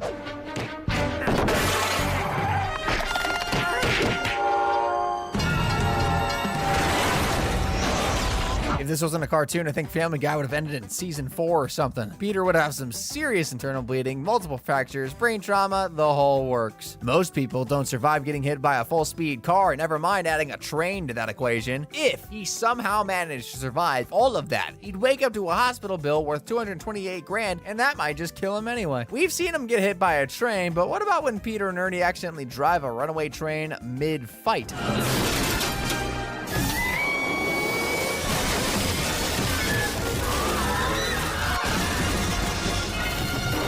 This one probably looks a little worse than it is. The train carriage most likely took the most of the impact, but no one escapes a crash like that without serious injury. You don't need me to tell you every broken bone and bruise, but know that this little crash would set Peter back another $141,000. Next time Ernie and Peter meet is in the episode Internal Affairs, and it's probably their most famous face-off, where Ernie chooses to fight fire with fire.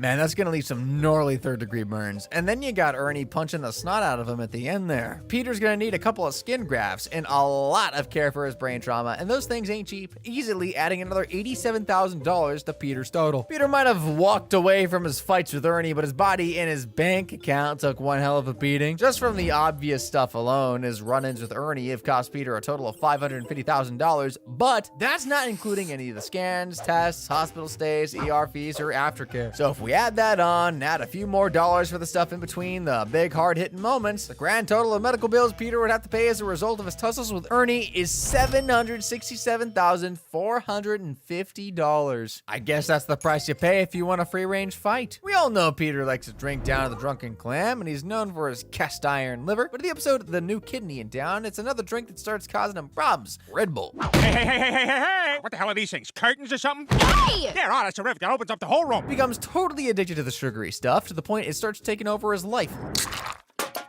Done! Wow, Dad, that was pretty cool. Oh my God, can you try some Red Bull? Chris, I take it as an insult if you didn't. Here you go, have some cans. So to protect him, Lois decides to throw out all the Red Bull in the house and bans him from buying any more, and Peter agrees. Well, he agrees to not drink Red Bull, but Lois didn't ban him from making his own energy drink. Lois can't stop me from experiencing the manic highs and lows my body demands. And you're adding kerosene? Kerosene is fuel, Brian. Red Bull is fuel. And why don't you leave me alone while I'm doing my important work? Peter, that drink will kill you. See, Brian? I feel great. His homemade drink has caused some serious damage to his insides, leaving Peter with total kidney failure. Kidney failure? We'll put him on a kidney transplant list, but that could take months. He's going to have to undergo dialysis treatments 3 times a week. Is there any other way?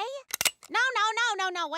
We'll do the dialysis. You know things are bad when your doctor pulls out a gun to put you out of your misery. Dialysis is no joke either. If your kidneys are totaled, you got no way of cleaning your blood, so Peter will have to do it manually by a machine. Hey, Doc, I'm here for my dialysis. Let's get you hooked up. Doc, I don't know how much more of this I can take. It's been 3 weeks. Dialysis can only last so long, especially if you're drinking alcohol on top of it. Oh my God, you don't look so good. I feel great, like I could go another 20 years or more.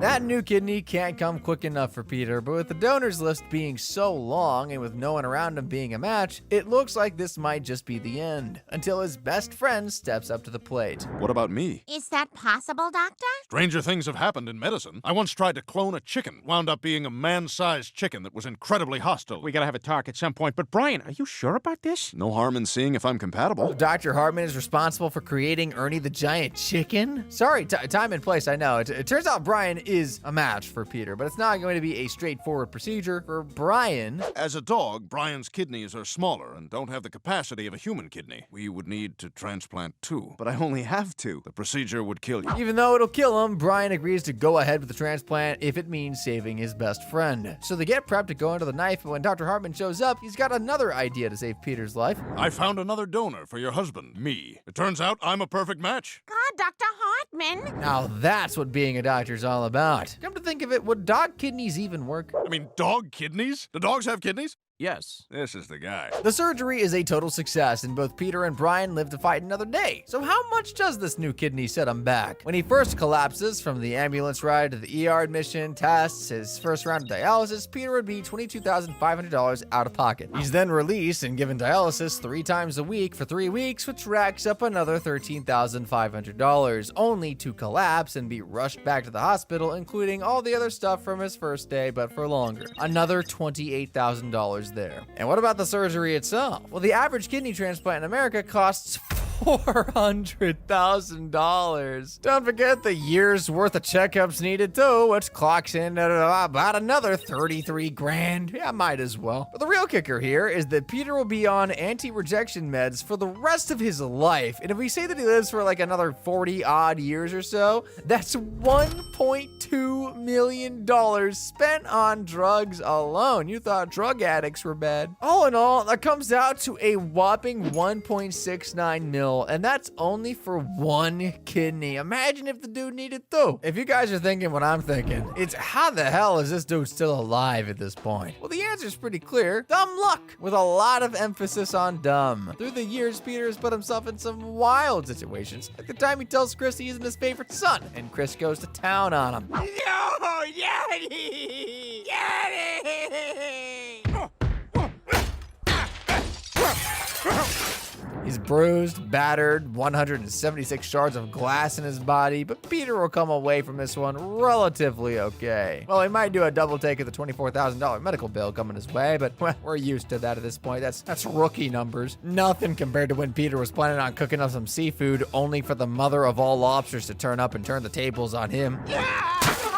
You're hurting him. No, that's just air escaping. They can't feel anything. Having your skull sauteed like that's gonna require a lot of reconstructive surgery. $195,000 worth of it, to be exact. Then you got the time Peter was sitting on Quagmire's nest to protect some vulnerable eggs. Yeah, you heard me right. Time for lunch. Can't leave the eggs till Quagmire gets back. Well, I guess I haven't seen that mongoose in a while. We're having sloppy joes. Yeah, I heard. We're having sloppy joes. Mongoose! Man, those mongoose are cutthroat. It's a shame the hospital won't be slashing their prices, though. You'll probably have to call in another air ambulance again. And if Peter does survive this, he'll likely need multiple blood transfusions to keep him going. So you can safely add $217,670 to the total here. Then we got some more serious ones that'll quickly fire through, like when Peter finds out Lois isn't using a web browser he approves of. You were supposed to stay on Firefox. As it's a little worse than the mongoose stuff, I'd say you'd be looking about $226,450. This is a loaded handgun. What we're gonna do now is kill ourselves because this is horrible. Too late. You gotta remember, Peter has a pretty tiny brain, so he did probably miss, leaving him in a need of care to the tune of $267,900. What's going on here? It's my book club, Peter. Come, join us. Okay. Talking of constant care, Peter's neck break wouldn't have killed him, but left him paralyzed for life. Peter's a pretty young guy, and that level of care could easily rack up over $3 million over the course of a lifetime. Some last-minute stupidity is gonna cost him serious here. Adding up just the face value of costs comes out to $3.9 million, but then you got all the other hidden costs to take into account, like what we did when we covered the fights with Ernie. If you add all that on, Peter would be looking at something more akin to $4.4 million. He's gonna have to get Carter to bail him out of this one. So when it's all said and done, Peter Griffin will be stuck with a medical bill worth approximately $8,541,027. Brother, that's not just a lot. That's over 10 times what the average person would spend on healthcare in their entire life. Or on anything, really. Meaning he won't just be paying for his mistakes, his grandkids will too. That's some serious generational debt right there. You know, I forgot to lock up one more Griffin family member, so let's find out how long Chris would be in prison for. Think Chris Griffin is just Quahog's clueless kid? Wrong! I've gone through his entire backlog of legitimate crimes, and let's just say his rap sheet is long enough to keep Joe busy for days. Starting off with the episode Trading Places. Chris and Meg Griffin take sibling bonding to a whole new level here, and by new level, I mean hijacking their dad's bike and tossing any thought of safety right out the window. So Peter contests in the competition to win a dirt bike, and he comes home to show off his new trophy. Hope you made extra. I brought a guest. What the hell? Who is this? This is my dirt bike girlfriend. Amber. I'm a dirt bike guy now. You're just a dirtbag, Peter. Chris, who, let's be honest, isn't the sharpest crayon in the box, spots Peter's newly beloved bike and has a really cool idea. There it is, Meg. What do you say we take it for a spin? Did I say really cool? I meant really bad. He somehow convinces Meg to join him for the ride of a lifetime, though. Meg, just get on. Now, let's be clear here, folks. No helmets, no licenses, just raw Chris, Meg, and Peter's precious bike. What could possibly go wrong, right? As if borrowing the bike without permission wasn't rebellious enough, Chris decides to show off his skills. And by skills, I mean attempting to launch over a fire hydrant. Check it out. I'm gonna jump that fire hydrant. Meg, of course, does her best at being the reasonable sister, but big mistake trying to explain reason to someone like Chris. Gonna wreck Dad's bike. Too late, I already narrowed my eyes. Surprise, surprise, the stunt doesn't go well. In fact, it goes exactly as you'd expect. The bike, wrecked. Chris and Meg, wrecked. It's a complete wreck. Idiot, look at what you did. You mean look what two black teenagers did when they stole Dad's bike? Now the troublesome teens stumble home, bruised and battered, and guess who's a-waiting? That's right, Peter and Lois. And well, I gotta tell you, the yelling that follows is quite something. So, you like taking dirt bikes that don't belong to you, huh? Then here, have a whole carton of cigarettes. What? Okay, but hold on, it gets even weirder. Maybe we try a little experiment. You kids switch places with your dad and me. For the next week, you'll be the parents and we'll be the kids. Seriously? Yeah, that'd be awesome. Seriously? You know, that's a whole nother story for another day. Point is, for wrecking the bike, Chris could actually face some serious charges here, like reckless driving and endangerment. I mean, he's not the only one who disregarded safety rules, but he also put himself in Meg and harm's way. So, reckless endangerment and reckless driving could easily land him in jail for 2 years and facing a fine of $5,000. And that's the first crime I'm talking about now. As we go on, it's just gonna get worse and worse. So really, like, strap in, buckle up, no pun intended. Next up, Chris wrecks Brian's work to impress a girl, or let's be real, to get a shot at touching her boobs. It's incredibly stupid, but in his mind, it is totally worth breaking the law for. It all starts in the episode You May Now Kiss the Guy when Mayor West has a grand idea. He unveils a solid gold statue of Diggum, the Sugar Smacks frog, to honor fallen Quahog soldiers. Statue of Diggum, the Sugar Smacks frog. Yeah, what is that? I'd also like to take this opportunity to announce extreme budget cutbacks having almost nothing to do with this solid gold statue. I don't even live there, and I agree. This is a total waste of taxpayers' money. Chris, who is present at the unveiling ceremony, walks up to a girl, Alyssa, and she is just outraged over the statue. And Chris is just totally surprised that he's being spoken to. Have you ever seen such a waste of the taxpayers' money? You're talking to me! This is more exciting than that time me and my friends did mushrooms. So later he asks her out, and she invites him to her young Republicans meeting because nothing says romantic vibes like politics. What do you do at a young Republicans meeting? We help those who already have the means to help themselves. Also, we perpetuate the ideal that Jesus chose America to destroy non-believers and brown people. Meanwhile, Brian's fabulous gay cousin Jasper arrives with big news. He's marrying Ricardo. The Griffins are thrilled. Ricardo and I are getting married. Oh, that is terrific. It's about time you two settled down. Oh, you hear that, Meg? Guys can marry other guys now. So, oh, this is awkward, but, I mean, if they can do that, that's pretty much it for you, isn't it? I mean, you might as well pack it in. Game over. Come on, Stewie, that was harsh even for you. Brian decides to offer their house as a wedding venue, and that's when Lois starts getting a bit uncomfortable with the whole arrangement. I'm not not sure I'm comfortable having this wedding at the house. Lois, I don't know what the big deal is, so they're gay. Now the people of Quahog are turning up the heat on Mayor West for spending the entire town's treasury on the Diggum statue. In protest of the mayor's decision to spend the town's treasury on a gold frog. I don't like it, and I don't like the contraction 'EM. And so what does the mayor do to salvage the situation? Breaking news today when Mayor West announced he will sign a citywide ban on gay marriages next week. While controversial, it has nonetheless effectively distracted all of us from the Diggum fiasco. Yep, he bans gay marriage to divert everyone's attention. Jasper is just heartbroken at this news, but Brian decides he's not taking this lying down. I am gonna make Mayor West change his mind. But Brian, the Bible says gay marriage is an abomination. Oh, don't give me that young Republican crap. Rallying for justice, Brian goes about gathering signatures for a petition supporting gay marriage, but then Alyssa learns of the petition and is totally against it, so she gives Chris a proposition. Chris, you've got to destroy that petition. Why? Because if you do, I'll let you touch my boobs. Is that good? Do I want that? Oh yeah, you want that. Really, young lady? Is it worth it, Chris, trashing your Jasper's wedding dreams for a little second base action? Yes!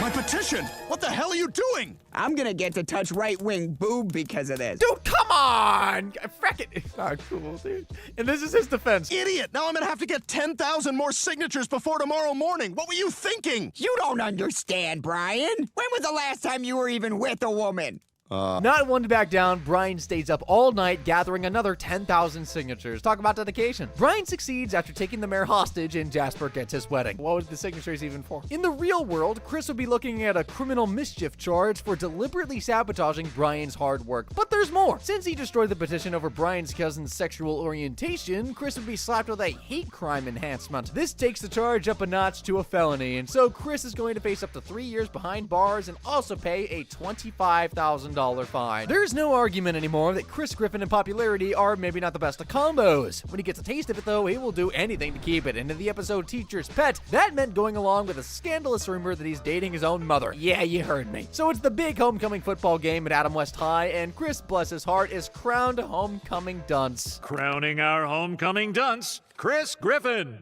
This is Chris Griffin's 4th win for Adam West High homecoming dunce, even though he's only a sophomore. Okay, maybe he's not the smartest dude around, but this is just a little too harsh, man. Lois, the supportive supermom, sees this and decides to step in to salvage the situation by signing up as a substitute teacher. Got an email from the school saying they're looking for a substitute teacher to replace Mr. Trampled On, and I applied, and they accepted. What? Somebody tell her this is a bad idea. If she's trying to help Chris, she's doing the exact opposite. Nothing screams more uncool in high school like having your mom as a teacher. Hey, I didn't make the rules. You saw how unpopular I am at school. Having my mother as a teacher will make things... It turns out that she didn't just sign up as a teacher, she also lied about her credentials and changed her name to her maiden name. Thought about that, Chris, which is why I applied under the name Lois Pewterschmidt. But you've taught at Adam West before. People won't fall for it. Oh, maybe I'll wear a blonde wig.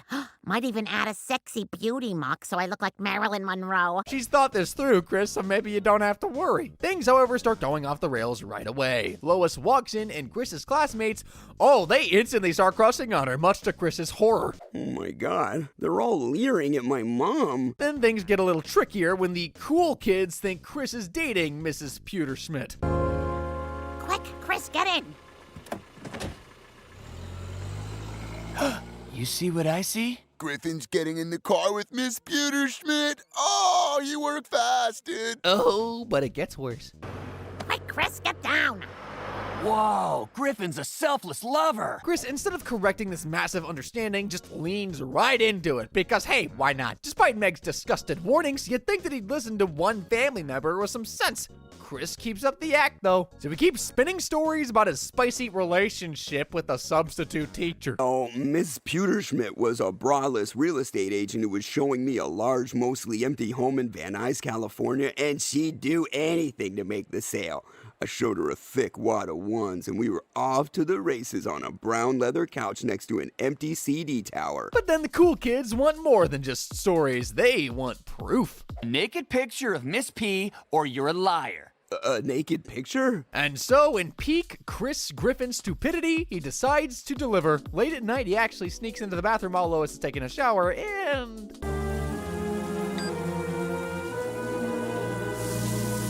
Yeah, I feel weird even describing this. Why are we here, Chris? Well, his conscience pricks at him until he gets one final nudge. It's my mom. I'm not a dirtbag. Psst, Chris. That it has even gone this far means you are a dirtbag. Own it. So he snaps the photo and marches into school with his proof. Where's the picture, Griffin? Ooh. Awesome. Send it to us. He agrees to share the picture to them, but on the condition that they don't share the picture with anyone else. Well, I guess his heart's in the right place, maybe kind of not so much. Because tell me, Chris, how would you trust teenagers to listen to you and not share such a scandalous picture? Of course, the photo goes viral in less than 3 seconds.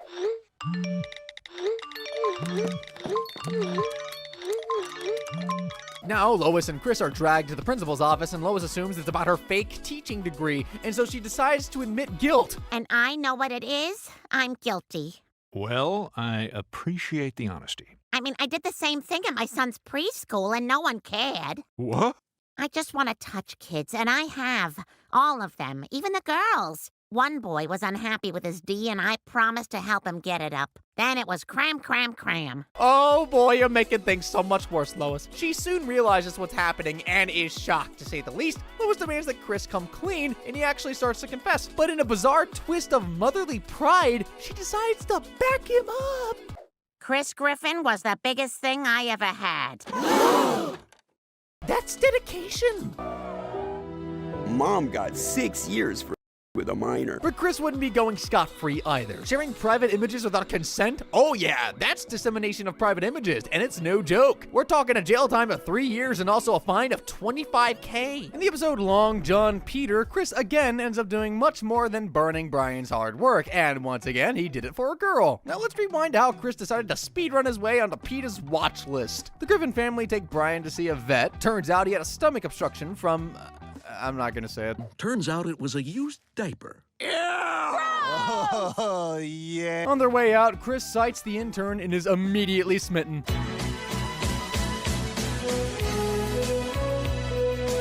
Now he can't stop thinking about her. But in order to see her again, they have to go back to the vet. Mom, can we go back to the vet and see the pretty vet assistant again? Well, I guess if Brian gets sick again. Oh, boy! Hey, Brian, look! Ugh. Brian's sick! Mom, get your keys! That shockingly doesn't work, but Chris's dreams come true after Peter's parrot dies. Yeah, Peter becomes a pirate for a while and gets a parrot. Just roll with me. Chris uses the chance to ask Anna out. Actually, it's the other way around. Listen, I have to get back to work, but, would you maybe want to go out sometime? Yes! Great. Here's my number. Awesome! Somehow, Chris and Anna actually managed to have a sweet thing going. That is until Peter swoops in with some good old relationship advice. Treating her like a human being. If you want to get anywhere with a chick, you can't treat him too nice-like. Really? And Chris, bless his simple heart again, actually listens. Because somehow he thought this was solid dating advice. He goes ahead to take this advice when they're getting tickets to a movie. It's one man and one bitch that needs to do what I say. What? That's not funny, Chris. Here's your ticket. Pick that up. Chris, why are you acting like this? Pick that up and cook it into something delicious or knit it into something that's useful to me. Frickin' Peter's a dirtbag, okay? Yeah, sure, but Chris, couldn't you have known any better? And of course, breaks up with him right then and there. Are you ready to make out now? Why in the world would I want to do that after what you just said? You're obviously not the person I thought you were. I never want to see you again. I can't believe I thought you were special. Anna, wait! Oh no, what did I do? Chris is filled with remorse and misses Anna already, and when he speaks with Lois about it, Lois advises him to talk to Anna and tell her how he feels, but instead of, going over to see Anna and apologizing like a normal person, Chris decides that the best way to see her again is this. But she said she never wants to see me again. Well, I'm sure you can come up with some excuse to see her at the vet. Is there any more coffee? Anna, I'm here with my dog. He's not feeling well.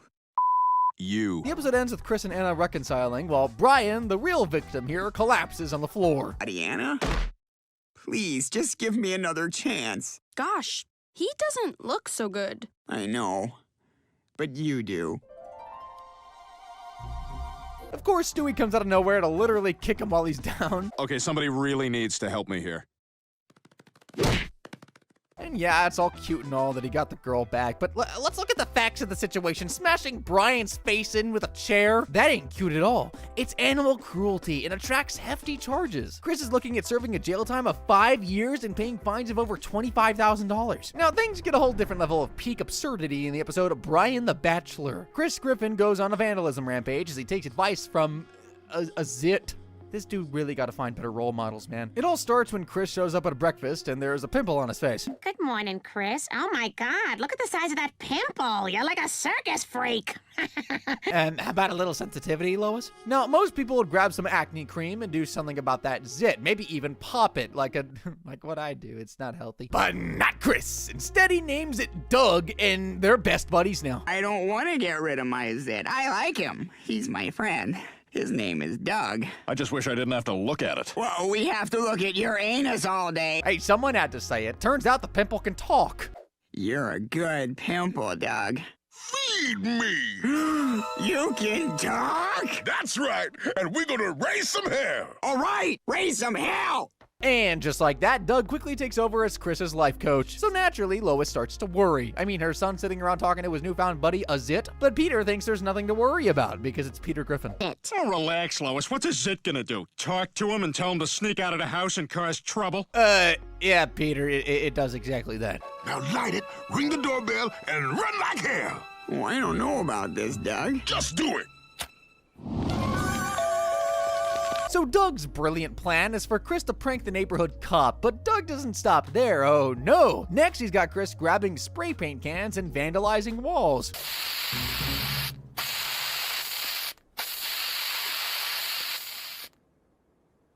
You were right, Doug. Mischief is fun. And I've gotta ask, what did the mayor ever do to him? Lois is still concerned about Chris and goes to check up on him, only to find him sneaking back inside through the window. But when she tries to confront him, Chris hits her with a classic, Doug said I don't have to listen to you. Imagine being sassed by your own kid because of a pimple. Doug, your pimple?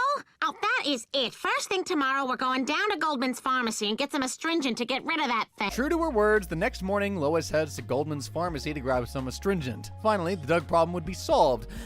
But hold that thought for a second. Oh my God, Peter, it looks like there's been a break-in. The place looks like a war zone. Someone broke in and vandalized the entire store, but particularly the entire stock of acne medication was destroyed. Criminals who broke in and destroyed my entire stock of acne medication. Oh my God, Peter, do you think Chris might have done this? Well, what do you think, Lois? Who else clearly had a motive for this? Fast forward to dinner that night, Brian's new girlfriend Brooke comes over to meet the family. And while the Griffins give her a warm reception, well, as warm as they can be. Well, it's wonderful to meet you. We've had so many nice things. Yes, indeed. So, how long have you been a... Doug also has his, I should say, Zit's own idea of a warm welcome. Are you happy, Doug? And right on cue, Joe Swanson bursts in. He's got proof it was Chris who destroyed all the acne medication at Goldman's. Well, remember what I said earlier about antagonizing the neighborhood cop? I knew it. I didn't want to believe it, but it's true. Oh, God, what happened to my baby? What happened to your baby? A talking pimple? It doesn't take long for the entire scene to devolve into chaos.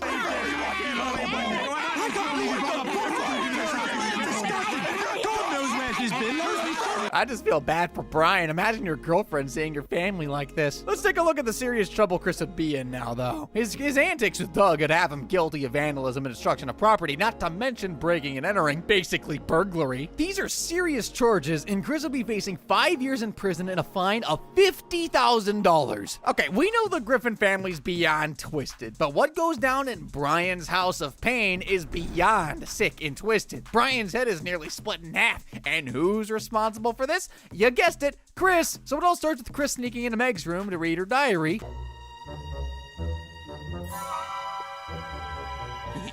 Seriously, Chris, you ever heard of something called privacy? Meg catches him and the two start running around the house like fracking maniacs. And then poor not sweet Stewie is just minding his business near the stairs when, wham, Chris bumps right into him, sending Stewie flying down the stairs. Well, I'm off to buy imaginary groceries. The result? Stewie ends up unconscious with a nasty head wound.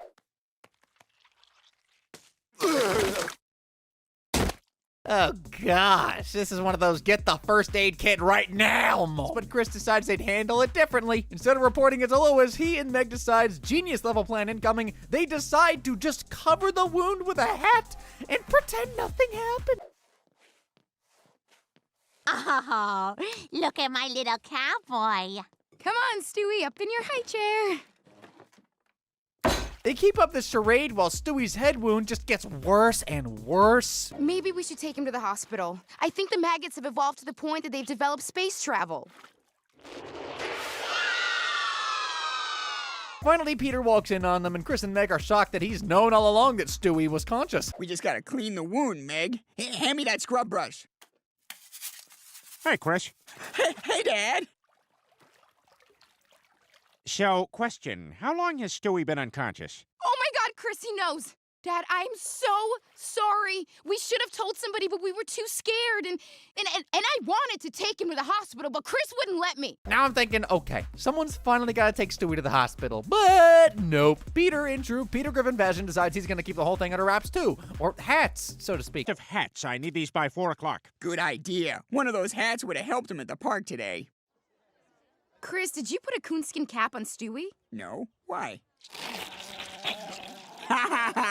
They look like little robbers. Like, what level of twisted is this family on? This is just sick. Stewie's been unconscious for several days now, and the head wound has only gotten way worse till it begins to stink. Smell. Okay, I don't care what you say. He's really hurt, and I'm gonna do what I should have done in the first place. I'm taking him to the hospital. No. I got one last plan, Meg. And what's Peter's last resort? He sees Lois pulling out of the driveway, and wait, he actually throws Stewie behind her rear tire to make it look like she's run him over.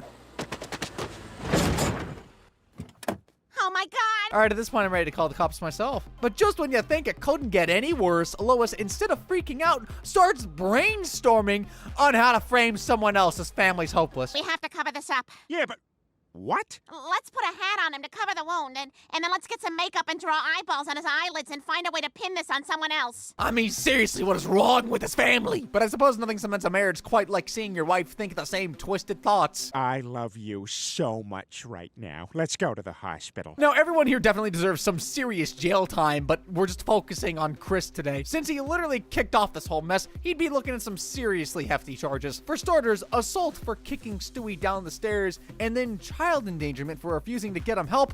Yeah, that's 6 years in prison with a $10,000 fine. I've got to say, things are not so pretty for Chris Griffin. With all the idiotic things he's done, the young chap's already looking at facing 24 years in prison, and not to mention his fines that are already towering at $140,000. There's really no easy way to put it. Chris is in some serious hot water. But guess what? It gets even darker than this for the blonde, naive teen. And this time around, his crimes cannot be excused on account of him being dumb or stupid. And we're starting with Halloween on Spooner Street. Chris Griffin takes things to another insane depth. This is not the first time Family Guy has hinted at the weirdly close bond between Chris and Meg. Let's not forget those bizarre moments where they're caught almost kissing. Or sharing a bath. Chris, our bath is ready. I don't know what to do now. I don't have the parenting skills necessary to deal with this. I say we never speak of this again. I might move. This time they take it much, much further. It's Halloween and things are about to get downright spooky for the Griffin family. First off, Chris decides to go as Bill Cosby in blackface. Blackface! You can't go out dressed like that. Why not? What? Meg is also getting ready for her first high school Halloween party. She's got that prom night level of excitement. Mom, I'm going to my first big high school Halloween party. Oh, that's nice. What are you dressed as? I'm a slutty cat. I'll be back late. Don't wait up. Her friends are all hyped up, and they've decided the best way to score some attention is by wearing masks over their costumes. There are masks, and we don't take them off for the whole party. The boys won't know who we are, and we'll have a better chance of hooking up. Good idea! We are so gonna hook up! Yes, because high school boys are definitely into that. At the party, Meg's invited to play Spin the Bottle. It's all innocent enough until it's her turn, and the bottle points to some dude in an Optimus Prime costume. Okay, slutty cat, you're up next. Oh my God, this is totally working. Nobody knows who we are.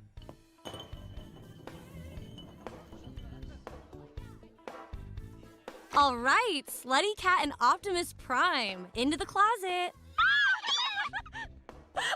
After way more than 7 minutes, crowd gathers and busts open the closet door, only to reveal... Use the closet. You guys. Oh my God. Chris! Her brother. Seriously, Family Guy? What do you think this is, Game of Thrones? How do you end up locking lips with your own sibling? Trying to grab some boo! From your sister! I didn't know it was you! Well, who did you think it was? In Chris's defense, maybe the mask threw him off. Optimus Prime, Meg, Megatron. There's a joke somewhere in there, I just can't find it. But still, even for Family Guy, this is weird. Other than this being incredibly cringeworthy, Chris would be in big trouble. If you didn't know, is a serious criminal offense in most states. Penalties vary, but if Goog operates under any typical state law, Chris could be looking at hefty fines or even an actual prison sentence. He'd be facing up to 10 years behind bars and a $10,000 fine. In The Heartbreak Dog, Chris is back at it, this time targeting the elderly. That's right, he stooped to a new level. It all begins with Meg getting stuck with a community service project at a local nursing home, and that doesn't sound too bad. I mean, it's a chance to help out the elderly, do something nice, do something good with your life. Good? No. Turns out seniors can actually be a little mean, go figure. And between you and me, that ugly little Meg, she certainly has a boy's body odor. Well, these seniors definitely picked the wrong girl to mess with. Meg isn't exactly known for her warmth and compassion, so when she spots a brute in one of the seniors' drawers, she decides to pay her back in her own coin. Or jewelry, in this case.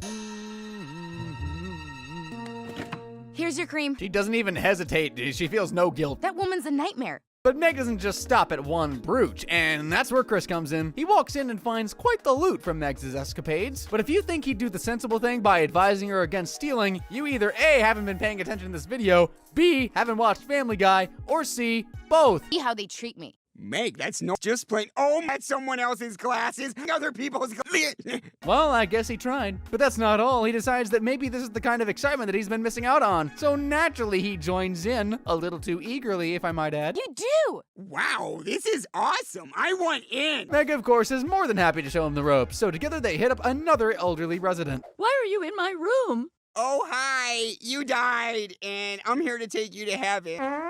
Hurry, take everything. And be quick. And with that, they ransack the place. Jewelry, watches, even a few set of dentures, basically anything that they can get their mutts on. After their successful looting, they're living the high life, surrounded by shiny stuff, feeling like criminal geniuses. Boy, it's just so comforting to be here, so memories. As if stealing isn't already a low on its own, they stole from the elderly with no conscience. Oh, wait, no, actually, never mind. They're starting to regret their actions. What are we doing? I feel awful. We need to give everything back. Oh, you're right. So yeah, they're not stone cold hardened criminals after all. They decide to return the stolen goods. It's a chance to do the right thing and walk away scot-free. Ha! Not so fast. When they try to sneak in the stolen goods back, they get caught red-handed. Stealing from the elderly. Now, instead of being free to leave, clear off the books, they're stuck. Time with us every afternoon after school, reading us the newspaper. You monster. So who's the actual monster here, Meg? Now, let's be real. This little stint of theirs wouldn't just end with Meg and Chris doing more community service. Oh, no. The law would definitely get involved here. In fact, Chris would definitely be facing quite the charge. He's not just an innocent bystander. He's an accomplice to elderly theft, grand theft, to be precise. Chris would be looking at 10 years imprisonment and a fine of $10,000. In the episode Better Off Meg, Chris shows his dark side yet again. In order to protect his newfound popularity because of Meg's death, he ensures that his sister stays dead. It all starts when Meg shows up in school to find it totally empty. Apparently, it's a skip day, but no one bothered to inform her. Why are you here? It's skip day. It's skip day? Nobody told me. She's unpopular and unattractive. She heads back home, but her family isn't there either. Mom? Dad? It's a bit weird, but it gets even weirder. When she calls her parents, they believe she's an impersonator because apparently they're already out together with the real Meg. Ow. Mom, where are you guys? Who is this? It's Meg. Where is everyone? Well, this can't be Meg. She's with us here at the pier. Who is that? Someone who says she's Meg. God, this family needs a therapist, dude, or an optometrist. What makes the day even worse for her is that it's her birthday, but her family's ditched her. So she heads to the bowling alley alone to bowl. Fast forward a little, and she's dead. Peter, Lois, It pains me above the waist to tell you that Meg is dead. And that's when the Griffins realized that all along the barrel wasn't Meg. What are you talking about? Meg's right here. You know, it's weird that didn't happen on the pier all day. Or when we rented that convertible. It turns out Meg isn't actually dead, but a mishap at the bowling alley with her ID leads everyone to think that she's been mistaken for a car crash victim. Driver's license at the scene. Wait, did you give my ID to the wrong girl? Meg is devastated by the news of her death and the realization that no one cares. So she decides to leave town and start a new life. We'll be better than previous times. This time is markedly different than the times we had before. But over at the Griffin house, the family mourns over the death of Meg. Miss you, Meg. Stop it, Brian. Stop your crying. Stop it. Please stop. Stop. Stop it. Stop crying. Stop crying. Stop. Have I mentioned that Peter's a dirtbag yet? Because if I have, I think I need to say it again. He's a dirtbag! Earlier at Meg's funeral, Chris noticed he was getting a lot of attention. Hey, Chris, I'm super sorry your sister is dead. Mwah. If there's anything we can do to help you during your time of need. And he quickly made a connection. Wow, are girls coming on to me because my sister died? Cool! So armed with his newfound knowledge, he decides to milk it. A lot. Be my selfie! I want to make Meg's death about me. Hey, Chris, I couldn't help but notice how much attention you're getting. Want a high-five hug? Hell yes! Hang in there, brother. I will, brother. A lot. He's even got a brand new t-shirt. Hey, Griffin, I heard you scored with the girls' basketball team yesterday. Yep, 12 points and 8 rebounds. Aw, Griffin, you're the man. But his popularity may just fizzle away when Meg calls him desperate, confessing she's alive and in trouble. Meg, are you alive? Yes, I'll explain everything. Can you come meet me? Chris can't believe it. Everything was going so well for him. I missed you. I missed the whole family. I'm glad you're alive, but you should know things are different now. Dad finally got a Peloton? Yeah. So he shoves her into a moving van to protect his popularity. Chris, what are you doing? Let me out! Sorry, Meg, but I can't let you come home just yet. I'm too popular now. Have I mentioned Chris is a dirtbag yet? Because if I have, I feel the need to say it again. He's a dirtbag. He has her trapped in a warehouse where the whole school is throwing a memorial for her. Hello? Hello? Where is everyone? Seriously, who does that to family?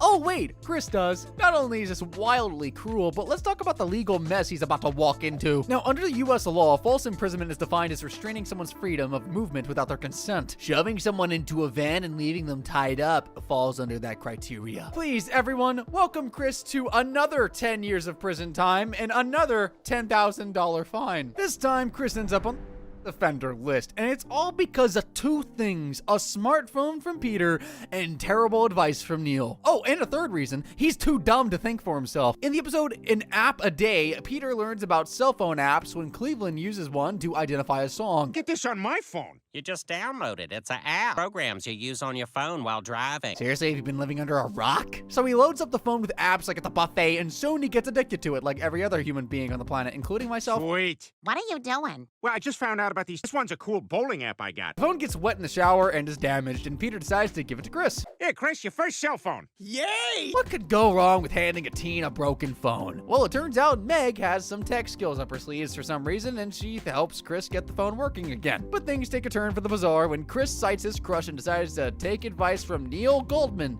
Yeah, Neil Goldman. Talk to her. Chris, no one talks to his attention. You text her a picture of your... Who is giving teens these ideas? Guys, this is not how you win hearts. But what does Chris do? Of course, he listens to Neil and does what he's told right there on the spot. All right. What happens next? Chris gets sent straight to the principal's office, and Officer Swanson's there too. Turns out sending a private photo, or should I say a photo of your privates, to someone who didn't ask for them is a big deal. And apparently the girl. Oh, thank God. Okay, I can see everybody's mad, but do you think... I'm sorry, but this makes Chris offender. So yeah, Chris is now labeled as an offender, but that's not all. His identity is splattered all across the news. Local teenage scumbag Chris Griffin was caught sending quote-unquote graphic selfies of his hog. Consider his reputation toast. Chris just wants to apologize and set the record straight, but the law states that he has to attend a rehabilitation class. Now, who better to lead a rehabilitation class than the ultimate predator, Glenn Quagmire? Good evening, I'm Glenn Quagmire, your instructor, offenders. And statistically, you will all be here again, because this has never worked. After rehab, Chris returns, but he's still treated as an outcast and avoided like the plague. Heck, even Herbert's giving him the cold shoulder, and that's saying a lot. Hi, Mr. Herbert. Oh my God! Children, run! It's that pervert! Everybody into my safety basement! Oh, that was a bad snap. Desperate to fix his image again, Chris goes to Quagmire for advice, but he doesn't get the news he'd hoped for. I'm sorry, Chris, but you're just gonna have to accept that from now on, people are gonna see you as a crazed pervert. And there's nothing you can do to change that. Maybe there is. Yeah, he's gonna have that stigma for life. Unless, of course, there's another option. Well, the law does give you a choice. This or chemical castration. Oh, is that what Michael Moore did? Chris decides to go all in and chemically castrates himself. The result? He looks totally different, cleaned up, polished, and different. What the hell happened to you? Mother, chemically castrated.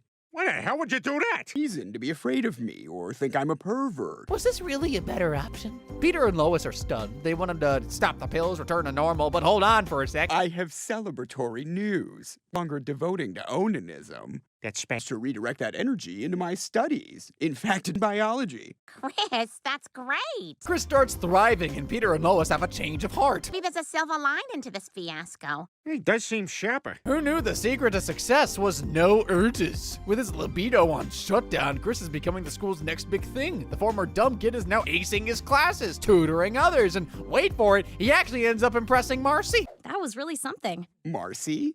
I really like your pendant. Thanks. But a little touch from Marcy at the library sparks a different kind of fire in Chris.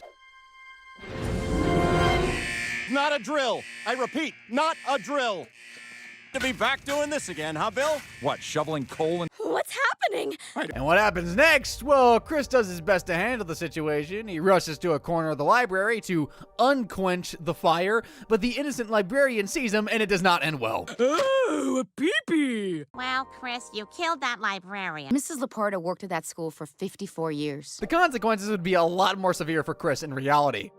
Harassment and indecent exposure, he'd likely get 6 months in jail and a $2,000 fine. But for distribution of CP, that is a major offense and attracts 10 years behind bars and a fine of $25,000. So altogether, the dude's looking at 10 years in total, plus 6 months in jail, and fines totaling $27K. In the episode Secondhand Spoke, Chris again does a despicable thing to his family member just to remain popular. This time, it's Stewie, again, who gets it. The episode opens with Brian dropping Chris off at school, and Chris walks into school, but he's confronted by bullies immediately. Badass. Your boobs are bigger than your sister's. Oh, yeah? Well, you have a sister as well. That's your comeback? I gotta say, Chris made it too easy for them with that sloppy comeback. But then Stewie sees this, and unlike everyone else, he actually feels sorry for Chris. Oh my God, poor Chris. He's a social outcast like Scarface. Stewie decides to help Chris out. When it comes to quick-witted insults that'll destroy your esteem, you can never go wrong with having Stewie as your tutor. Would you say if I said, hey there, shorty? I'd say have another donut, you albino gorilla. Oh, yeah? Well, you have a sister as well. No, Stewie, I can never come up with stuff like you do. So to get Chris to effectively insult the bullies, Stewie comes up with a genius idea. He'll coach them in real time. Here, put me on your back and repeat what I say. And boom, it works. Okay, now say...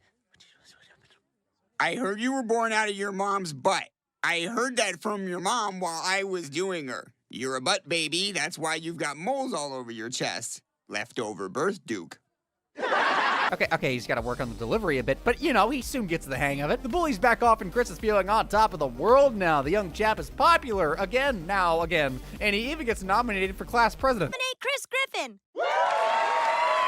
But here's where things fall from grace. Stewie thinks his job is done, and perhaps it's time for Chris to strike out on his own. The good news is, I've taught you everything you need to know to fend for yourself. So from now on, you can go to school without me. But Chris doesn't want to jeopardize his popularity. So he does the unthinkable. What are you doing? You're coming to school with me whether you like it or not. Let me out! Kidnapping your own baby brother? Come on, man. The bar is already on the floor. How did you go beneath the dirt? Stewie is then forced to stay in Chris's backpack without food or water, churning out insults and comebacks for who knows how many days. Day 5 of my imprisonment inside Chris's backpack. Feces and the buildup thereof continues to be my #1 problem. And when Stewie tries escaping, he only makes it so far. Must escape.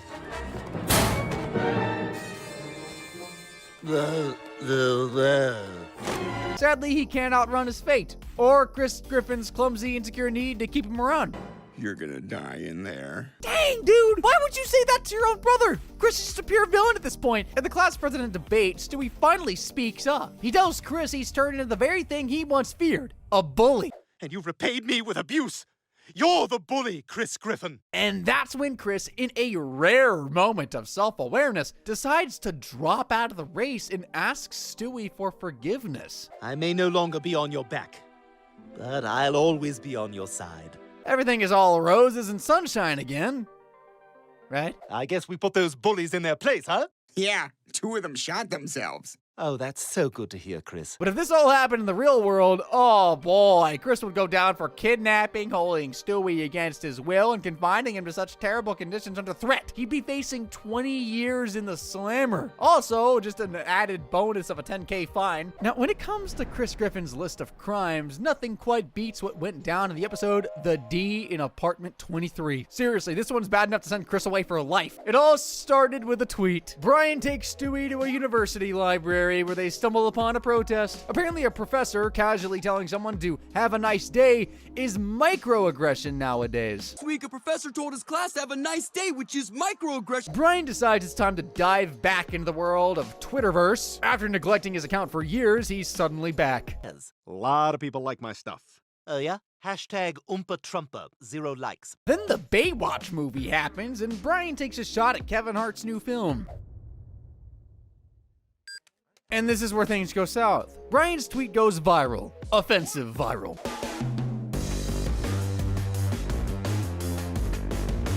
Next thing you know, an angry mob is waiting for him outside the theater.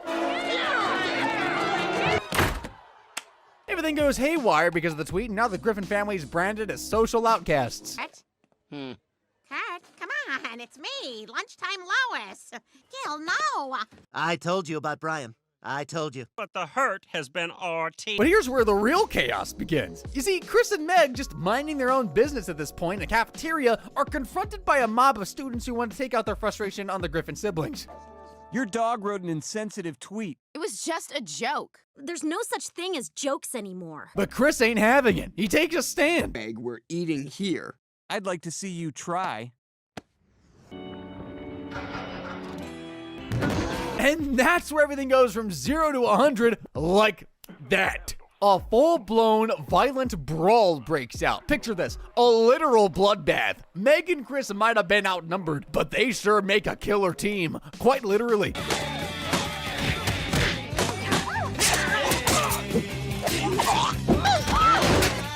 They lay waste to the entire cafeteria, turning it into a scene straight out of the first Kingsman movie.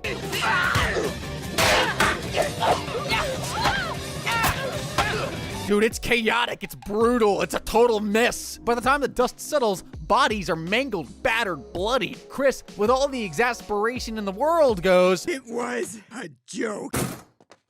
Yeah, Chris, but no one can hear you over the dead bodies, my dude. Now, let's talk consequence. If Chris were to face charges for this, we're looking at, I wonder what we're looking at. Serious jail time. No, really? Yes. Manslaughter, mass murder. Chris is going to be doing a lot of time behind bars. The punishment for one murder is 30 years. And looking at all those bodies, I dare say Chris is going to be doing well over 600 years behind bars for mass murder. So guys, at the end of the day, Chris Griffin is facing a whopping fine of $207,000 and looking at a grand total prison sentence of, drumroll please, 684 years and 6 months. For someone who's technically done the least evil amongst his family, this is very concerning. I feel like I've said that before.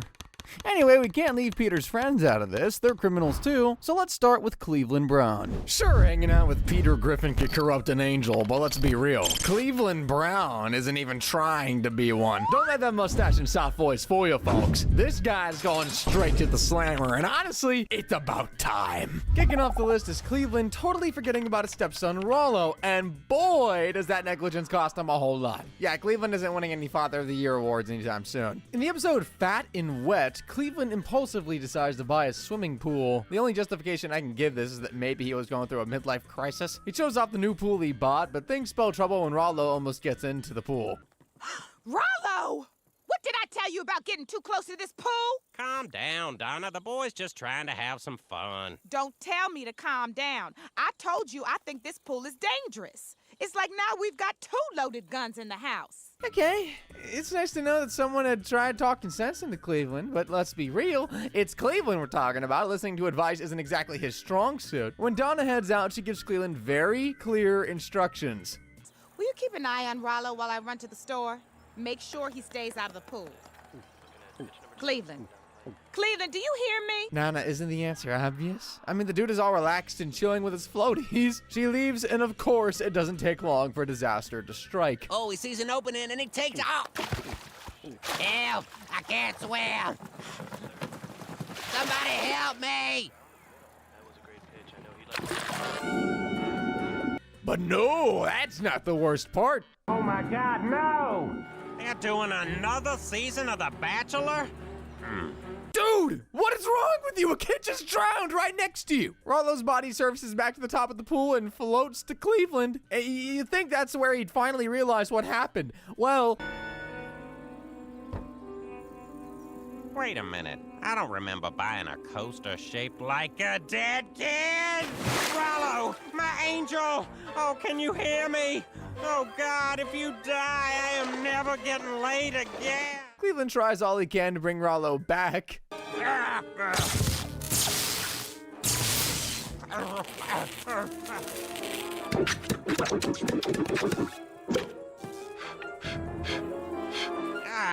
I should have done this before the plunger. You think? All of his methods fail, so he goes for a final option. I gotta bury the body. Even better. Rollo, are you okay? He might be, but not you, Cleveland. You need some mental help. Along with me. Rollo is just happy to be alive and wants to tell Donna all about Cleveland being a hero, but not so fast, kiddo. Rollo, if your mother finds out you were running around this pool, woohoo! Boy, will she be mad. At you. She might even ban you from the pool completely.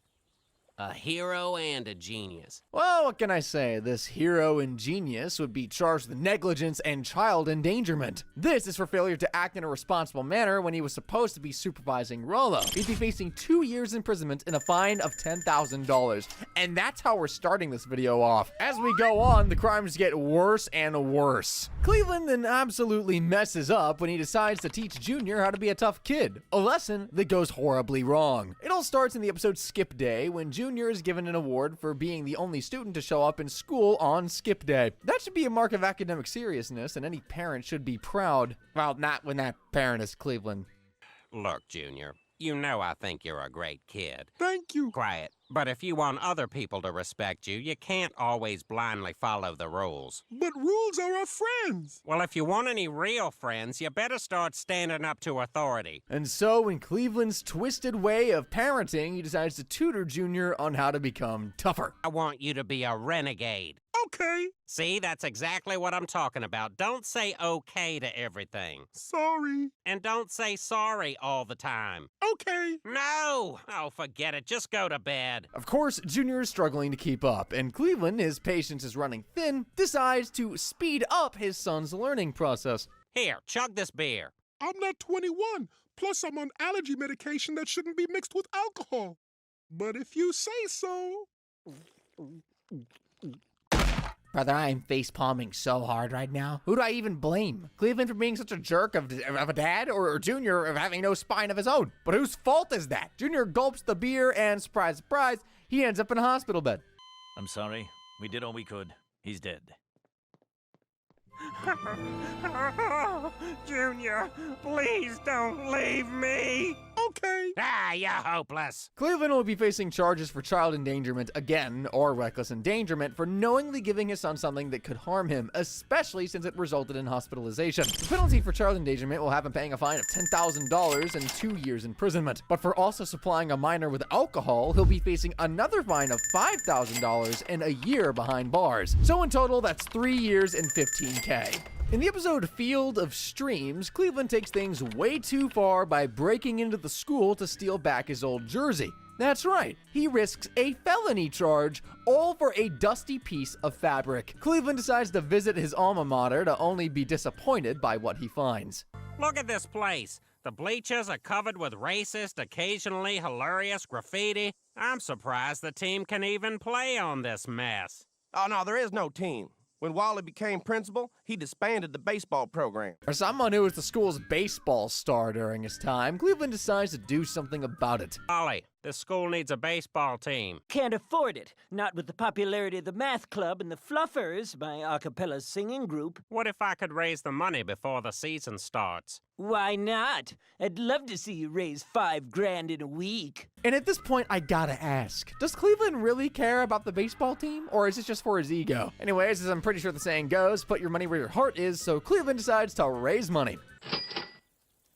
We've made $422 in 5 days. We're on our way. You're doing terrible, man. Dap me up. Let's go. Thankfully, Terry comes through with a check for $120,000. The money speeds things up a bit, and the field is ready.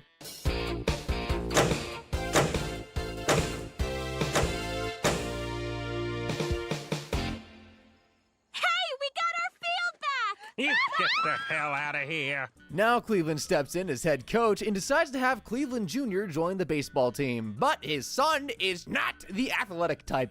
I can't, Daddy. I'm signing up for a different after-school activity. Math club. Frickin' nerd. Dap me up. There it is. As if having his son sign up for math club wasn't bad enough for his pride, Cleveland runs into his former coach. So, I see you're still a fan of the chewing tobacco? Hot Brown, what are you doing back in town, you big-headed SOB? Believe it or not, I'm the Growler's new head coach. Unfortunately, my son would rather join the math club. And you're just gonna sit there blubbering into your beer? Well, not now. What kind of coach are you? The meeting moves Cleveland, and he decides to convince Junior to sign up. That's Cleveland Brown Jr. wearing the original jersey his father made famous. After 25 years, Hot Brown number 9 is back at the plate. Oh, you just know this is a disaster waiting to happen. The jersey doesn't make the player. Like number 9 is a hot brown mess. Brown number 9 makes you hate the game itself. The Growlers should retire that jersey again. Retire it to the can. This is what happens when you force kids to do stuff they're not meant for. And so to prevent his legacy from getting shredded too, Cleveland decides to step in. Oh no, where's my dad's jersey? Someone stole my dad's jersey! Not just someone. This security footage should answer all your questions. He steals his own jersey back from his kid. Brother, that's just despicable. And worst of all, Junior gets to watch him do this on the security tape.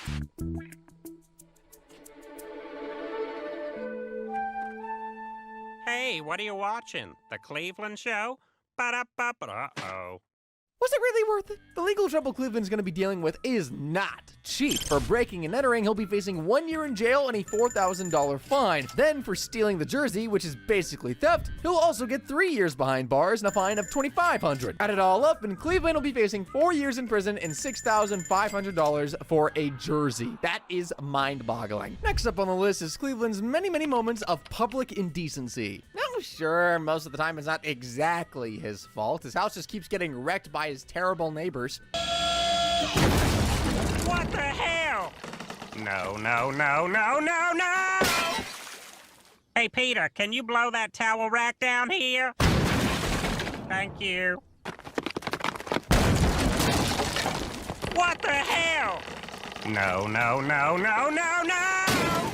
I gotta stop taking my baths during Peter's shenanigans. But there's also the time he got fired for having a tiny weeny part of his junk showing below his postal shorts uniform. Oh yeah, that's a half-scrote bad dangle angle right there. Oh no, the whole town's seen it. That went down in the episode Unzipped Code. Peter and the gang tried raising money to help Jerome pay for his surgery after an accident got him in a wheelchair. So the gang gets together on a conference call and comes up with an idea. You know, the local firehouse made a sexy men in uniform calendar, and it raised a ton of money.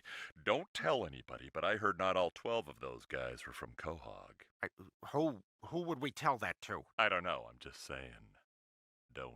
That's actually not a bad idea. You know, when Quagmire claims something is not a bad idea, better watch out, disaster's brewing. So the guys decide to run a photo shoot for the uniform calendar, and Cleveland is a little too excited for the role. There we go. Now throw that bad boy up on the mailbox. Ah, you're a natural. You're like Giselle, Beyonce, and Naomi Campbell all in one. The poses Cleveland strikes are so over the top, even Quagmire's left raising an eyebrow. Hey guys, I'm just gonna go ahead and close this, okay? Getting my house assessed. The photos get published and the money is raised to help Jerome, but there's one small hiccup. His photo gets a little more attention than others. Oh no, the whole town's seen it. Damn, Mr. Brown. Larry Bird ought to be diving through here any second, 'cause that's a loose ball. And then he gets the boot at work. Do you have a problem with the carrying capacity of your standard issue S1104 canvas satchel? No, sir. I see. So then why, may I ask, do you feel the need to carry around an extra sack? But this incident is nothing compared to the time Cleveland scarred poor little Stewie for life. It was bad. Oh no! You're covered in my hot pee! You can wash yourself off in the waiter closet.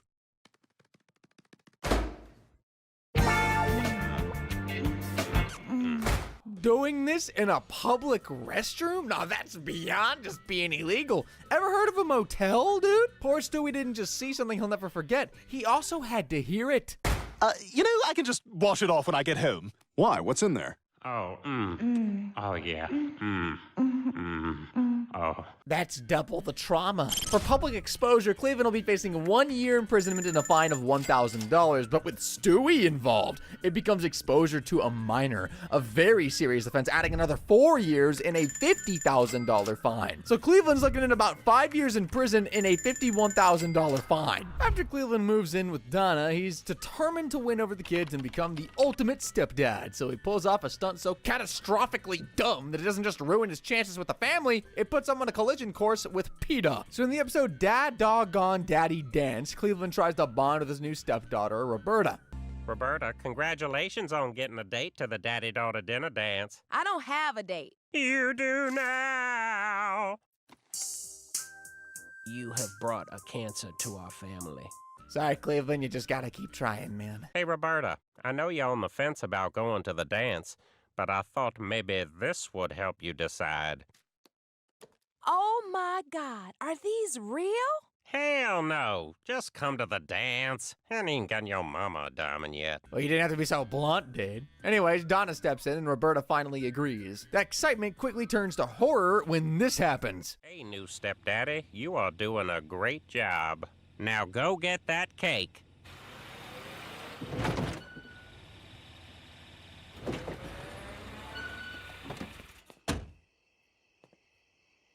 What? We gotta keep this a secret or the kids will hate me forever. Since there's no sign of sexual abuse, I'll go ahead and get rid of it for you. Since there's no sign of sexual abuse. Come on, dude, you're only making things worse. But not. Cleveland takes it a step further. Marlo shows up at breakfast to complain that Meadowlark Lemon, yeah, that's the dog's name, never came home. So Cleveland decides to help. Meadowlark Lemon! Meadowlark Lemon! Meadowlark Lemon! I don't think he's here. If we don't find him, I'm gonna start using drugs, probably. Probably. Pretending to search for a dog you killed and disposed of? Nothing. Well, not nothing, but no dog. Well, not no dog, but no Meadowlark Lemon. Well, how long will you keep up this act? He's not here either. Well, he keeps going until he just can't anymore, and after getting advice about honesty from his new pals, Cleveland decides to confess. I accidentally drove over his head with both my left rear tire and then my left front tire. Curious, I stepped out of my vehicle and saw his mangled, lifeless body on the driveway in a smeared pool of his own blood. Ugh. And now the hard part. I had no idea that in the hours that followed, Lester and his family would eat Meadowlark Lemon. As if that wasn't horrible enough, he tries to make amends. Kids, Donna, come out here. I got a surprise for you. Cleveland, what have you done? I'd like to introduce you all to our new dog, Kareem Abdul-Jabbar. Just how was this supposed to make things better? Rollo doesn't even hide his disgust. You can't just replace my dog like Brad Pitt replaced Jennifer Aniston, or John Mayer replaced Jennifer Aniston, or Vince Vaughn replaced Jennifer Aniston, or that Munch from the Counting Crows replaced... The point is, my dog is not Jennifer Aniston. Yeah, a dog isn't Jennifer Aniston, Cleveland. Even though it might have been an accident, trying to cover it would have had Cleveland charged with animal cruelty and abuse. Here's a 5 years imprisonment and a hefty fine of $100,000 for that animal cruelty felony you just got. Next, Cleveland doesn't just dabble in petty theft. No. He ropes in his own son Rollo to pull off the heist as well. Honestly, I'd love to get my hands on the parenting book that suggested turning your kids into criminal accomplices was a good idea. Now, if this is just a one-time thing, maybe I wouldn't look the other way, but we could just call it a lapse in judgment, perhaps. But no, this man commits to the bit. It all goes down in the episode, Chris has got a date. Now, Lois tasks Peter with a specific job. Peter, I need you to take Chris and Meg to school. Seems normal, right? Except, Lois, what's with the goggles and hammer? But, she quickly reveals her reason for the fit. Today's the day I finally kill that squirrel that's been eating our tomatoes. At first, I was ready to call PETA until I realized what the quote-unquote animal that was responsible was. Try to get like 8 of them this time. I want to make bruschetta. Bro, did you guys see that? He's been dressing up his son, Rollo, as a squirrel to steal tomatoes from the Griffin's garden. And there's even a quota for the poor boy to meet. Initially, I was just ready to slap this with a theft charge and call it a day, but the more you think about it, the worse it gets. And he's already dressing his son up as a squirrel. For repeatedly forcing his son into criminal activity, Cleveland isn't just guilty of theft, he's facing child exploitation charges. Using a child for illegal activities like this is a serious offense, and so combined, Cleveland could be looking at 10 years in prison plus a $20,000 fine. I really hope those tomatoes are worth it, bucko. Now, Cleveland is not exactly a pilot, right? But then he decides to take to the air in a helicopter, and it's an absolute disaster. So in the episode Nanny Goats, Cleveland ends up with Peter's old Peter-copter. Cleveland, are those? Yeah, I have dibs on whatever silliness Peter loses interest in. Remember this? To the Cleveland copter! Peter just gives out old stuff that he's bored with? I wonder what else he's no longer interested in. With absolutely no experience, Cleveland decides to give the Cleveland copter a spin. The mustache obscures my view!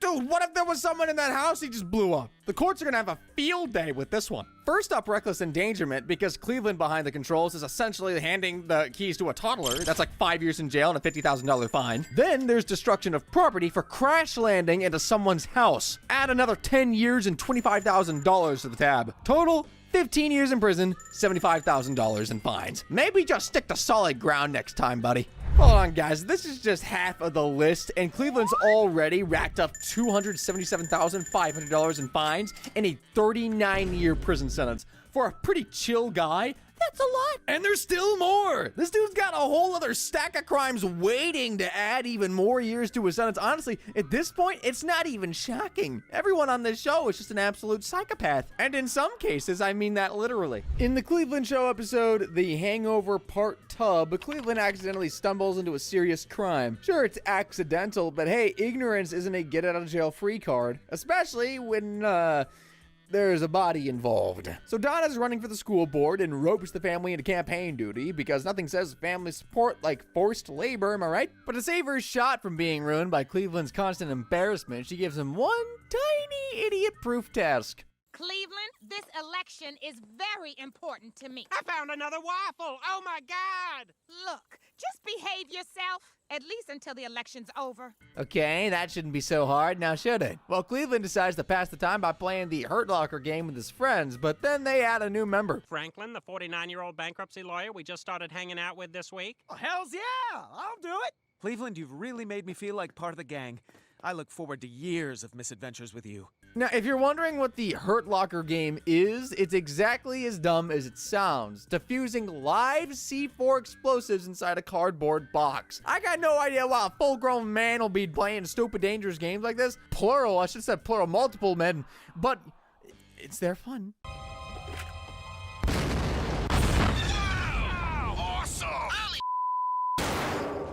Franklin, that was so cool! Better luck next time, buddy.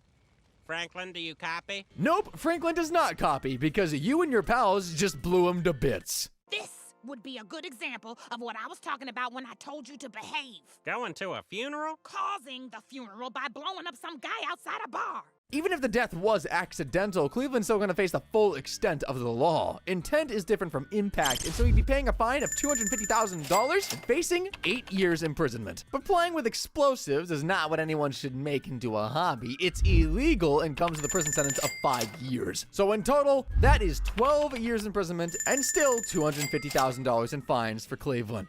Now, there are lows. Yes, and they're just downright terrible and evil and despicable. Cleveland sinks to such a low in his moral compass. This time, he faked being homeless to eat free sandwiches. There's no redeeming him for that. It all goes down in the episode of The Cleveland Show. 'Tis the Cleveland to be sorry. It's that merry and festive time of the year, and you know, kids being kids, they've all been looking forward to it.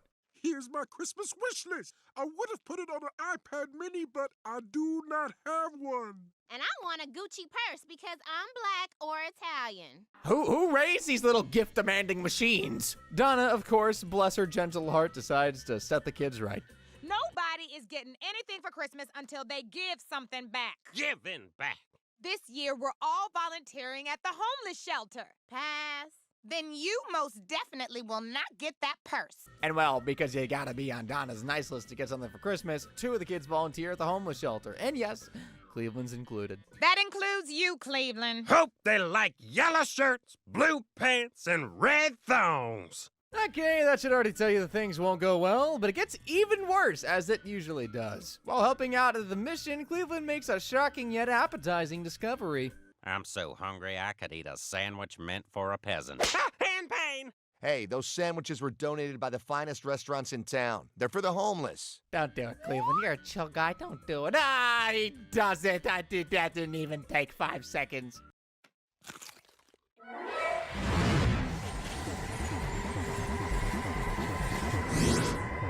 He tastes a sandwich and is blown out of this proportional world, and the experience is totally transforming for him.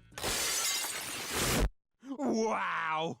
Yum, yum, yum, yum. Meow, meow, meow. And so Cleveland decides to do the next best thing, or worst, really. I'll be homeless for Christmas.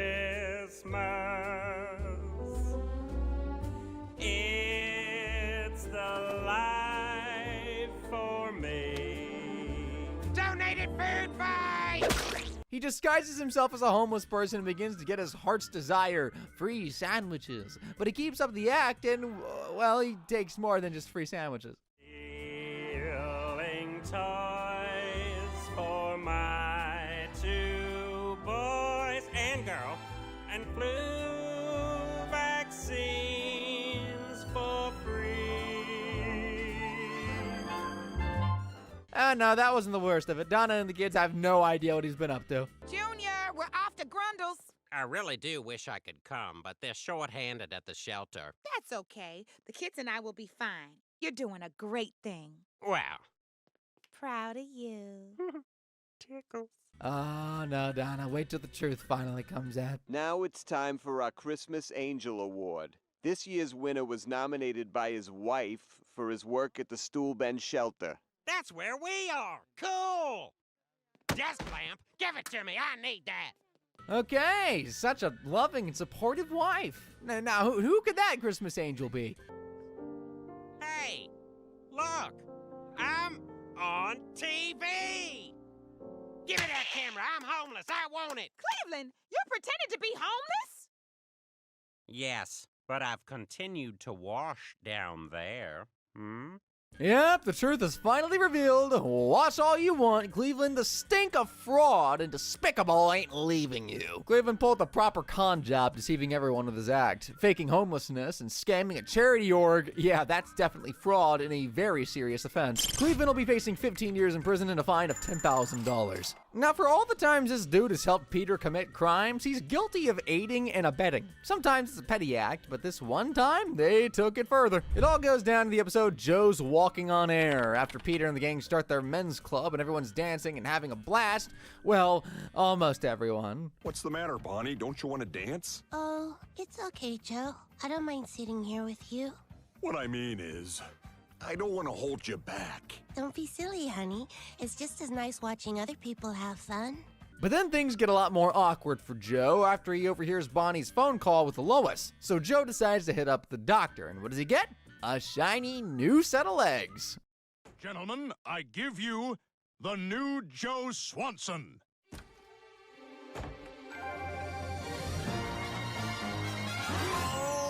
Well, what do you think? Oh my God, you look great, Joe! Holy crap!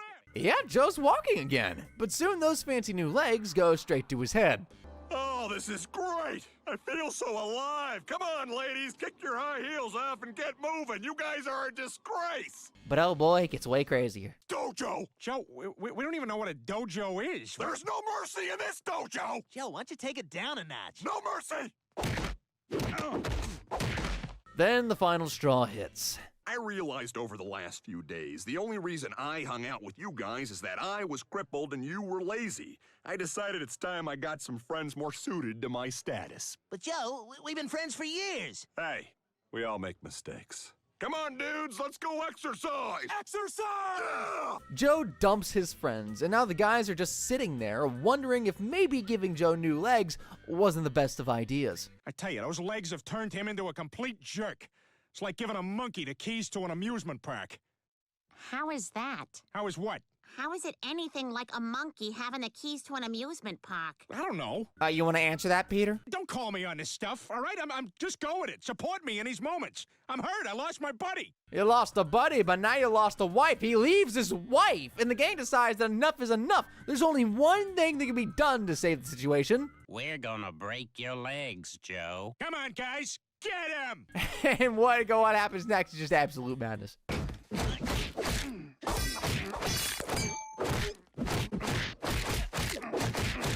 They are no match for Final Form Joe. He completely wipes the floor with their feckin' buttocks. But then one more person is also desperate to get Joe back, and it's Bonnie. Not until I have my husband back!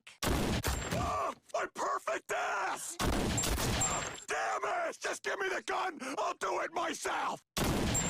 Well, they finally got their wish, and he's back on a wheelchair and hanging out with them again. Oh, it's just good to have our old Joe back. All right! Yeah! Wait a minute. But you know what else they're all gonna get? The slammer. Because what the hell was that? Sure, Joe is a total jerk with his new legs, but conspiring to cripple him? They'll all be facing serious jail time for that. By planning and conspiring to attack Joe with the intent of physically harming him, Cleveland and, of course, the others are guilty of conspiracy to commit assault. Then, by physically attacking Joe constitutes assault and battery. Given the intent was to cause serious harm, re-crippling him. For this, Cleveland will be looking at 25 years in prison and a fine of $270,000. Now, things take a turn for the worse with Cleveland when Quagmire lets his giggity instincts override his sense of loyalty, shattering the sacred bro code with ease. Peter invites his friends on board his fishing boat for a party at sea, and while Quagmire's fishing, a little incident happens.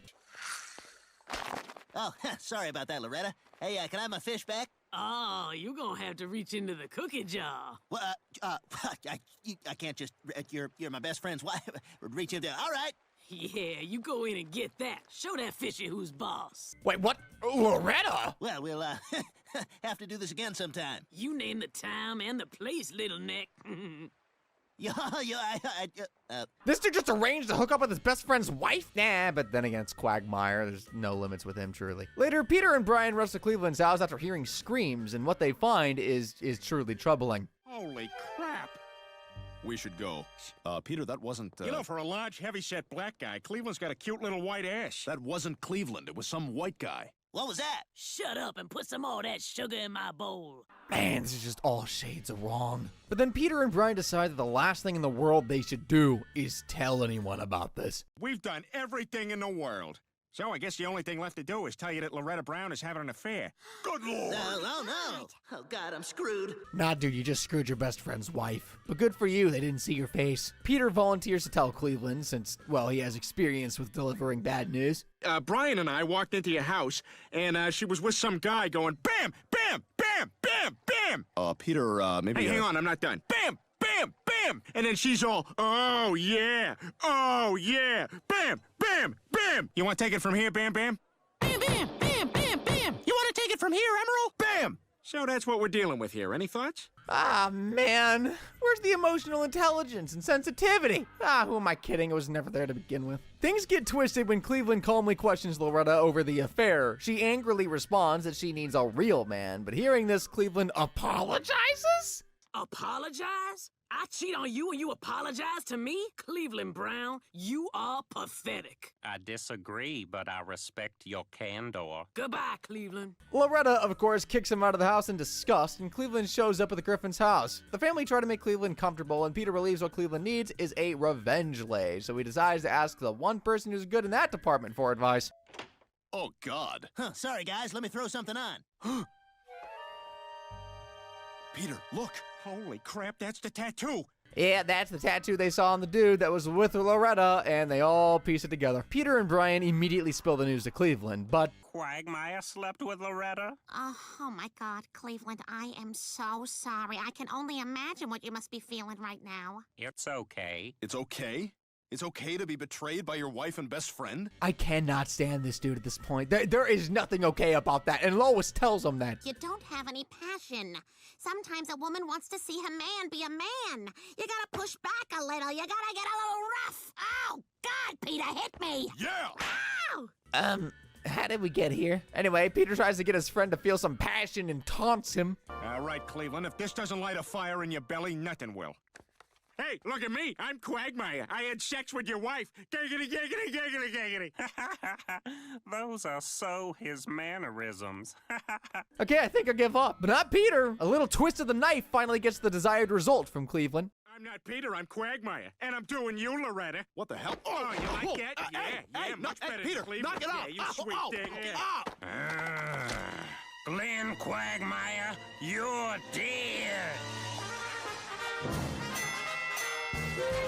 But then Peter realizes that he may have gone too far, and so he tries to protect Glenn. Listen, Mayor West, my friend Quagmire here is in trouble. He needs a place to stay tonight. Say no more. I'll protect you, sir.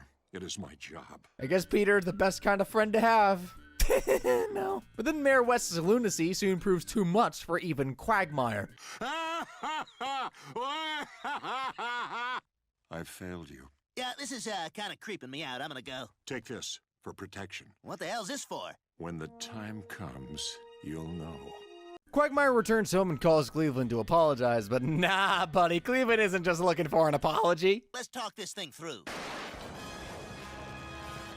Oh, hey, Cleveland, I was just leaving you a message. You violated the sanctity of my marriage. Yeah, the dude's out for blood.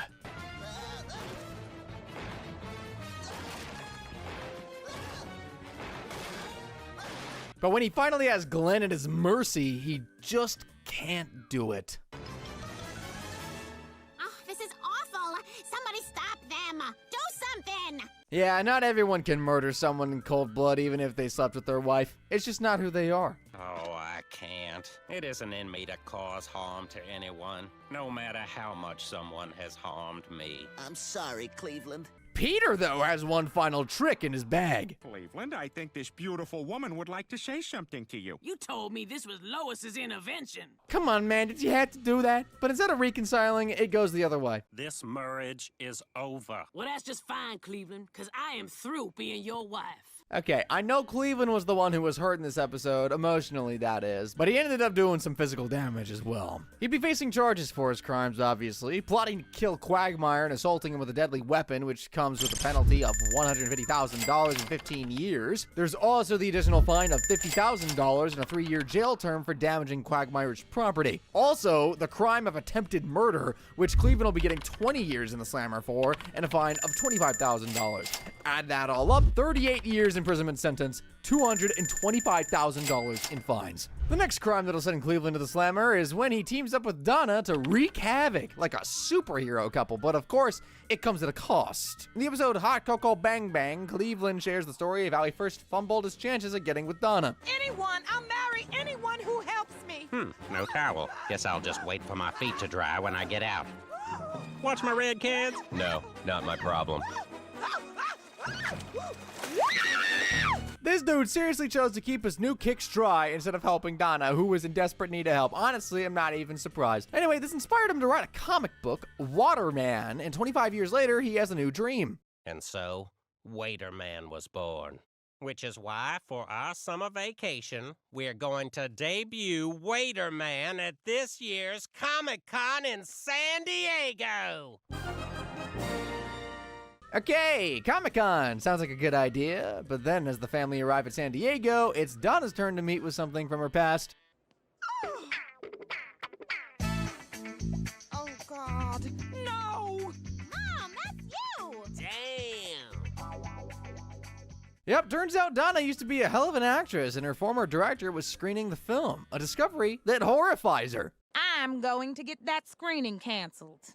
So apparently she's not worried about her 5-year-old boy alone in a convention center full of grown men in costumes. When Donna locates Rodriguez, she demands that he call off the screening, but then he makes her an offer. Just come to the screening. And what if I say no? Look how happy he is. It'd be a shame if I had to take that away from him.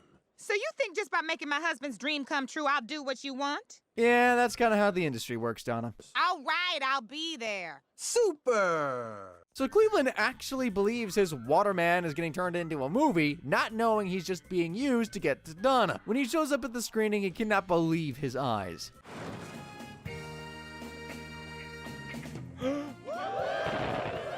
Donna? Cleveland! What the hell's going on here? Shh. If you have a question, you can stand in line and wait for the Q&A like everyone else. Fine. Now it makes sense why Donna was so against the screening of the film. She tries to explain to Cleveland the terms she had been given. Robert Rodriguez promised that if I came to the screening, he'd never show that movie to another living person. Are you kidding? You heard that crowd. Hot Cocoa Bang Bang is a hit. I just made a deal with Warner Brothers to convert it to 3D and release it wide. Oh boy, that don't sound no good at all. But hey, welcome to the backstabbing world of the movie industry, Donna. But the couple do not just stand back and let Rodriguez get away with it. Maybe we can't, but Waiterman and Coco Bang Bang can. So they march over to confront Rodriguez to retrieve the film, starting with the guards. About some hot cocoa!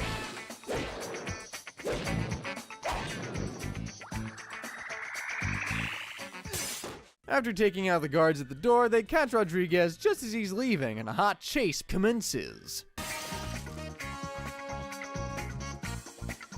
No, no, look out! Oh no! Oh, look out! Oh no!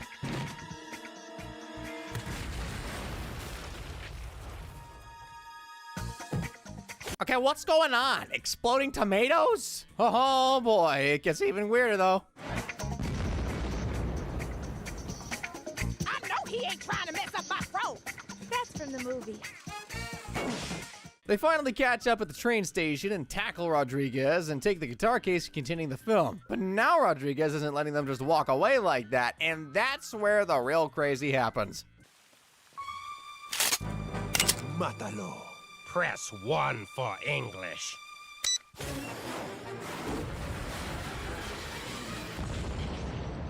Yo, this guy just blew up a tanker! You're keeping the costume. And then they just walk away into the sunset? Okay, that was an epic action flick, but we're not gonna ignore the stack of crimes that would land these two in prison for life. First up, assault for taking out the guards at the door. 20 years in the slammer, $20,000 fine. Then there's the destruction of property, which attracts a sentence of 5 years behind bars and $50,000 in fines. Oh, and don't forget illegally using an explosive device in a public area. That's a serious violation that comes with 15 years imprisonment and a fine of $250,000. Finally, murder. That truck wasn't self-driven, and taking out Rodriguez, that's straight up homicide, which attracts a sentence of 60 years and $500,000 for killing those two people. So while their dramatic sunset exit looks heroic on screen, in reality, they'd be walking straight into a courtroom and facing a total of 100 years in prison and fines adding up to $820,000. Remember the episode Field of Streams? The one where he stole back his jersey from his son? Yeah, turns out he did something much worse than what I mentioned. As you'll remember, the episode starts with Cleveland having a flashback to his time as his high school's baseball star. But Coach McFall said they're gonna retire his number after the season. To Hot Brown number 9. Woo! Yeah! But the trip down memory lane gives him an idea. Know what I say we do? Start a fight with those old ladies in red hats and purple dresses at the mall? No. Oh, great heavens! How does one just randomly come up with a suggestion like that? And worst of all, they decide to go through with it, and it's an absolute mess.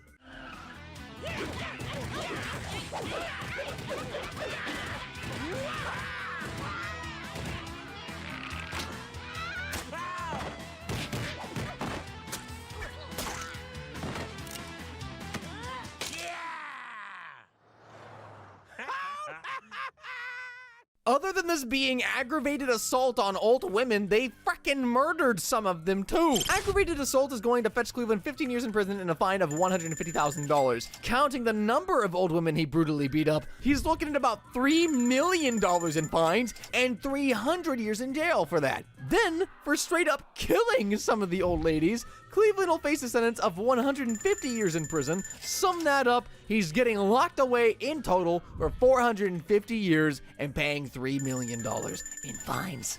Now, all of this brings Cleveland Browns' penalty to a total of $4,852,500 in fines and 679 years in prison. Damn! Okay, that was pretty bad. But what about Joe? He's a cop. I'm sure he's not going to spend a few hundred years behind bars.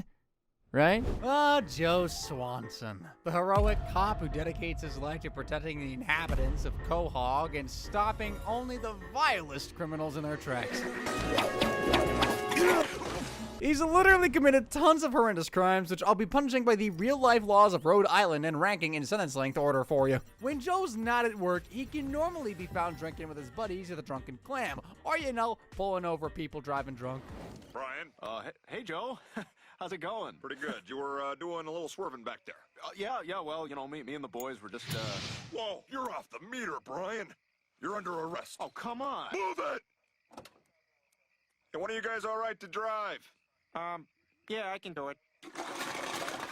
Great. I'll meet you at the Drunken Clam. We'll tie one up. Now, I wouldn't call Joe the most sensible drinker, but one night he truly embodied the name of that bar. Joe, you're drunk, okay? You're drunk. Give me your keys. And I'm drunk, so I'll give you my keys. Okay, now we're both good to drive home. I don't think that's how it works, Peter. Actually, hold on. Maybe they're onto something. You been drinking tonight, sir? No, officer. I just had a glass of dinner with my wine. Okay, I'm gonna need you to step out of the car and walk a straight line, please.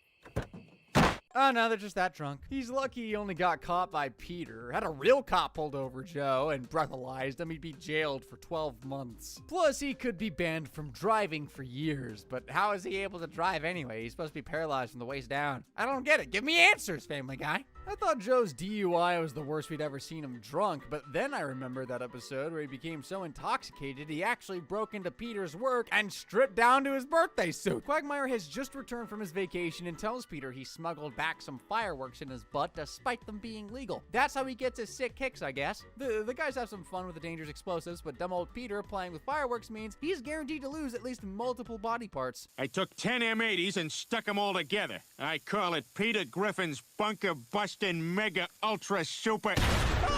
Holy crap! The family scrambles around for Peter's dismembered fingers, and that explosion must have been dang powerful as one chubby digit flew all the way to Cleveland's house and landed in his hair. After getting his fingers sewn back on, Peter celebrates the guys at the Drunken Clam, but the bartender's closing for the night, and he's not even drunk yet. The audacity. Instead of calling it a night or just going to another bar that's open, the boozers break into the brewery after hours thinking it's all fine and dandy just because Peter works there. Well, it definitely is not okay to enter without permission, and it's certainly not okay for them to drink hundreds of beer bottles and then contaminate the rest of the booze with their naked bodies. Okay, guys, here's one.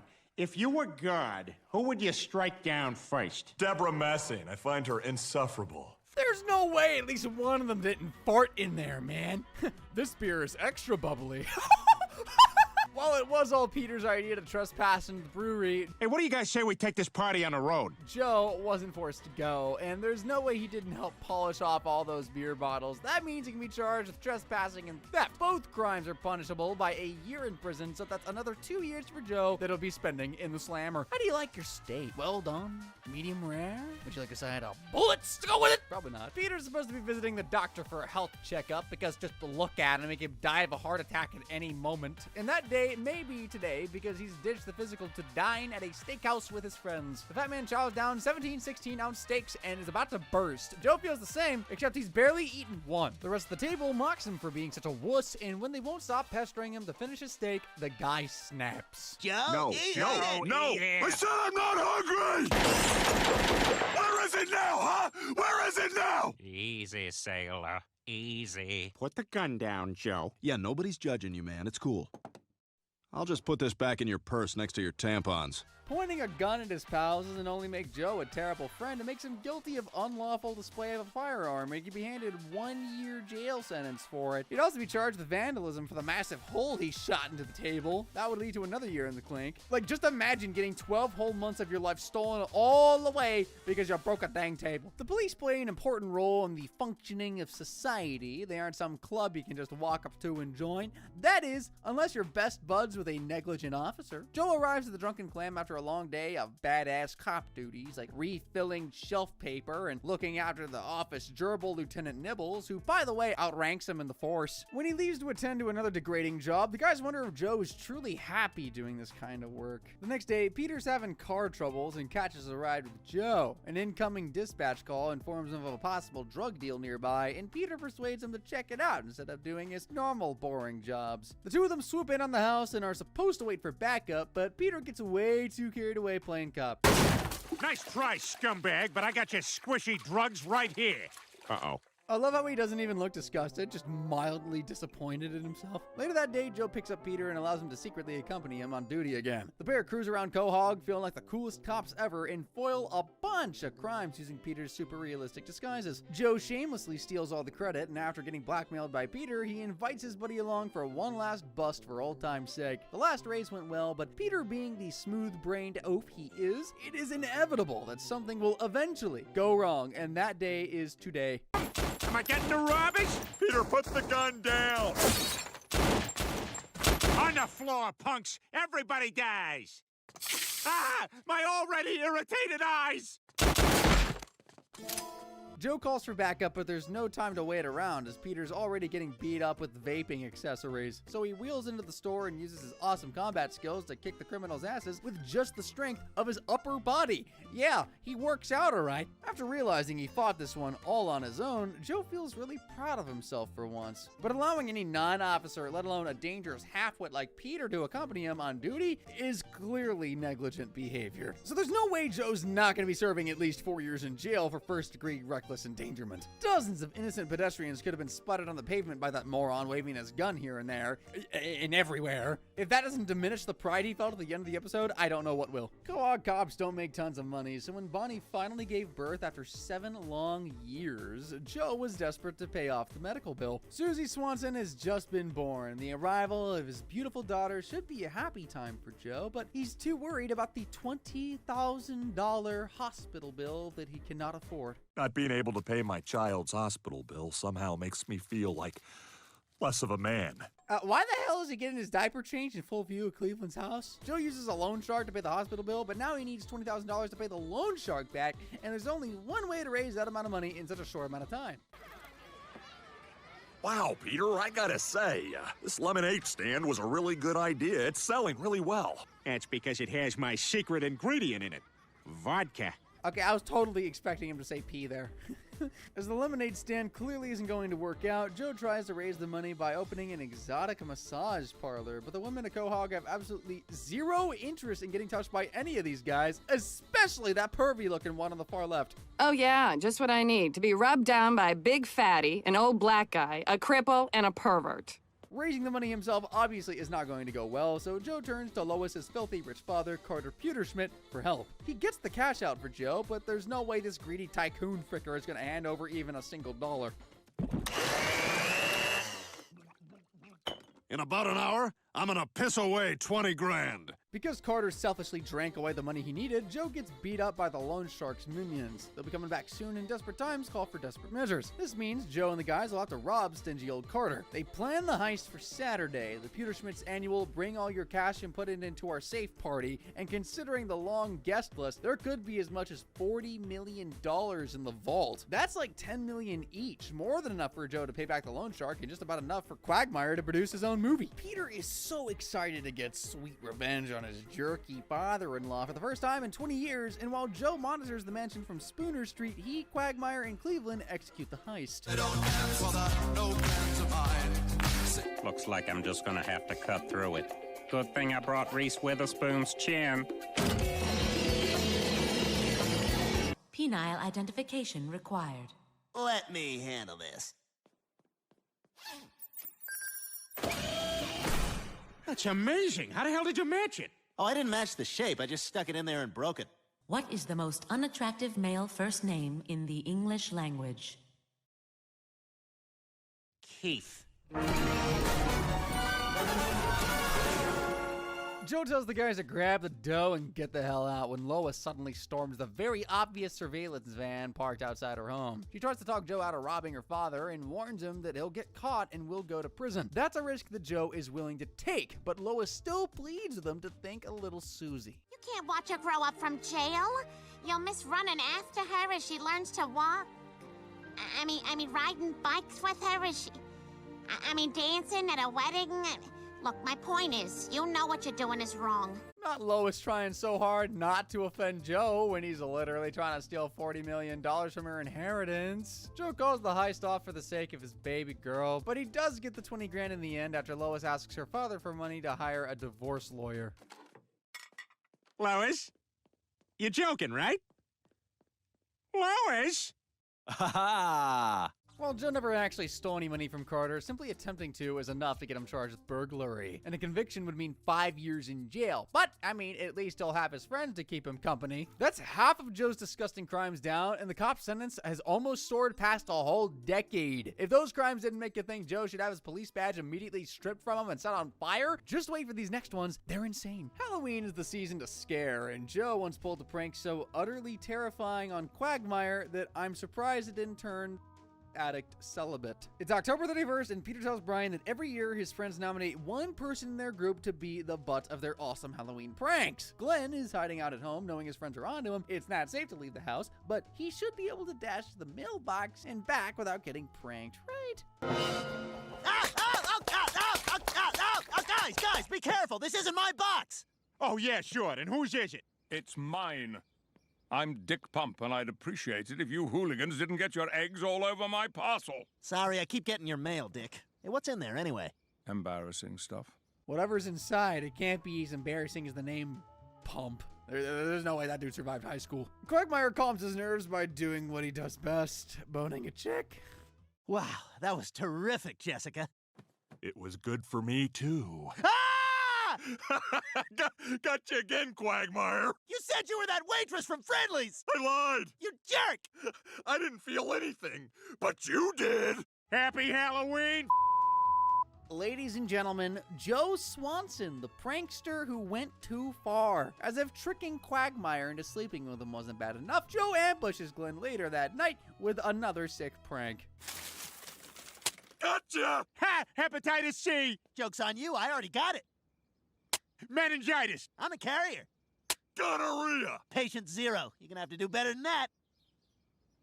I don't know, Joe. That's it. We're out of known diseases. Catching one of Quagmire's many STDs would be the ultimate payback for sleeping with him without consent. Joe's little pranks were not only demented, they were illegal. Quagmire never consented to screwing Joe, so the officer will be getting slapped with a 10-year prison sentence for sexual assault, and add 3 months on top of that for knowingly spreading disease. Sure, Glenn already had every STD under the sun, but it's still a crime nonetheless. You're probably aware by now that Joe sucks at being a cop, but the biggest screw-up of his career was that time Quagmire literally murdered someone, and Joe not only didn't stop him, he helped. Joe and Peter pay Quagmire a visit only to discover that he has unalived himself. Holy crap! Oh my god! He must have autoerotic himself! Yeah, while he was watching clown. Oh yeah, baby.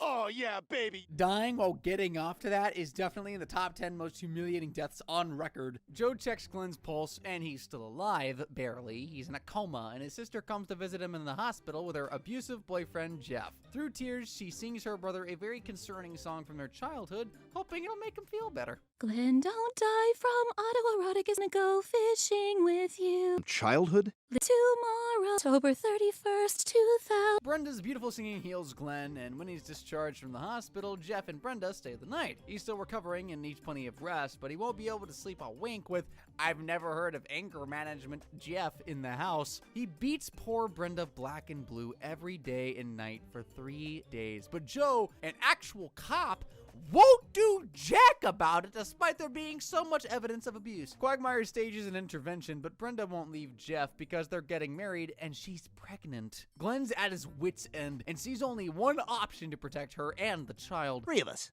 We go over there and we do what's bastard. Whoa, whoa, Quagmire. Joe pushes back on the plan at first, but after seeing Jeff hit Brenda with his own eyes, oh, he's also down to kill this oxygen thief. Quagmire, Peter, and Joe invite Jeff on an annual midnight hunting trip, and the bastard, of course, jumps at the chance to kill some defenseless animals. They all gather around the campfire. Yes, I'm thinking of that SpongeBob song right now, and they try to act natural, but this wouldn't be an episode of Family Guy if Mr. Blabbermouth didn't screw everything up. Come on, guts. Well, what the hell are we doing out here? I thought we were gonna... Oh, Jeff, do you like loud sentences? Peter doesn't even look drunk. Like he's even that dumb when sober. Quagmire prepares his gun for when Jeff comes back, but gets a gun pointed at his head instead. Jeff knocks out Joe and Peter and forces Glenn to drive deeper into the woods, and when they're someplace nobody would ever see or hear them ever again, he tells Quagmire to get ready to die, but Glenn convinces him to settle this like men. And he probably should have just let Jeff blow his head off because his weak ass is about to die a slow and painful death.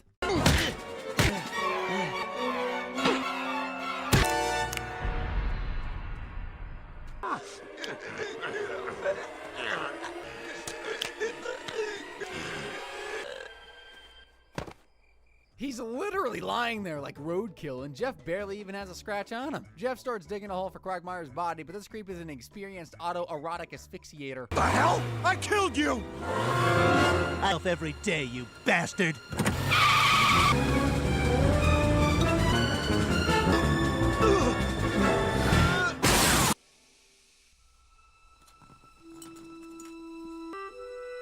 Rest in peace, Peter's car. Burn in hell, Jeff. When the guys return home without Jeff, Brenda's beside herself worrying about what happened to him. But don't worry, Joe's got that covered. Dear Brenda, I have decided to leave you.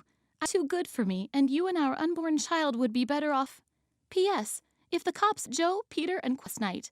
Otherwise, I will come back and not only hit you, but I will murder garbage. And your baby is going to... It's a little rough, Peter. I didn't write it. It's gotta sound like he wrote it. Plus, she kinda is. Pretty harsh, Joe. Pretty harsh. We can all agree that Jeff was an abusive a-hole who won't be missed, but that doesn't give Quagmire a free pass for killing him, nor does it get Joe off the hook for writing that note to cover up the murder. He didn't assist with the actual killing, so he can't be charged with accessory to murder. However, he did knowingly help Quagmire get away with his crime by writing that note pretending to be Jeff. If that evidence was presented to a jury, Joe would be sure convicted of accessory after fact. The penalty is half the maximum sentence for murder, so he'd be spending 12 years and 6 months in jail at the bare minimum. Jail time in exchange for saving Brenda's life is definitely a bargain for Quagmire. I don't think Joe would be too happy though. Watching two long-lost family members get reunited should be a heartwarming experience, but when Joe's father came to Quahog to see his son after years apart from him, he didn't even meet with the right person. Father's Day is coming up, but Joe hasn't spoken to his dad in years and has no idea where he is. Not wanting his friend to spend the holiday alone, Peter tracks Bud Swanson down on the internet and invites him to spend Father's Day with his son. While they were all expecting Joe to be over the moon about this, he's not happy at all. His dad has no idea he's a paraplegic and loves to make fun of the disabled, so there's no way in hell Joe is gonna let Bud see him in a wheelchair. But since his dad is already on the way here, he's gonna have to hide the fact that he can't walk. I wonder how these 4 rocket scientists will pull that off. Check it out, Barney. This is how we're gonna... Oh my god. Yeah, it looks real. Pair of pants on the front legs of this horse and strap Joe to the behind the horse's neck. And then we put Cinnamon's head up the back and simply hid the rest of the horse behind this curtain. Very moist, Peter. And to induce movement, I'm gonna with this dampened kitchen towel. Holy crap, he's out of control! Doesn't look real! Bud hasn't even arrived yet, and Peter's already driven the horse away. So now, how are they supposed to hide Joe's disability? By making Peter pretend to be Joe, of course. Quagmire helps him squeeze into a corset that hides most of his fat, but also makes him look like he has double D's. And after putting on Joe's clothes, he's ready to deceive his father. Hey, Bud. Dad? Joe, I'm Joe. You're my dad. Wow, I guess it really has been a long time. I barely recognize... Well, I could say the same for you. Sometimes I don't understand why people laugh. Peter and Bud have a wonderful father-son day out, forcing 2 terrified girls to make out at gunpoint. What? And you're probably wondering what the real Joe is doing during all this. Well, he's not hiding in a closet or anything. He's actually taken Peter's identity and is off for a lovely Father's Day dinner with Lois and the kids. Yeah, he's got the glasses and everything. Oh, this'll be fun. Takes them to get Gumby over there into the car. Yeah, That's the guy who emailed me? Huh. No wonder tons of typos. He's a waterhead, right? Yeah, he's a mess. Pathetic. Hey, Stewie's a total cutie pie. The other 2, I get a lot. Peter's having so much fun with Bud that he invites the guy to move in with him permanently. And Joe is, of course, pissed about this. Later that day, Peter and Bud go outside to play cash together and mock Joe for struggling to take out the garbage. Peter walks over to him and orders him to go back inside since his mere presence as a disabled person is irritating. Joe has had enough and demands his identity back, but Peter ain't budging. He then starts a fight with Joe, forgetting that he's a literal trained cop. Huge mistake. What the heck? Take that from him? I don't like that! You're getting your ass kicked by a helpless spaghetti-legged cripple! What are you, son? You can't let yourself get beat up by a guy in a wheelchair? Your son is a guy in a wheelchair.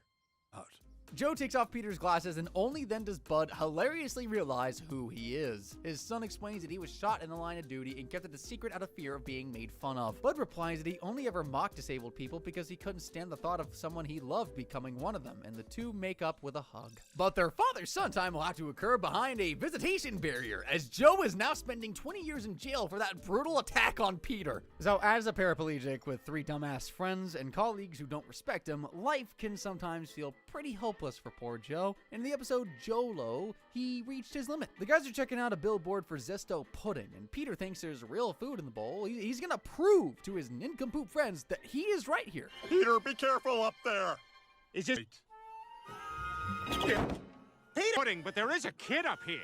The kid must have climbed up there thinking the exact same thing as Peter. That is the literal proof he has the intelligence of an 8-year-old. Joe recognizes the kid as the missing boy who disappeared a week ago and calls the fire department to get Peter and Mikey down safely. Despite Peter finding a lost child by chance and Joe actually being the one who called for help, Mr. Griffin is regarded as a hero, and Mayor West awards him with a giant gold key to the city. Seeing the whole town honor Peter makes Joe feel sad and underappreciated, especially since he served on the force for 22 years at this point, and not a single person has ever clapped for him. He listens to Peter's speech and becomes completely inspired by this comment he makes. When I saved that boy, I wasn't thinking.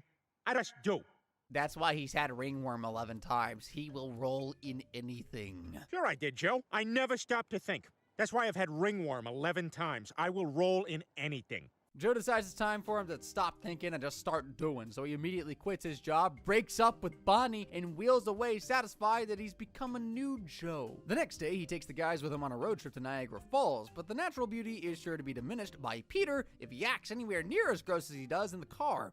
Man, I am filling these Gatorade bottles as fast as I'm drinking them. Joe ignores Peter's confession to drinking his own pee as he's just spotted some cows that he wants to tip over because YOLO. He trespasses on the farmer's land, but pathetically fails to push a cow even 1 millimeter. The guys stop at a motel for the night, and while everybody's asleep, Joe makes yet another impulsive decision, this time by gate crashing a high school kegger party and bringing 3 emo teens back to the motel room so they can smoke croak with him. Subtle foreshadowing. They arrive at the beautiful Niagara Falls the next day. Everybody's in awe of the incredible waterfall, and Joe declares that it's the most magnificent place in the world, and this place to end it all.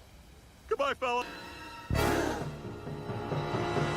Joe miraculously survives by getting caught on a branch, and the fire department rescues him after saving a backpack and hat first. Scared that Joe will become the 10th friend to kill themselves in front of Peter, the guys have him tied to a luggage cart and wheeled back to their hotel room. They need to take him back to Quahog so he can get the help he desperately needs, but since they're already here, they might as well enjoy the Whirlpool Aero car. The guys have a total blast, and the natural beauty of Niagara Falls is actually making Joe feel a little better. He asks for the door to be open so he can get some fresh breeze, and the idiots really should have seen this one coming.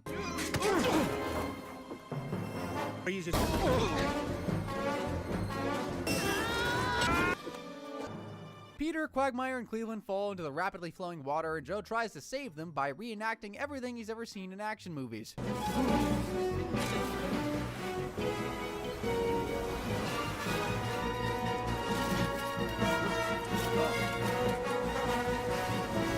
Guys, keep swallowing water. We'll drink our way out.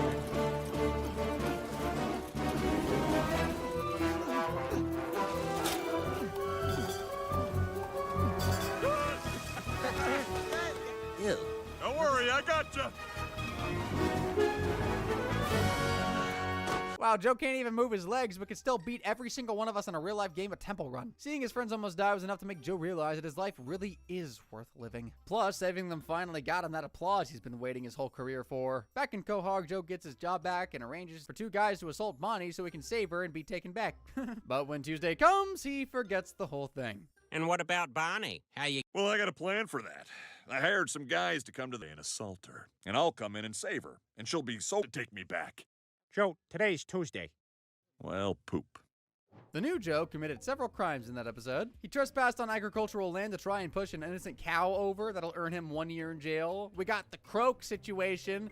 Now, croak is a street word for cocaine mixed with meth, and Joe can be charged with possessing both drugs, so we'll need to boost his sentence by an extra 6 years. In addition to that, Mr. Swanson's also getting 20 years for hiring 2 men to assault Bonnie. Thank the heavens her 7-year pregnancy was over by that point. Ever wondered how Joe ended up in a wheelchair in the first place? Well, he was shot on the job many, many years ago, and he's been seeking revenge on the fricker who did it ever since. Joe is drinking to the drunken clam, and his attention is drawn away from his beer to the news as notorious fugitive Bobby Briggs has finally been captured after 15 years. This is a super emotional time for Joe, as that son of a gun was the guy responsible for putting him in his wheelchair. Bobby Briggs, you're really here, Bobby Briggs. Why are you tired?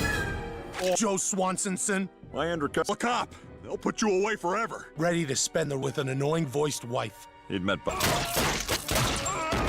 So Joe was grunge back in the 90s. He looked so cool. It's a shame he lost his sense of style with the use of his legs. To celebrate the capture of the jerk who shot him, Joe throws a Justice for Joe barbecue at his place. But before he even gets to try a burger, Tom Tucker announces that Briggs has escaped custody and is nowhere to be seen. Filled with rage, Joe wheels right into the chief's office and demands to be put on the Briggs case, but is ordered to go back to solving the mystery of the guy who's been rubbing his butt all over the Dunkin' Donuts. After Peter suggested they go after the guy themselves, they all head back to Joe's and enter a room that shows how much of a stalker the guy's been these past 15 years. Joe reads Briggs' FBI profile and discovers that he dated a woman who currently works at a strip club in Atlantic City, so that's the first place they'll be heading. Quagmire, you ever been to Atlantic City before?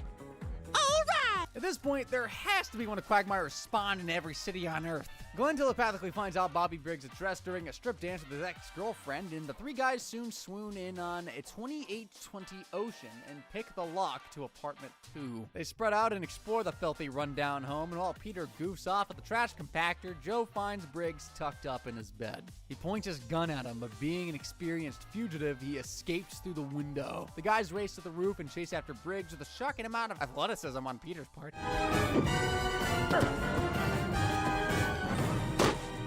That's his yearly 10 calories burned, guys. Quagmire hammer throws Joe to the next building, but he doesn't make it all the way. He's hanging by a thread, and all Peter has to do is pull him back up. However, taking a phone call from Lois is more important than stopping his friend from plummeting to the ground. He rescues Joe before he falls, and he and Quagmire throw him off to the next building. Joe's paralyzed legs break his fall, but all that effort was for naught because Briggs has gotten away. And to make a bad situation even worse, the police are here to arrest the guys for interfering with their investigation. But Joe recognizes one of the officers as the cop who helped Briggs escape before. They've got to get out of there before these corrupt cops do something terrible to them. Luckily, Quagmire can solve just about any problem with his schlong. Incredible! Peter? We're gonna have to go with the acetylene torch penis. My STDs help it burn brighter. Okay, so let's go. I don't even know what to say to that. They drive to the airport and catch the next flight to El Paso, Mexico. Yes, Joe is that determined to make this bastard pay. When they land, they wait in the scorching heat for Briggs at the U.S.-Mexico border. And when he finally shows up, it's go time.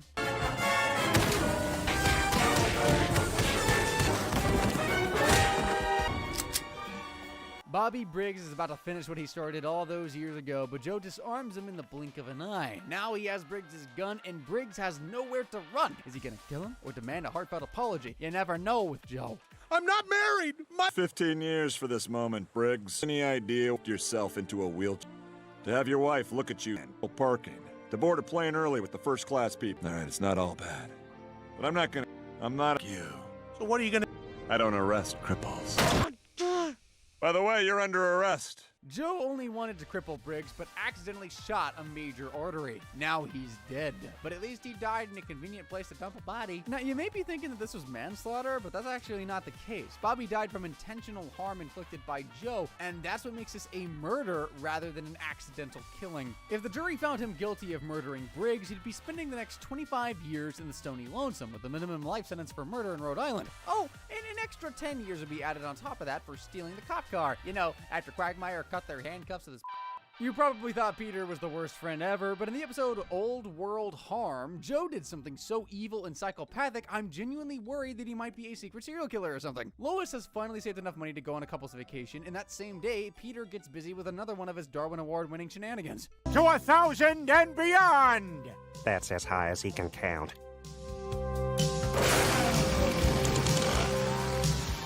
Peter, what the hell?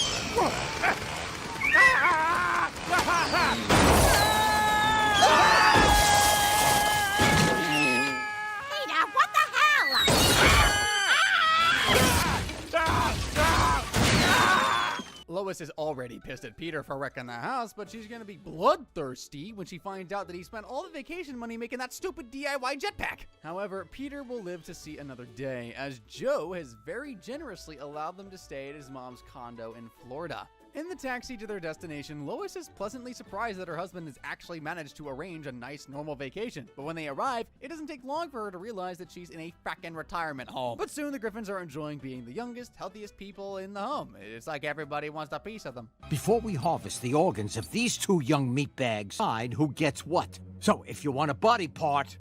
Yeah, I'll take the udders and the hooves. What? How? That's a guy, but I saw him eating grass earlier. I don't know, maybe he felt guilty about eating all that candy and tried to even it out by eating some grass? The residents eye up Lois and Peter at breakfast, and the couple remain blissfully unaware that the evil old folks are planning on having them butchered to death. But Lois later starts to sense something's up when she and Peter are strangely required to get their blood pressure taken for a couple's massage. She sneaks around the back of the clinic and stumbles upon an organ room. Ah, well, that's not so bad. Hard to misinterpret that. Inside, there's a whole frackin' stock of harvested organs and a blueprint detailing which organs they'd want from her and Peter. Lois better get the hell back to Peter because his massage is about to get bloody real quick. They're trying to steal our organs. Let's go! What's up? At least some good finally came from that boxing career she had. The masseuse alerts the residents that their organs have escaped, and Lois and Peter get chased by the angry geriatrics on their mobility scooters. They make it to the gates, but the scary old people are closing in on them. Lois is ready to kick some senior citizen butt, but they all scram after realizing they are a few minutes late for dinner. The gate then opens, and the couple head home, wondering how the hell Joe was in the dark about all this. Or was he? Did you get... Damn it! No. It's fine. I'll see if I can get Cleveland to go... Shouldn't he be choosing a victim with a similar build to him? Like, Peter's obese legs will give him, like, a chronic chub rub, and Cleveland's... I don't need to tell you what's wrong with that idea. And besides, surely this selfish bastard's not actually heartless enough to maim another person, let alone someone he calls a friend.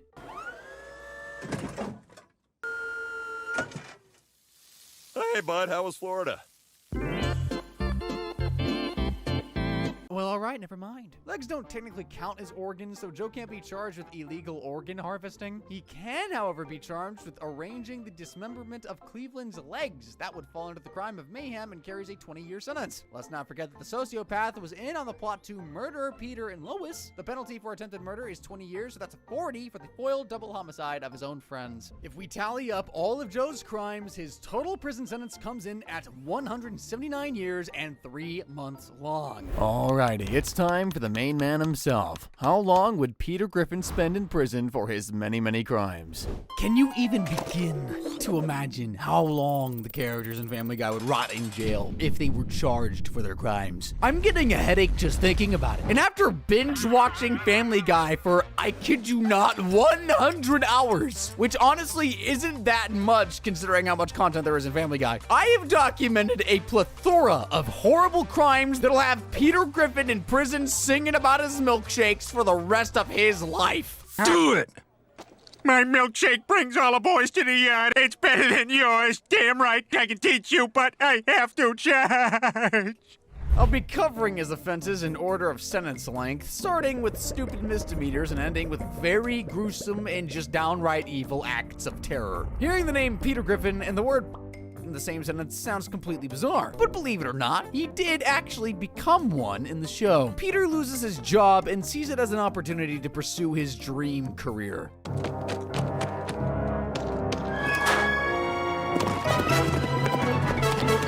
Oh my God, I'm gonna die! To the owner of a yellow Hyundai, your car is being towed. What? I won! How does one get a job as a jouster in the 21st century? But before trying out for jousting, he dabbled in another unusual line of work. Has Dad found a permanent job yet? Your father's going through a bit of a career transition, searching for something that fits him just right. Well, clearly it's not that tube top. Looking for a good time, sweet cheeks? Oh my God. Peter, get in the car. Okay, but it'll cost you. What do you want, a Cleveland steamer? I said get in the car. Whoa, whoa, whoa, be cool. Yeah, so go to Maple Street and then, Get in this car right now! It's eerie, isn't it? Like looking into the future. You see Peter get nervous when those cops pulled up? That's because he's illegal in Rhode Island. Hooker Peter can be thrown to the slammer for 6 months, and a criminal conviction will make it even harder to find a new job. Stewie has killed millions of innocent people, and karma almost came for him in the form of his awful family in the episode Brian Griffin's House of Pain. Chris sneaks into Meg's bedroom and reads her diary. She catches him, and a fight breaks out with Stewie caught right in the middle. Well, I'm off to buy imaginary groceries. Do you think he's okay? So Stewie can literally fall off the roof or get thrown through a window and be totally fine, but a little tumble down the stairs and he's knocked out cold. Too scared to tell their parents about the accident, Chris and Meg try their best to hide Stewie's injuries. Oh, look at my little cowboy. He must be starving. Hey, how's the food, Stewie? Oi, blimey, it's alright. This is hot. Peter finally recognizes something is up, and Chris and Meg come clean. But Peter never takes Stewie to the hospital. He just tries to blame the accident on Lois.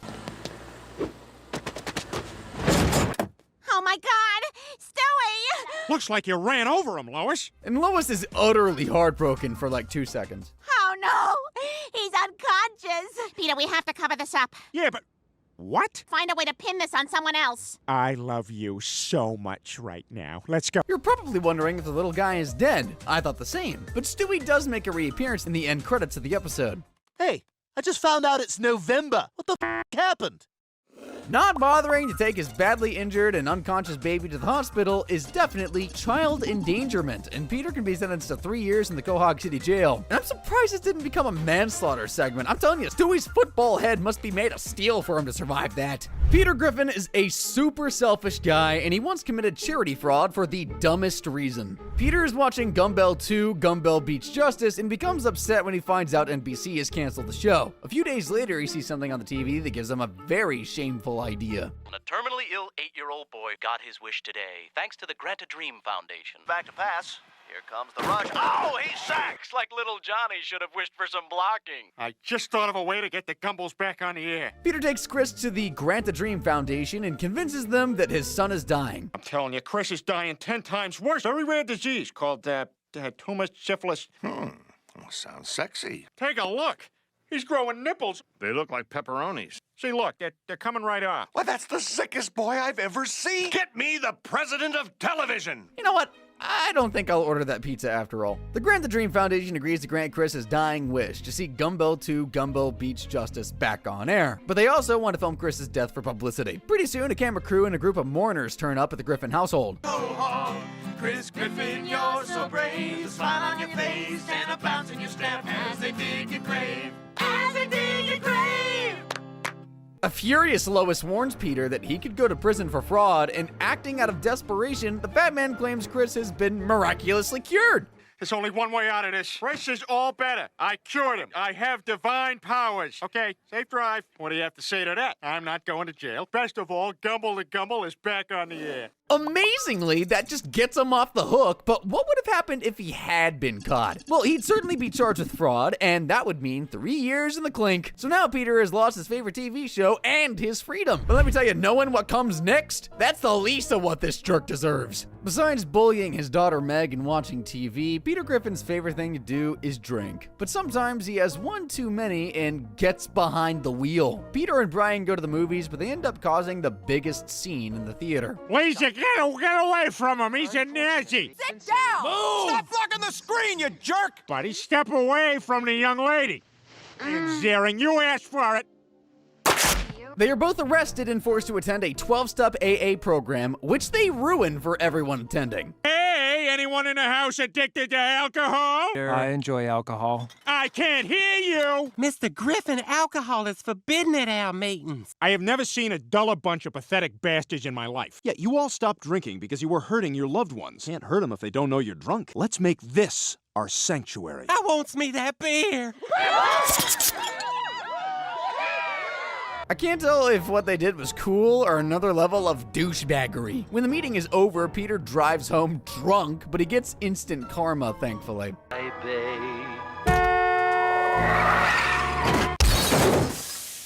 Peter has then a near-death experience where death shows him what kind of person he'll become if he continues with this heavy drinking of his. All right, family, line up for cigar burns. Ah! Ow! Ah! He already abuses his family anyway, though. Now he just looks slightly more slobbish and dirty. Death gives Peter one more chance after he agrees to drink in moderation from now on. And you'd think that traumatic accident would teach him a lesson about drunk driving, but nope. After that episode, he drove intoxicated 3 more times! Okay, Joe, you're drunk. Give me your keys. And I'm drunk, so I'll give you my keys. Now we're both good to drive home. You been drinking tonight, sir? No, officer. Yeah, I'm gonna need you to step out of the car and walk. All right, you be safe, sir. Nothing better than a 7 a.m. beer and an unbrushed mouth. Peter, I don't want you drinking too much. Lois, I know how many beers I can drink. I figured it out.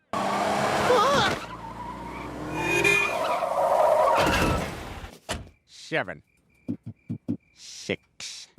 Peter drove drunk at least 4 times in the show that I found, so his total sentence would be at least 4 years in prison. He'd also get banned from driving for 3 years, but I think the selfish jackass should be banned for life. Peter will not hesitate to help out his buddy Quagmire, especially when there's money in it for him. Quagmire and the rest of the pilots at the Quahog Airport go on strike. To make ends meet, he turns to stripping. I am in the full, upright, and locked position.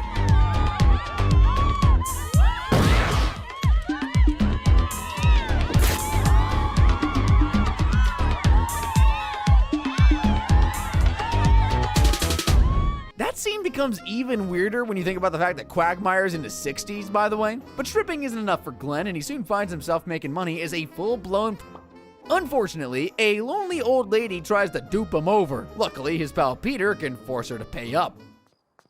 Hey, you didn't pay my friend. Stop it! I can do this all day. I love buttons. Fine, here's your money. She's lucky Peter didn't kick the door in and knock her lights out. You know how quickly you can turn violent. Quagmire offers Peter a cut, marking the beginning of Peter's pimp career. I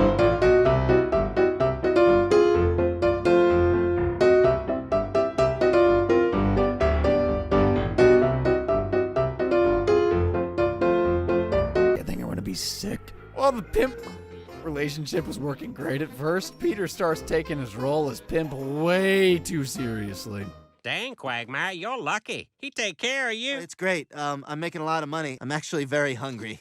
You want to eat? Get up to that bar and earn your keep. What should I ask for? 500? You're trash. Ask for 2. You know I hit you and whore you out because I love you, right? Dude's a menace. He needs to be stopped, but a fabulously dressed one. Peter and Quagmire both quit the industry in the end, probably due to the trauma this client gave them both. Big Pete, help! She wants to do German things! What? No! He hasn't eaten anything in days. It's not gonna work.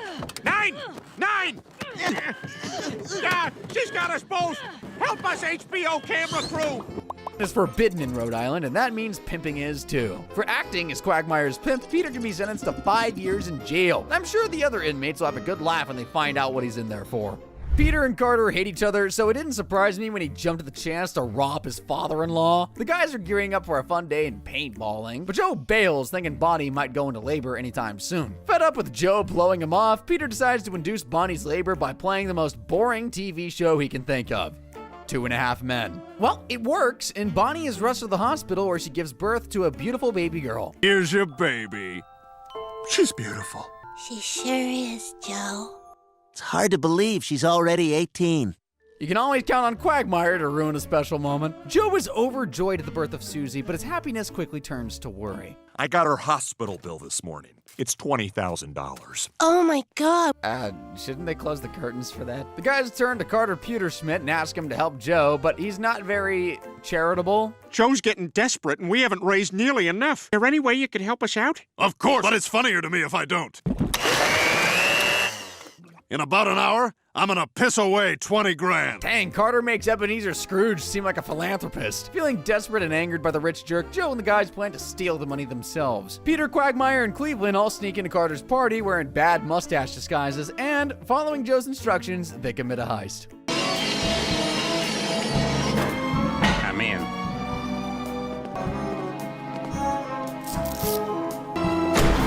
Holy crap, there's another door. I knew Cleveland was so talented. They finally get to the money undetected, but just as they're about to get their criminal hands on the 20 grand, Lois confronts Joe. But think about your beautiful little girl. You'll miss running after her as she learns to walk. I mean, riding bikes with her as dancing at a wedding. You know what you're doing is wrong, and you know how to make it right. Guys, put the money back and get out of there. I guess parking the CCTV van right outside the Griffin's house wasn't a very smart idea, huh? Had that not happened, Peter, Quagmire, Cleveland, and Joe would all be charged with burglary, and a guilty verdict would mean 5 years in prison. But hey, it'll just be like hanging out at the Drunken Glam together, except there's no booze and there are bars on the windows. Being kind of messed up in the head and not giving a damn about what other people think, Peter Griffin gets nude whenever he feels like it. While he walks around his home stark naked probably on the daily, he's also known to strip off in numerous locations, such as parking lots.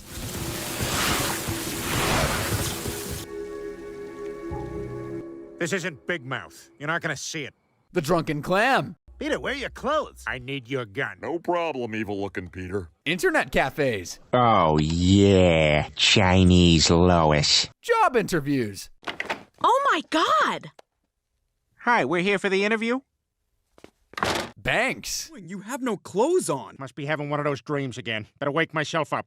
Oh, thank God. Well, time to apply for this small business loan. His in-laws' home. Why are you naked in my house? Why aren't you? You're all right, Griffin. And live television sets. Of the playoff game between the... Streaking, unrelated. Public nudity is a crime in Rhode Island. It's called indecent exposure, and Peter could be sentenced to 1 year in jail each time he was caught in his birthday suit outside home. Although that's 7 years in the big house, I bet he'll only spend like half that time in his orange jumpsuit. We can all agree that Peter can't go 2 hours or so without food, but we probably never expected him to eat a person. I mean, I didn't. Peter, Quagmire, Joe, and Cleveland are enjoying a fishing trip together, but the fun gets spoiled by a hurricane, which drags them out to sea and destroys their boat. Luckily, they can build a raft with some extra items Quagmire brought with him on the trip. It's lucky you packed so many blow-up dolls, Quagmire. Be careful. The tiniest prick will pop these things. Quagmire, Cleveland, and Joe survive days on Quagmire doll raft without food, but Peter doesn't even get a single hunger pang. Hey, what's that? What? You bastard! You have food? I don't know what you're talking about. Peter! Yeah, see, now this is why I didn't say anything. I knew you were gonna get like this. And I bet the fricker started hacking off Joe's legs within 5 minutes of being lost at sea. Because they're eventually presumed dead at sea, and Brian swoops at this opportunity to marry Lois. Months pass, and the guys are still alive on the desert island the raft was washed up on. Believing that they don't have long left to live, Peter suggests that they do something to make their last moments a bit more interesting. All right, fellas, we've been out here for months, and being that there's no women around, we're gonna have to have an Anybody? No. No. Yeah, me neither. While they didn't enjoy the it would ultimately save their lives by attracting the attention of tourists on a passing cruise ship. Yeah, I'm sure glad nobody's here to see this. If you look off the left side of the ship, you'll see a bunch of homosexuals. Everyone gets reunited with their loved ones, and Joe even gets a new set of legs from a former death row inmate who was unfortunately a paraplegic also. But enough about that, let's get back to Peter's grotesque act of cannibalism. Cases of cannibalism are so rare that Rhode Island doesn't even have any laws against it, which is slightly concerning. However, there is a law against mutilation. For cutting off Joe's legs, Peter can be sentenced to 20 years in the slammer, with only 3 meals a day. Everybody better keep an eye on their legs. If you're like me, you also thought Peter was just born a dumbass, but maybe he's actually brain damaged from all the hardcore drugs he's experimented with, like steroids. Peter, could you please pass the potatoes? Ah, damn it, Meg! What the hell are you doing? Jeez, this sucks worse than that time I did cocaine with Carl Malden. Crack? Peter, what are you doing? Crack? What the Hey, at least I'm not drinking, Brian. Ecstasy? We did ecstasy. Kids, don't do it. It's too awesome. If you hate pure, unconditional love, definitely do not try this drug. Meth? All right, guys, looks like I'm really liking meth. Hey, guys, I need money. Like now. Like yesterday. Like now! Crystal meth? I am so f***ing ready. And fentanyl. You know what gilf means, right? God, I love fentanyl. You said it, pal. Jeez, he must know every drug dealer in town. For possessing all those illegal drugs, Peter can be in prison for a total of like 21 years. That's 3 years for each type of drug he took. I guess he really should have listened to his own advice in season 1. Believe me, Chris, you don't want to mess with drugs. I tried them once. Things got way too real. While the show is called Family Guy, Peter Griffin couldn't really care less about his family, especially his in-laws. When Peter catches his father-in-law, Carter Pewterschmidt, getting a little too cozy with another woman, he ends up getting some unsavory ideas. Ah, that was excellent. Oh my God! Mr. Pewterschmidt, you're having an affair? This is my sister. Ew! No, I'm impotent. I mean, she looked at me while I did it to myself. Ew! I mean, she's a man. Ew! We need more E's and W's down here now! That scene always cracks me up, dude. Peter stays silent about the affair at first, but after a few drinks at the Drunken Clam, the guys convince him to use the situation to his advantage. He heads to the Pewterschmidts and blackmails Carter, but not for money. Staying true to his character, Peter demands his father-in-law participate in whatever silly activities he says, and that includes a limo joust.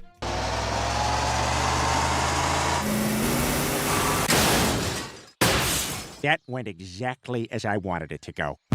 Traveling to France just to insult the French. People of France, depressed guy smoking a cigarette is not a movie. And your sirens sound like gay guys having a threesome.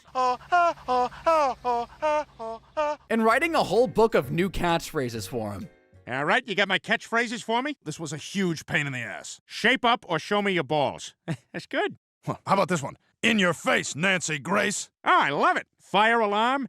I am the fire alarm. If you got a problem, take it up with my butt. He's the only one that gives a crap. That's it. Yeah. That's the one. I thought That's you'd like... But before he can blackmail Carter into doing any more ridiculous activities, smooth-brained Peter accidentally blabs about the affair in front of Barbara anyway. You know, I keep not laughing at the Big Bang Theory. It's got to be the television. TV this size, forget it. It'll have me laugh until I got snots falling out of my nose. I'm giving it to Peter. What? Why? Because Peter is the best, and he is awesome. He's not just saying that because I covered for him about his affair.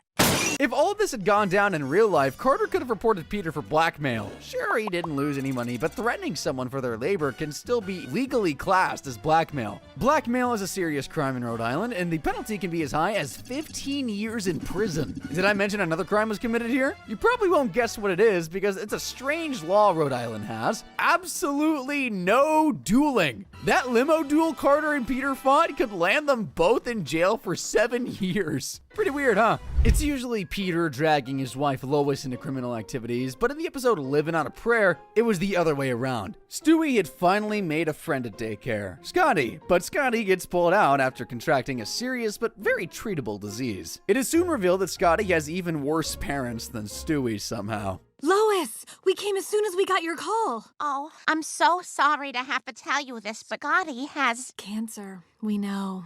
You do? But you shouldn't have brought him to the hospital without talking to us first. He was unconscious. He clearly needed treatment. He doesn't receive treatment. We're Christian Scientists. We don't accept medical care for ourselves. But your son has cancer. Lois begs the religious nuts to reconsider and save their child's life, but they won't budge. And so she sees no other option than to kidnap the baby and take him to the hospital herself. However, it's too difficult to carry out the abduction alone, so Lois enlists the help of her super reliable and totally not incompetent husband. All right, I got him, Lois. That's not Scotty. That's Ben. Oh, still learning everybody's names. Damn it, put him back and go get Scotty. While I'm doing that, maybe you do something about that snatchy tone. Peter really is the most pathetic criminal I've ever covered in these videos, man. They eventually get baby Scotty and drive him to the hospital, but the cops are already there waiting to arrest the kidnappers. And in the end, Scotty's parents do get their son the treatment he needs after Lois gives this moving speech. Ben, Hope, I know you don't believe in modern medicine. You do believe in the power of prayer.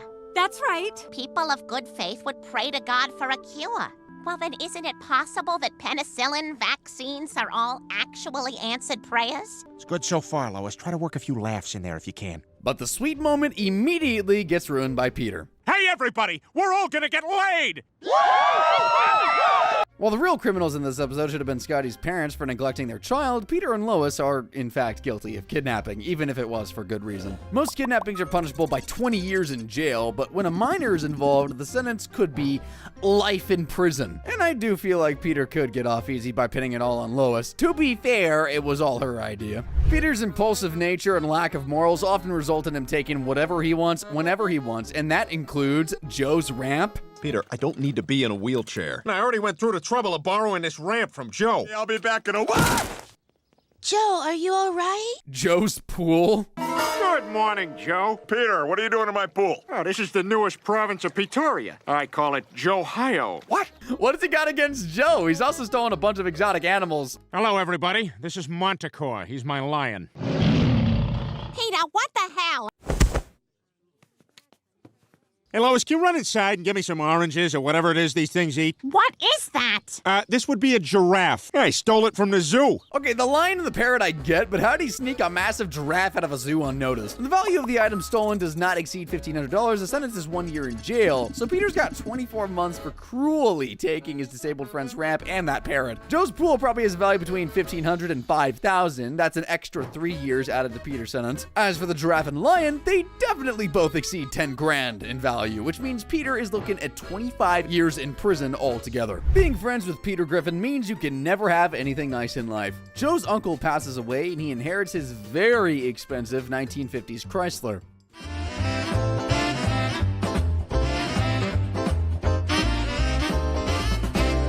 That really is a nice car, though. I can't believe I'm actually jealous of a cartoon character. Peter, Quagmire, and Cleveland show up, and naturally, they want to ride in the cool car.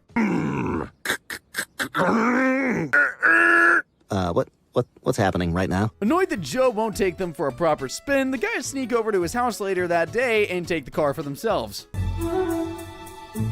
Hello. Yes, Joe Swanson? Would you be willing to take a half-hour survey while facing the wall?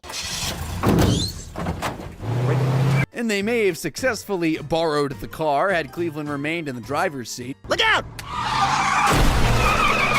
Crap! Oh, man, Joe is going to be so pissed. I mean, Peter's not entirely to blame here. Who the hell leaves their garbage cans right in the middle of the fracking road? Anyway, taking someone's car without permission, i.e. stealing, is the most serious kind of theft. Peter can be jailed for as long as 30 years. But at least Quagmire and Cleveland will be there to keep him company. Okay, we're at our halfway checkpoint now, and Peter's prison sentence is already 165 years and 6 months long. Surely it can't get any worse than that. Well, it sure can. Some of these next crimes are straight up evil, and they'll make you wonder how someone so dim-witted could even get away with them.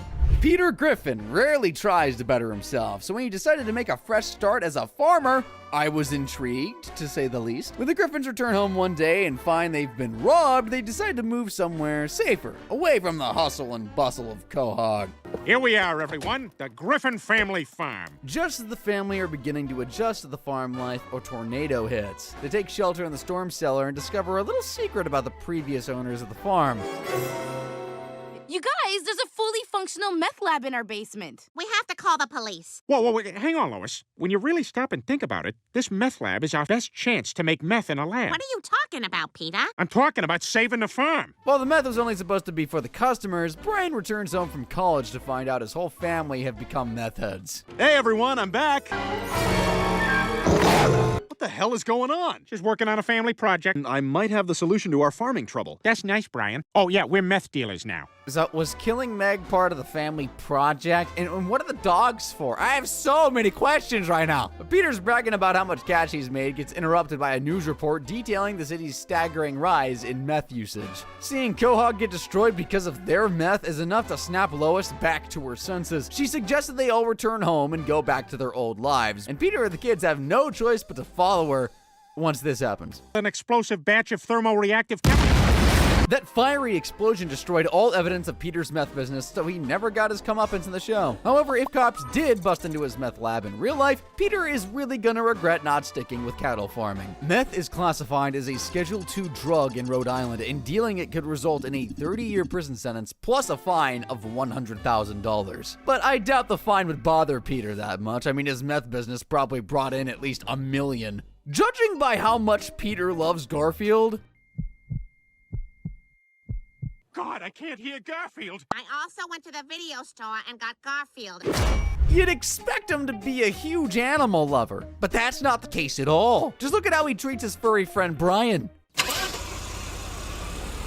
I'm home from the market. I got steak sandwiches. Oh, that's way better than chicken parm. Or Yogi Bear.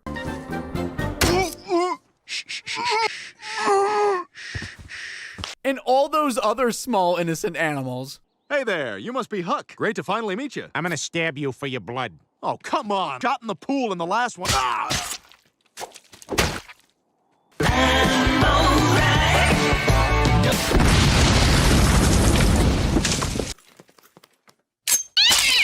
Oh my God! Well, you guys relax. He's got 8 more lives. Kill 2 birds with 1 stone. Like this.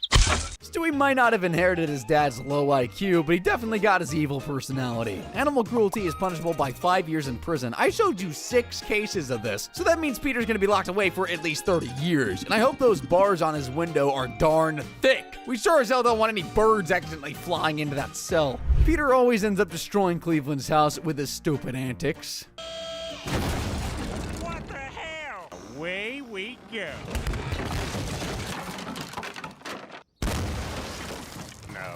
No.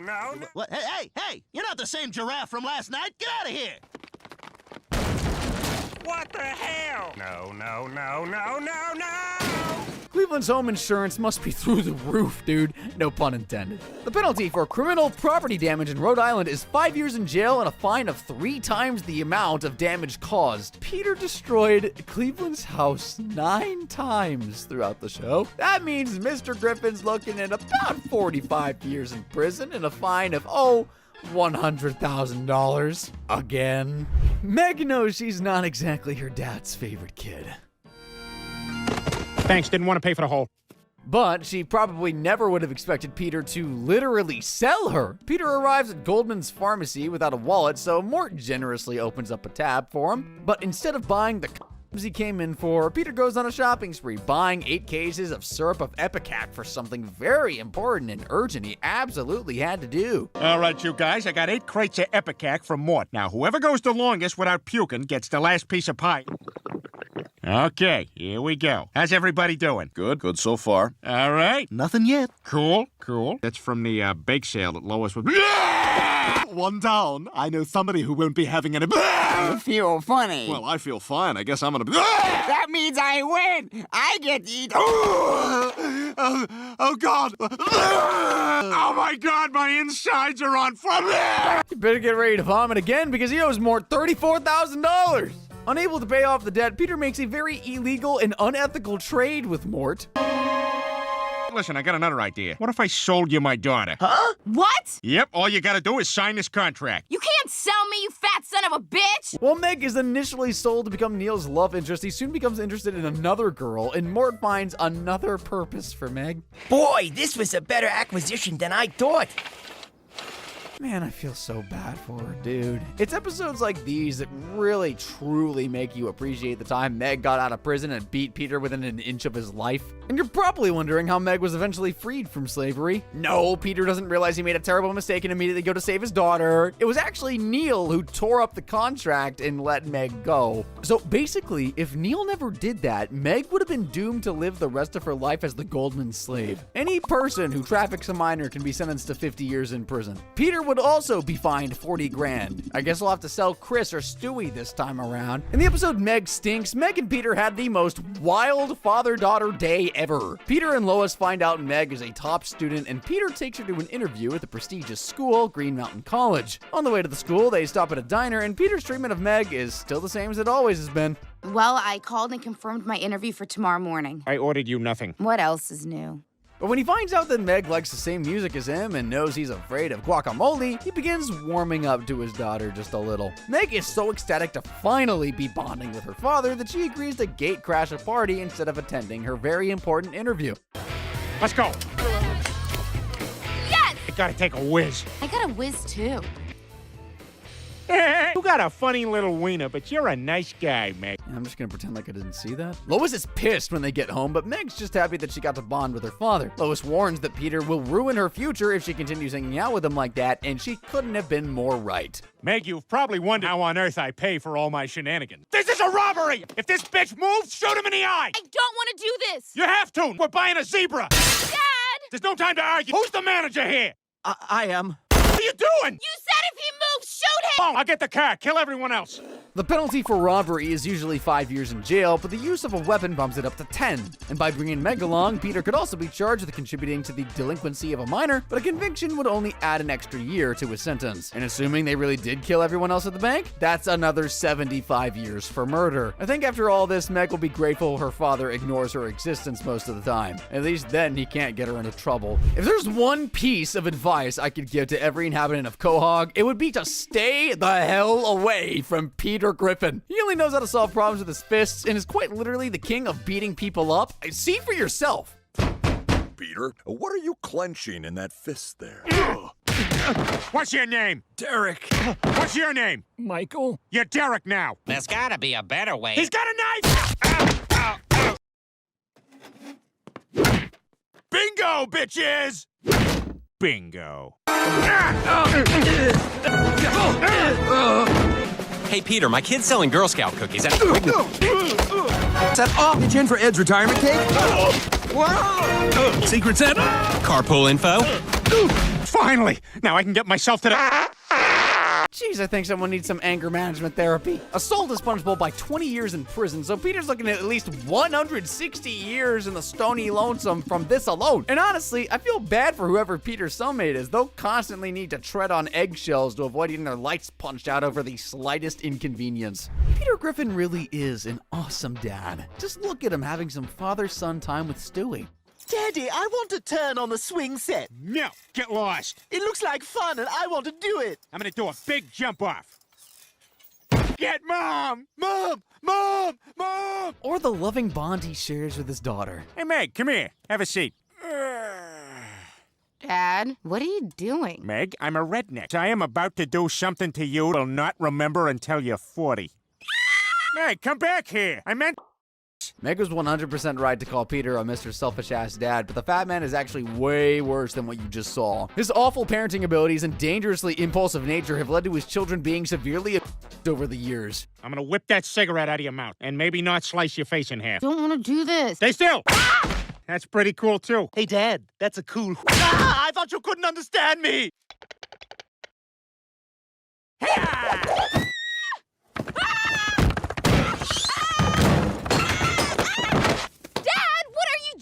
Only gonna hurt for about 3 weeks. What the hell? You fatso, punch your baby in the face. I did good, Meg. Shut up.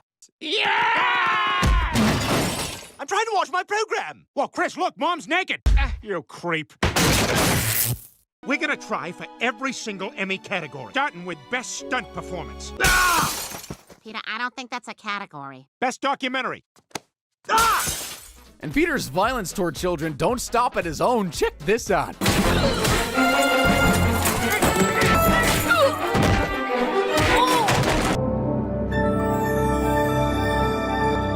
Finish him!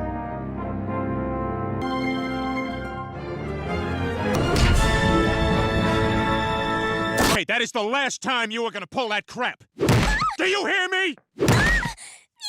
Now you are gonna hold down that football until Charlie Brown kicks it. Yes! Now, go ahead, Charlie. You're a poop nose.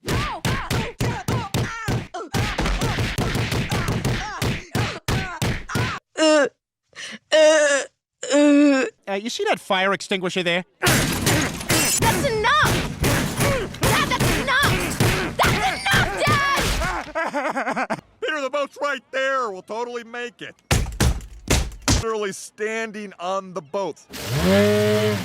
Made it! And here's the fun fact for you. Peter Griffin was actually based on a security guard at the college Seth MacFarlane went to. I sure as hell wouldn't want to have been that guy's kid. Peter clearly inflicted enough damage on the kids to be charged with first-degree. He'd be sentenced to 20 years per account of.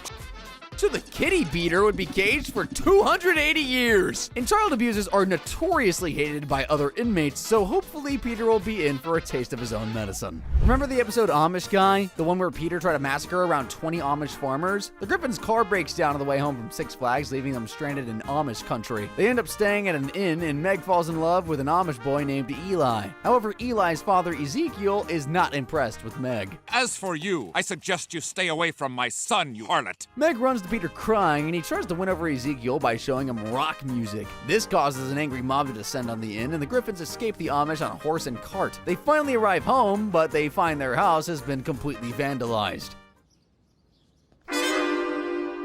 Peter heads back to Amish country to put a violent end to the feud.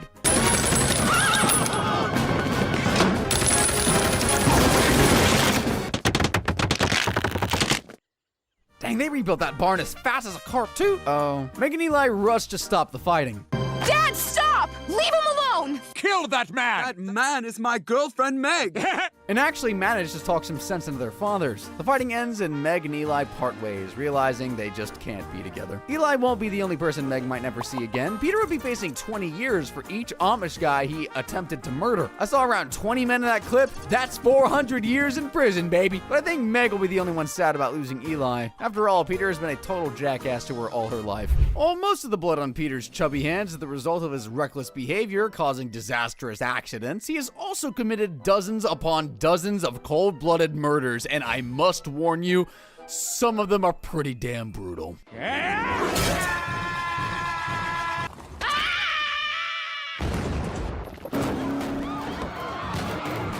But wait, there's more! Kill it! Kill it! Hi, Dad. My name is Peter, too!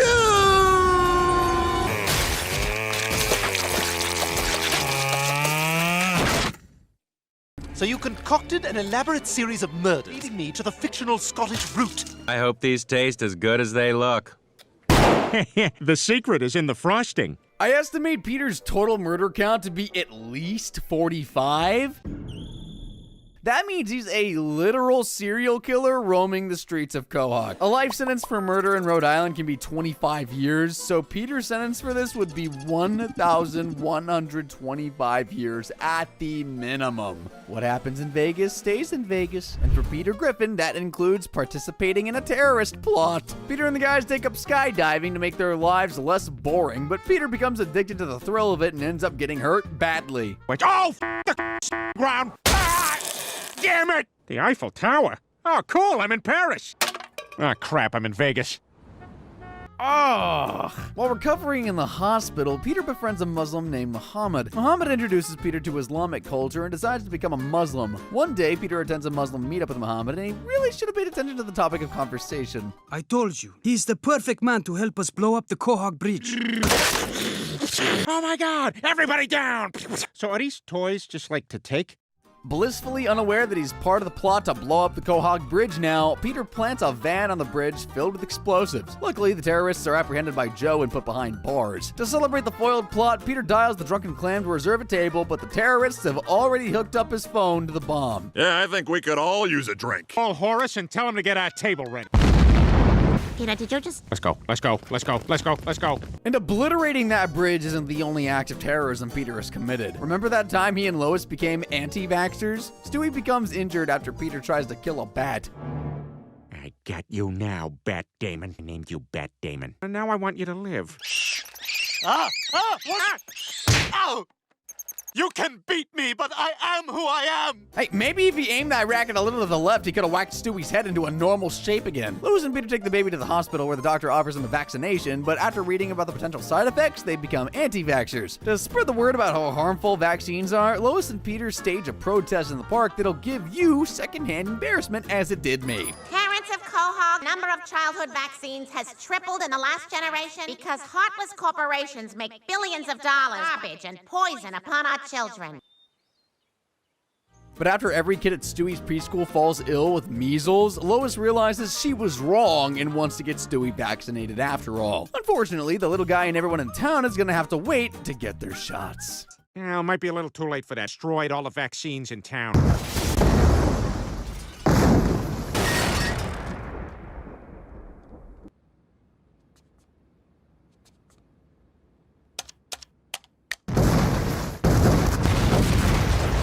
All right, what else did I have to do today? Ah, yes, overdose in my apartment. Off topic, but that 30-second clip was more interesting than the entirety of Joker 2. Terrorism is a Class X felony everywhere in the US, and a conviction means life in prison without parole, period. But if Peter was just charged with murdering all those people on the bridge and at the vaccine factory, his sentence would be 25,000 years. And that's just me assuming 1,000 people died as a result of the carnage. Peter is a great big dumb oaf, and his stupidity and self-centeredness have resulted in dozens of innocent people being killed and maimed in tragic accidents. One of the worst examples of this was the time Peter tried to impress his boss. What do you want, Griffin? Angela, look out your window. Bush billboard next to the Children's Hospital. Watch this. Oh, God. Oh, my God. This is horrible. Oh, that's terrible. Bless their Oh, okay, yeah. Yeah, I'm assuming he didn't get that promotion. And then there was the time he foolishly jumped through the roof as Mary Poppins. Nanny wanted. Well, that sounds like a good job for an immigrant. We're getting a new nanny. Oh, Jane, I'm ever so excited. I've always imagined the most beautiful... Ah, damn it. While those cases were tragic and all, Peter has caused even worse disasters during his 2-decade feud with Ernie the giant chicken. The conflict has resulted in unimaginable amounts of destruction. We're talking thousands of deaths and millions, maybe even billions worth of property damage. My God, look at all this devastation.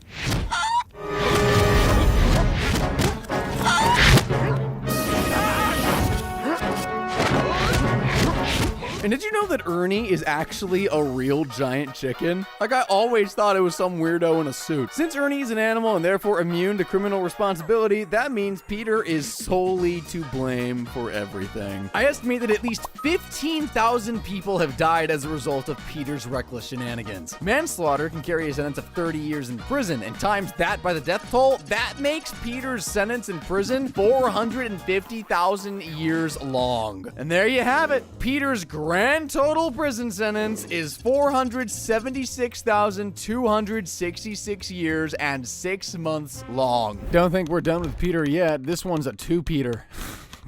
Sorry, that was dumb. Let's see how long Peter's prison sentence really is. If you thought Peter blowing up a children's hospital was bad, well, watch this. Oh, God. Oh, yeah. We're back. Buckle up, because I'm here to serve you a fresh batch of this maniac's misdeeds, starting with something relatively small like disorderly conduct. This is basically a crime you get charged with for being a total jackass. And in Peter Griffin's case, that would mean waking up the whole neighborhood in the dead of night. Hey, everybody! Meg just had her first period! Shut up! It's 3 in the morning! What the hell's going on out there? Damn it! I'm just saying, I'm proud of her! She's a woman! Verbally abusing young girls in the street. I think we look hot. Totally hot. Ugly. Being being drunk in public. Chris has Crohn's disease. Get down there. Don't tell us that now. And engaging in a fight.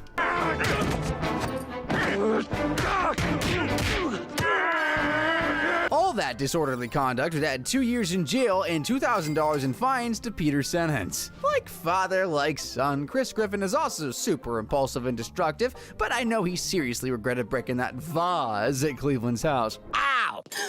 That was my great-grandma's vase! On the drive up from Virginia, she kept that vase between her legs.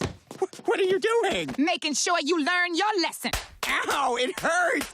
I can't believe Japanese men pay good money for this! At work, I am important businessman. I am bad boy. Lois becomes furious with Donna for hitting her kid, and the two of them get into a heated argument over whether a timeout or a spanking is better. And it's safe to say that Lois doesn't argue her beliefs very effectively. Very well behaved. Oh yeah? Your baby's on the roof right now.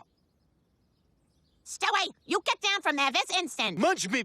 Right now, Stewie, or you're in timeout. How many gray pubes you plucked today, you old bag? Your timeouts are a joke. You're a terrible parent. I'm a terrible parent? You're a child abuser. Lois declares that the Griffins and the Browns will no longer have anything to do with each other, so if Peter wants to talk to Cleveland without his wife getting mad, he'll need a very convincing disguise. Do you have any idea how fast you were going, sir? Peter? Hey, Cleveland, this is just so we can talk without getting spotted by Lois or Donna. I need you to step out of the car, sir. Peter, there's gotta be a better way. He's got a knife! Sorry, Cleveland, it's gotta be authentic. Stay down! Impersonating a cop is a pretty serious crime, one that'll earn Mr. Griffin a year in jail and a $1,000 fine. The Griffins don't always hate each other's guts, though. Sometimes they make beautiful family memories together, like that one time they swam in a polluted lake. Dad, look! Holy crap! Oh my God, what the hell is wrong with this lake? I think it's a safe bet that that's responsible. And that time they cyberbullied a girl to death. Very sorry we cyberbullied that girl to death, but we still want a snowmobile. Today, though, please let there be money in our bank account. Amen. Amen. Shockingly, bullying isn't actually a crime, but if it was horrific enough for the girl to have killed herself, Peter definitely deserves to be charged with harassment at the very least. The crime would only get him jailed for another year and fined $500, which is insultingly low, by the way. But you gotta keep in mind that the dead girl's family could actually file a wrongful death claim against Peter and sue him for all the money he's got. Which, I mean, isn't a lot, probably, but it's something. Peter got the first promotion of his life in the episode Mr. Saturday Night, but it only lasted about 15 seconds, and that's honestly impressive for someone as incompetent as him. It's career day at school, and Mort has just finished exposing which parent has terrible hemorrhoids. Now it's Peter's turn to talk about his job. Hey, you know what I do? I work in a toy factory, and you know what I do there? I bet you're just one of those low-level assembly line guys who stand there all day screwing heads on dolls. Ooh, is it on straight? I don't know. Boo! Why, you little snot-nosed... Mr. Griffin. When Peter returns home depressed about working a low-end job, Lois suggests he invite Mr. Weed for dinner and ask for a promotion. Peter makes it through the meal without doing or saying anything stupid, shockingly, and his boss vows to make him head of toy development. This is an amazing opportunity for him. Too bad Brian had to ruin it. It's choking. Do the Heimlich maneuver quick. He's dead. Mr. Weed's death was a freak accident, so Peter won't be facing any manslaughter charges. However, he does obstruct justice in the next scene by trying to hide the body in not the most dignified or smartest of places. Random dead body search. Oh my God, Lois, stall him. What are you doing? Just stall him, Lois. No charges were brought against Peter in the show, but the dinner roll that killed Weed was taken into custody. In the real world, though, Peter would be facing a year in prison and $1,000 in fines for obstructing justice. Peter loves being a passenger princess.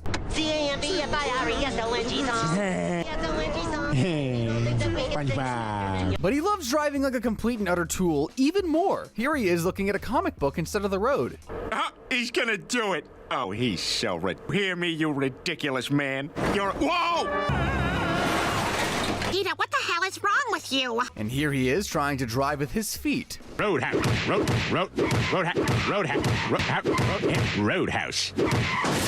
Peter also drives under the influence a lot. Dad? What the hell are are you doing? Yeah, hey, buddy. I'll have a triple cheeseburger and a large fries, and, you sell pants? Hey, sometimes when daddies drive home drunk, they come from far away places, but it's okay, because they didn't get arrested, and they're still kind of drunk, so they think it's okay. You should know that Mom has emotionally let you go. The really awful accidents Peter's terrible driving caused deserved their own segment, but those clips that earned Mr. Griffin 3 years in the clink and $1,400 in fines for 2 counts of reckless driving and 2 counts of driving under the influence. He'll probably be ordered to go to AA as well, but I don't think he's allowed back after what happened last time. Hey, anyone in the house addicted to alcohol? Peter embarrasses Lois constantly throughout the show, and this is just one of the many examples. Sorry, fat wife coming through. Sorry, excuse me, fat wife. Oh, hold on a sec. All right, bring her through. Peter publicly fat-shaming his wife when he himself belongs on My 600-Pound Life is already enough reason for Lois to file for divorce, but sometimes her husband does do sweet things like busting her out of jail. In the episode Breaking Out is Hard to Do, Lois becomes a kleptomaniac and gets thrown in jail for theft. With the only hygienic and semi-normal member of the family gone, the Griffin house becomes totally filthy. Boy, I sure miss Lois. I wish she was here to clean up all this stuff. Hey, what's this? Mustard. Oh, that's right. We had hot dogs last week. Sick of being more of a slob than usual, Peter decides to bust his wife out of jail. That sounds like a tough job, but it's actually pretty easy if your mouth can expand to 10 times its normal size. Have a nice day.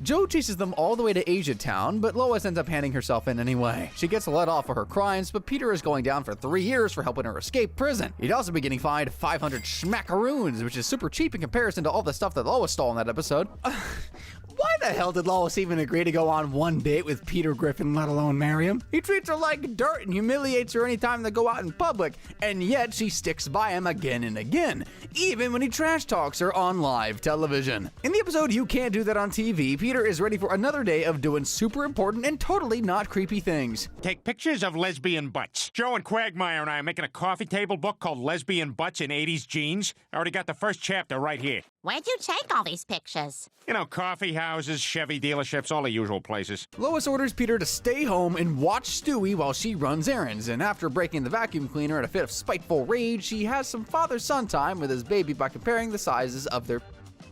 Guess whose was the smallest? All right, let's see what you got. Stupid game anyway. Peter later becomes fascinated by the whole preschool show Jolly Farm Review, and his heart rips in two when he finds out it's getting canceled. To fill the empty void in his soul, Peter starts his own kids' TV show called Petey's Funhouse. Lois gets pissed at her husband for wasting his time putting on a stupid TV show instead of helping around the house, and her constant nagging gives Peter an idea for a new character. Go rent Twilight and do mouth stuff on me, even though it's been a day and a half since I've showered and I've used several public bathrooms in the interim. Sounds like this could go on for a while, kids. Hey, Saggy Naggy, I know what'll cheer you up. Do you like pie? I guess. Well, how does this taste? Saggy Naggy becomes despised by the children of Quahog, and as a result, Lois can't even go grocery shopping without getting beat up by children. What the hell? Young man, what do you think you're...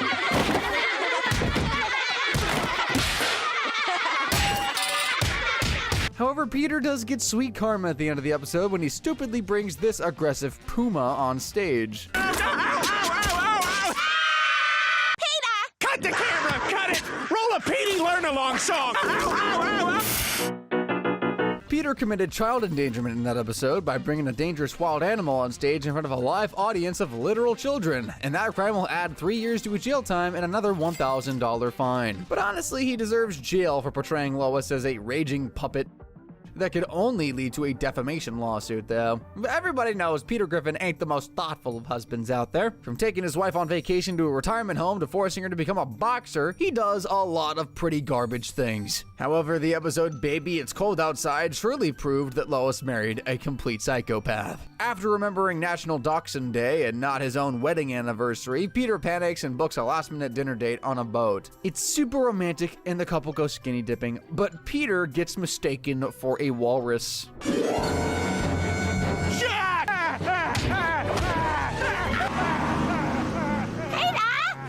don't leave me to die out here! Hold on, Lois. I'm gonna grab a real quick hot chocolate. And forget Rose hogging that door. If Peter was on the Titanic, he'd take all the lifeboats for himself, screw the women and children. Fortunately, the shark turns out to be a friendly dolphin, so Lois doesn't end up getting ripped to shreds while her heroic husband relaxes on dry land with a cup of hot chocolate. She makes it back to the shore, and Peter races to the scene to wrap her in a warm towel and profusely apologizes for leaving her out to die.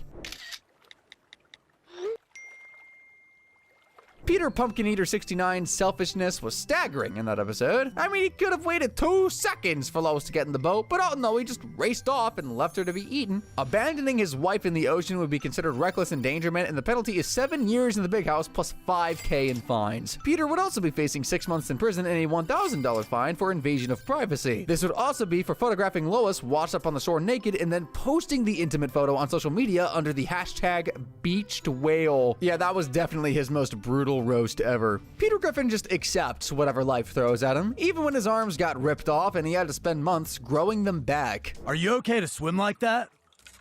Am I okay to swim?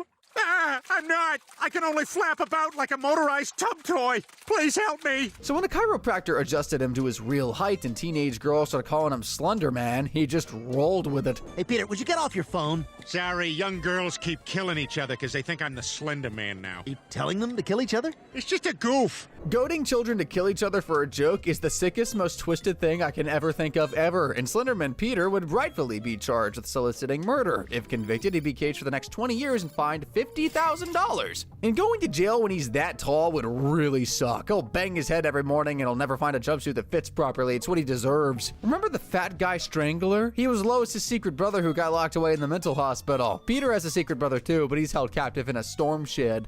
Oh, the moonlight burns. It's almost Christmas. It's almost Christmas. Being good, and all the eggshells and coffee grounds will be yours. Can I meet the family? You've overstepped. No Christmas. The hairless twin escapes captivity in the episode Fresh Air, but Peter is ready to take him out with a shotgun. Oh no, my hairless twin got out. Hello, family. Let's eat all the garbage we want. Holding his own brother captive for years and years in a tiny shed, depriving him of sunlight and all human contact might be one of the cruelest things Peter has ever done. And the fact that I'm saying might be speaks volumes as to the true evil things this man has really done. His actions, though, here would definitely get him charged with false imprisonment, and the penalty is 4 years in jail and $20,000 in fines. Forcing his twin to live in such dire conditions and feeding him actual garbage would also be considered a form of torture, and that crime would add another 20 years and $10,000 in fines to Peter's sentence.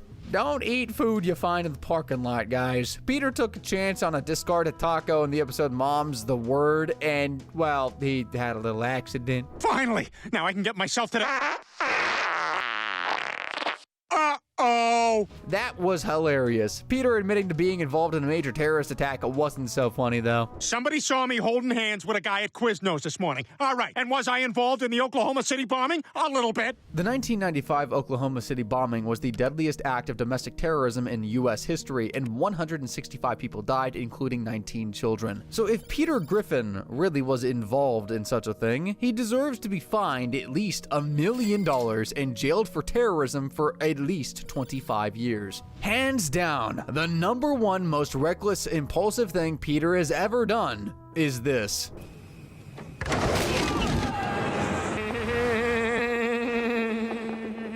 Kidnapping the Pope just to impress his mean Catholic father is probably like number 12. Lois, put the coffee on. Careful, I just cleaned the floor. Good thing, eh? Lemonade. Your Holiness, this is such an honor. Please go into the living room and make yourself at home. Peter, what is the Pope doing here? Relax, honey. I just hijacked his bubble car so we can convince my dad I'm a good guy. You kidnapped the Pope? Peter, this is the most reckless thing you've ever done. The Pope made it back to the Vatican safely, but Peter would still be facing 20 years in prison and a $10,000 fine for kidnapping him. Opening the airplane door would also add 7 years and $5,000 to his sentence for reckless endangerment. The seatbelt signs were on, so nobody got sucked out with Peter, but how did he even survive the fall anyway? Peter will screw his friends over any chance the dude gets. He's already obliterated Cleveland's house way too many times to count, pimped out Quagmire, but what's the worst thing he's done to Joe? Well, there was that time Peter wanted to buy Meg a car that matched her personality, but since he's a terrible father, he treated himself to a literal tank in the process and didn't look where he was going. All right, Meg, you got a feel for the controls. Now give it a little gas. Oh, great, it's here. That mirror I bought on eBay. Oh my God!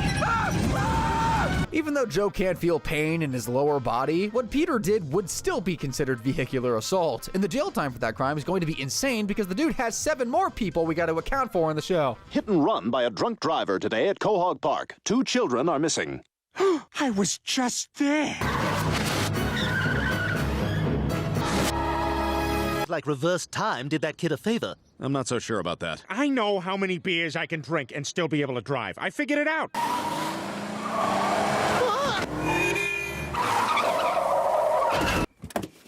7. 6. Nobody has to get hurt, Brian. Only one person has to get hurt, Brian. Close my eyes and make all this go away. Peter, look out! Holy crap! Oh my God, Mr. Tucker, are you all right? Do I look like I'm all right? My back is broken and my leg is twisted. The penalty for almost turning people into roadkill is normally 3 years and $100,000 in fines, but if the driver was under the influence, it gets bumped up to 6 years and $500,000. So for running down 8 people, 5 of whom whilst drunk, Peter would be jailed for 27 years and fined $1.8 million. He'd also be banned from driving permanently, but I'm sure the idiot would still find a way to kill people via bicycle. There are plenty of more heinous crimes Peter has committed against children that we need to discuss. Let's start with the crimes he's committed against his own baby. And no, I'm not talking about that time he thought his moobs could produce milk.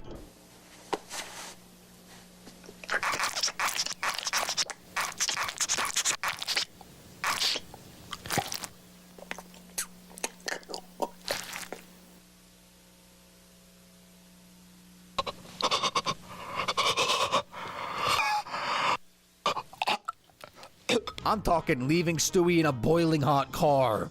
Where is Stewie? Baby in there? Oh my God! He's gonna miss the game! Not changing his diaper for weeks. There's so much duty in here. I can't take it anymore. I haven't eaten in 4 days because I just can't fit anymore in there. Help me. And literally using him to make his junk appear bigger. Peter was jealous of Chris's massive wank. Nice, huh? Yeah? You like this? Stop it, you're embarrassing me. Look, I know you're upset, but where's Stewie? He's around. Let me out of this stink-filled corduroy dungeon. Peter, that's sick! It's okay. He's outside the underwear. Those clips would get Mr. Griffin charged with 1 count of child endangerment, 1 count of child neglect, and 1 count of child abuse. Moving on to children he's not related to, Peter once caught his wife trying to molest Justin Bieber, but instead of calling the cops on her for being a literal pedophile, he beat the crap out of the teen singer. And Lois, I've had enough of you two. Now you come home and start acting your age. No! Peter Griffin gave this teenager a knuckle sandwich as well. But what I think you really want is love. It's true. Assuming both teens were under 18, Peter's responsible for 2 counts of assault of a minor. We also need to charge Peter with child endangerment again because he had a very short-lived career as the world's worst babysitter. So, why don't you just play with this blow dryer and these rattles? Yeah, guess that's it. Well, you probably want me to get out of your hair, so, here's the Drano in case there's a clog. Soap's right there next to the radio, and towels are on the roof. All those crimes against kids have earned Mr. Griffin 49 years in prison and $1,504,000 in fines. But Peter should really be more worried about Stewie nuking him as revenge or getting slaughtered by an army of angry believers. Peter Griffin has lived a very interesting life, to say the least. He's been a military clown. You're all stupid. See, they're gonna be looking for army guys. A lion tamer. I used to be a lion tamer. A pimp. You're not worth that much. You're trash. Ask for 2. And even a horse breeder.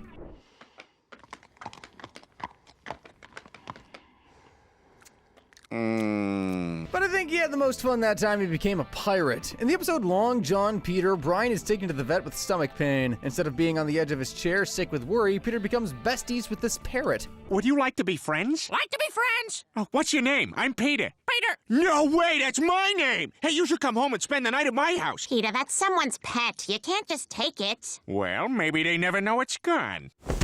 Brian's stomach obstruction gets cleared. It was a used diaper he mistook for Indian food, but Peter's too busy playing pirate to care. Hey, Brian, look! Brian's sick! Mom, get your keys! Chris, I'm not going to the vet. Peter, what the hell are you doing? That's Long John Peter to you, porthole. Look at the parrot's face. He hasn't even spent 24 hours with Peter Griffin and he's already completely done with life. After presumably getting kicked out of the house for smelling like pirates, Captain Peter and his Sea Dog crew head to Goldman's pharmacy to commit their first pirate raid. Crystal knock! Aha! 'Tis Long John Peter and his merry men come seeking plunder. All your Tux-medicated pads be ours. Oh my God! Oh God, what are you doing? Ah! For no reason, I'm going to fire this cannon all over your store. Ah! The crew flees the blown up pharmacy and move on to their next victim, some weird British guy carrying crates of sugarcane, tobacco, and spices. A dangerous cannon and sword fighting filled car chase ensues, which kills an electrician. And then Shelley Booth Bishop. Shoot it again! What? I didn't understand that. I said shoot it again, but I said it pirate-like.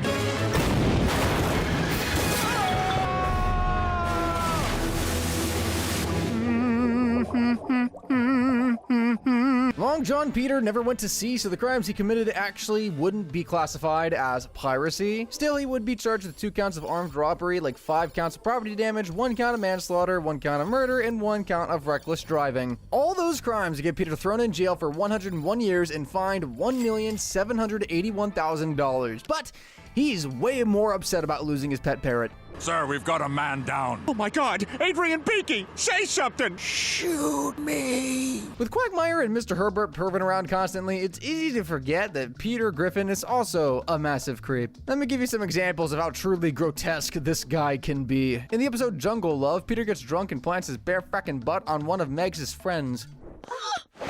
Oh, Lois, by the way, we're out of toilet paper. That would be assault, as would spanking 3 of his teammates without their consent in the episode Patriot Games. Yeah, come on, good game. Let's get out there. Let's do it. Yeah, buddy. 110%, yeah? Come on, let's go. Let's go, good game. 4 count assault could land Peter in jail for as long as 40 years and also be fined $40,000. Moving on to the episode Boopity Boppity, a flashback shows Peter playing a game of Mysterious Intruder with Lois. Did you like that game of Mysterious Intruder, Lois? I don't know who you are, and my name isn't Lois. Mine is. Let's do it again. The scene heavily implies that the woman was, so we need to add another 10 years and $10,000 in fines to Peter's sentence for that. Next, we need to add 6 years and 10 grand in fines for 2 counts of voyeurism. Okay, move the towel. Move the towel. Oh, they spotted me. Sorry, retarded. Oh, that's okay then. Don't know any better. Oh, bless your heart. Jeez, didn't you hear me a second ago? I'm retarded. Oh, you're just curious. In Airport 07, the oaf also decides to become a redneck and tries to do what he thinks all rednecks do to their daughters. What are you doing? Meg, I'm a redneck, which means I am about to do something to you that you will not remember until you're 40. Come back here. I meant... Saying something so creepy and inappropriate would be considered harassment, and that means another 5 years and $1,000 in fines need to be added to Peter's sentence, and the pervy acts toward his own children don't even stop there, unfortunately. Going back to the episode Fresh Air, Peter finds out that Chris will be getting all of Carter's inheritance when he dies, and in a desperate attempt to secure some of the dough for himself, he asks his own son for his hand in marriage. I have something very important to ask you. There comes a time when every man looks at his son and thinks, I want to take this to the next level. Chris Griffin, will you marry me? What? Chris even says yes, because the dude just wants to spend time with his dad. Then yes, I will marry you, Dad. Oh, that's wonderful news. Peter then drives his kid all the way to Vermont, where incestuous marriages are legal, at least in the show, and on their way there, he confesses to committing zoophilia. So now you know my complete history, Chris. I'm surprised you got fooled by a bear in a wig. It wasn't a wig, it was a hair system. Fortunately, Lois showed up in time to stop the wedding and reclaim her husband, but Peter simply attempting to marry his biological child can be legally considered, even if activity took place. Mr. I tried to marry my own son for money just earned himself 3 years in jail and $10,000 in fines. Screwing an actual bear will add another 20 years and $10,000 in fines to the zoophile sentence. And as if all those crimes weren't nauseating enough, Peter Griffin is also just a literal pedophile. Let me explain. In the episode The 2,000-Year-Old Virgin, Peter and the guys are sent out to help Jesus lose his virginity. When speed dating fails, Peter decides to create a Facebook forum, but when he opens his laptop, he realizes he forgot to close the CP he was watching last night. A lot of POV stuff. Yeah, I like to pretend it's mine down there what's doing all the slapping. Peter, how old is that girl? Excuse me, won't you?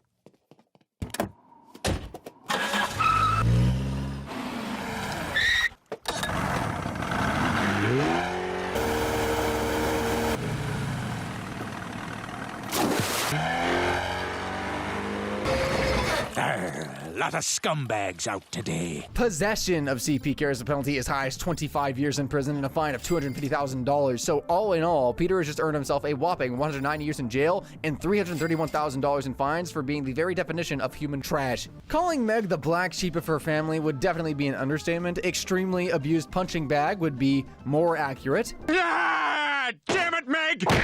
Meg is also one of those ancestry DNA tubes you just spit in. Everybody spit on Meg! Stop! Stop! You got A baseball.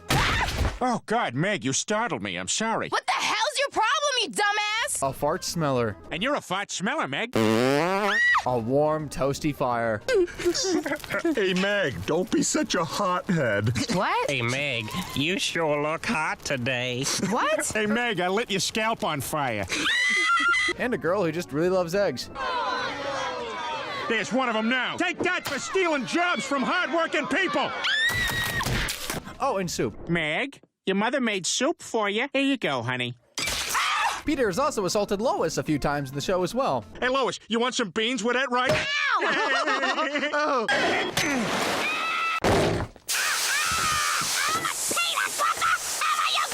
What do you think I'm doing? I'm bonding with Stewie.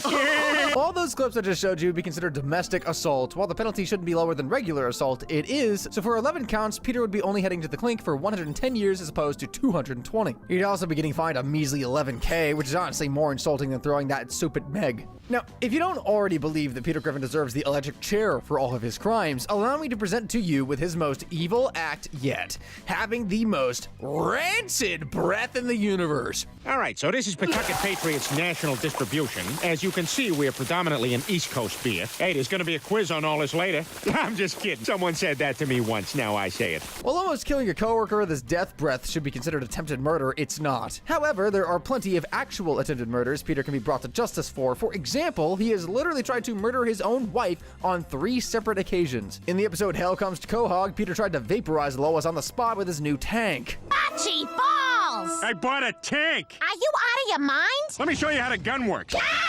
In Family Guy, he tried to shoot her as she collected the mail. What the hell?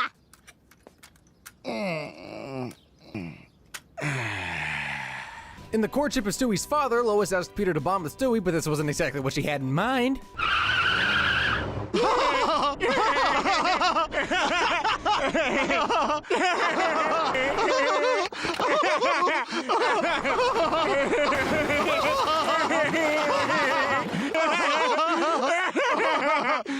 Peter has also tried to blow Mort's brains out. Morning, Lois. Peter, for God's sake! Stabbed Dr. Hartman. Oh, that was unnecessary but cool. Fired his fishing crew. Literally. I love you both. I'm so sorry. And would have succeeded in murdering Quagmire if Chris hadn't been out joyriding. Chris, I am very disappointed in you, and you are grounded, and we will talk about this after I kill my best friend. Attempted murder carries a maximum penalty of 20 years in prison and a $1 million fine, so it looks like Peter will be heading straight to the slammer for 160 years with $80 million to pay. Good luck. Peter ain't the king of needlessly beating people up. He's the frackin' goat.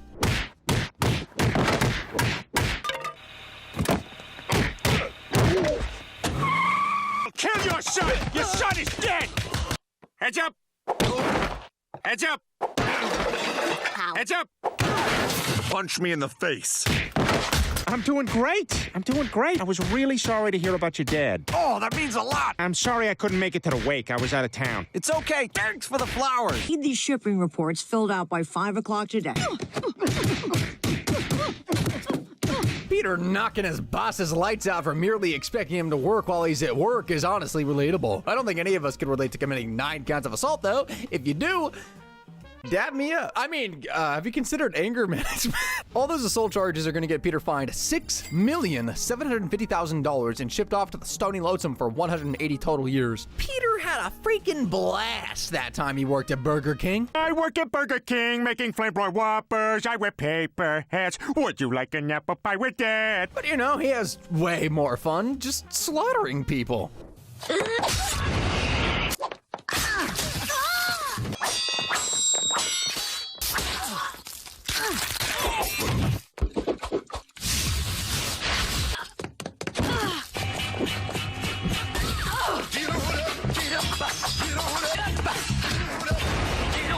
machine. Get on it like a loving machine. Get on it.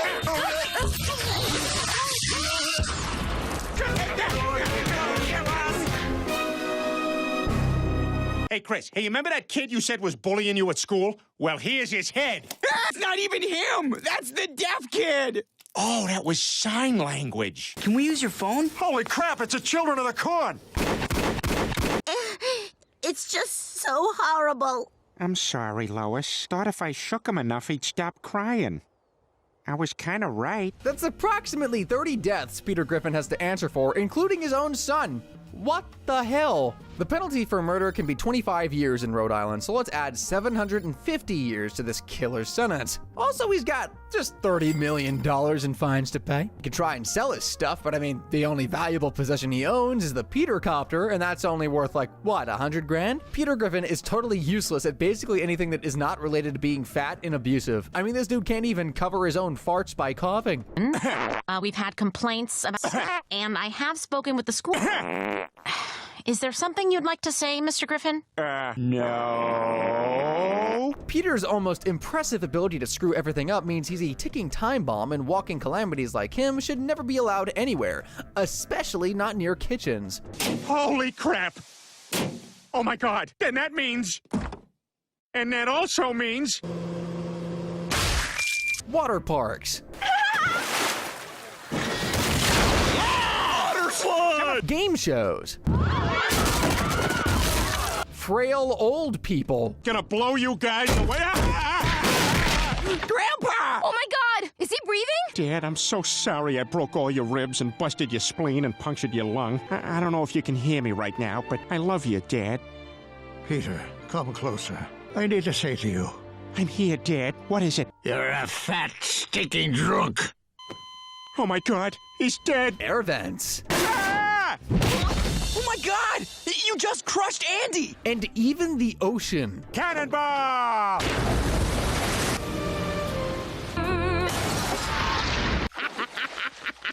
Peter's also killed a guy with his thinking grenades. Uh-huh. Oh my god, he's dead! That might work. He killed a guy with his pet T-Rex. Now fetch! Drop it! Drop it! Drop it! Drop it! Ew, it's got spit all over it. And killed a literal baby by entering a brain-damaged horse into the Quahog Derby race. Wait a sec. Hold the phone. He's going back towards the track. Fellas, this race ain't over yet.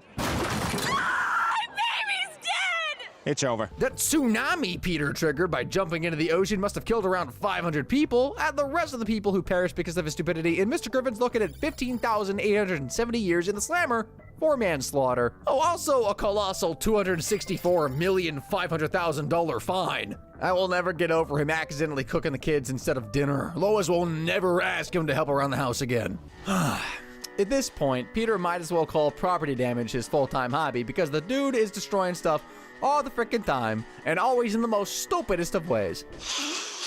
I smell everything! I'm invincible! Another $1.25. Is that right? Keep the change. But all that property damage pales in comparison to the legendary battles Peter fights against Ernie the Giant Chicken. And we practically dedicated an entire video to these fights alone. They annihilate Quahog.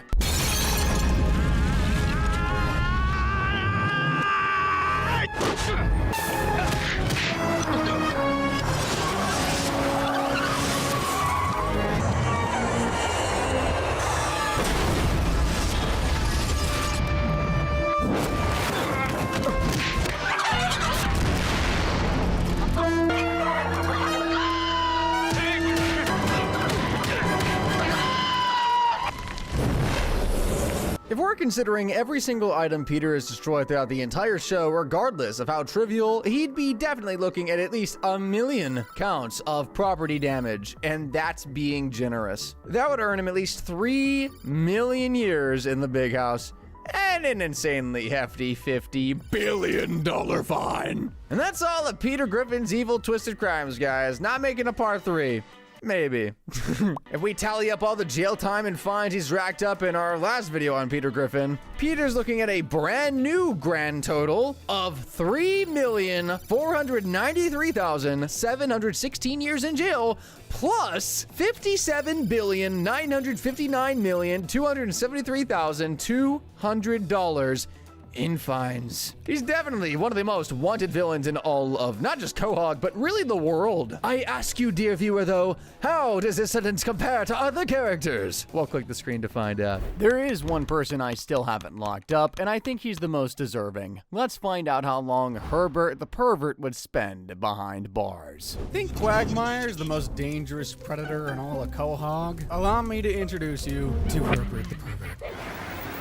Hey there, little fella. We sure got a lovely day for it, don't we? Stay away from my brother's butt. No kid will ever be safe with this wrinkly, three-toothed corpse leering around every playground. Sit down and listen, because I'm about to take you guys through every single revolting, abominable crime Mr. Herbert here has committed, and it's not going to be pretty. Probably the biggest piece of evidence that Peter and Lois are the worst parents in history is the episode Play It Again, Brian, where they literally hired Herbert, of all people, to babysit their kids. Brian's essay wins first prize, and he invites Lois and Peter to attend the award ceremony with him. This means the couple will have to find a babysitter to watch their kids. Now, there are plenty of normal people in Quahog who Lois and Peter could have chosen, but oh no, the morons decided to go with the most dangerous perv in town. And what about that nice old man who lives up the street? Yeah, maybe Herbert can watch the kids. He seems like a responsible guy. And we could pay you for it. And it's real easy, I promise. You've spent time watching children, right? Yes, I have. The three of them jet off for a luxurious vacation in New England. Meanwhile, Herb the perv is laying down a few ground rules back at the Griffin household. No cussing,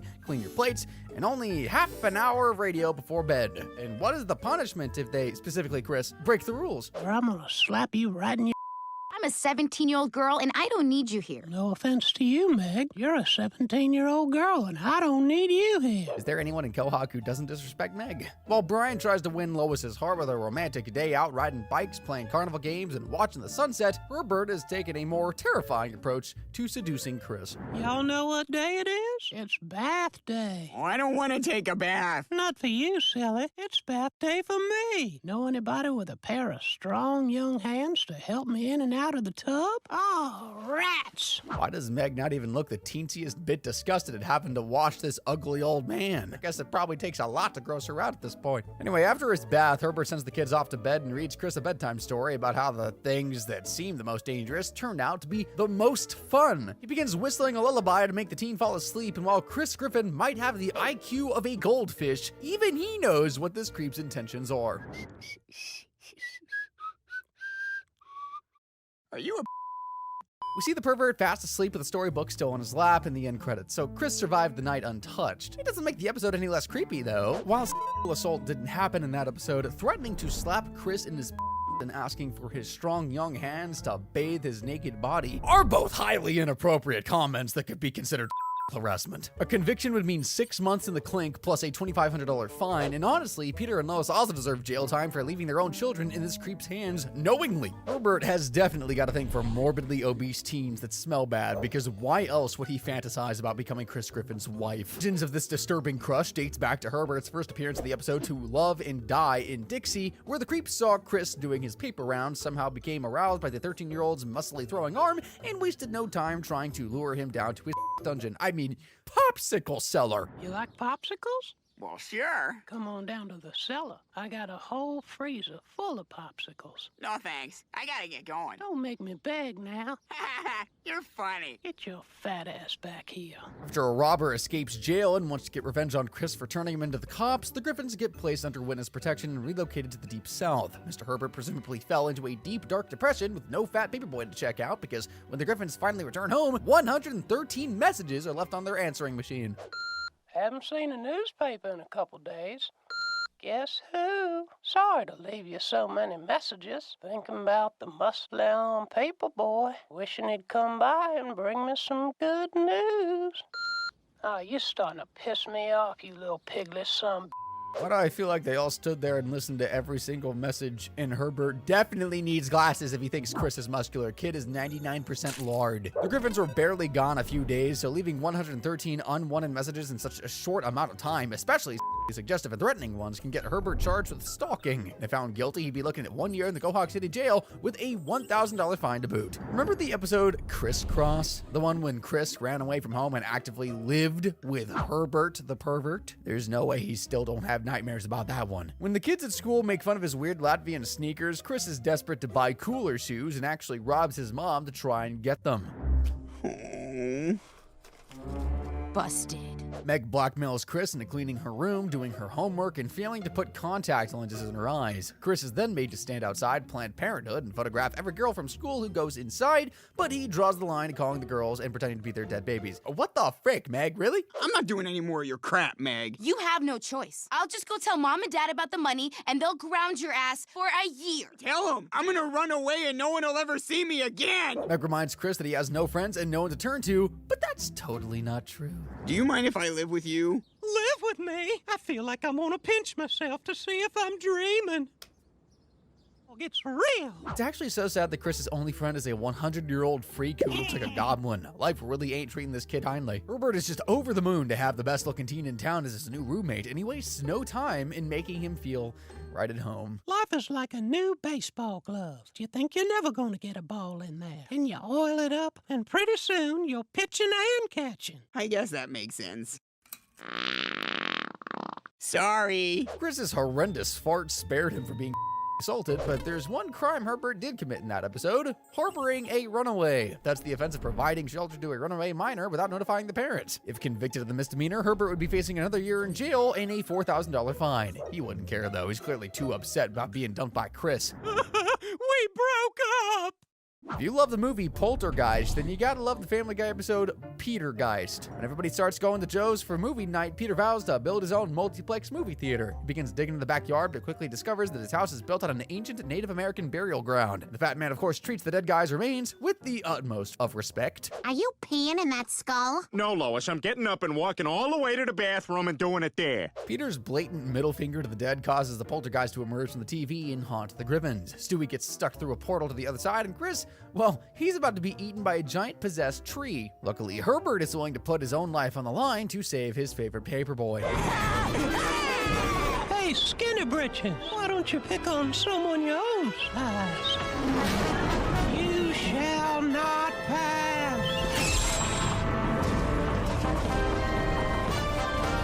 Herbert never appears again in the TV version of that episode, but fun fact, if you watch the uncensored DVD version, you'll get the perverted old freak emerge from the abyss ready to do some freaky peaky stuff with that ghost tree. Are you a giving tree or a receiving tree? Out of all the twisted, politically incorrect jokes in Family Guy, why did they censor the one about screwing trees? Makes no sense. Herbert using his magical walker to create a massive crater in the Griffin's backyard may have saved Chris's life, but it's still criminal damage, and the crime would earn the tree lover 3 years in the Quahog Slammer plus a $50,000 fine. Some of Mr. Herbert's favorite pastimes include attempting to satisfy his disgusting fetishes, If I gave you a sandwich, do you think you could get Chris to fart on it? harassing paper boys, Gosh, it's a brand new paperboy. Piss off, you perverted old freak. Oh, we got a fighter. having a little sing-song, I know what guys want. I know what boys like me.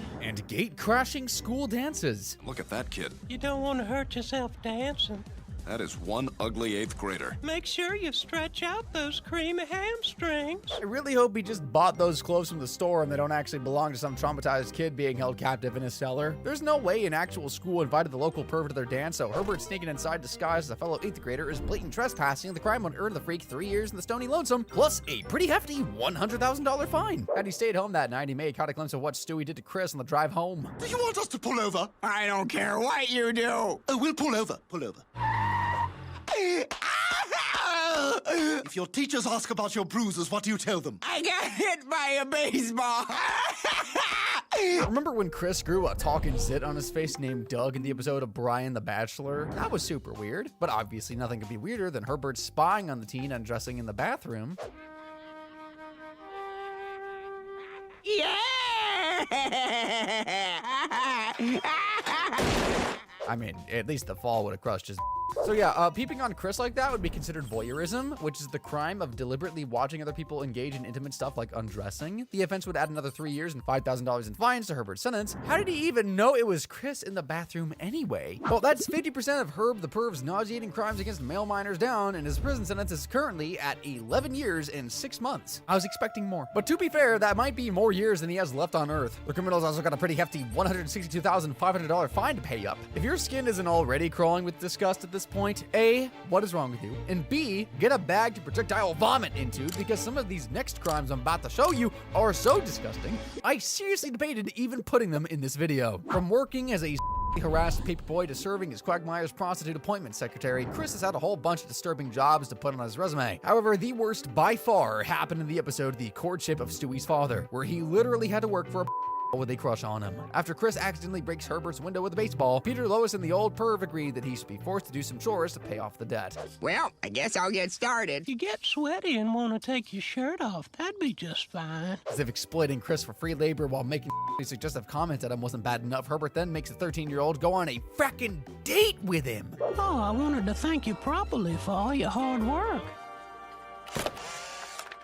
There is no way this creep didn't try and slip a roofie in that kid's drink. The teen's date fell asleep before any assault took place, but Mr. Herbert can still be charged with unpaid labor. The penalty would mean 1 year in prison and a $20,000 fine, but I still can't believe Peter was okay with Chris working for free. Actually, you know what? I can. Oh, and we also need to add 4 more years and $80K in fines to Herbert's sentence for unpaid labor, because in the uncensored version of Brian's play, you can see 4 boys being forced to pull the pervert's carriage to the theater. Easy there, Spencer. Now behave yourself and there'll be a withered carrot for you later. Okay, I can see why that one was censored. Life ain't easy for Chris Griffin. The kid can't even catch a break in his own home because an evil monkey and a certain old man have made it their life's mission to terrorize him. In the episode Hannah Banana, Chris is determined to prove once and for all that the evil monkey in his closet is real. That night, he sets up a camera to capture the damning evidence, but when he checks the footage the next morning, there's no monkey, but he did discover that he was the victim of 3 different crimes.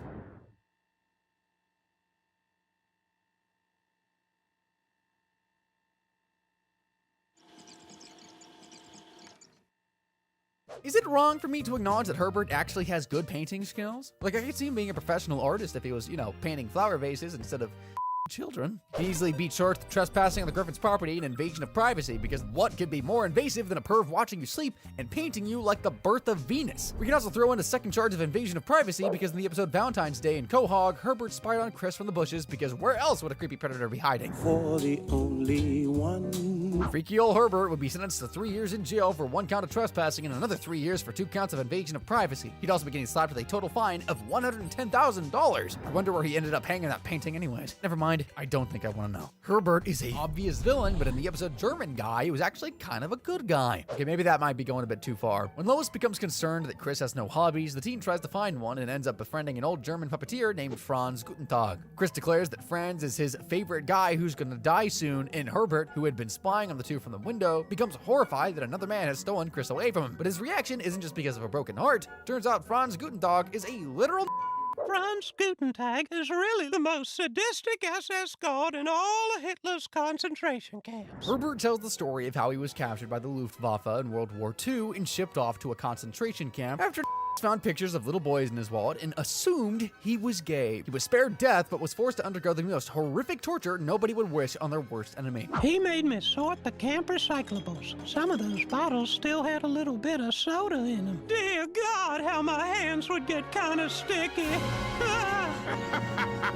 No one should have to suffer the way I suffered. The couple don't buy the ridiculous stories. The next day, Herbert explains everything to Chris and begs the 13-year-old to choose him over Franz. The teen, of course, chooses to stay friends with the guy who doesn't want to see him naked, but immediately regrets it once he accidentally enters Franz's secret room and discovers a bunch of memorabilia. Franz pulls out a gun and holds Chris and Peter captive in the basement. Peter had to come to the house to invite Franz over for dinner. I guess that won't be going ahead. Gutentag plans on killing the Griffins to prevent his real identity from being exposed, but Peter disarms the and now all Chris has to do is pull the trigger and end this nightmare. What are you waiting for? How do I know which one to shoot? What? How do I know which one is the real dad? Wait, we don't even look the same. When's my birthday? Crap. Ah!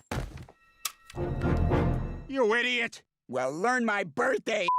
To think all this time I thought Peter was the dumbest guy in Quahog. Chris shooting Peter instead of Franz was definitely the most idiotic move of the episode, and the two doofuses trying to figure out a way to escape the basement is just even more comedy gold. There's Meg walking down the street. Meg, hanging out with all your friends. Hey, Will, the ocean's that way. That's a good one, too. I'll never get over Meg being fat shamed by family members triple her size. Like, Peter and Chris are so fat they can't even fit one arm through the reasonably sized window. Chris eventually attracts Herbert's attention, and after the creep has got this cleared up, I wanted to see you locked in a basement. Now that it's happened, all I want to do is get you out. Don't you worry. he goes to confront Franz. Now, if you thought Peter's fights with Ernie the Giant Chicken were bad, let me tell you, this fight between Pervert and is the most intense, brutal, blood-filled scene in animation history.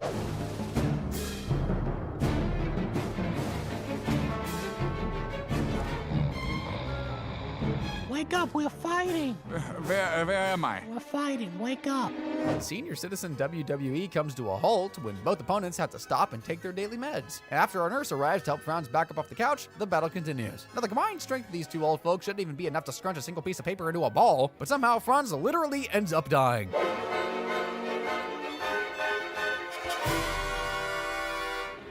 Franz, grab my hand.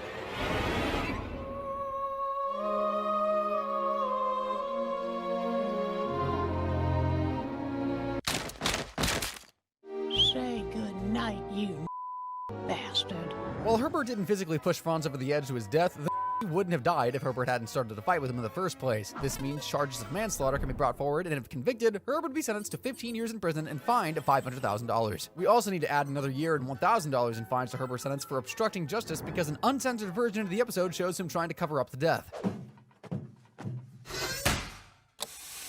Herb was basically doing a public service by killing and burning him, but he still did something truly horrible in that episode. Mr. Herbert called me Thunder Thighs. Oh, you did it. Thank you. It's not just Herbert's cellar that contains damning evidence of the most heinous crimes imaginable. His living room contains a perfectly alphabetized collection of CP. The park? Nephew somersault compilation? I assume you heard of the alphabet. Explain to me how Sammy Popsicle comes before napping various. Herbert even begged Chris to burn his house down in the episode, and then there were fewer. They might find some things that don't make sense to you. Okay. And there's gonna be a lot of talk. Nasty talk. It's all gonna be out of context. Don't know what that means. It means if I die, you gotta burn my house down. So possession of CP is a very serious crime, and the punishment can be as high as life in prison and a fine of $250,000. A life sentence could get Herbert, the disgusting pervert, locked away for a minimum of 48 years before parole. Plus, he's definitely earned himself a lifelong spot on a certain register. But to be honest, he's probably already been on it for decades. Okay, so Herbert's supposed to be this weak, frail old man, right? Someone please tell me how this dude has literally managed to kidnap a 300-pound kid on 3 separate occasions. Somebody save Chris!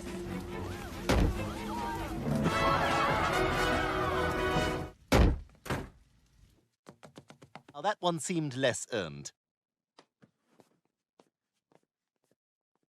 Why do I feel like nobody in the family bothered calling the cops every time Chris was actually stolen? Now, I wish this was the end of the segment, but Mr. Herbert has unfortunately kidnapped a bunch of other kids too. There was that time the church caught fire and Herbert ushered 3 altar boys in the back of his van and drove away. Let's get out of here, boys.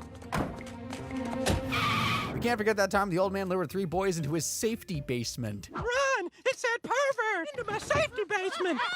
Oh, I'm hurt, kids! Don't eat those popsicles till I get down there! Child abduction carries a maximum penalty of 25 years in jail and a $100,000 fine. So 9 charges will get Herbert slapped with a $900,000 fine and thrown in the slammer for 225 years. Definitely well earned. Quagmire has an insatiable urge for but at least the women he pervs on are adults. Well, most of them anyway. As for Herbert, he is desperate to satisfy his depraved urge to touch young boys, so desperate that he's literally created traps to capture children. Yes, I'll take this teddy bear, this ruler, and this cardboard box. Started his own YMCA, stocked up on roofies to drug people. What kind of birdhouse can you build with popsicles, roofies, and a mallet? Or a rare African bird called None Ya Business. And has come up with the most terrifying party games ever conceived. Whoever can swallow the most Tylenol PM wins. We never see Herbert assaulting children on screen. The show ain't that dark. However, the episode No Chris Left Behind heavily implies that the sick and twisted old man has gotten away with thousands of assaults. Chris gets expelled from James Woods High for being the dumbest student in school. Lois then sends him to Morningwood Academy, an elite private boarding school Carter Peterschmidt attended, but all the rich kids bully Chris for being poor.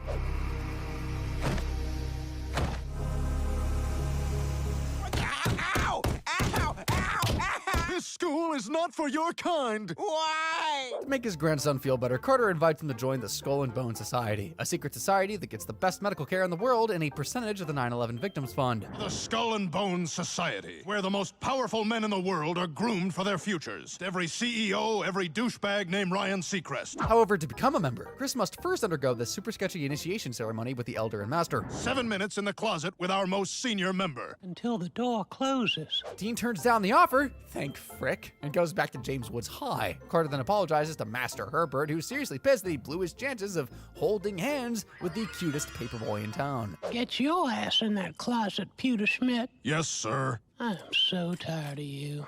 Carter said every president, every CEO, and Ryan Seacrest are part of the Skull and Bone Society, plus they're all the members who are still kids. According to data I looked up securely on Google, there are approximately 195,530 CEOs in the US, and 31% of them are women. That means the Skull and Bone Society is made up of 134,916 CEOs, 5 living presidents, 1 Carter, 1 Seacrest, probably around 500 current students from Morningwood Academy, and let's not forget the elder and master of the club, Mr. Herbert. Since the members probably all underwent the 7 minutes in the closet with the elder, Herbert could be serving 6,500,304 years in jail for the 135,423 counts of these horrific crimes have also earned the creep a colossal $135,423,000,000 in fines. Now that Disney has bought Fox, doesn't that technically mean this serial child is a Disney character? That's even more disturbing than Walt's frozen brain. That's all of Herbert's grotesque crimes, and the world's worst pervert is looking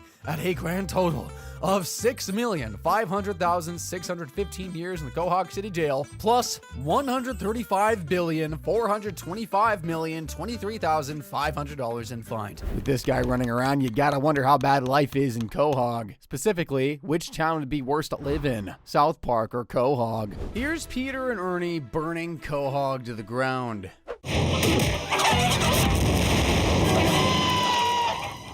And here's what's left of South Park after the undead homeless were let loose. I mean, come on, let's face it. You're kind of screwed if you live in either town. But let's just say you had to move to either Quahog or South Park. Which town do you think would be worse to live in? Well, today, you're going to find out because I'm going to be going through the entire history of both towns, ranking each incident on a sliding scale of 1 to 5, 1 for things that are a little bit annoying, and 5 for a catastrophic event. So come on, place your bets. Let's find out which town is the real hellhole. Starting by taking a look at the types of townsfolk you'll find in Quahog and South Park. There are certainly some wild and wacky characters in both Quahog and South Park, and not all of them are dangerous. Some are worse, annoying. And if we head on over to Rhode Island, it's hard to find anyone more annoying than everyone's least favorite maid, Consuela.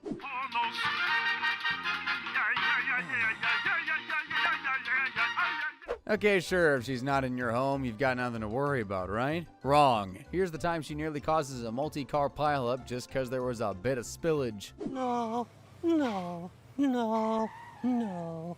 What the hell? Come on! No drive. He's wet. Some of you still might think she's just a sweet older lady, but believe me, you wouldn't want to get on the wrong side of her. What? You took it? See. Well, give it back! Come get. I guess that's why they say never to judge a leopard by their spots, or something like that. So Quahog opens up a quick 3-point lead over the boys in South Park, but don't worry, we've got someone similarly annoying up to bat for them now. PC Principal. Are you kidding me? This is done. Woo, woo, woo. You hear that? His whole shtick is that he's an ultra-progressive and woke leader who's essentially Matt and Trey's commentary on the word police. But after the first 10 seconds, he gets old pretty fast. Plus, he's got a real temper problem. You don't want to end up like the spokesman for Subway, do you? Okay, let's back up. Ah! Did you just say spokesman instead of spokesperson? Okay, he's woke, he's prone to beating up kids, and oh yeah, he's a trained killer. I didn't think you were human.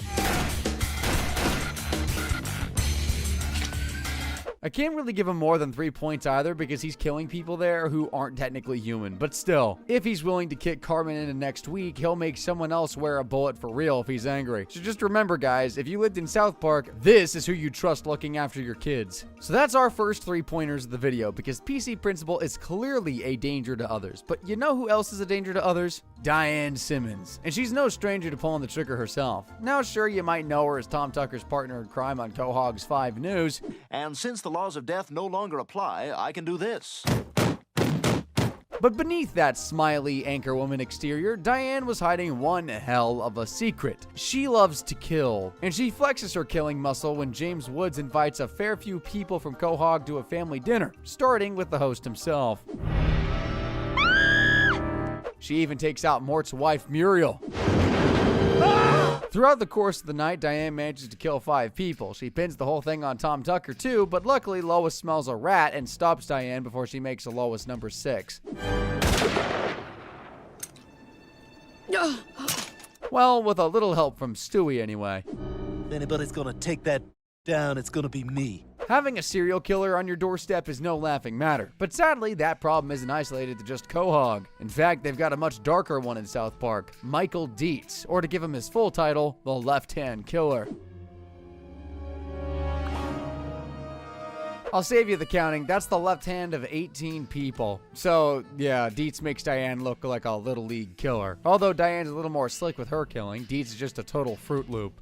This is me at the Grand Canyon. This is me at Mount Rushmore. Here I am at the Alamo in San Antonio. Do you see?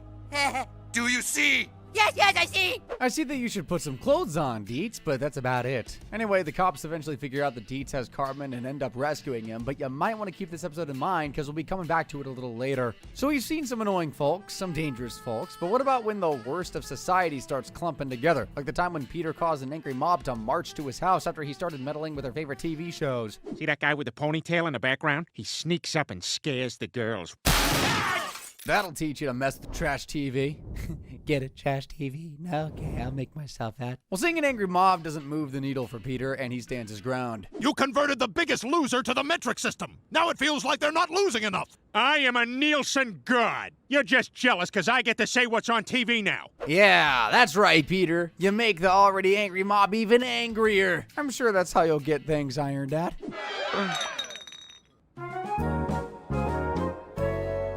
Well, if it isn't Mr. Nielsen himself. More like that's how he'll get ironed out. Luckily, after they hospitalized Peter, the mob toned things right down, so I can only really give them 3 points because they were just after the Griffins. Which is more than I can say for the citizens of South Park, especially when Black Friday rolls around.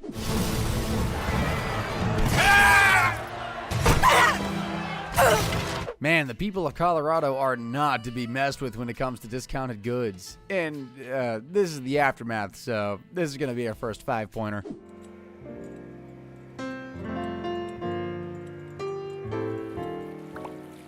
After looking at the average townsfolk, South Park is leading Quahog 20-4. But the people are one thing. How dangerous a town is, however, is a whole different ballgame. Like, how often do you see something like this in your town? Well, I mean, if that's what I gotta do, then I guess I...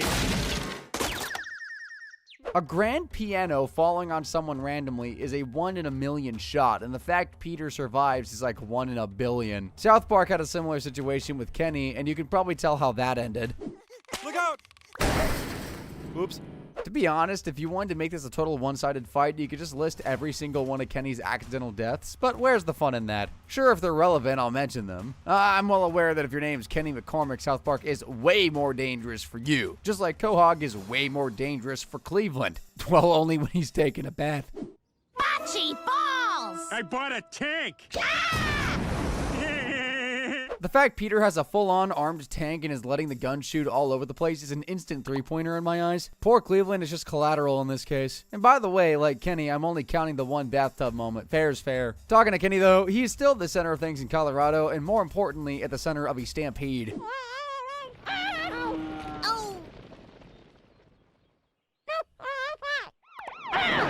And a cop car, I forgot to mention that. So not only do animals roam the streets, but when the cops show up to round them up, they end up doing more damage than the cows. But this sort of stuff is small town chaos, which is nothing compared to the time a terrorist cell targeted Quahog, and of course Peter was in the middle of it. He's the perfect man to help us blow up the Quahog Beach. Ah! Oh my god! Everybody down! To be fair to Peter, he doesn't know what he's getting himself wrapped up in, and when he lets the situation slip to the guys, they immediately realize what's going on. Peter, I think you joined a terrorist sleeper cell. Look, I'm gonna call Mahmood right now on this cell phone he gave me. He'll tell you. Damn phone's busted. Peter, please stop trying to call Mahmood. Jeez, Peter, put the phone down. Despite being radicalized, Joe manages to persuade Peter to wear a wire to one of Muhammad's meetings to hopefully expose their terrorist plot. Sorry, can you repeat all that? I just had an itch right by my microphone. Microphone? Instead of killing him on the spot, they force Peter to drive their bombs to the bridge because they want that thing blown up one way or another. Luckily, just as Muhammad is about to press the detonator, Joe steps in to save the day. Look, Joe, I drove a van. The bridge lives to fight another day, and Peter's clear of becoming a terrorist. Well, apart from when he set off 2 bombs earlier, but who really cares? Speaking of which, we don't see the full scale of them or know if they injured or killed anyone, so we'll go with a 4-pointer as a safe bet. Of course, though, Quahog isn't the only small town to be a terrorism target, because in the episode The Snook, South Park has its own bomb plot, only the bomb is inside of Hillary Clinton. Mr. Thompson, that kid who called in the warning was right. We uncovered intel that terrorists have obtained a nuclear device and that they have most likely hidden it in Mrs. Clinton's. Cartman does some digging and suspects that it's the new Muslim family in town that's to blame for the snook, but his snooping only leads him to being kidnapped and the real enemies being revealed. You really think Muslims are behind this terrorist threat? Who is America's oldest enemy? The Russians? Before that, the greatest enemy America has ever known. Yep, it's the British who were behind this nuclear bomb plot. But while that Russian decoy was explaining the entire plan to Cartman, Kyle has been tracking his whereabouts, and he gives the location to the FBI, who, like Joe did with Peter, jumps in and saves the day. If we don't find that detonator, everyone in the town of South Park is going to die.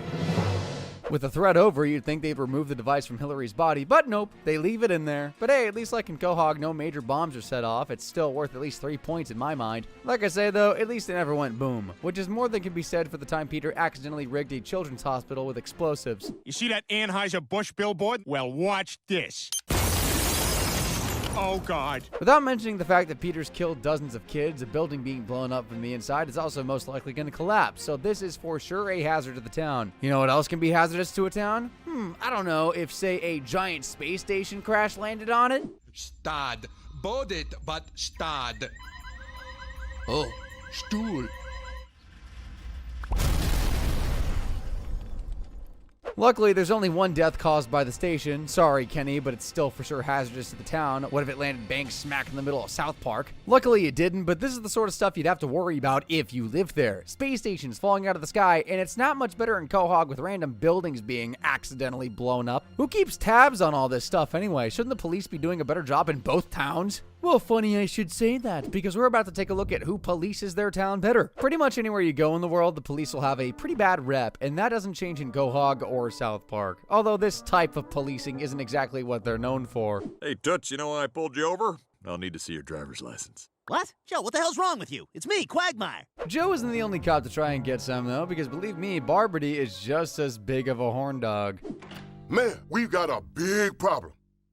Why, Chef? You're probably wondering why we're standing here with a pile of money and no pants on. Joe might be a bit of a creep, but he's still doing his job. Barbardy, on the other hand, is blowing off his duties while there's a whole Halloween disaster going on, which has nothing to do with the Japanese mafia. Talking to the mafia and organized crime, though, the force has got to have a strong stance on fraud. You can't just let anyone walk around stealing bank cards, or in this case, burn down entire buildings for an insurance payout. Well, that's exactly what Peter and Quagmire do to Mort's pharmacy.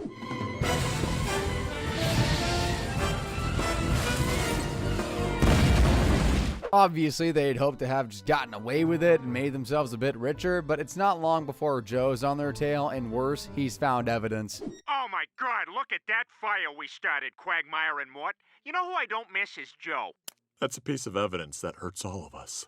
At first, Joe does his job and arrests the three of them, but when he hears about the insurance part of the scam, he remembers how the insurance screwed him over when he got injured, plus it's his friends inside, so he suddenly becomes a corrupt cop and lets them go. And I've still got the evidence to prove it. Message deleted. Yeah, I'm letting you guys go. Sure, it's understandable, but the law is the law. At least Joe is helping out his friends and sticking it to big businesses, which is more than can be said for Detective Yates in South Park. Remember a little while ago I told you to remember the left-hand killer episode? Well, Yates is also a big star of that episode. He's famous for using Cartman, a literal child, as a psychic guide to help him find serial killers. What do you see in your mind?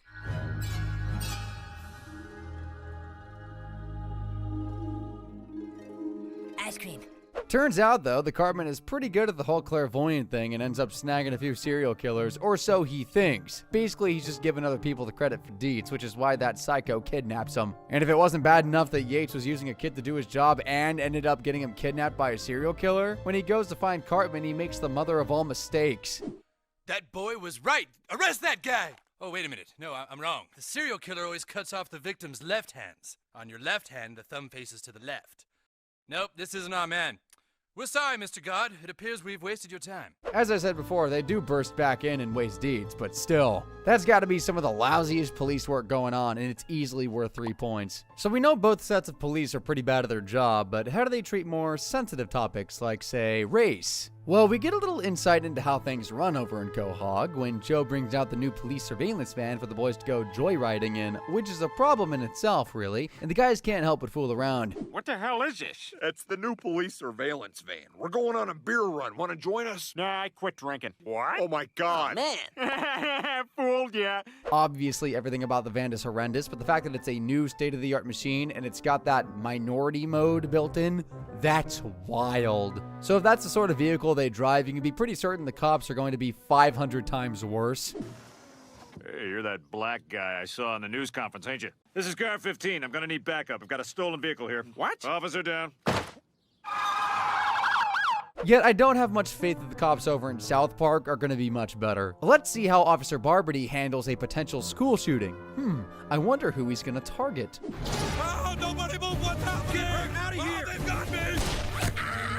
Doesn't help his case that he ends up shooting a minority kid too. And actually that incident causes the entire police force to become redundant in South Park and Barbarty to lose his job. However, thanks to a few things like the kids becoming radicalized by terrorist groups, the police are brought back to bring order, although Barbarty's trigger finger ain't much better. They're just stupid ninjas! It's the same kid, too. Yeah, it'll surprise no one to know that Barbarty gets fired again. Sure, they're useless, but at least South Park has police officers. Over in Quahog, they'll let anyone join the force, even Peter Griffin, and he's got a nasty trigger finger nearly as bad as Barbarty's. Oh, I can't believe I'm married to a big, scary police officer. Just keep your eyes on the eggs, ma'am. Dang, Lois is freaky. Nearly as freaky as Yolanda. Sorry, I mean Officer Yates, you know, from the time he went undercover as a prostitute. Sorry, I was so quick. Oh, that's all right. Nothing wrong with it. Freeze! Might not seem like the worst thing a cop has done, but you gotta take into account that this is not only entrapment, it's assault. Clearly, Yates enjoys this undercover mission more than he's meant to. That's right.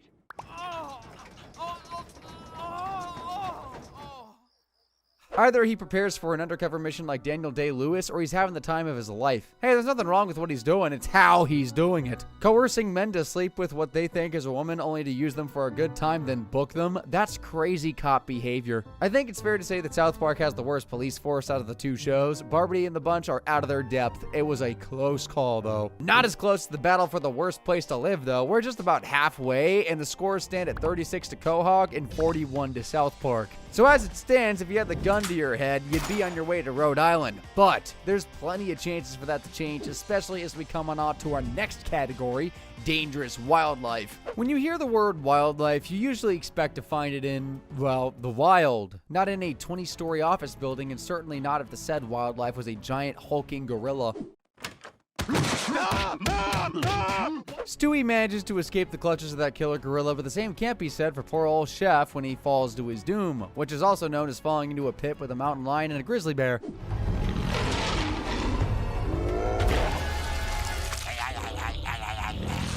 Geez, I've got a feeling South Park may just have too much ammo for Quahog on the dangerous animals front. Although, I'll tell you something that South Park doesn't have, a giant chicken who can throw serious hands. Ernie and Peter have had it in for each other for like ever, but it's not always just those guys that get dragged into their fights, like when they took their fisticuffs to the subway. That's a perfectly good boombox destroyed there. Anyway, you get the idea. Ernie and Peter fight a lot, and they put others in potential danger as well. Believe it or not, though, over in Colorado, they got some serious poultry of their own. Dr. Mephisto's genetically mutant turkeys, you know, the ones that ran rampant across the town and killed people. Well, see for yourself what they can do. Chef manages to put a team together to slaughter those turkeys just in time for Thanksgiving. A horde of killer turkeys is pretty cool, but does South Park have ants that can do this? You shall battle to the death. Why are you looking at me like that? Peter, would you like a glass of... Oh, my God! The answer is no, they don't. They're not even mutant ants either. They're quahog born and bred. Makes me wonder what's in the soil over there. I was going to give you the heads up about the next animal from South Park, but given Peter's position, I don't think that's a sensitive move. However, you'll all know this guy. He's the one, the only Man-Bear Pig. They throw around back. You can't just let people tell you that if you don't believe in men. Now that thing is scarier than all the other animals on this list combined. He literally destroys half the town, killing people and biting chunks out of them as he goes. And just like Ernie, he's a bit of a recurring character, so you'd always worry about having to deal with this. Oh, no, wait! Man pig! Bear! So yeah, South Park breezes past quahog when it comes to dangerous wildlife, but it's all still to play for. So get your predictions in. Where's gonna be the worst to live? I guess before we can give you a definitive answer, we gotta go back to the past to look at some of the wildest disasters that have ever struck both quahog and South Park. I mean, who can forget the time Miley Cyrus trashed quahog?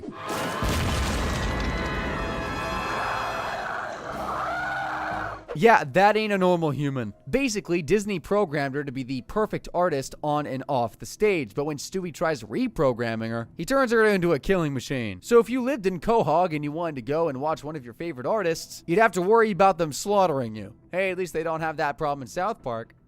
Oh wait, they do, and it's far worse. The town of South Park has managed to rebuild itself once again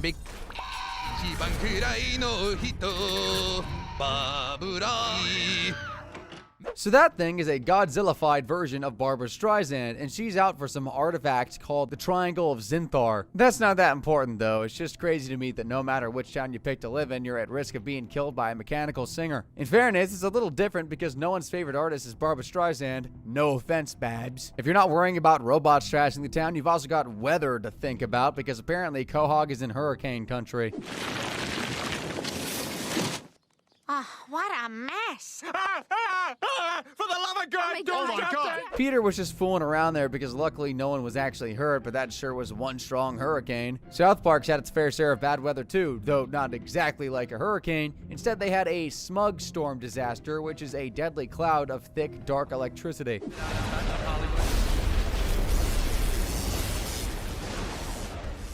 And it ravages the town, causing millions of dollars worth of damage.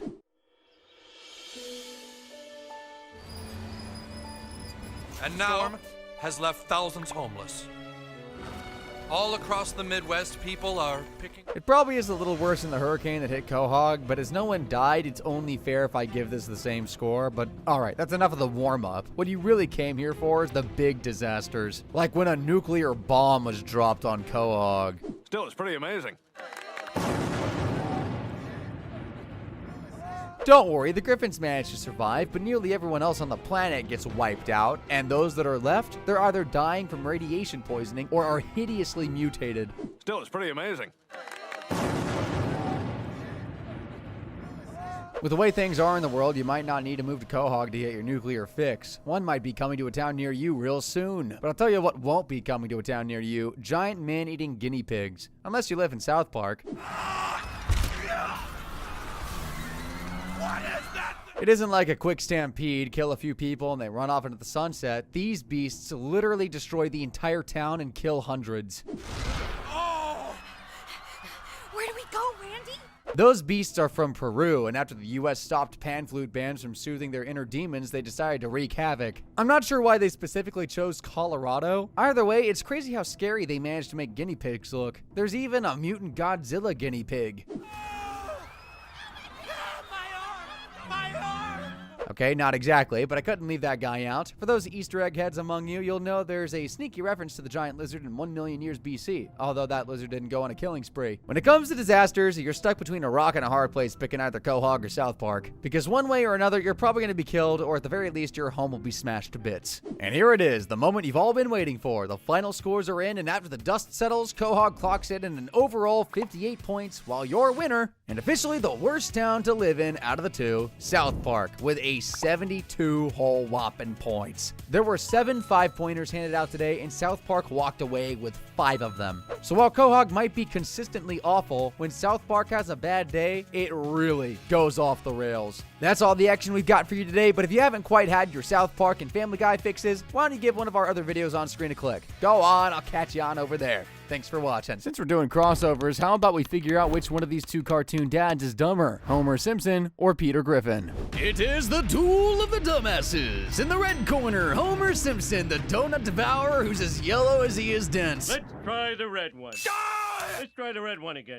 And in the blue corner, Peter Griffin, brainless idiot and living proof that wearing glasses don't make you smart.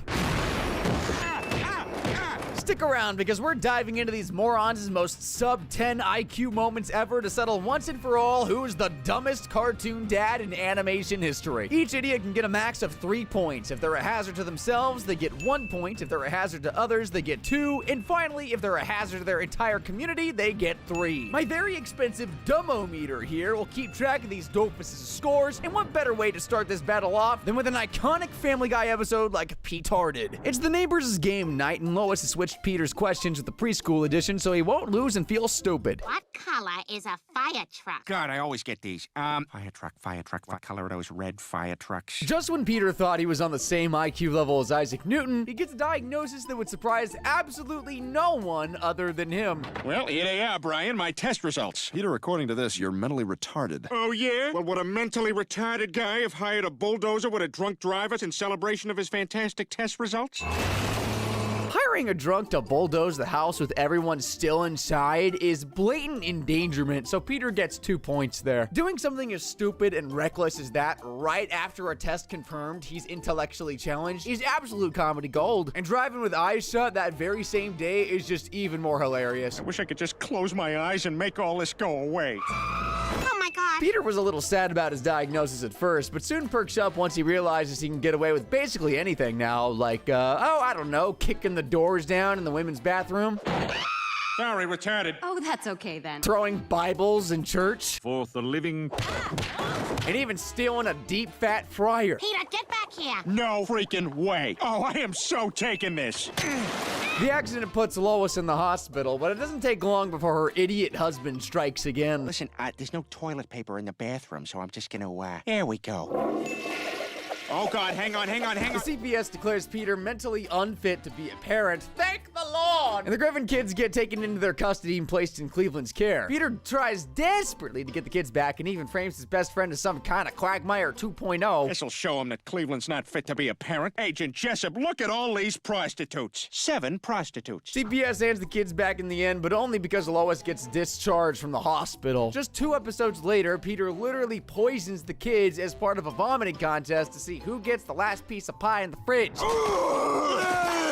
I'm scared. Get the phone. Call 911. The story of how Homer became dumb as a rock would be the perfect follow-up to such an iconically stupid Family Guy episode, don't you think? On May 12th, 1956, Homer J. Simpson was born, a normal baby boy with completely average intelligence. But all that changed the day he shoved 16 crayons up his nose and only 15 came back out. 16! Woohoo! Oh, I don't feel so good. I think that's all of them. Scientists removed the crayon stuck inside Homer's brain, and his IQ score increased from 55 to 105. I mean, far from genius level, but still high enough for him to start pronouncing the word library correctly. And most importantly, to stop doing what he's been doing for the last 30-odd years, being an absolute nincompoop.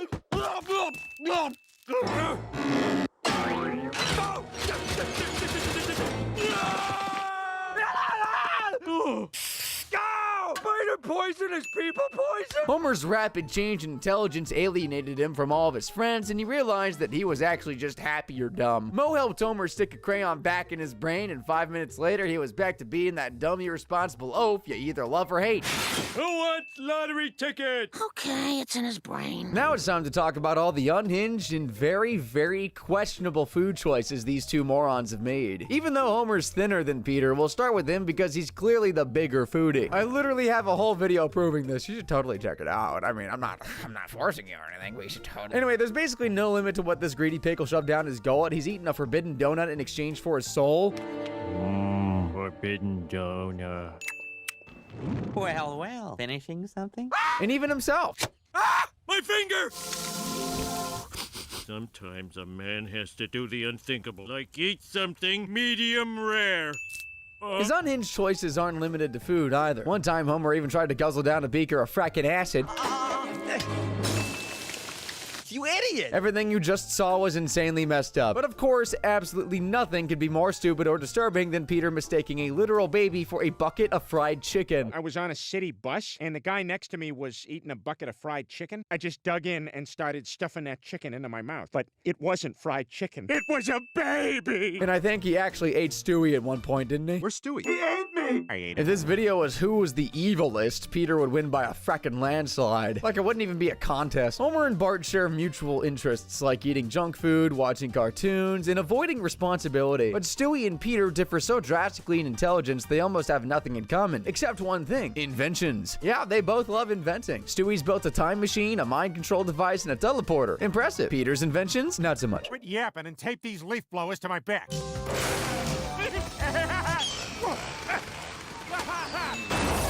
Homer's also dabbled in inventions too, guys. I mean, remember when he invented an electric hammer?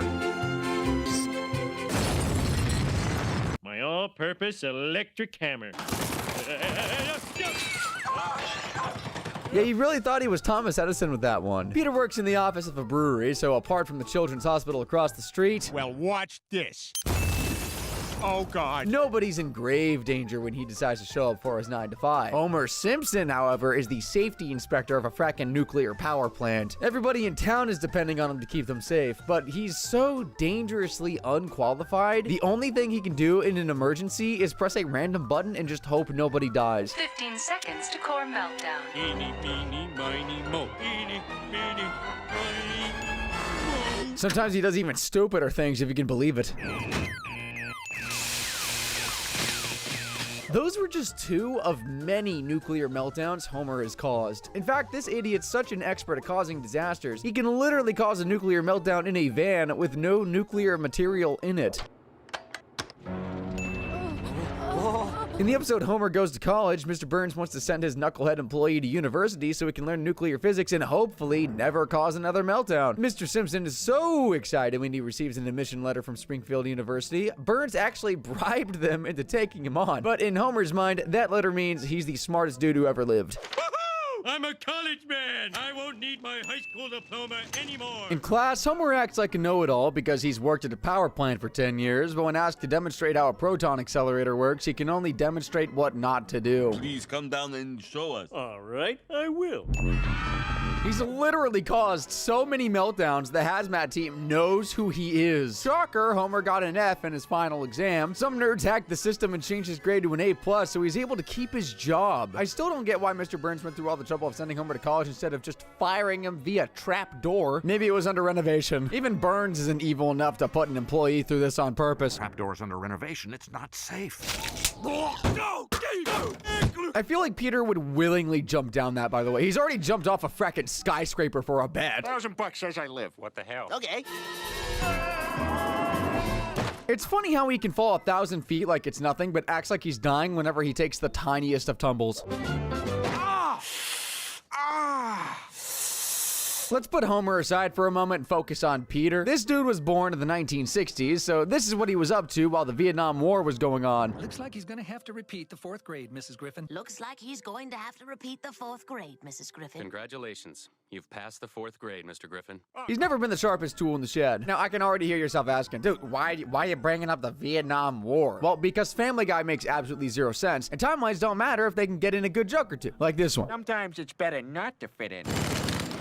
You're all stupid. See, they're gonna be looking for Army guys. A bright fracking cloud costume in the battlefield is basically the same as holding a shoot me sign, so we'll give Peter 2 points on the dumbo-meter for endangering himself and his fellow soldiers. His military antics don't stop there, unfortunately. He went on to serve in Afghanistan. When you see the Taliban come over the horizon, you shoot them. Shoot Pat Tillman and then run when the Taliban show up. He also bought that infamous tank in the episode Hell Comes to Quahog. The man who sold this idiot a 30-ton war machine should be jailed for public endangerment, but we're not talking about him. I bought a tank. Are you out of your mind? Let me show you how the gun works. Oh my God! Anytime Joe yells, I'm instantly reminded of Ken raging at that bee for stealing his girlfriend. It's the same voice actor if you didn't already know. You know what? I don't even like honey. I don't eat it. Just like Peter, Homer served in the army too. He went to war in the episode G.I. Joe, and if you can believe it, he was an even bigger screw-up than Sergeant Griffin. It started with Bart stupidly enlisting himself in the army. Marge is horrified and sends Homer straight down to the Army Recruitment Center to put things right. The plan was only to get Bart's contract torn up, but somehow Homer ends up getting tricked into joining the whole army. Would you be interested in joining the army? Wouldn't that take me away from my family for 2 whole years? A big target like you will be home a lot sooner than that. Woohoo! Where do I sign? The next morning, Mr. Simpson gets shipped off to Fort Clinton. To officially enlist, cadets must pass an aptitude test, and anyone who fails will be killed by soldiers in a live fire exercise. Not sure why they can't just send them home, but okay. Homer, of course, tests poorly and is appointed leader of the Doofus Squad. Does that mean he's the least stupid or the most stupid in his unit? I don't really know, but I do know that a battlefield is neither the time nor place to do this. Oh my God, I just remembered. It's Chinese New Year. Sending up a flare and idiotically alerting the murderers to his unit's location definitely warrants 2 points on the demo meter. The enemy was all wearing night vision goggles, so the flare blinded them, allowing Homer and the others to escape by sheer luck. We're only halfway through the video now, folks, and these half-wits are almost neck and neck. Homer's got a shameful 27 points on the stupidity scale, and Peter's right behind him with a humiliating 25. Don't go anywhere, though. Round 2 of this dumbass duel is coming up, and we're kicking it off with a real bang. So, without further ado, here's the one and only Peter Griffin in all of his most jaw-droppingly stupid cutaway gags. In North by North Quahog, he forgot how to sit down. In Bango was his name-o, he thought having a T-Rex as a pet was a good idea. Okay, Patches, fetch. Oh my God, oh my God. In This Little Piggy, he accidentally gave Meg a exchange. Mr. Griffin, would you like to cut the cord? Sure. Okay, that wasn't the cord, and now you've got a girl. And lastly, the episode Holy Crap shows us why Peter Griffin should never, ever be allowed on an airplane. You guys just witnessed some of the most stupid, insane gags in Family Guy, but what better way to follow that up than with a classic Simpsons episode like Marge versus the Monorail? This one is specifically memorable, probably because it opens with one of Homer's most iconically stupid moments ever. Simpson. Just accepted his fate, didn't even try to swerve out of the way. Part of me admires that. Mr. Burns gets caught dumping toxic nuclear waste at the children's playground and is forced to pay a $3 million fine. Sorry, that's just so in character. A town meeting is called to decide how the money should be spent, and Marge wants to clean up Main Street, but judging by this musical number, I think it's pretty obvious what the rest of the town wants. Mono. Despite being too dumb to even pronounce monorail, Homer is chosen to be the conductor of a dangerous train that can go over 150 miles per hour. Yay! At the grand opening, Bart is rooting for him all the way, but he's in serious danger of getting decapitated if he keeps listening to this dumbass any further. Stick your head out the window, boy. Homer gets 2 points for endangering his son. Thank the heavens nothing happened, though. It would have been lights out for Bart. Hell, at least Peter can regenerate. Oh my God, Dad, you lost your hand! That's all right.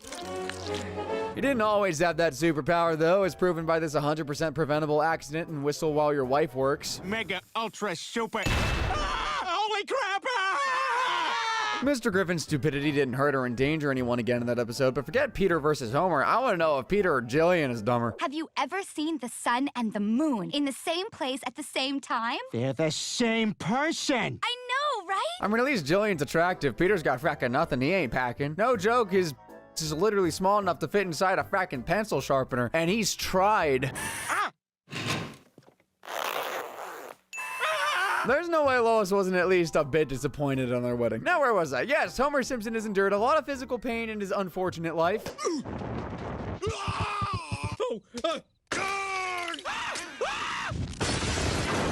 But his most brutal sub-10 IQ accident of all time was definitely trying to jump Springfield Gorge in the episode Bart the Daredevil. The Simpsons have come to watch a monster truck rally, and Homer is personally ensured that they've got front row seats because he's driven directly into the arena.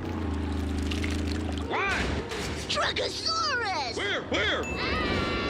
When the family gets pulled from their wrecked car, the show continues, and Bart loves it. He loves it so much he decides to become a daredevil, but after jumping a swimming pool, some animals, and Homer on his hammock, he decides those stunts just aren't thrilling enough and wants to jump the Springfield Gorge. I wonder how his parents feel about that. I forbid you to jump over that gorge. You can't. I can and do. Go to your room, Bart. Bart simply will not listen and is ready to jump this thing. Homer gets there in time to stop him, but he knows exactly how disobedient his son is, so he does something both incredibly stupid and very admirable to teach his son a lesson. The only thing left for me to do is jump the gorge myself. That way you'll see what it's like to witness a family member stupidly risking his life for no good reason. Homer's totally maimed, but still alive. An ambulance soon arrives to collect him, and I just want to know what he did to get cursed with a lifetime of such bad luck.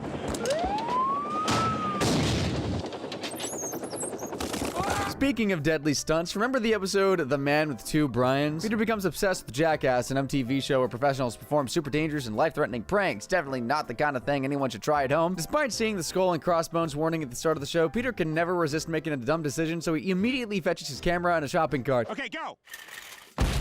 Ow. Congratulations, you've just won the Darwin Award and a $50,000 hospital bill. I guess what doesn't kill you makes you stronger is the mantra Peter lives by, because as soon as his spine got fixed, he put on a hero costume and attempted to perform another completely safe stunt. Flying away and a wing and a prayer. It's just... That's 2 points because Brian injured his back swimming out to rescue Peter. He should have just left him there and gotten home, to be honest. Since we're already on the topic of Peter acting on sub-10 IQ ideas, allow me to present to you, dear viewer, with his most Einstein-level schemes of all time. There was that time he wanted to strip naked in public and paint himself in blackface. It's a stupid idea! Ow, you're hurting me! I'm so sick of your crap! He's also launched himself from a giant boomerang. Fired himself out of a human cannon. Australia, here I come. And tried to make his own water slide inside the house. I'm not going to call the hospital because you won't learn anything if I do. Even Peter's not stupid ideas like making dinner for his kids don't go according to plan. Holy crap. Oh my god. And that also means... Of course, Meg was the one who got blown to bits. Now Homer's done his fair share of driving like an absolute tool, the dumbest examples being that time he texted behind the wheel after deliberately removing his seatbelt and airbag. Stay calm. Your seatbelt will save you. Thank God I still got my airbag. Safety first. Then there was that time he really wanted a trampoline. That trampoline is mine! And then there was also that time he didn't press the cruise control on switch. This car's got cruise control. School, please. Homer, that's not how it... We're gonna crash! You have airbags? Super dumb, right? Well, allow me to introduce you to the worst driver of all time, next to SpongeBob, that is, Peter Griffin.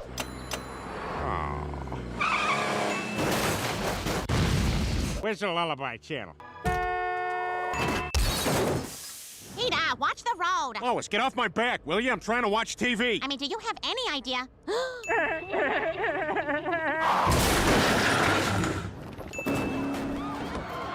Well, that's one way to win a marathon, I guess. Homer Simpson is obviously a terrible father, ignoring all the strangling, and that time his negligence resulted in Maggie taking herself on this Sunday drive. He's really not that bad, at least when compared to Peter Griffin. Remember when he lost Stewie at the ball game? Where is Stewie? Is that a baby in there? Oh my god, he's gonna miss the game. And that time he thought gasoline was totally safe to drink? What the devil is in here? Oh, I threw out all your apple juice, Stewie. We're a gas family now. Even children outside the family aren't safe from this ticking time bomb. Peter's babysitting service was something straight out of a horror movie. Couldn't find your toys, so why don't you just play with this blow dryer and these rattles? You could literally leave a kid in the ape enclosure at the zoo and they'd be safer there than with Peter Griffin. This next episode I'm about to show you is irrefutable proof of that. In Turban Cowboy, Peter thinks his life is boring and decides to take up skydiving of all things. Now, skydiving companies don't even trust normal people to skydive on their own. So when dumb old Peter jumped out of that plane, someone getting crushed by his fat ass was inevitable. Hold back my chair ever so slightly. Peter becomes addicted to skydiving, and even though he's destroyed half the neighborhood, he's convinced he's a pro. But as history has proven time and time again, Peter Griffin is only good at two things: hurting other people and hurting himself. Why do I hold myself back? Oh! Damn it! In the hospital, he befriends a Muslim named Muhammad who introduces him to Islamic cultures. Peter decides to convert to Islam, gets invited to Muslim get-togethers, totally oblivious to the fact that he's now part of their terrorist plot.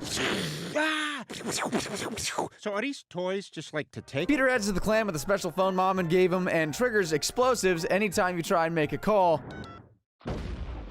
Maybe I dialed wrong. Peter finally realizes he's been duped, but Joe convinces him to stay in the league with the terrorists so he can get insider information. The terrorists go over their plan in secret, and Mr. Griffin's job is to drive the van containing the explosive. Not even a single minute has passed by, and he's already blown his cover in the most idiotic way possible. Sorry, can you repeat all that? I just had an itch right by my microphone. Microphone? He's wearing a wire. Peter gets held at gunpoint and is forced to drive the van to Quahog City Bridge. Thankfully, Joe storms the van and tackles Mama before any explosions happen. 30 terrorists get put behind bars, and everyone breathes a sigh of relief, thinking the danger is over. Little do they know, Peter still has that very special phone on him. Let me call Horace and tell him to get our table ready.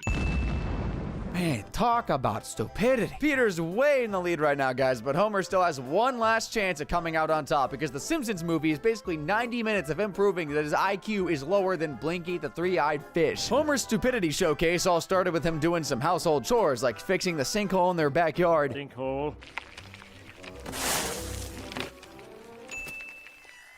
Check. Perfect, not like Maggie has anything better to do. After that was fixing the roof. More like proving that he shouldn't be anywhere near tools. Jetty. With all the chores done and dusted, Homer, a grown man, decides to have a dare contest with Bart. Climb the TV antenna. Piece of cake.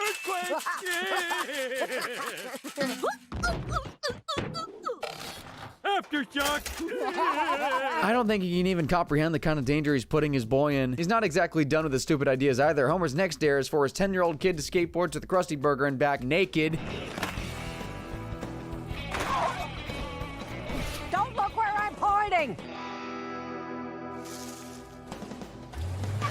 After nearly giving Flanders a heart attack, Bart gets arrested and handcuffed to a pole. Homer finally shows up hours later to claim his son, but forgets to bring him pants. Shirt, socks, everything you need. You didn't bring my pants! Who am I, Tommy Bahama? Oh. Pissed at Homer for letting him take all the blame and for loving a literal pet pig more than him, Bart mopes in a tree thinking back on that time he went fishing with his super smart father. Dad, it's not fair to use a bug zapper to catch the fish. You love fish like I do. You want them to die with dignity.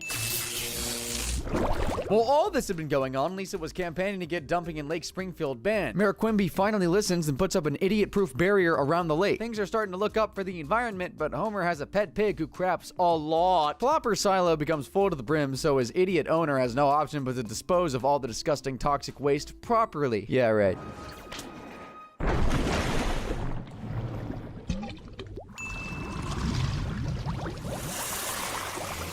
After that, the EPA traps Springfield under the infamous dome, but the Simpsons escape through the sinkhole in their backyard. The plan is to head for Alaska, but they need a car first. Luckily, Homer can win a truck at the carnival using these incredible motorcycling skills. Homer actually ends up winning the truck, and the Simpsons rebuild their lives in Alaska. However, Marge and the kids return to save Springfield when they learn the government is planning on blowing it up. Selfish Homer stays put, but after going on a spiritual journey, he has a change of heart and vows to find his family, save his town, and drop 10 pounds. He begins the long journey home using a pack of dogs. Run! Run! Jump! Jump! Rest! I mean, he was basically asking for that, wasn't he? And long last, Homer spots his family captured inside a government truck and tries to rescue them using a wrecking ball. What happens next is even more painful than the Miley Cyrus music video. Did you hear something? Marge and the kids get put back inside the dome with a bomb set to blow in 15 minutes. Homer needs to get to the top of the dome fast. There's a literal jetpack sitting right there, but this Mensa member grabs the super glue and does this. Now Homer Simpson's gonna show he has cojones. As stupid as it is, the super glue actually works, and Homer starts to scale the dome. While Homer is busy burning those 10 pounds, civilians are climbing up the rope to safety. They make it to the top, but just as they're about to escape, Homer shows up to save the day. Bart disowns his dad for being so freaking stupid. It's about time. Speaking of time, that's running out even faster thanks to Homer. I can't do anything right. Homer thankfully saves the day using the awesome motorcycle skills he picked up at the carnival, and with a little help from Bart, too. Reset it, boy! Dad?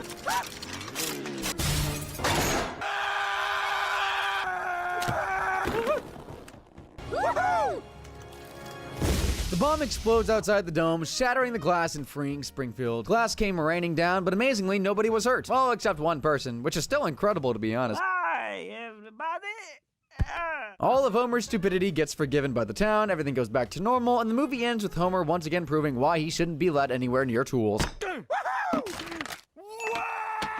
And there you got it, guys. Homer and Peter's most sub-10 IQ moments ever. Now, let's look at their final scores, shall we? The balding doofus in the red corner has earned himself a staggering 61 stupidity points in this dumbass battle. But our four-eyed fool over in the blue corner has a massive 69 points. Of course he does. Which officially makes Peter Griffin the dumbest cartoon dad of all time. Now, one more crossover for you. Which one of these two is the more abusive dad? Peter Griffin or Stan Smith? From beatings that require a trip to the hospital, You lazy, wine-loving bisexual! to rodeo-style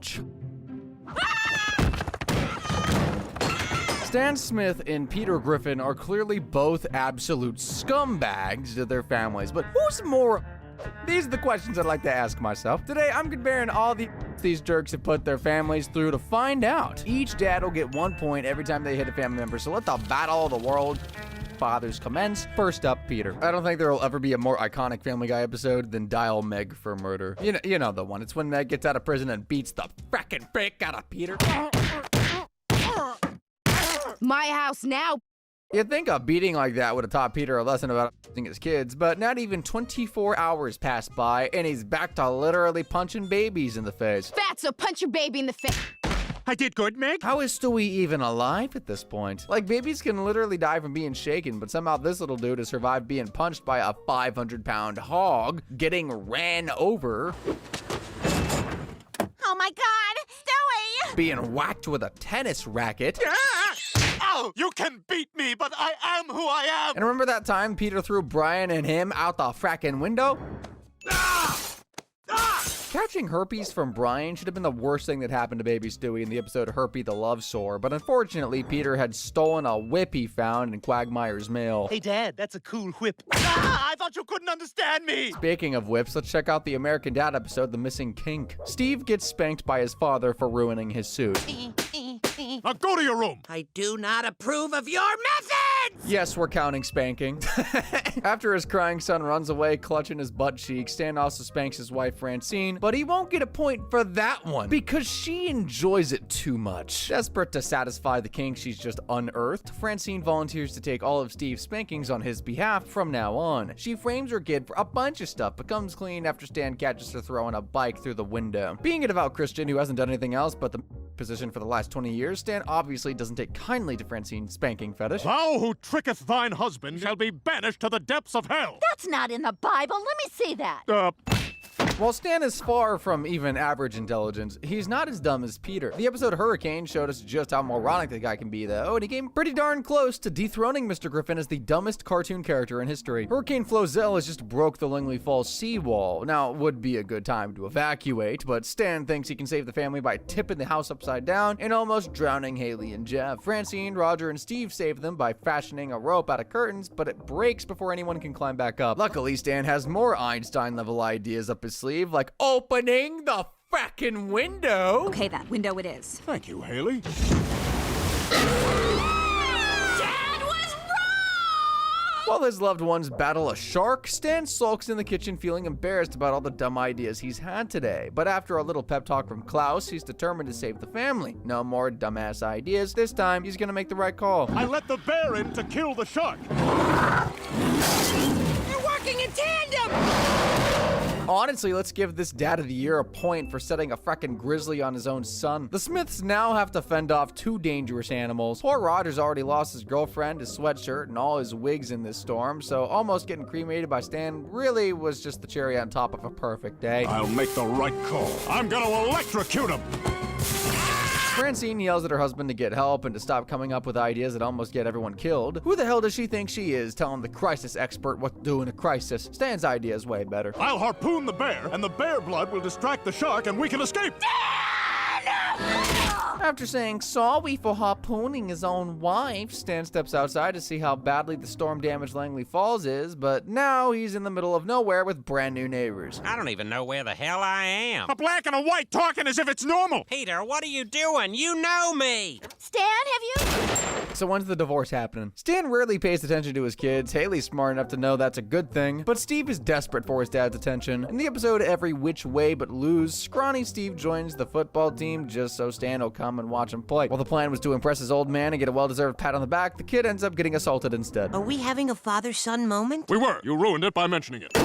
Splinter! Stan's abuse doesn't go unnoticed, and he's hired as the new football coach. Steve ruined the moment again, though. I'll coach my boys' team. You called me your boy! Quit ruining moments! It takes less than 24 hours for Coach Stan to call his kid a loser to his face and swiftly cut him from the team without a second thought. Roger finds Steve bawling his eyes out, and the two of them team up and vow to make Stan cry like a little baby. He's a tough guy. Nobody's ever seen him cry before, so this puny little bitch slap really wasn't gonna do jack, was it? Take that, sir! Behold, a grown man weeping like... Yeah, Roger kind of deserved that one, didn't he? Moving on to the episode next of Penn, the news announces that a teenage boy has been found guilty of murdering his father. Francine blames the death on his dad, not spending enough time with his kid, and as Stan spends almost zero time with his own son, begins to worry that he'll turn on him one day. That's it, we're hanging out. If you're gonna kill anyone in this family, it's gonna be only Francine. Why don't talk back to your father? Steve and his dad share some quality father-son bonding time, like flying kites, getting their nipples pierced, and playing basketball. Stan realizes his son has a knack for bowling and gets him to Langley Lanes pronto. He goes on to win the father-son tournament, and Stan is so proud he actually hugs his son. Good things always come to an end, though, and Stan becomes so resentful of Steve's bowling career that he grabs a knife, and, well, this clip is pretty self-explanatory, really.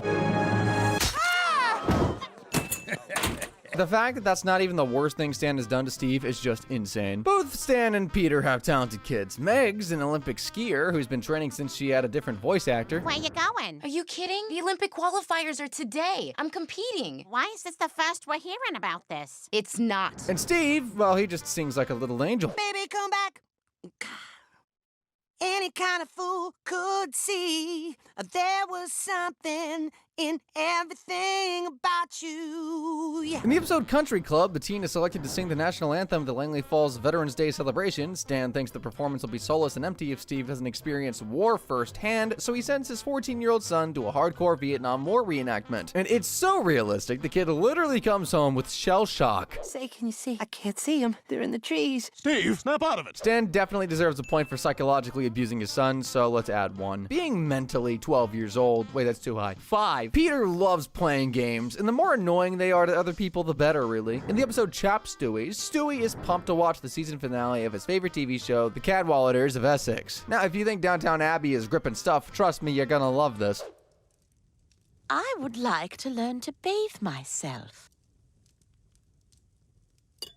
Everything I've ever heard is vexing. Oh, this is the fastest moving episode I've ever seen! Stewie's happier than that time he thought he killed Lois. Something I should have done a very long time ago. Fast forward a bit, and Peter completely ruins his night by playing Unga Bunga, a game where two idiots run at each other with mattresses. Chris, look, Mom's naked! Where? You creep.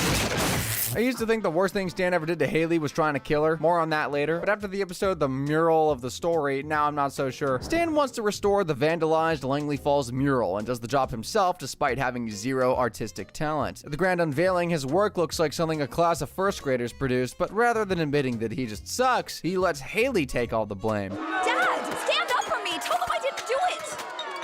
The whole town turns against her, and now she can't even leave the house without getting pelted with ice cream. Instead of coming clean, though, Stan decides to perform a DIY facial reconstructive surgery on his daughter so she can get on with her life, and most importantly, nobody will ever find out he's responsible for the terrible mural. After knocking Haley unconscious and taking her down to his basement of horrors, Dr. Stan performs a non-consensual surgery and botches it even more than his pathetic artwork. How hard can it be? Let's start by reshaping the old eyes. Yep. Oop, eyeballs bulge in just a bit. No problem, just need to even it out. Okay, that one really came out. Might as well really get in there with a scalpel then, and there goes the face. That's okay, gotta get worse before it gets better. Stan felt very guilty about turning his daughter into a hideous monster and apologized by creating a mural in her honor. That alone would make you think he's a better father than Peter Griffin, but that's not what the scores are saying. Right now, Stan's got 12 points for abuse. Peter's only got 10. And to me, it feels like I've been talking about Stan way more than Peter, and for Peter to only be trailed behind by 2 says a lot in my opinion. But we got more cases of abuse to go. Who knows which jackass will come out on top? There's nothing more precious in this world than a baby's laughter, and nothing makes Stewie laugh more than seeing Lois in agonizing pain. In the episode The Courtship of Stewie's Father, Lois asks Peter to spend more time with Stewie. Taking him to a strip club and leaving him in a boiling hot car definitely wasn't what she had in mind. There's no better place for a father and son to get to know each other than a ball game. Where is Stewie? Is that a baby in there? Oh my God! He's gonna miss the game! Neither was knocking her out with groceries. You want some beans with that, right? Ow! Peter, what's wrong with you? Wait, Lois, don't. Attacking her with a hose. Or drowning her in a lake.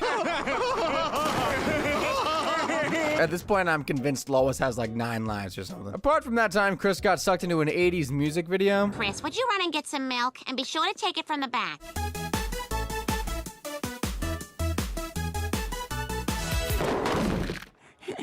And Peter got lost. Didn't you get lost in a grocery store last week? Are you okay? Nothing crazy ever really happens at the Quahog grocery store. The same can't be said for the Red State grocery in Langley Falls, because a woman was literally crushed to death by shopping carts in the episode Not Particularly Desperate Housewives. Francine is kind enough to adopt the dead lady's orphan dog, and Fussy is just the cutest little doggy in town. At first, Stan is way too insecure about his masculinity to let Francine keep her furry friend. This is Fussy. No way, Francine. We're Smiths, and Smiths have manly dogs. This dog couldn't be any more effeminate, even if it had 20... But after learning that Fussy likes to bite Roger's butt, he falls in love with the new pup instantly. Stan wants the best for his fur baby and blows through all of Roger's food budget buying dog treats. The alien eats them and starts smelling like bacon. Now Fussy can't resist licking him. Stan becomes so jealous that his baby is in love with Roger now and sheds a little tear. A cult of murdering housewives is currently trying to kill Francine. This super protective husband is well aware of that, but rushes straight to the pet store right when she's counting on him the most. The worker tells Stan he can make Fussy love him again by establishing himself as the alpha, but I don't think this is what really he meant. I'm the alpha male. Love me! Fussy ran away after that to live with a homeless man, and that must be why Stan hates those guys' guts so much. Brian will happily help himself to all of Lois's white wine, but he's super possessive about his own stuff. In the episode Brian the Closer, Peter wants to play with Brian's old rope toy, but he can go to hell. Instead of going to his job, Peter spends days trying to get this useless bit of rope, and the obsession becomes so unhealthy, he transforms into Gollum. One day, he tries to steal the rope by tying it to his car, but Brian won't let go, even if it means losing all of his teeth. All right, I warned you.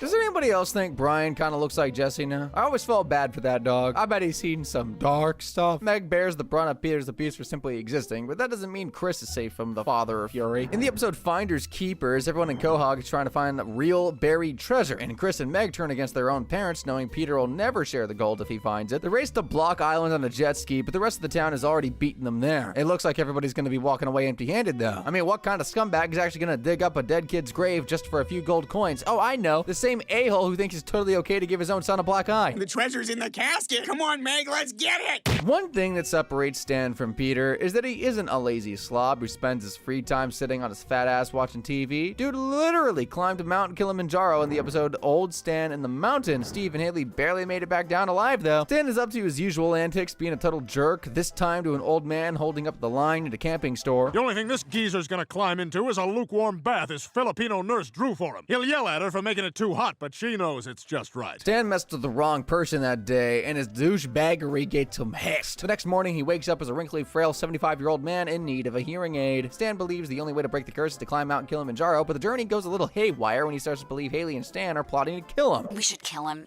Put him out of his misery. Oh my God, they took me out here to kill me. Well, guess what, kids? I'm gonna kill you before you kill me. That night, Stan tries to stab Steve in his sleep, but falls asleep. The next morning, he tries to set both his kids on fire, but falls asleep again. After another good nap, Stan is finally ready to do some serious Smith slaughtering. Thank you for helping an old man. Now this! What are you doing? Killing you before you kill me! Steve and Haley should really have been able to get away from a 75-year-old geriatric by walking at a reasonable pace, but their dad is apparently the Usain Bolt of senior citizens and chases them all the way to the top of Kilimanjaro. Haley falls down the mountain, and honestly, her fate seems a whole lot less painful than what happens to Steve. I'm almost at the top! Reaching the top doesn't make Stan young again, but the hex finally gets broken when he learns to have empathy for old people. I guess he still needs to work on being a massive racist, though. All right, Dad, think. What was the last interaction you had with a black person? It was at the T-Mobile store, and it was not positive. Apart from that watermelon costume he wore to the office, I just wanted to tell you, that's a great outfit. Keep it up. Things don't usually turn out well for Peter Griffin. However, in the episode Peter's Lost Youth, he was lucky enough to win a vacation for 2 to Fenway Park. The winner gets to hang out and practice with retired Red Sox players. Peter takes Lois assuming she's bad at baseball and will make him look better by comparison, but she's apparently a natural, and he sucks so much he can't even keep his pants up. Griffin, you're up. It's always the fat one. Peter becomes bitterly jealous of the attention Lois is getting from players he admires. Now he's determined to break her spirit for baseball and also her bones. Yeah! Peter beating up Chris's bully for him was illegal, but kind of thoughtful, I guess. You're a poop nose. No! Stan's gonna have to punch himself in the face if he wants to beat up Steve's bully, though. He was always picking on his son for being a total wimp, but in the episode Bully for Steve, he went way too far. After witnessing his boy holding a crossing guard's hand and having a mental breakdown because someone took the last slice of pizza, relatable, Stan decides it's time for a bully to toughen him up. Out here, I'm not your dad. And as soon as anything gets difficult, you give up. You're a wimp, and you need a bully to toughen you up. Yes, please. I would love some. Steve didn't become any less of a wimp, but Stan got taught a serious lesson about bullying when his own childhood bully Stelio Contos showed up and kicked his ass. I'm more surprised that he wasn't arrested, though. Pretending to be a kid and trespassing on school premises is literally something Mr. Herbert gets up to in his free time. For our grand finale, we're taking a trip down memory lane and revisiting all the insane abuse Peter has committed against the one person he clearly loves the most on this earth, his daughter Meg. Breaking Out Is Hard to Do is the first episode where we see Peter physically assaulting his daughter on screen. I wonder where we're going. Calm down. I'll tell you what we're gonna do. That's nothing compared to the Father, the Son, and the Holy Fonz, though. In this episode, Peter takes steroids and knocks Meg's lights out for simply existing. Ah, damn it, Meg! In the Griffin family history, burglars break into the house, but Meg should have been more afraid of her dad's baseball bat. There are men breaking into our house. Dad, is somebody downstairs? As if she hasn't already been put through enough at this point, the entire family then spits on her just so she can slide through the air vent and risk her life making Peter a frackin' sandwich. Everybody spit on Meg! Stop! Stop! You got... Peter isn't all bad, though. I mean, the episode Road to Rupert shows him helping his insecure daughter feel super, super hot. Hey, Meg, don't be such a hothead. What? In The Tan Aquatic with Steve Zissou, Peter unleashes a deadly fart attack that smells so bad, Meg literally collapses on the floor in a pool of her own vomit. Oh, in the kitchen, Meg. In Peter's Daughter, the house floods and Peter forces Meg to swim underwater and rescue his beer. Peter, Meg's been in there a long time. While Meg fights for her life in the hospital, Peter feels kinda bad and has some flashbacks of times he treated his daughter like total garbage. Hi, Dad. In Tales of a Third Grade Nothing, Peter wins a spelling bee, then celebrates by pressing his daughter's face against his butt and ripping ass. And you're a fart smeller, Meg.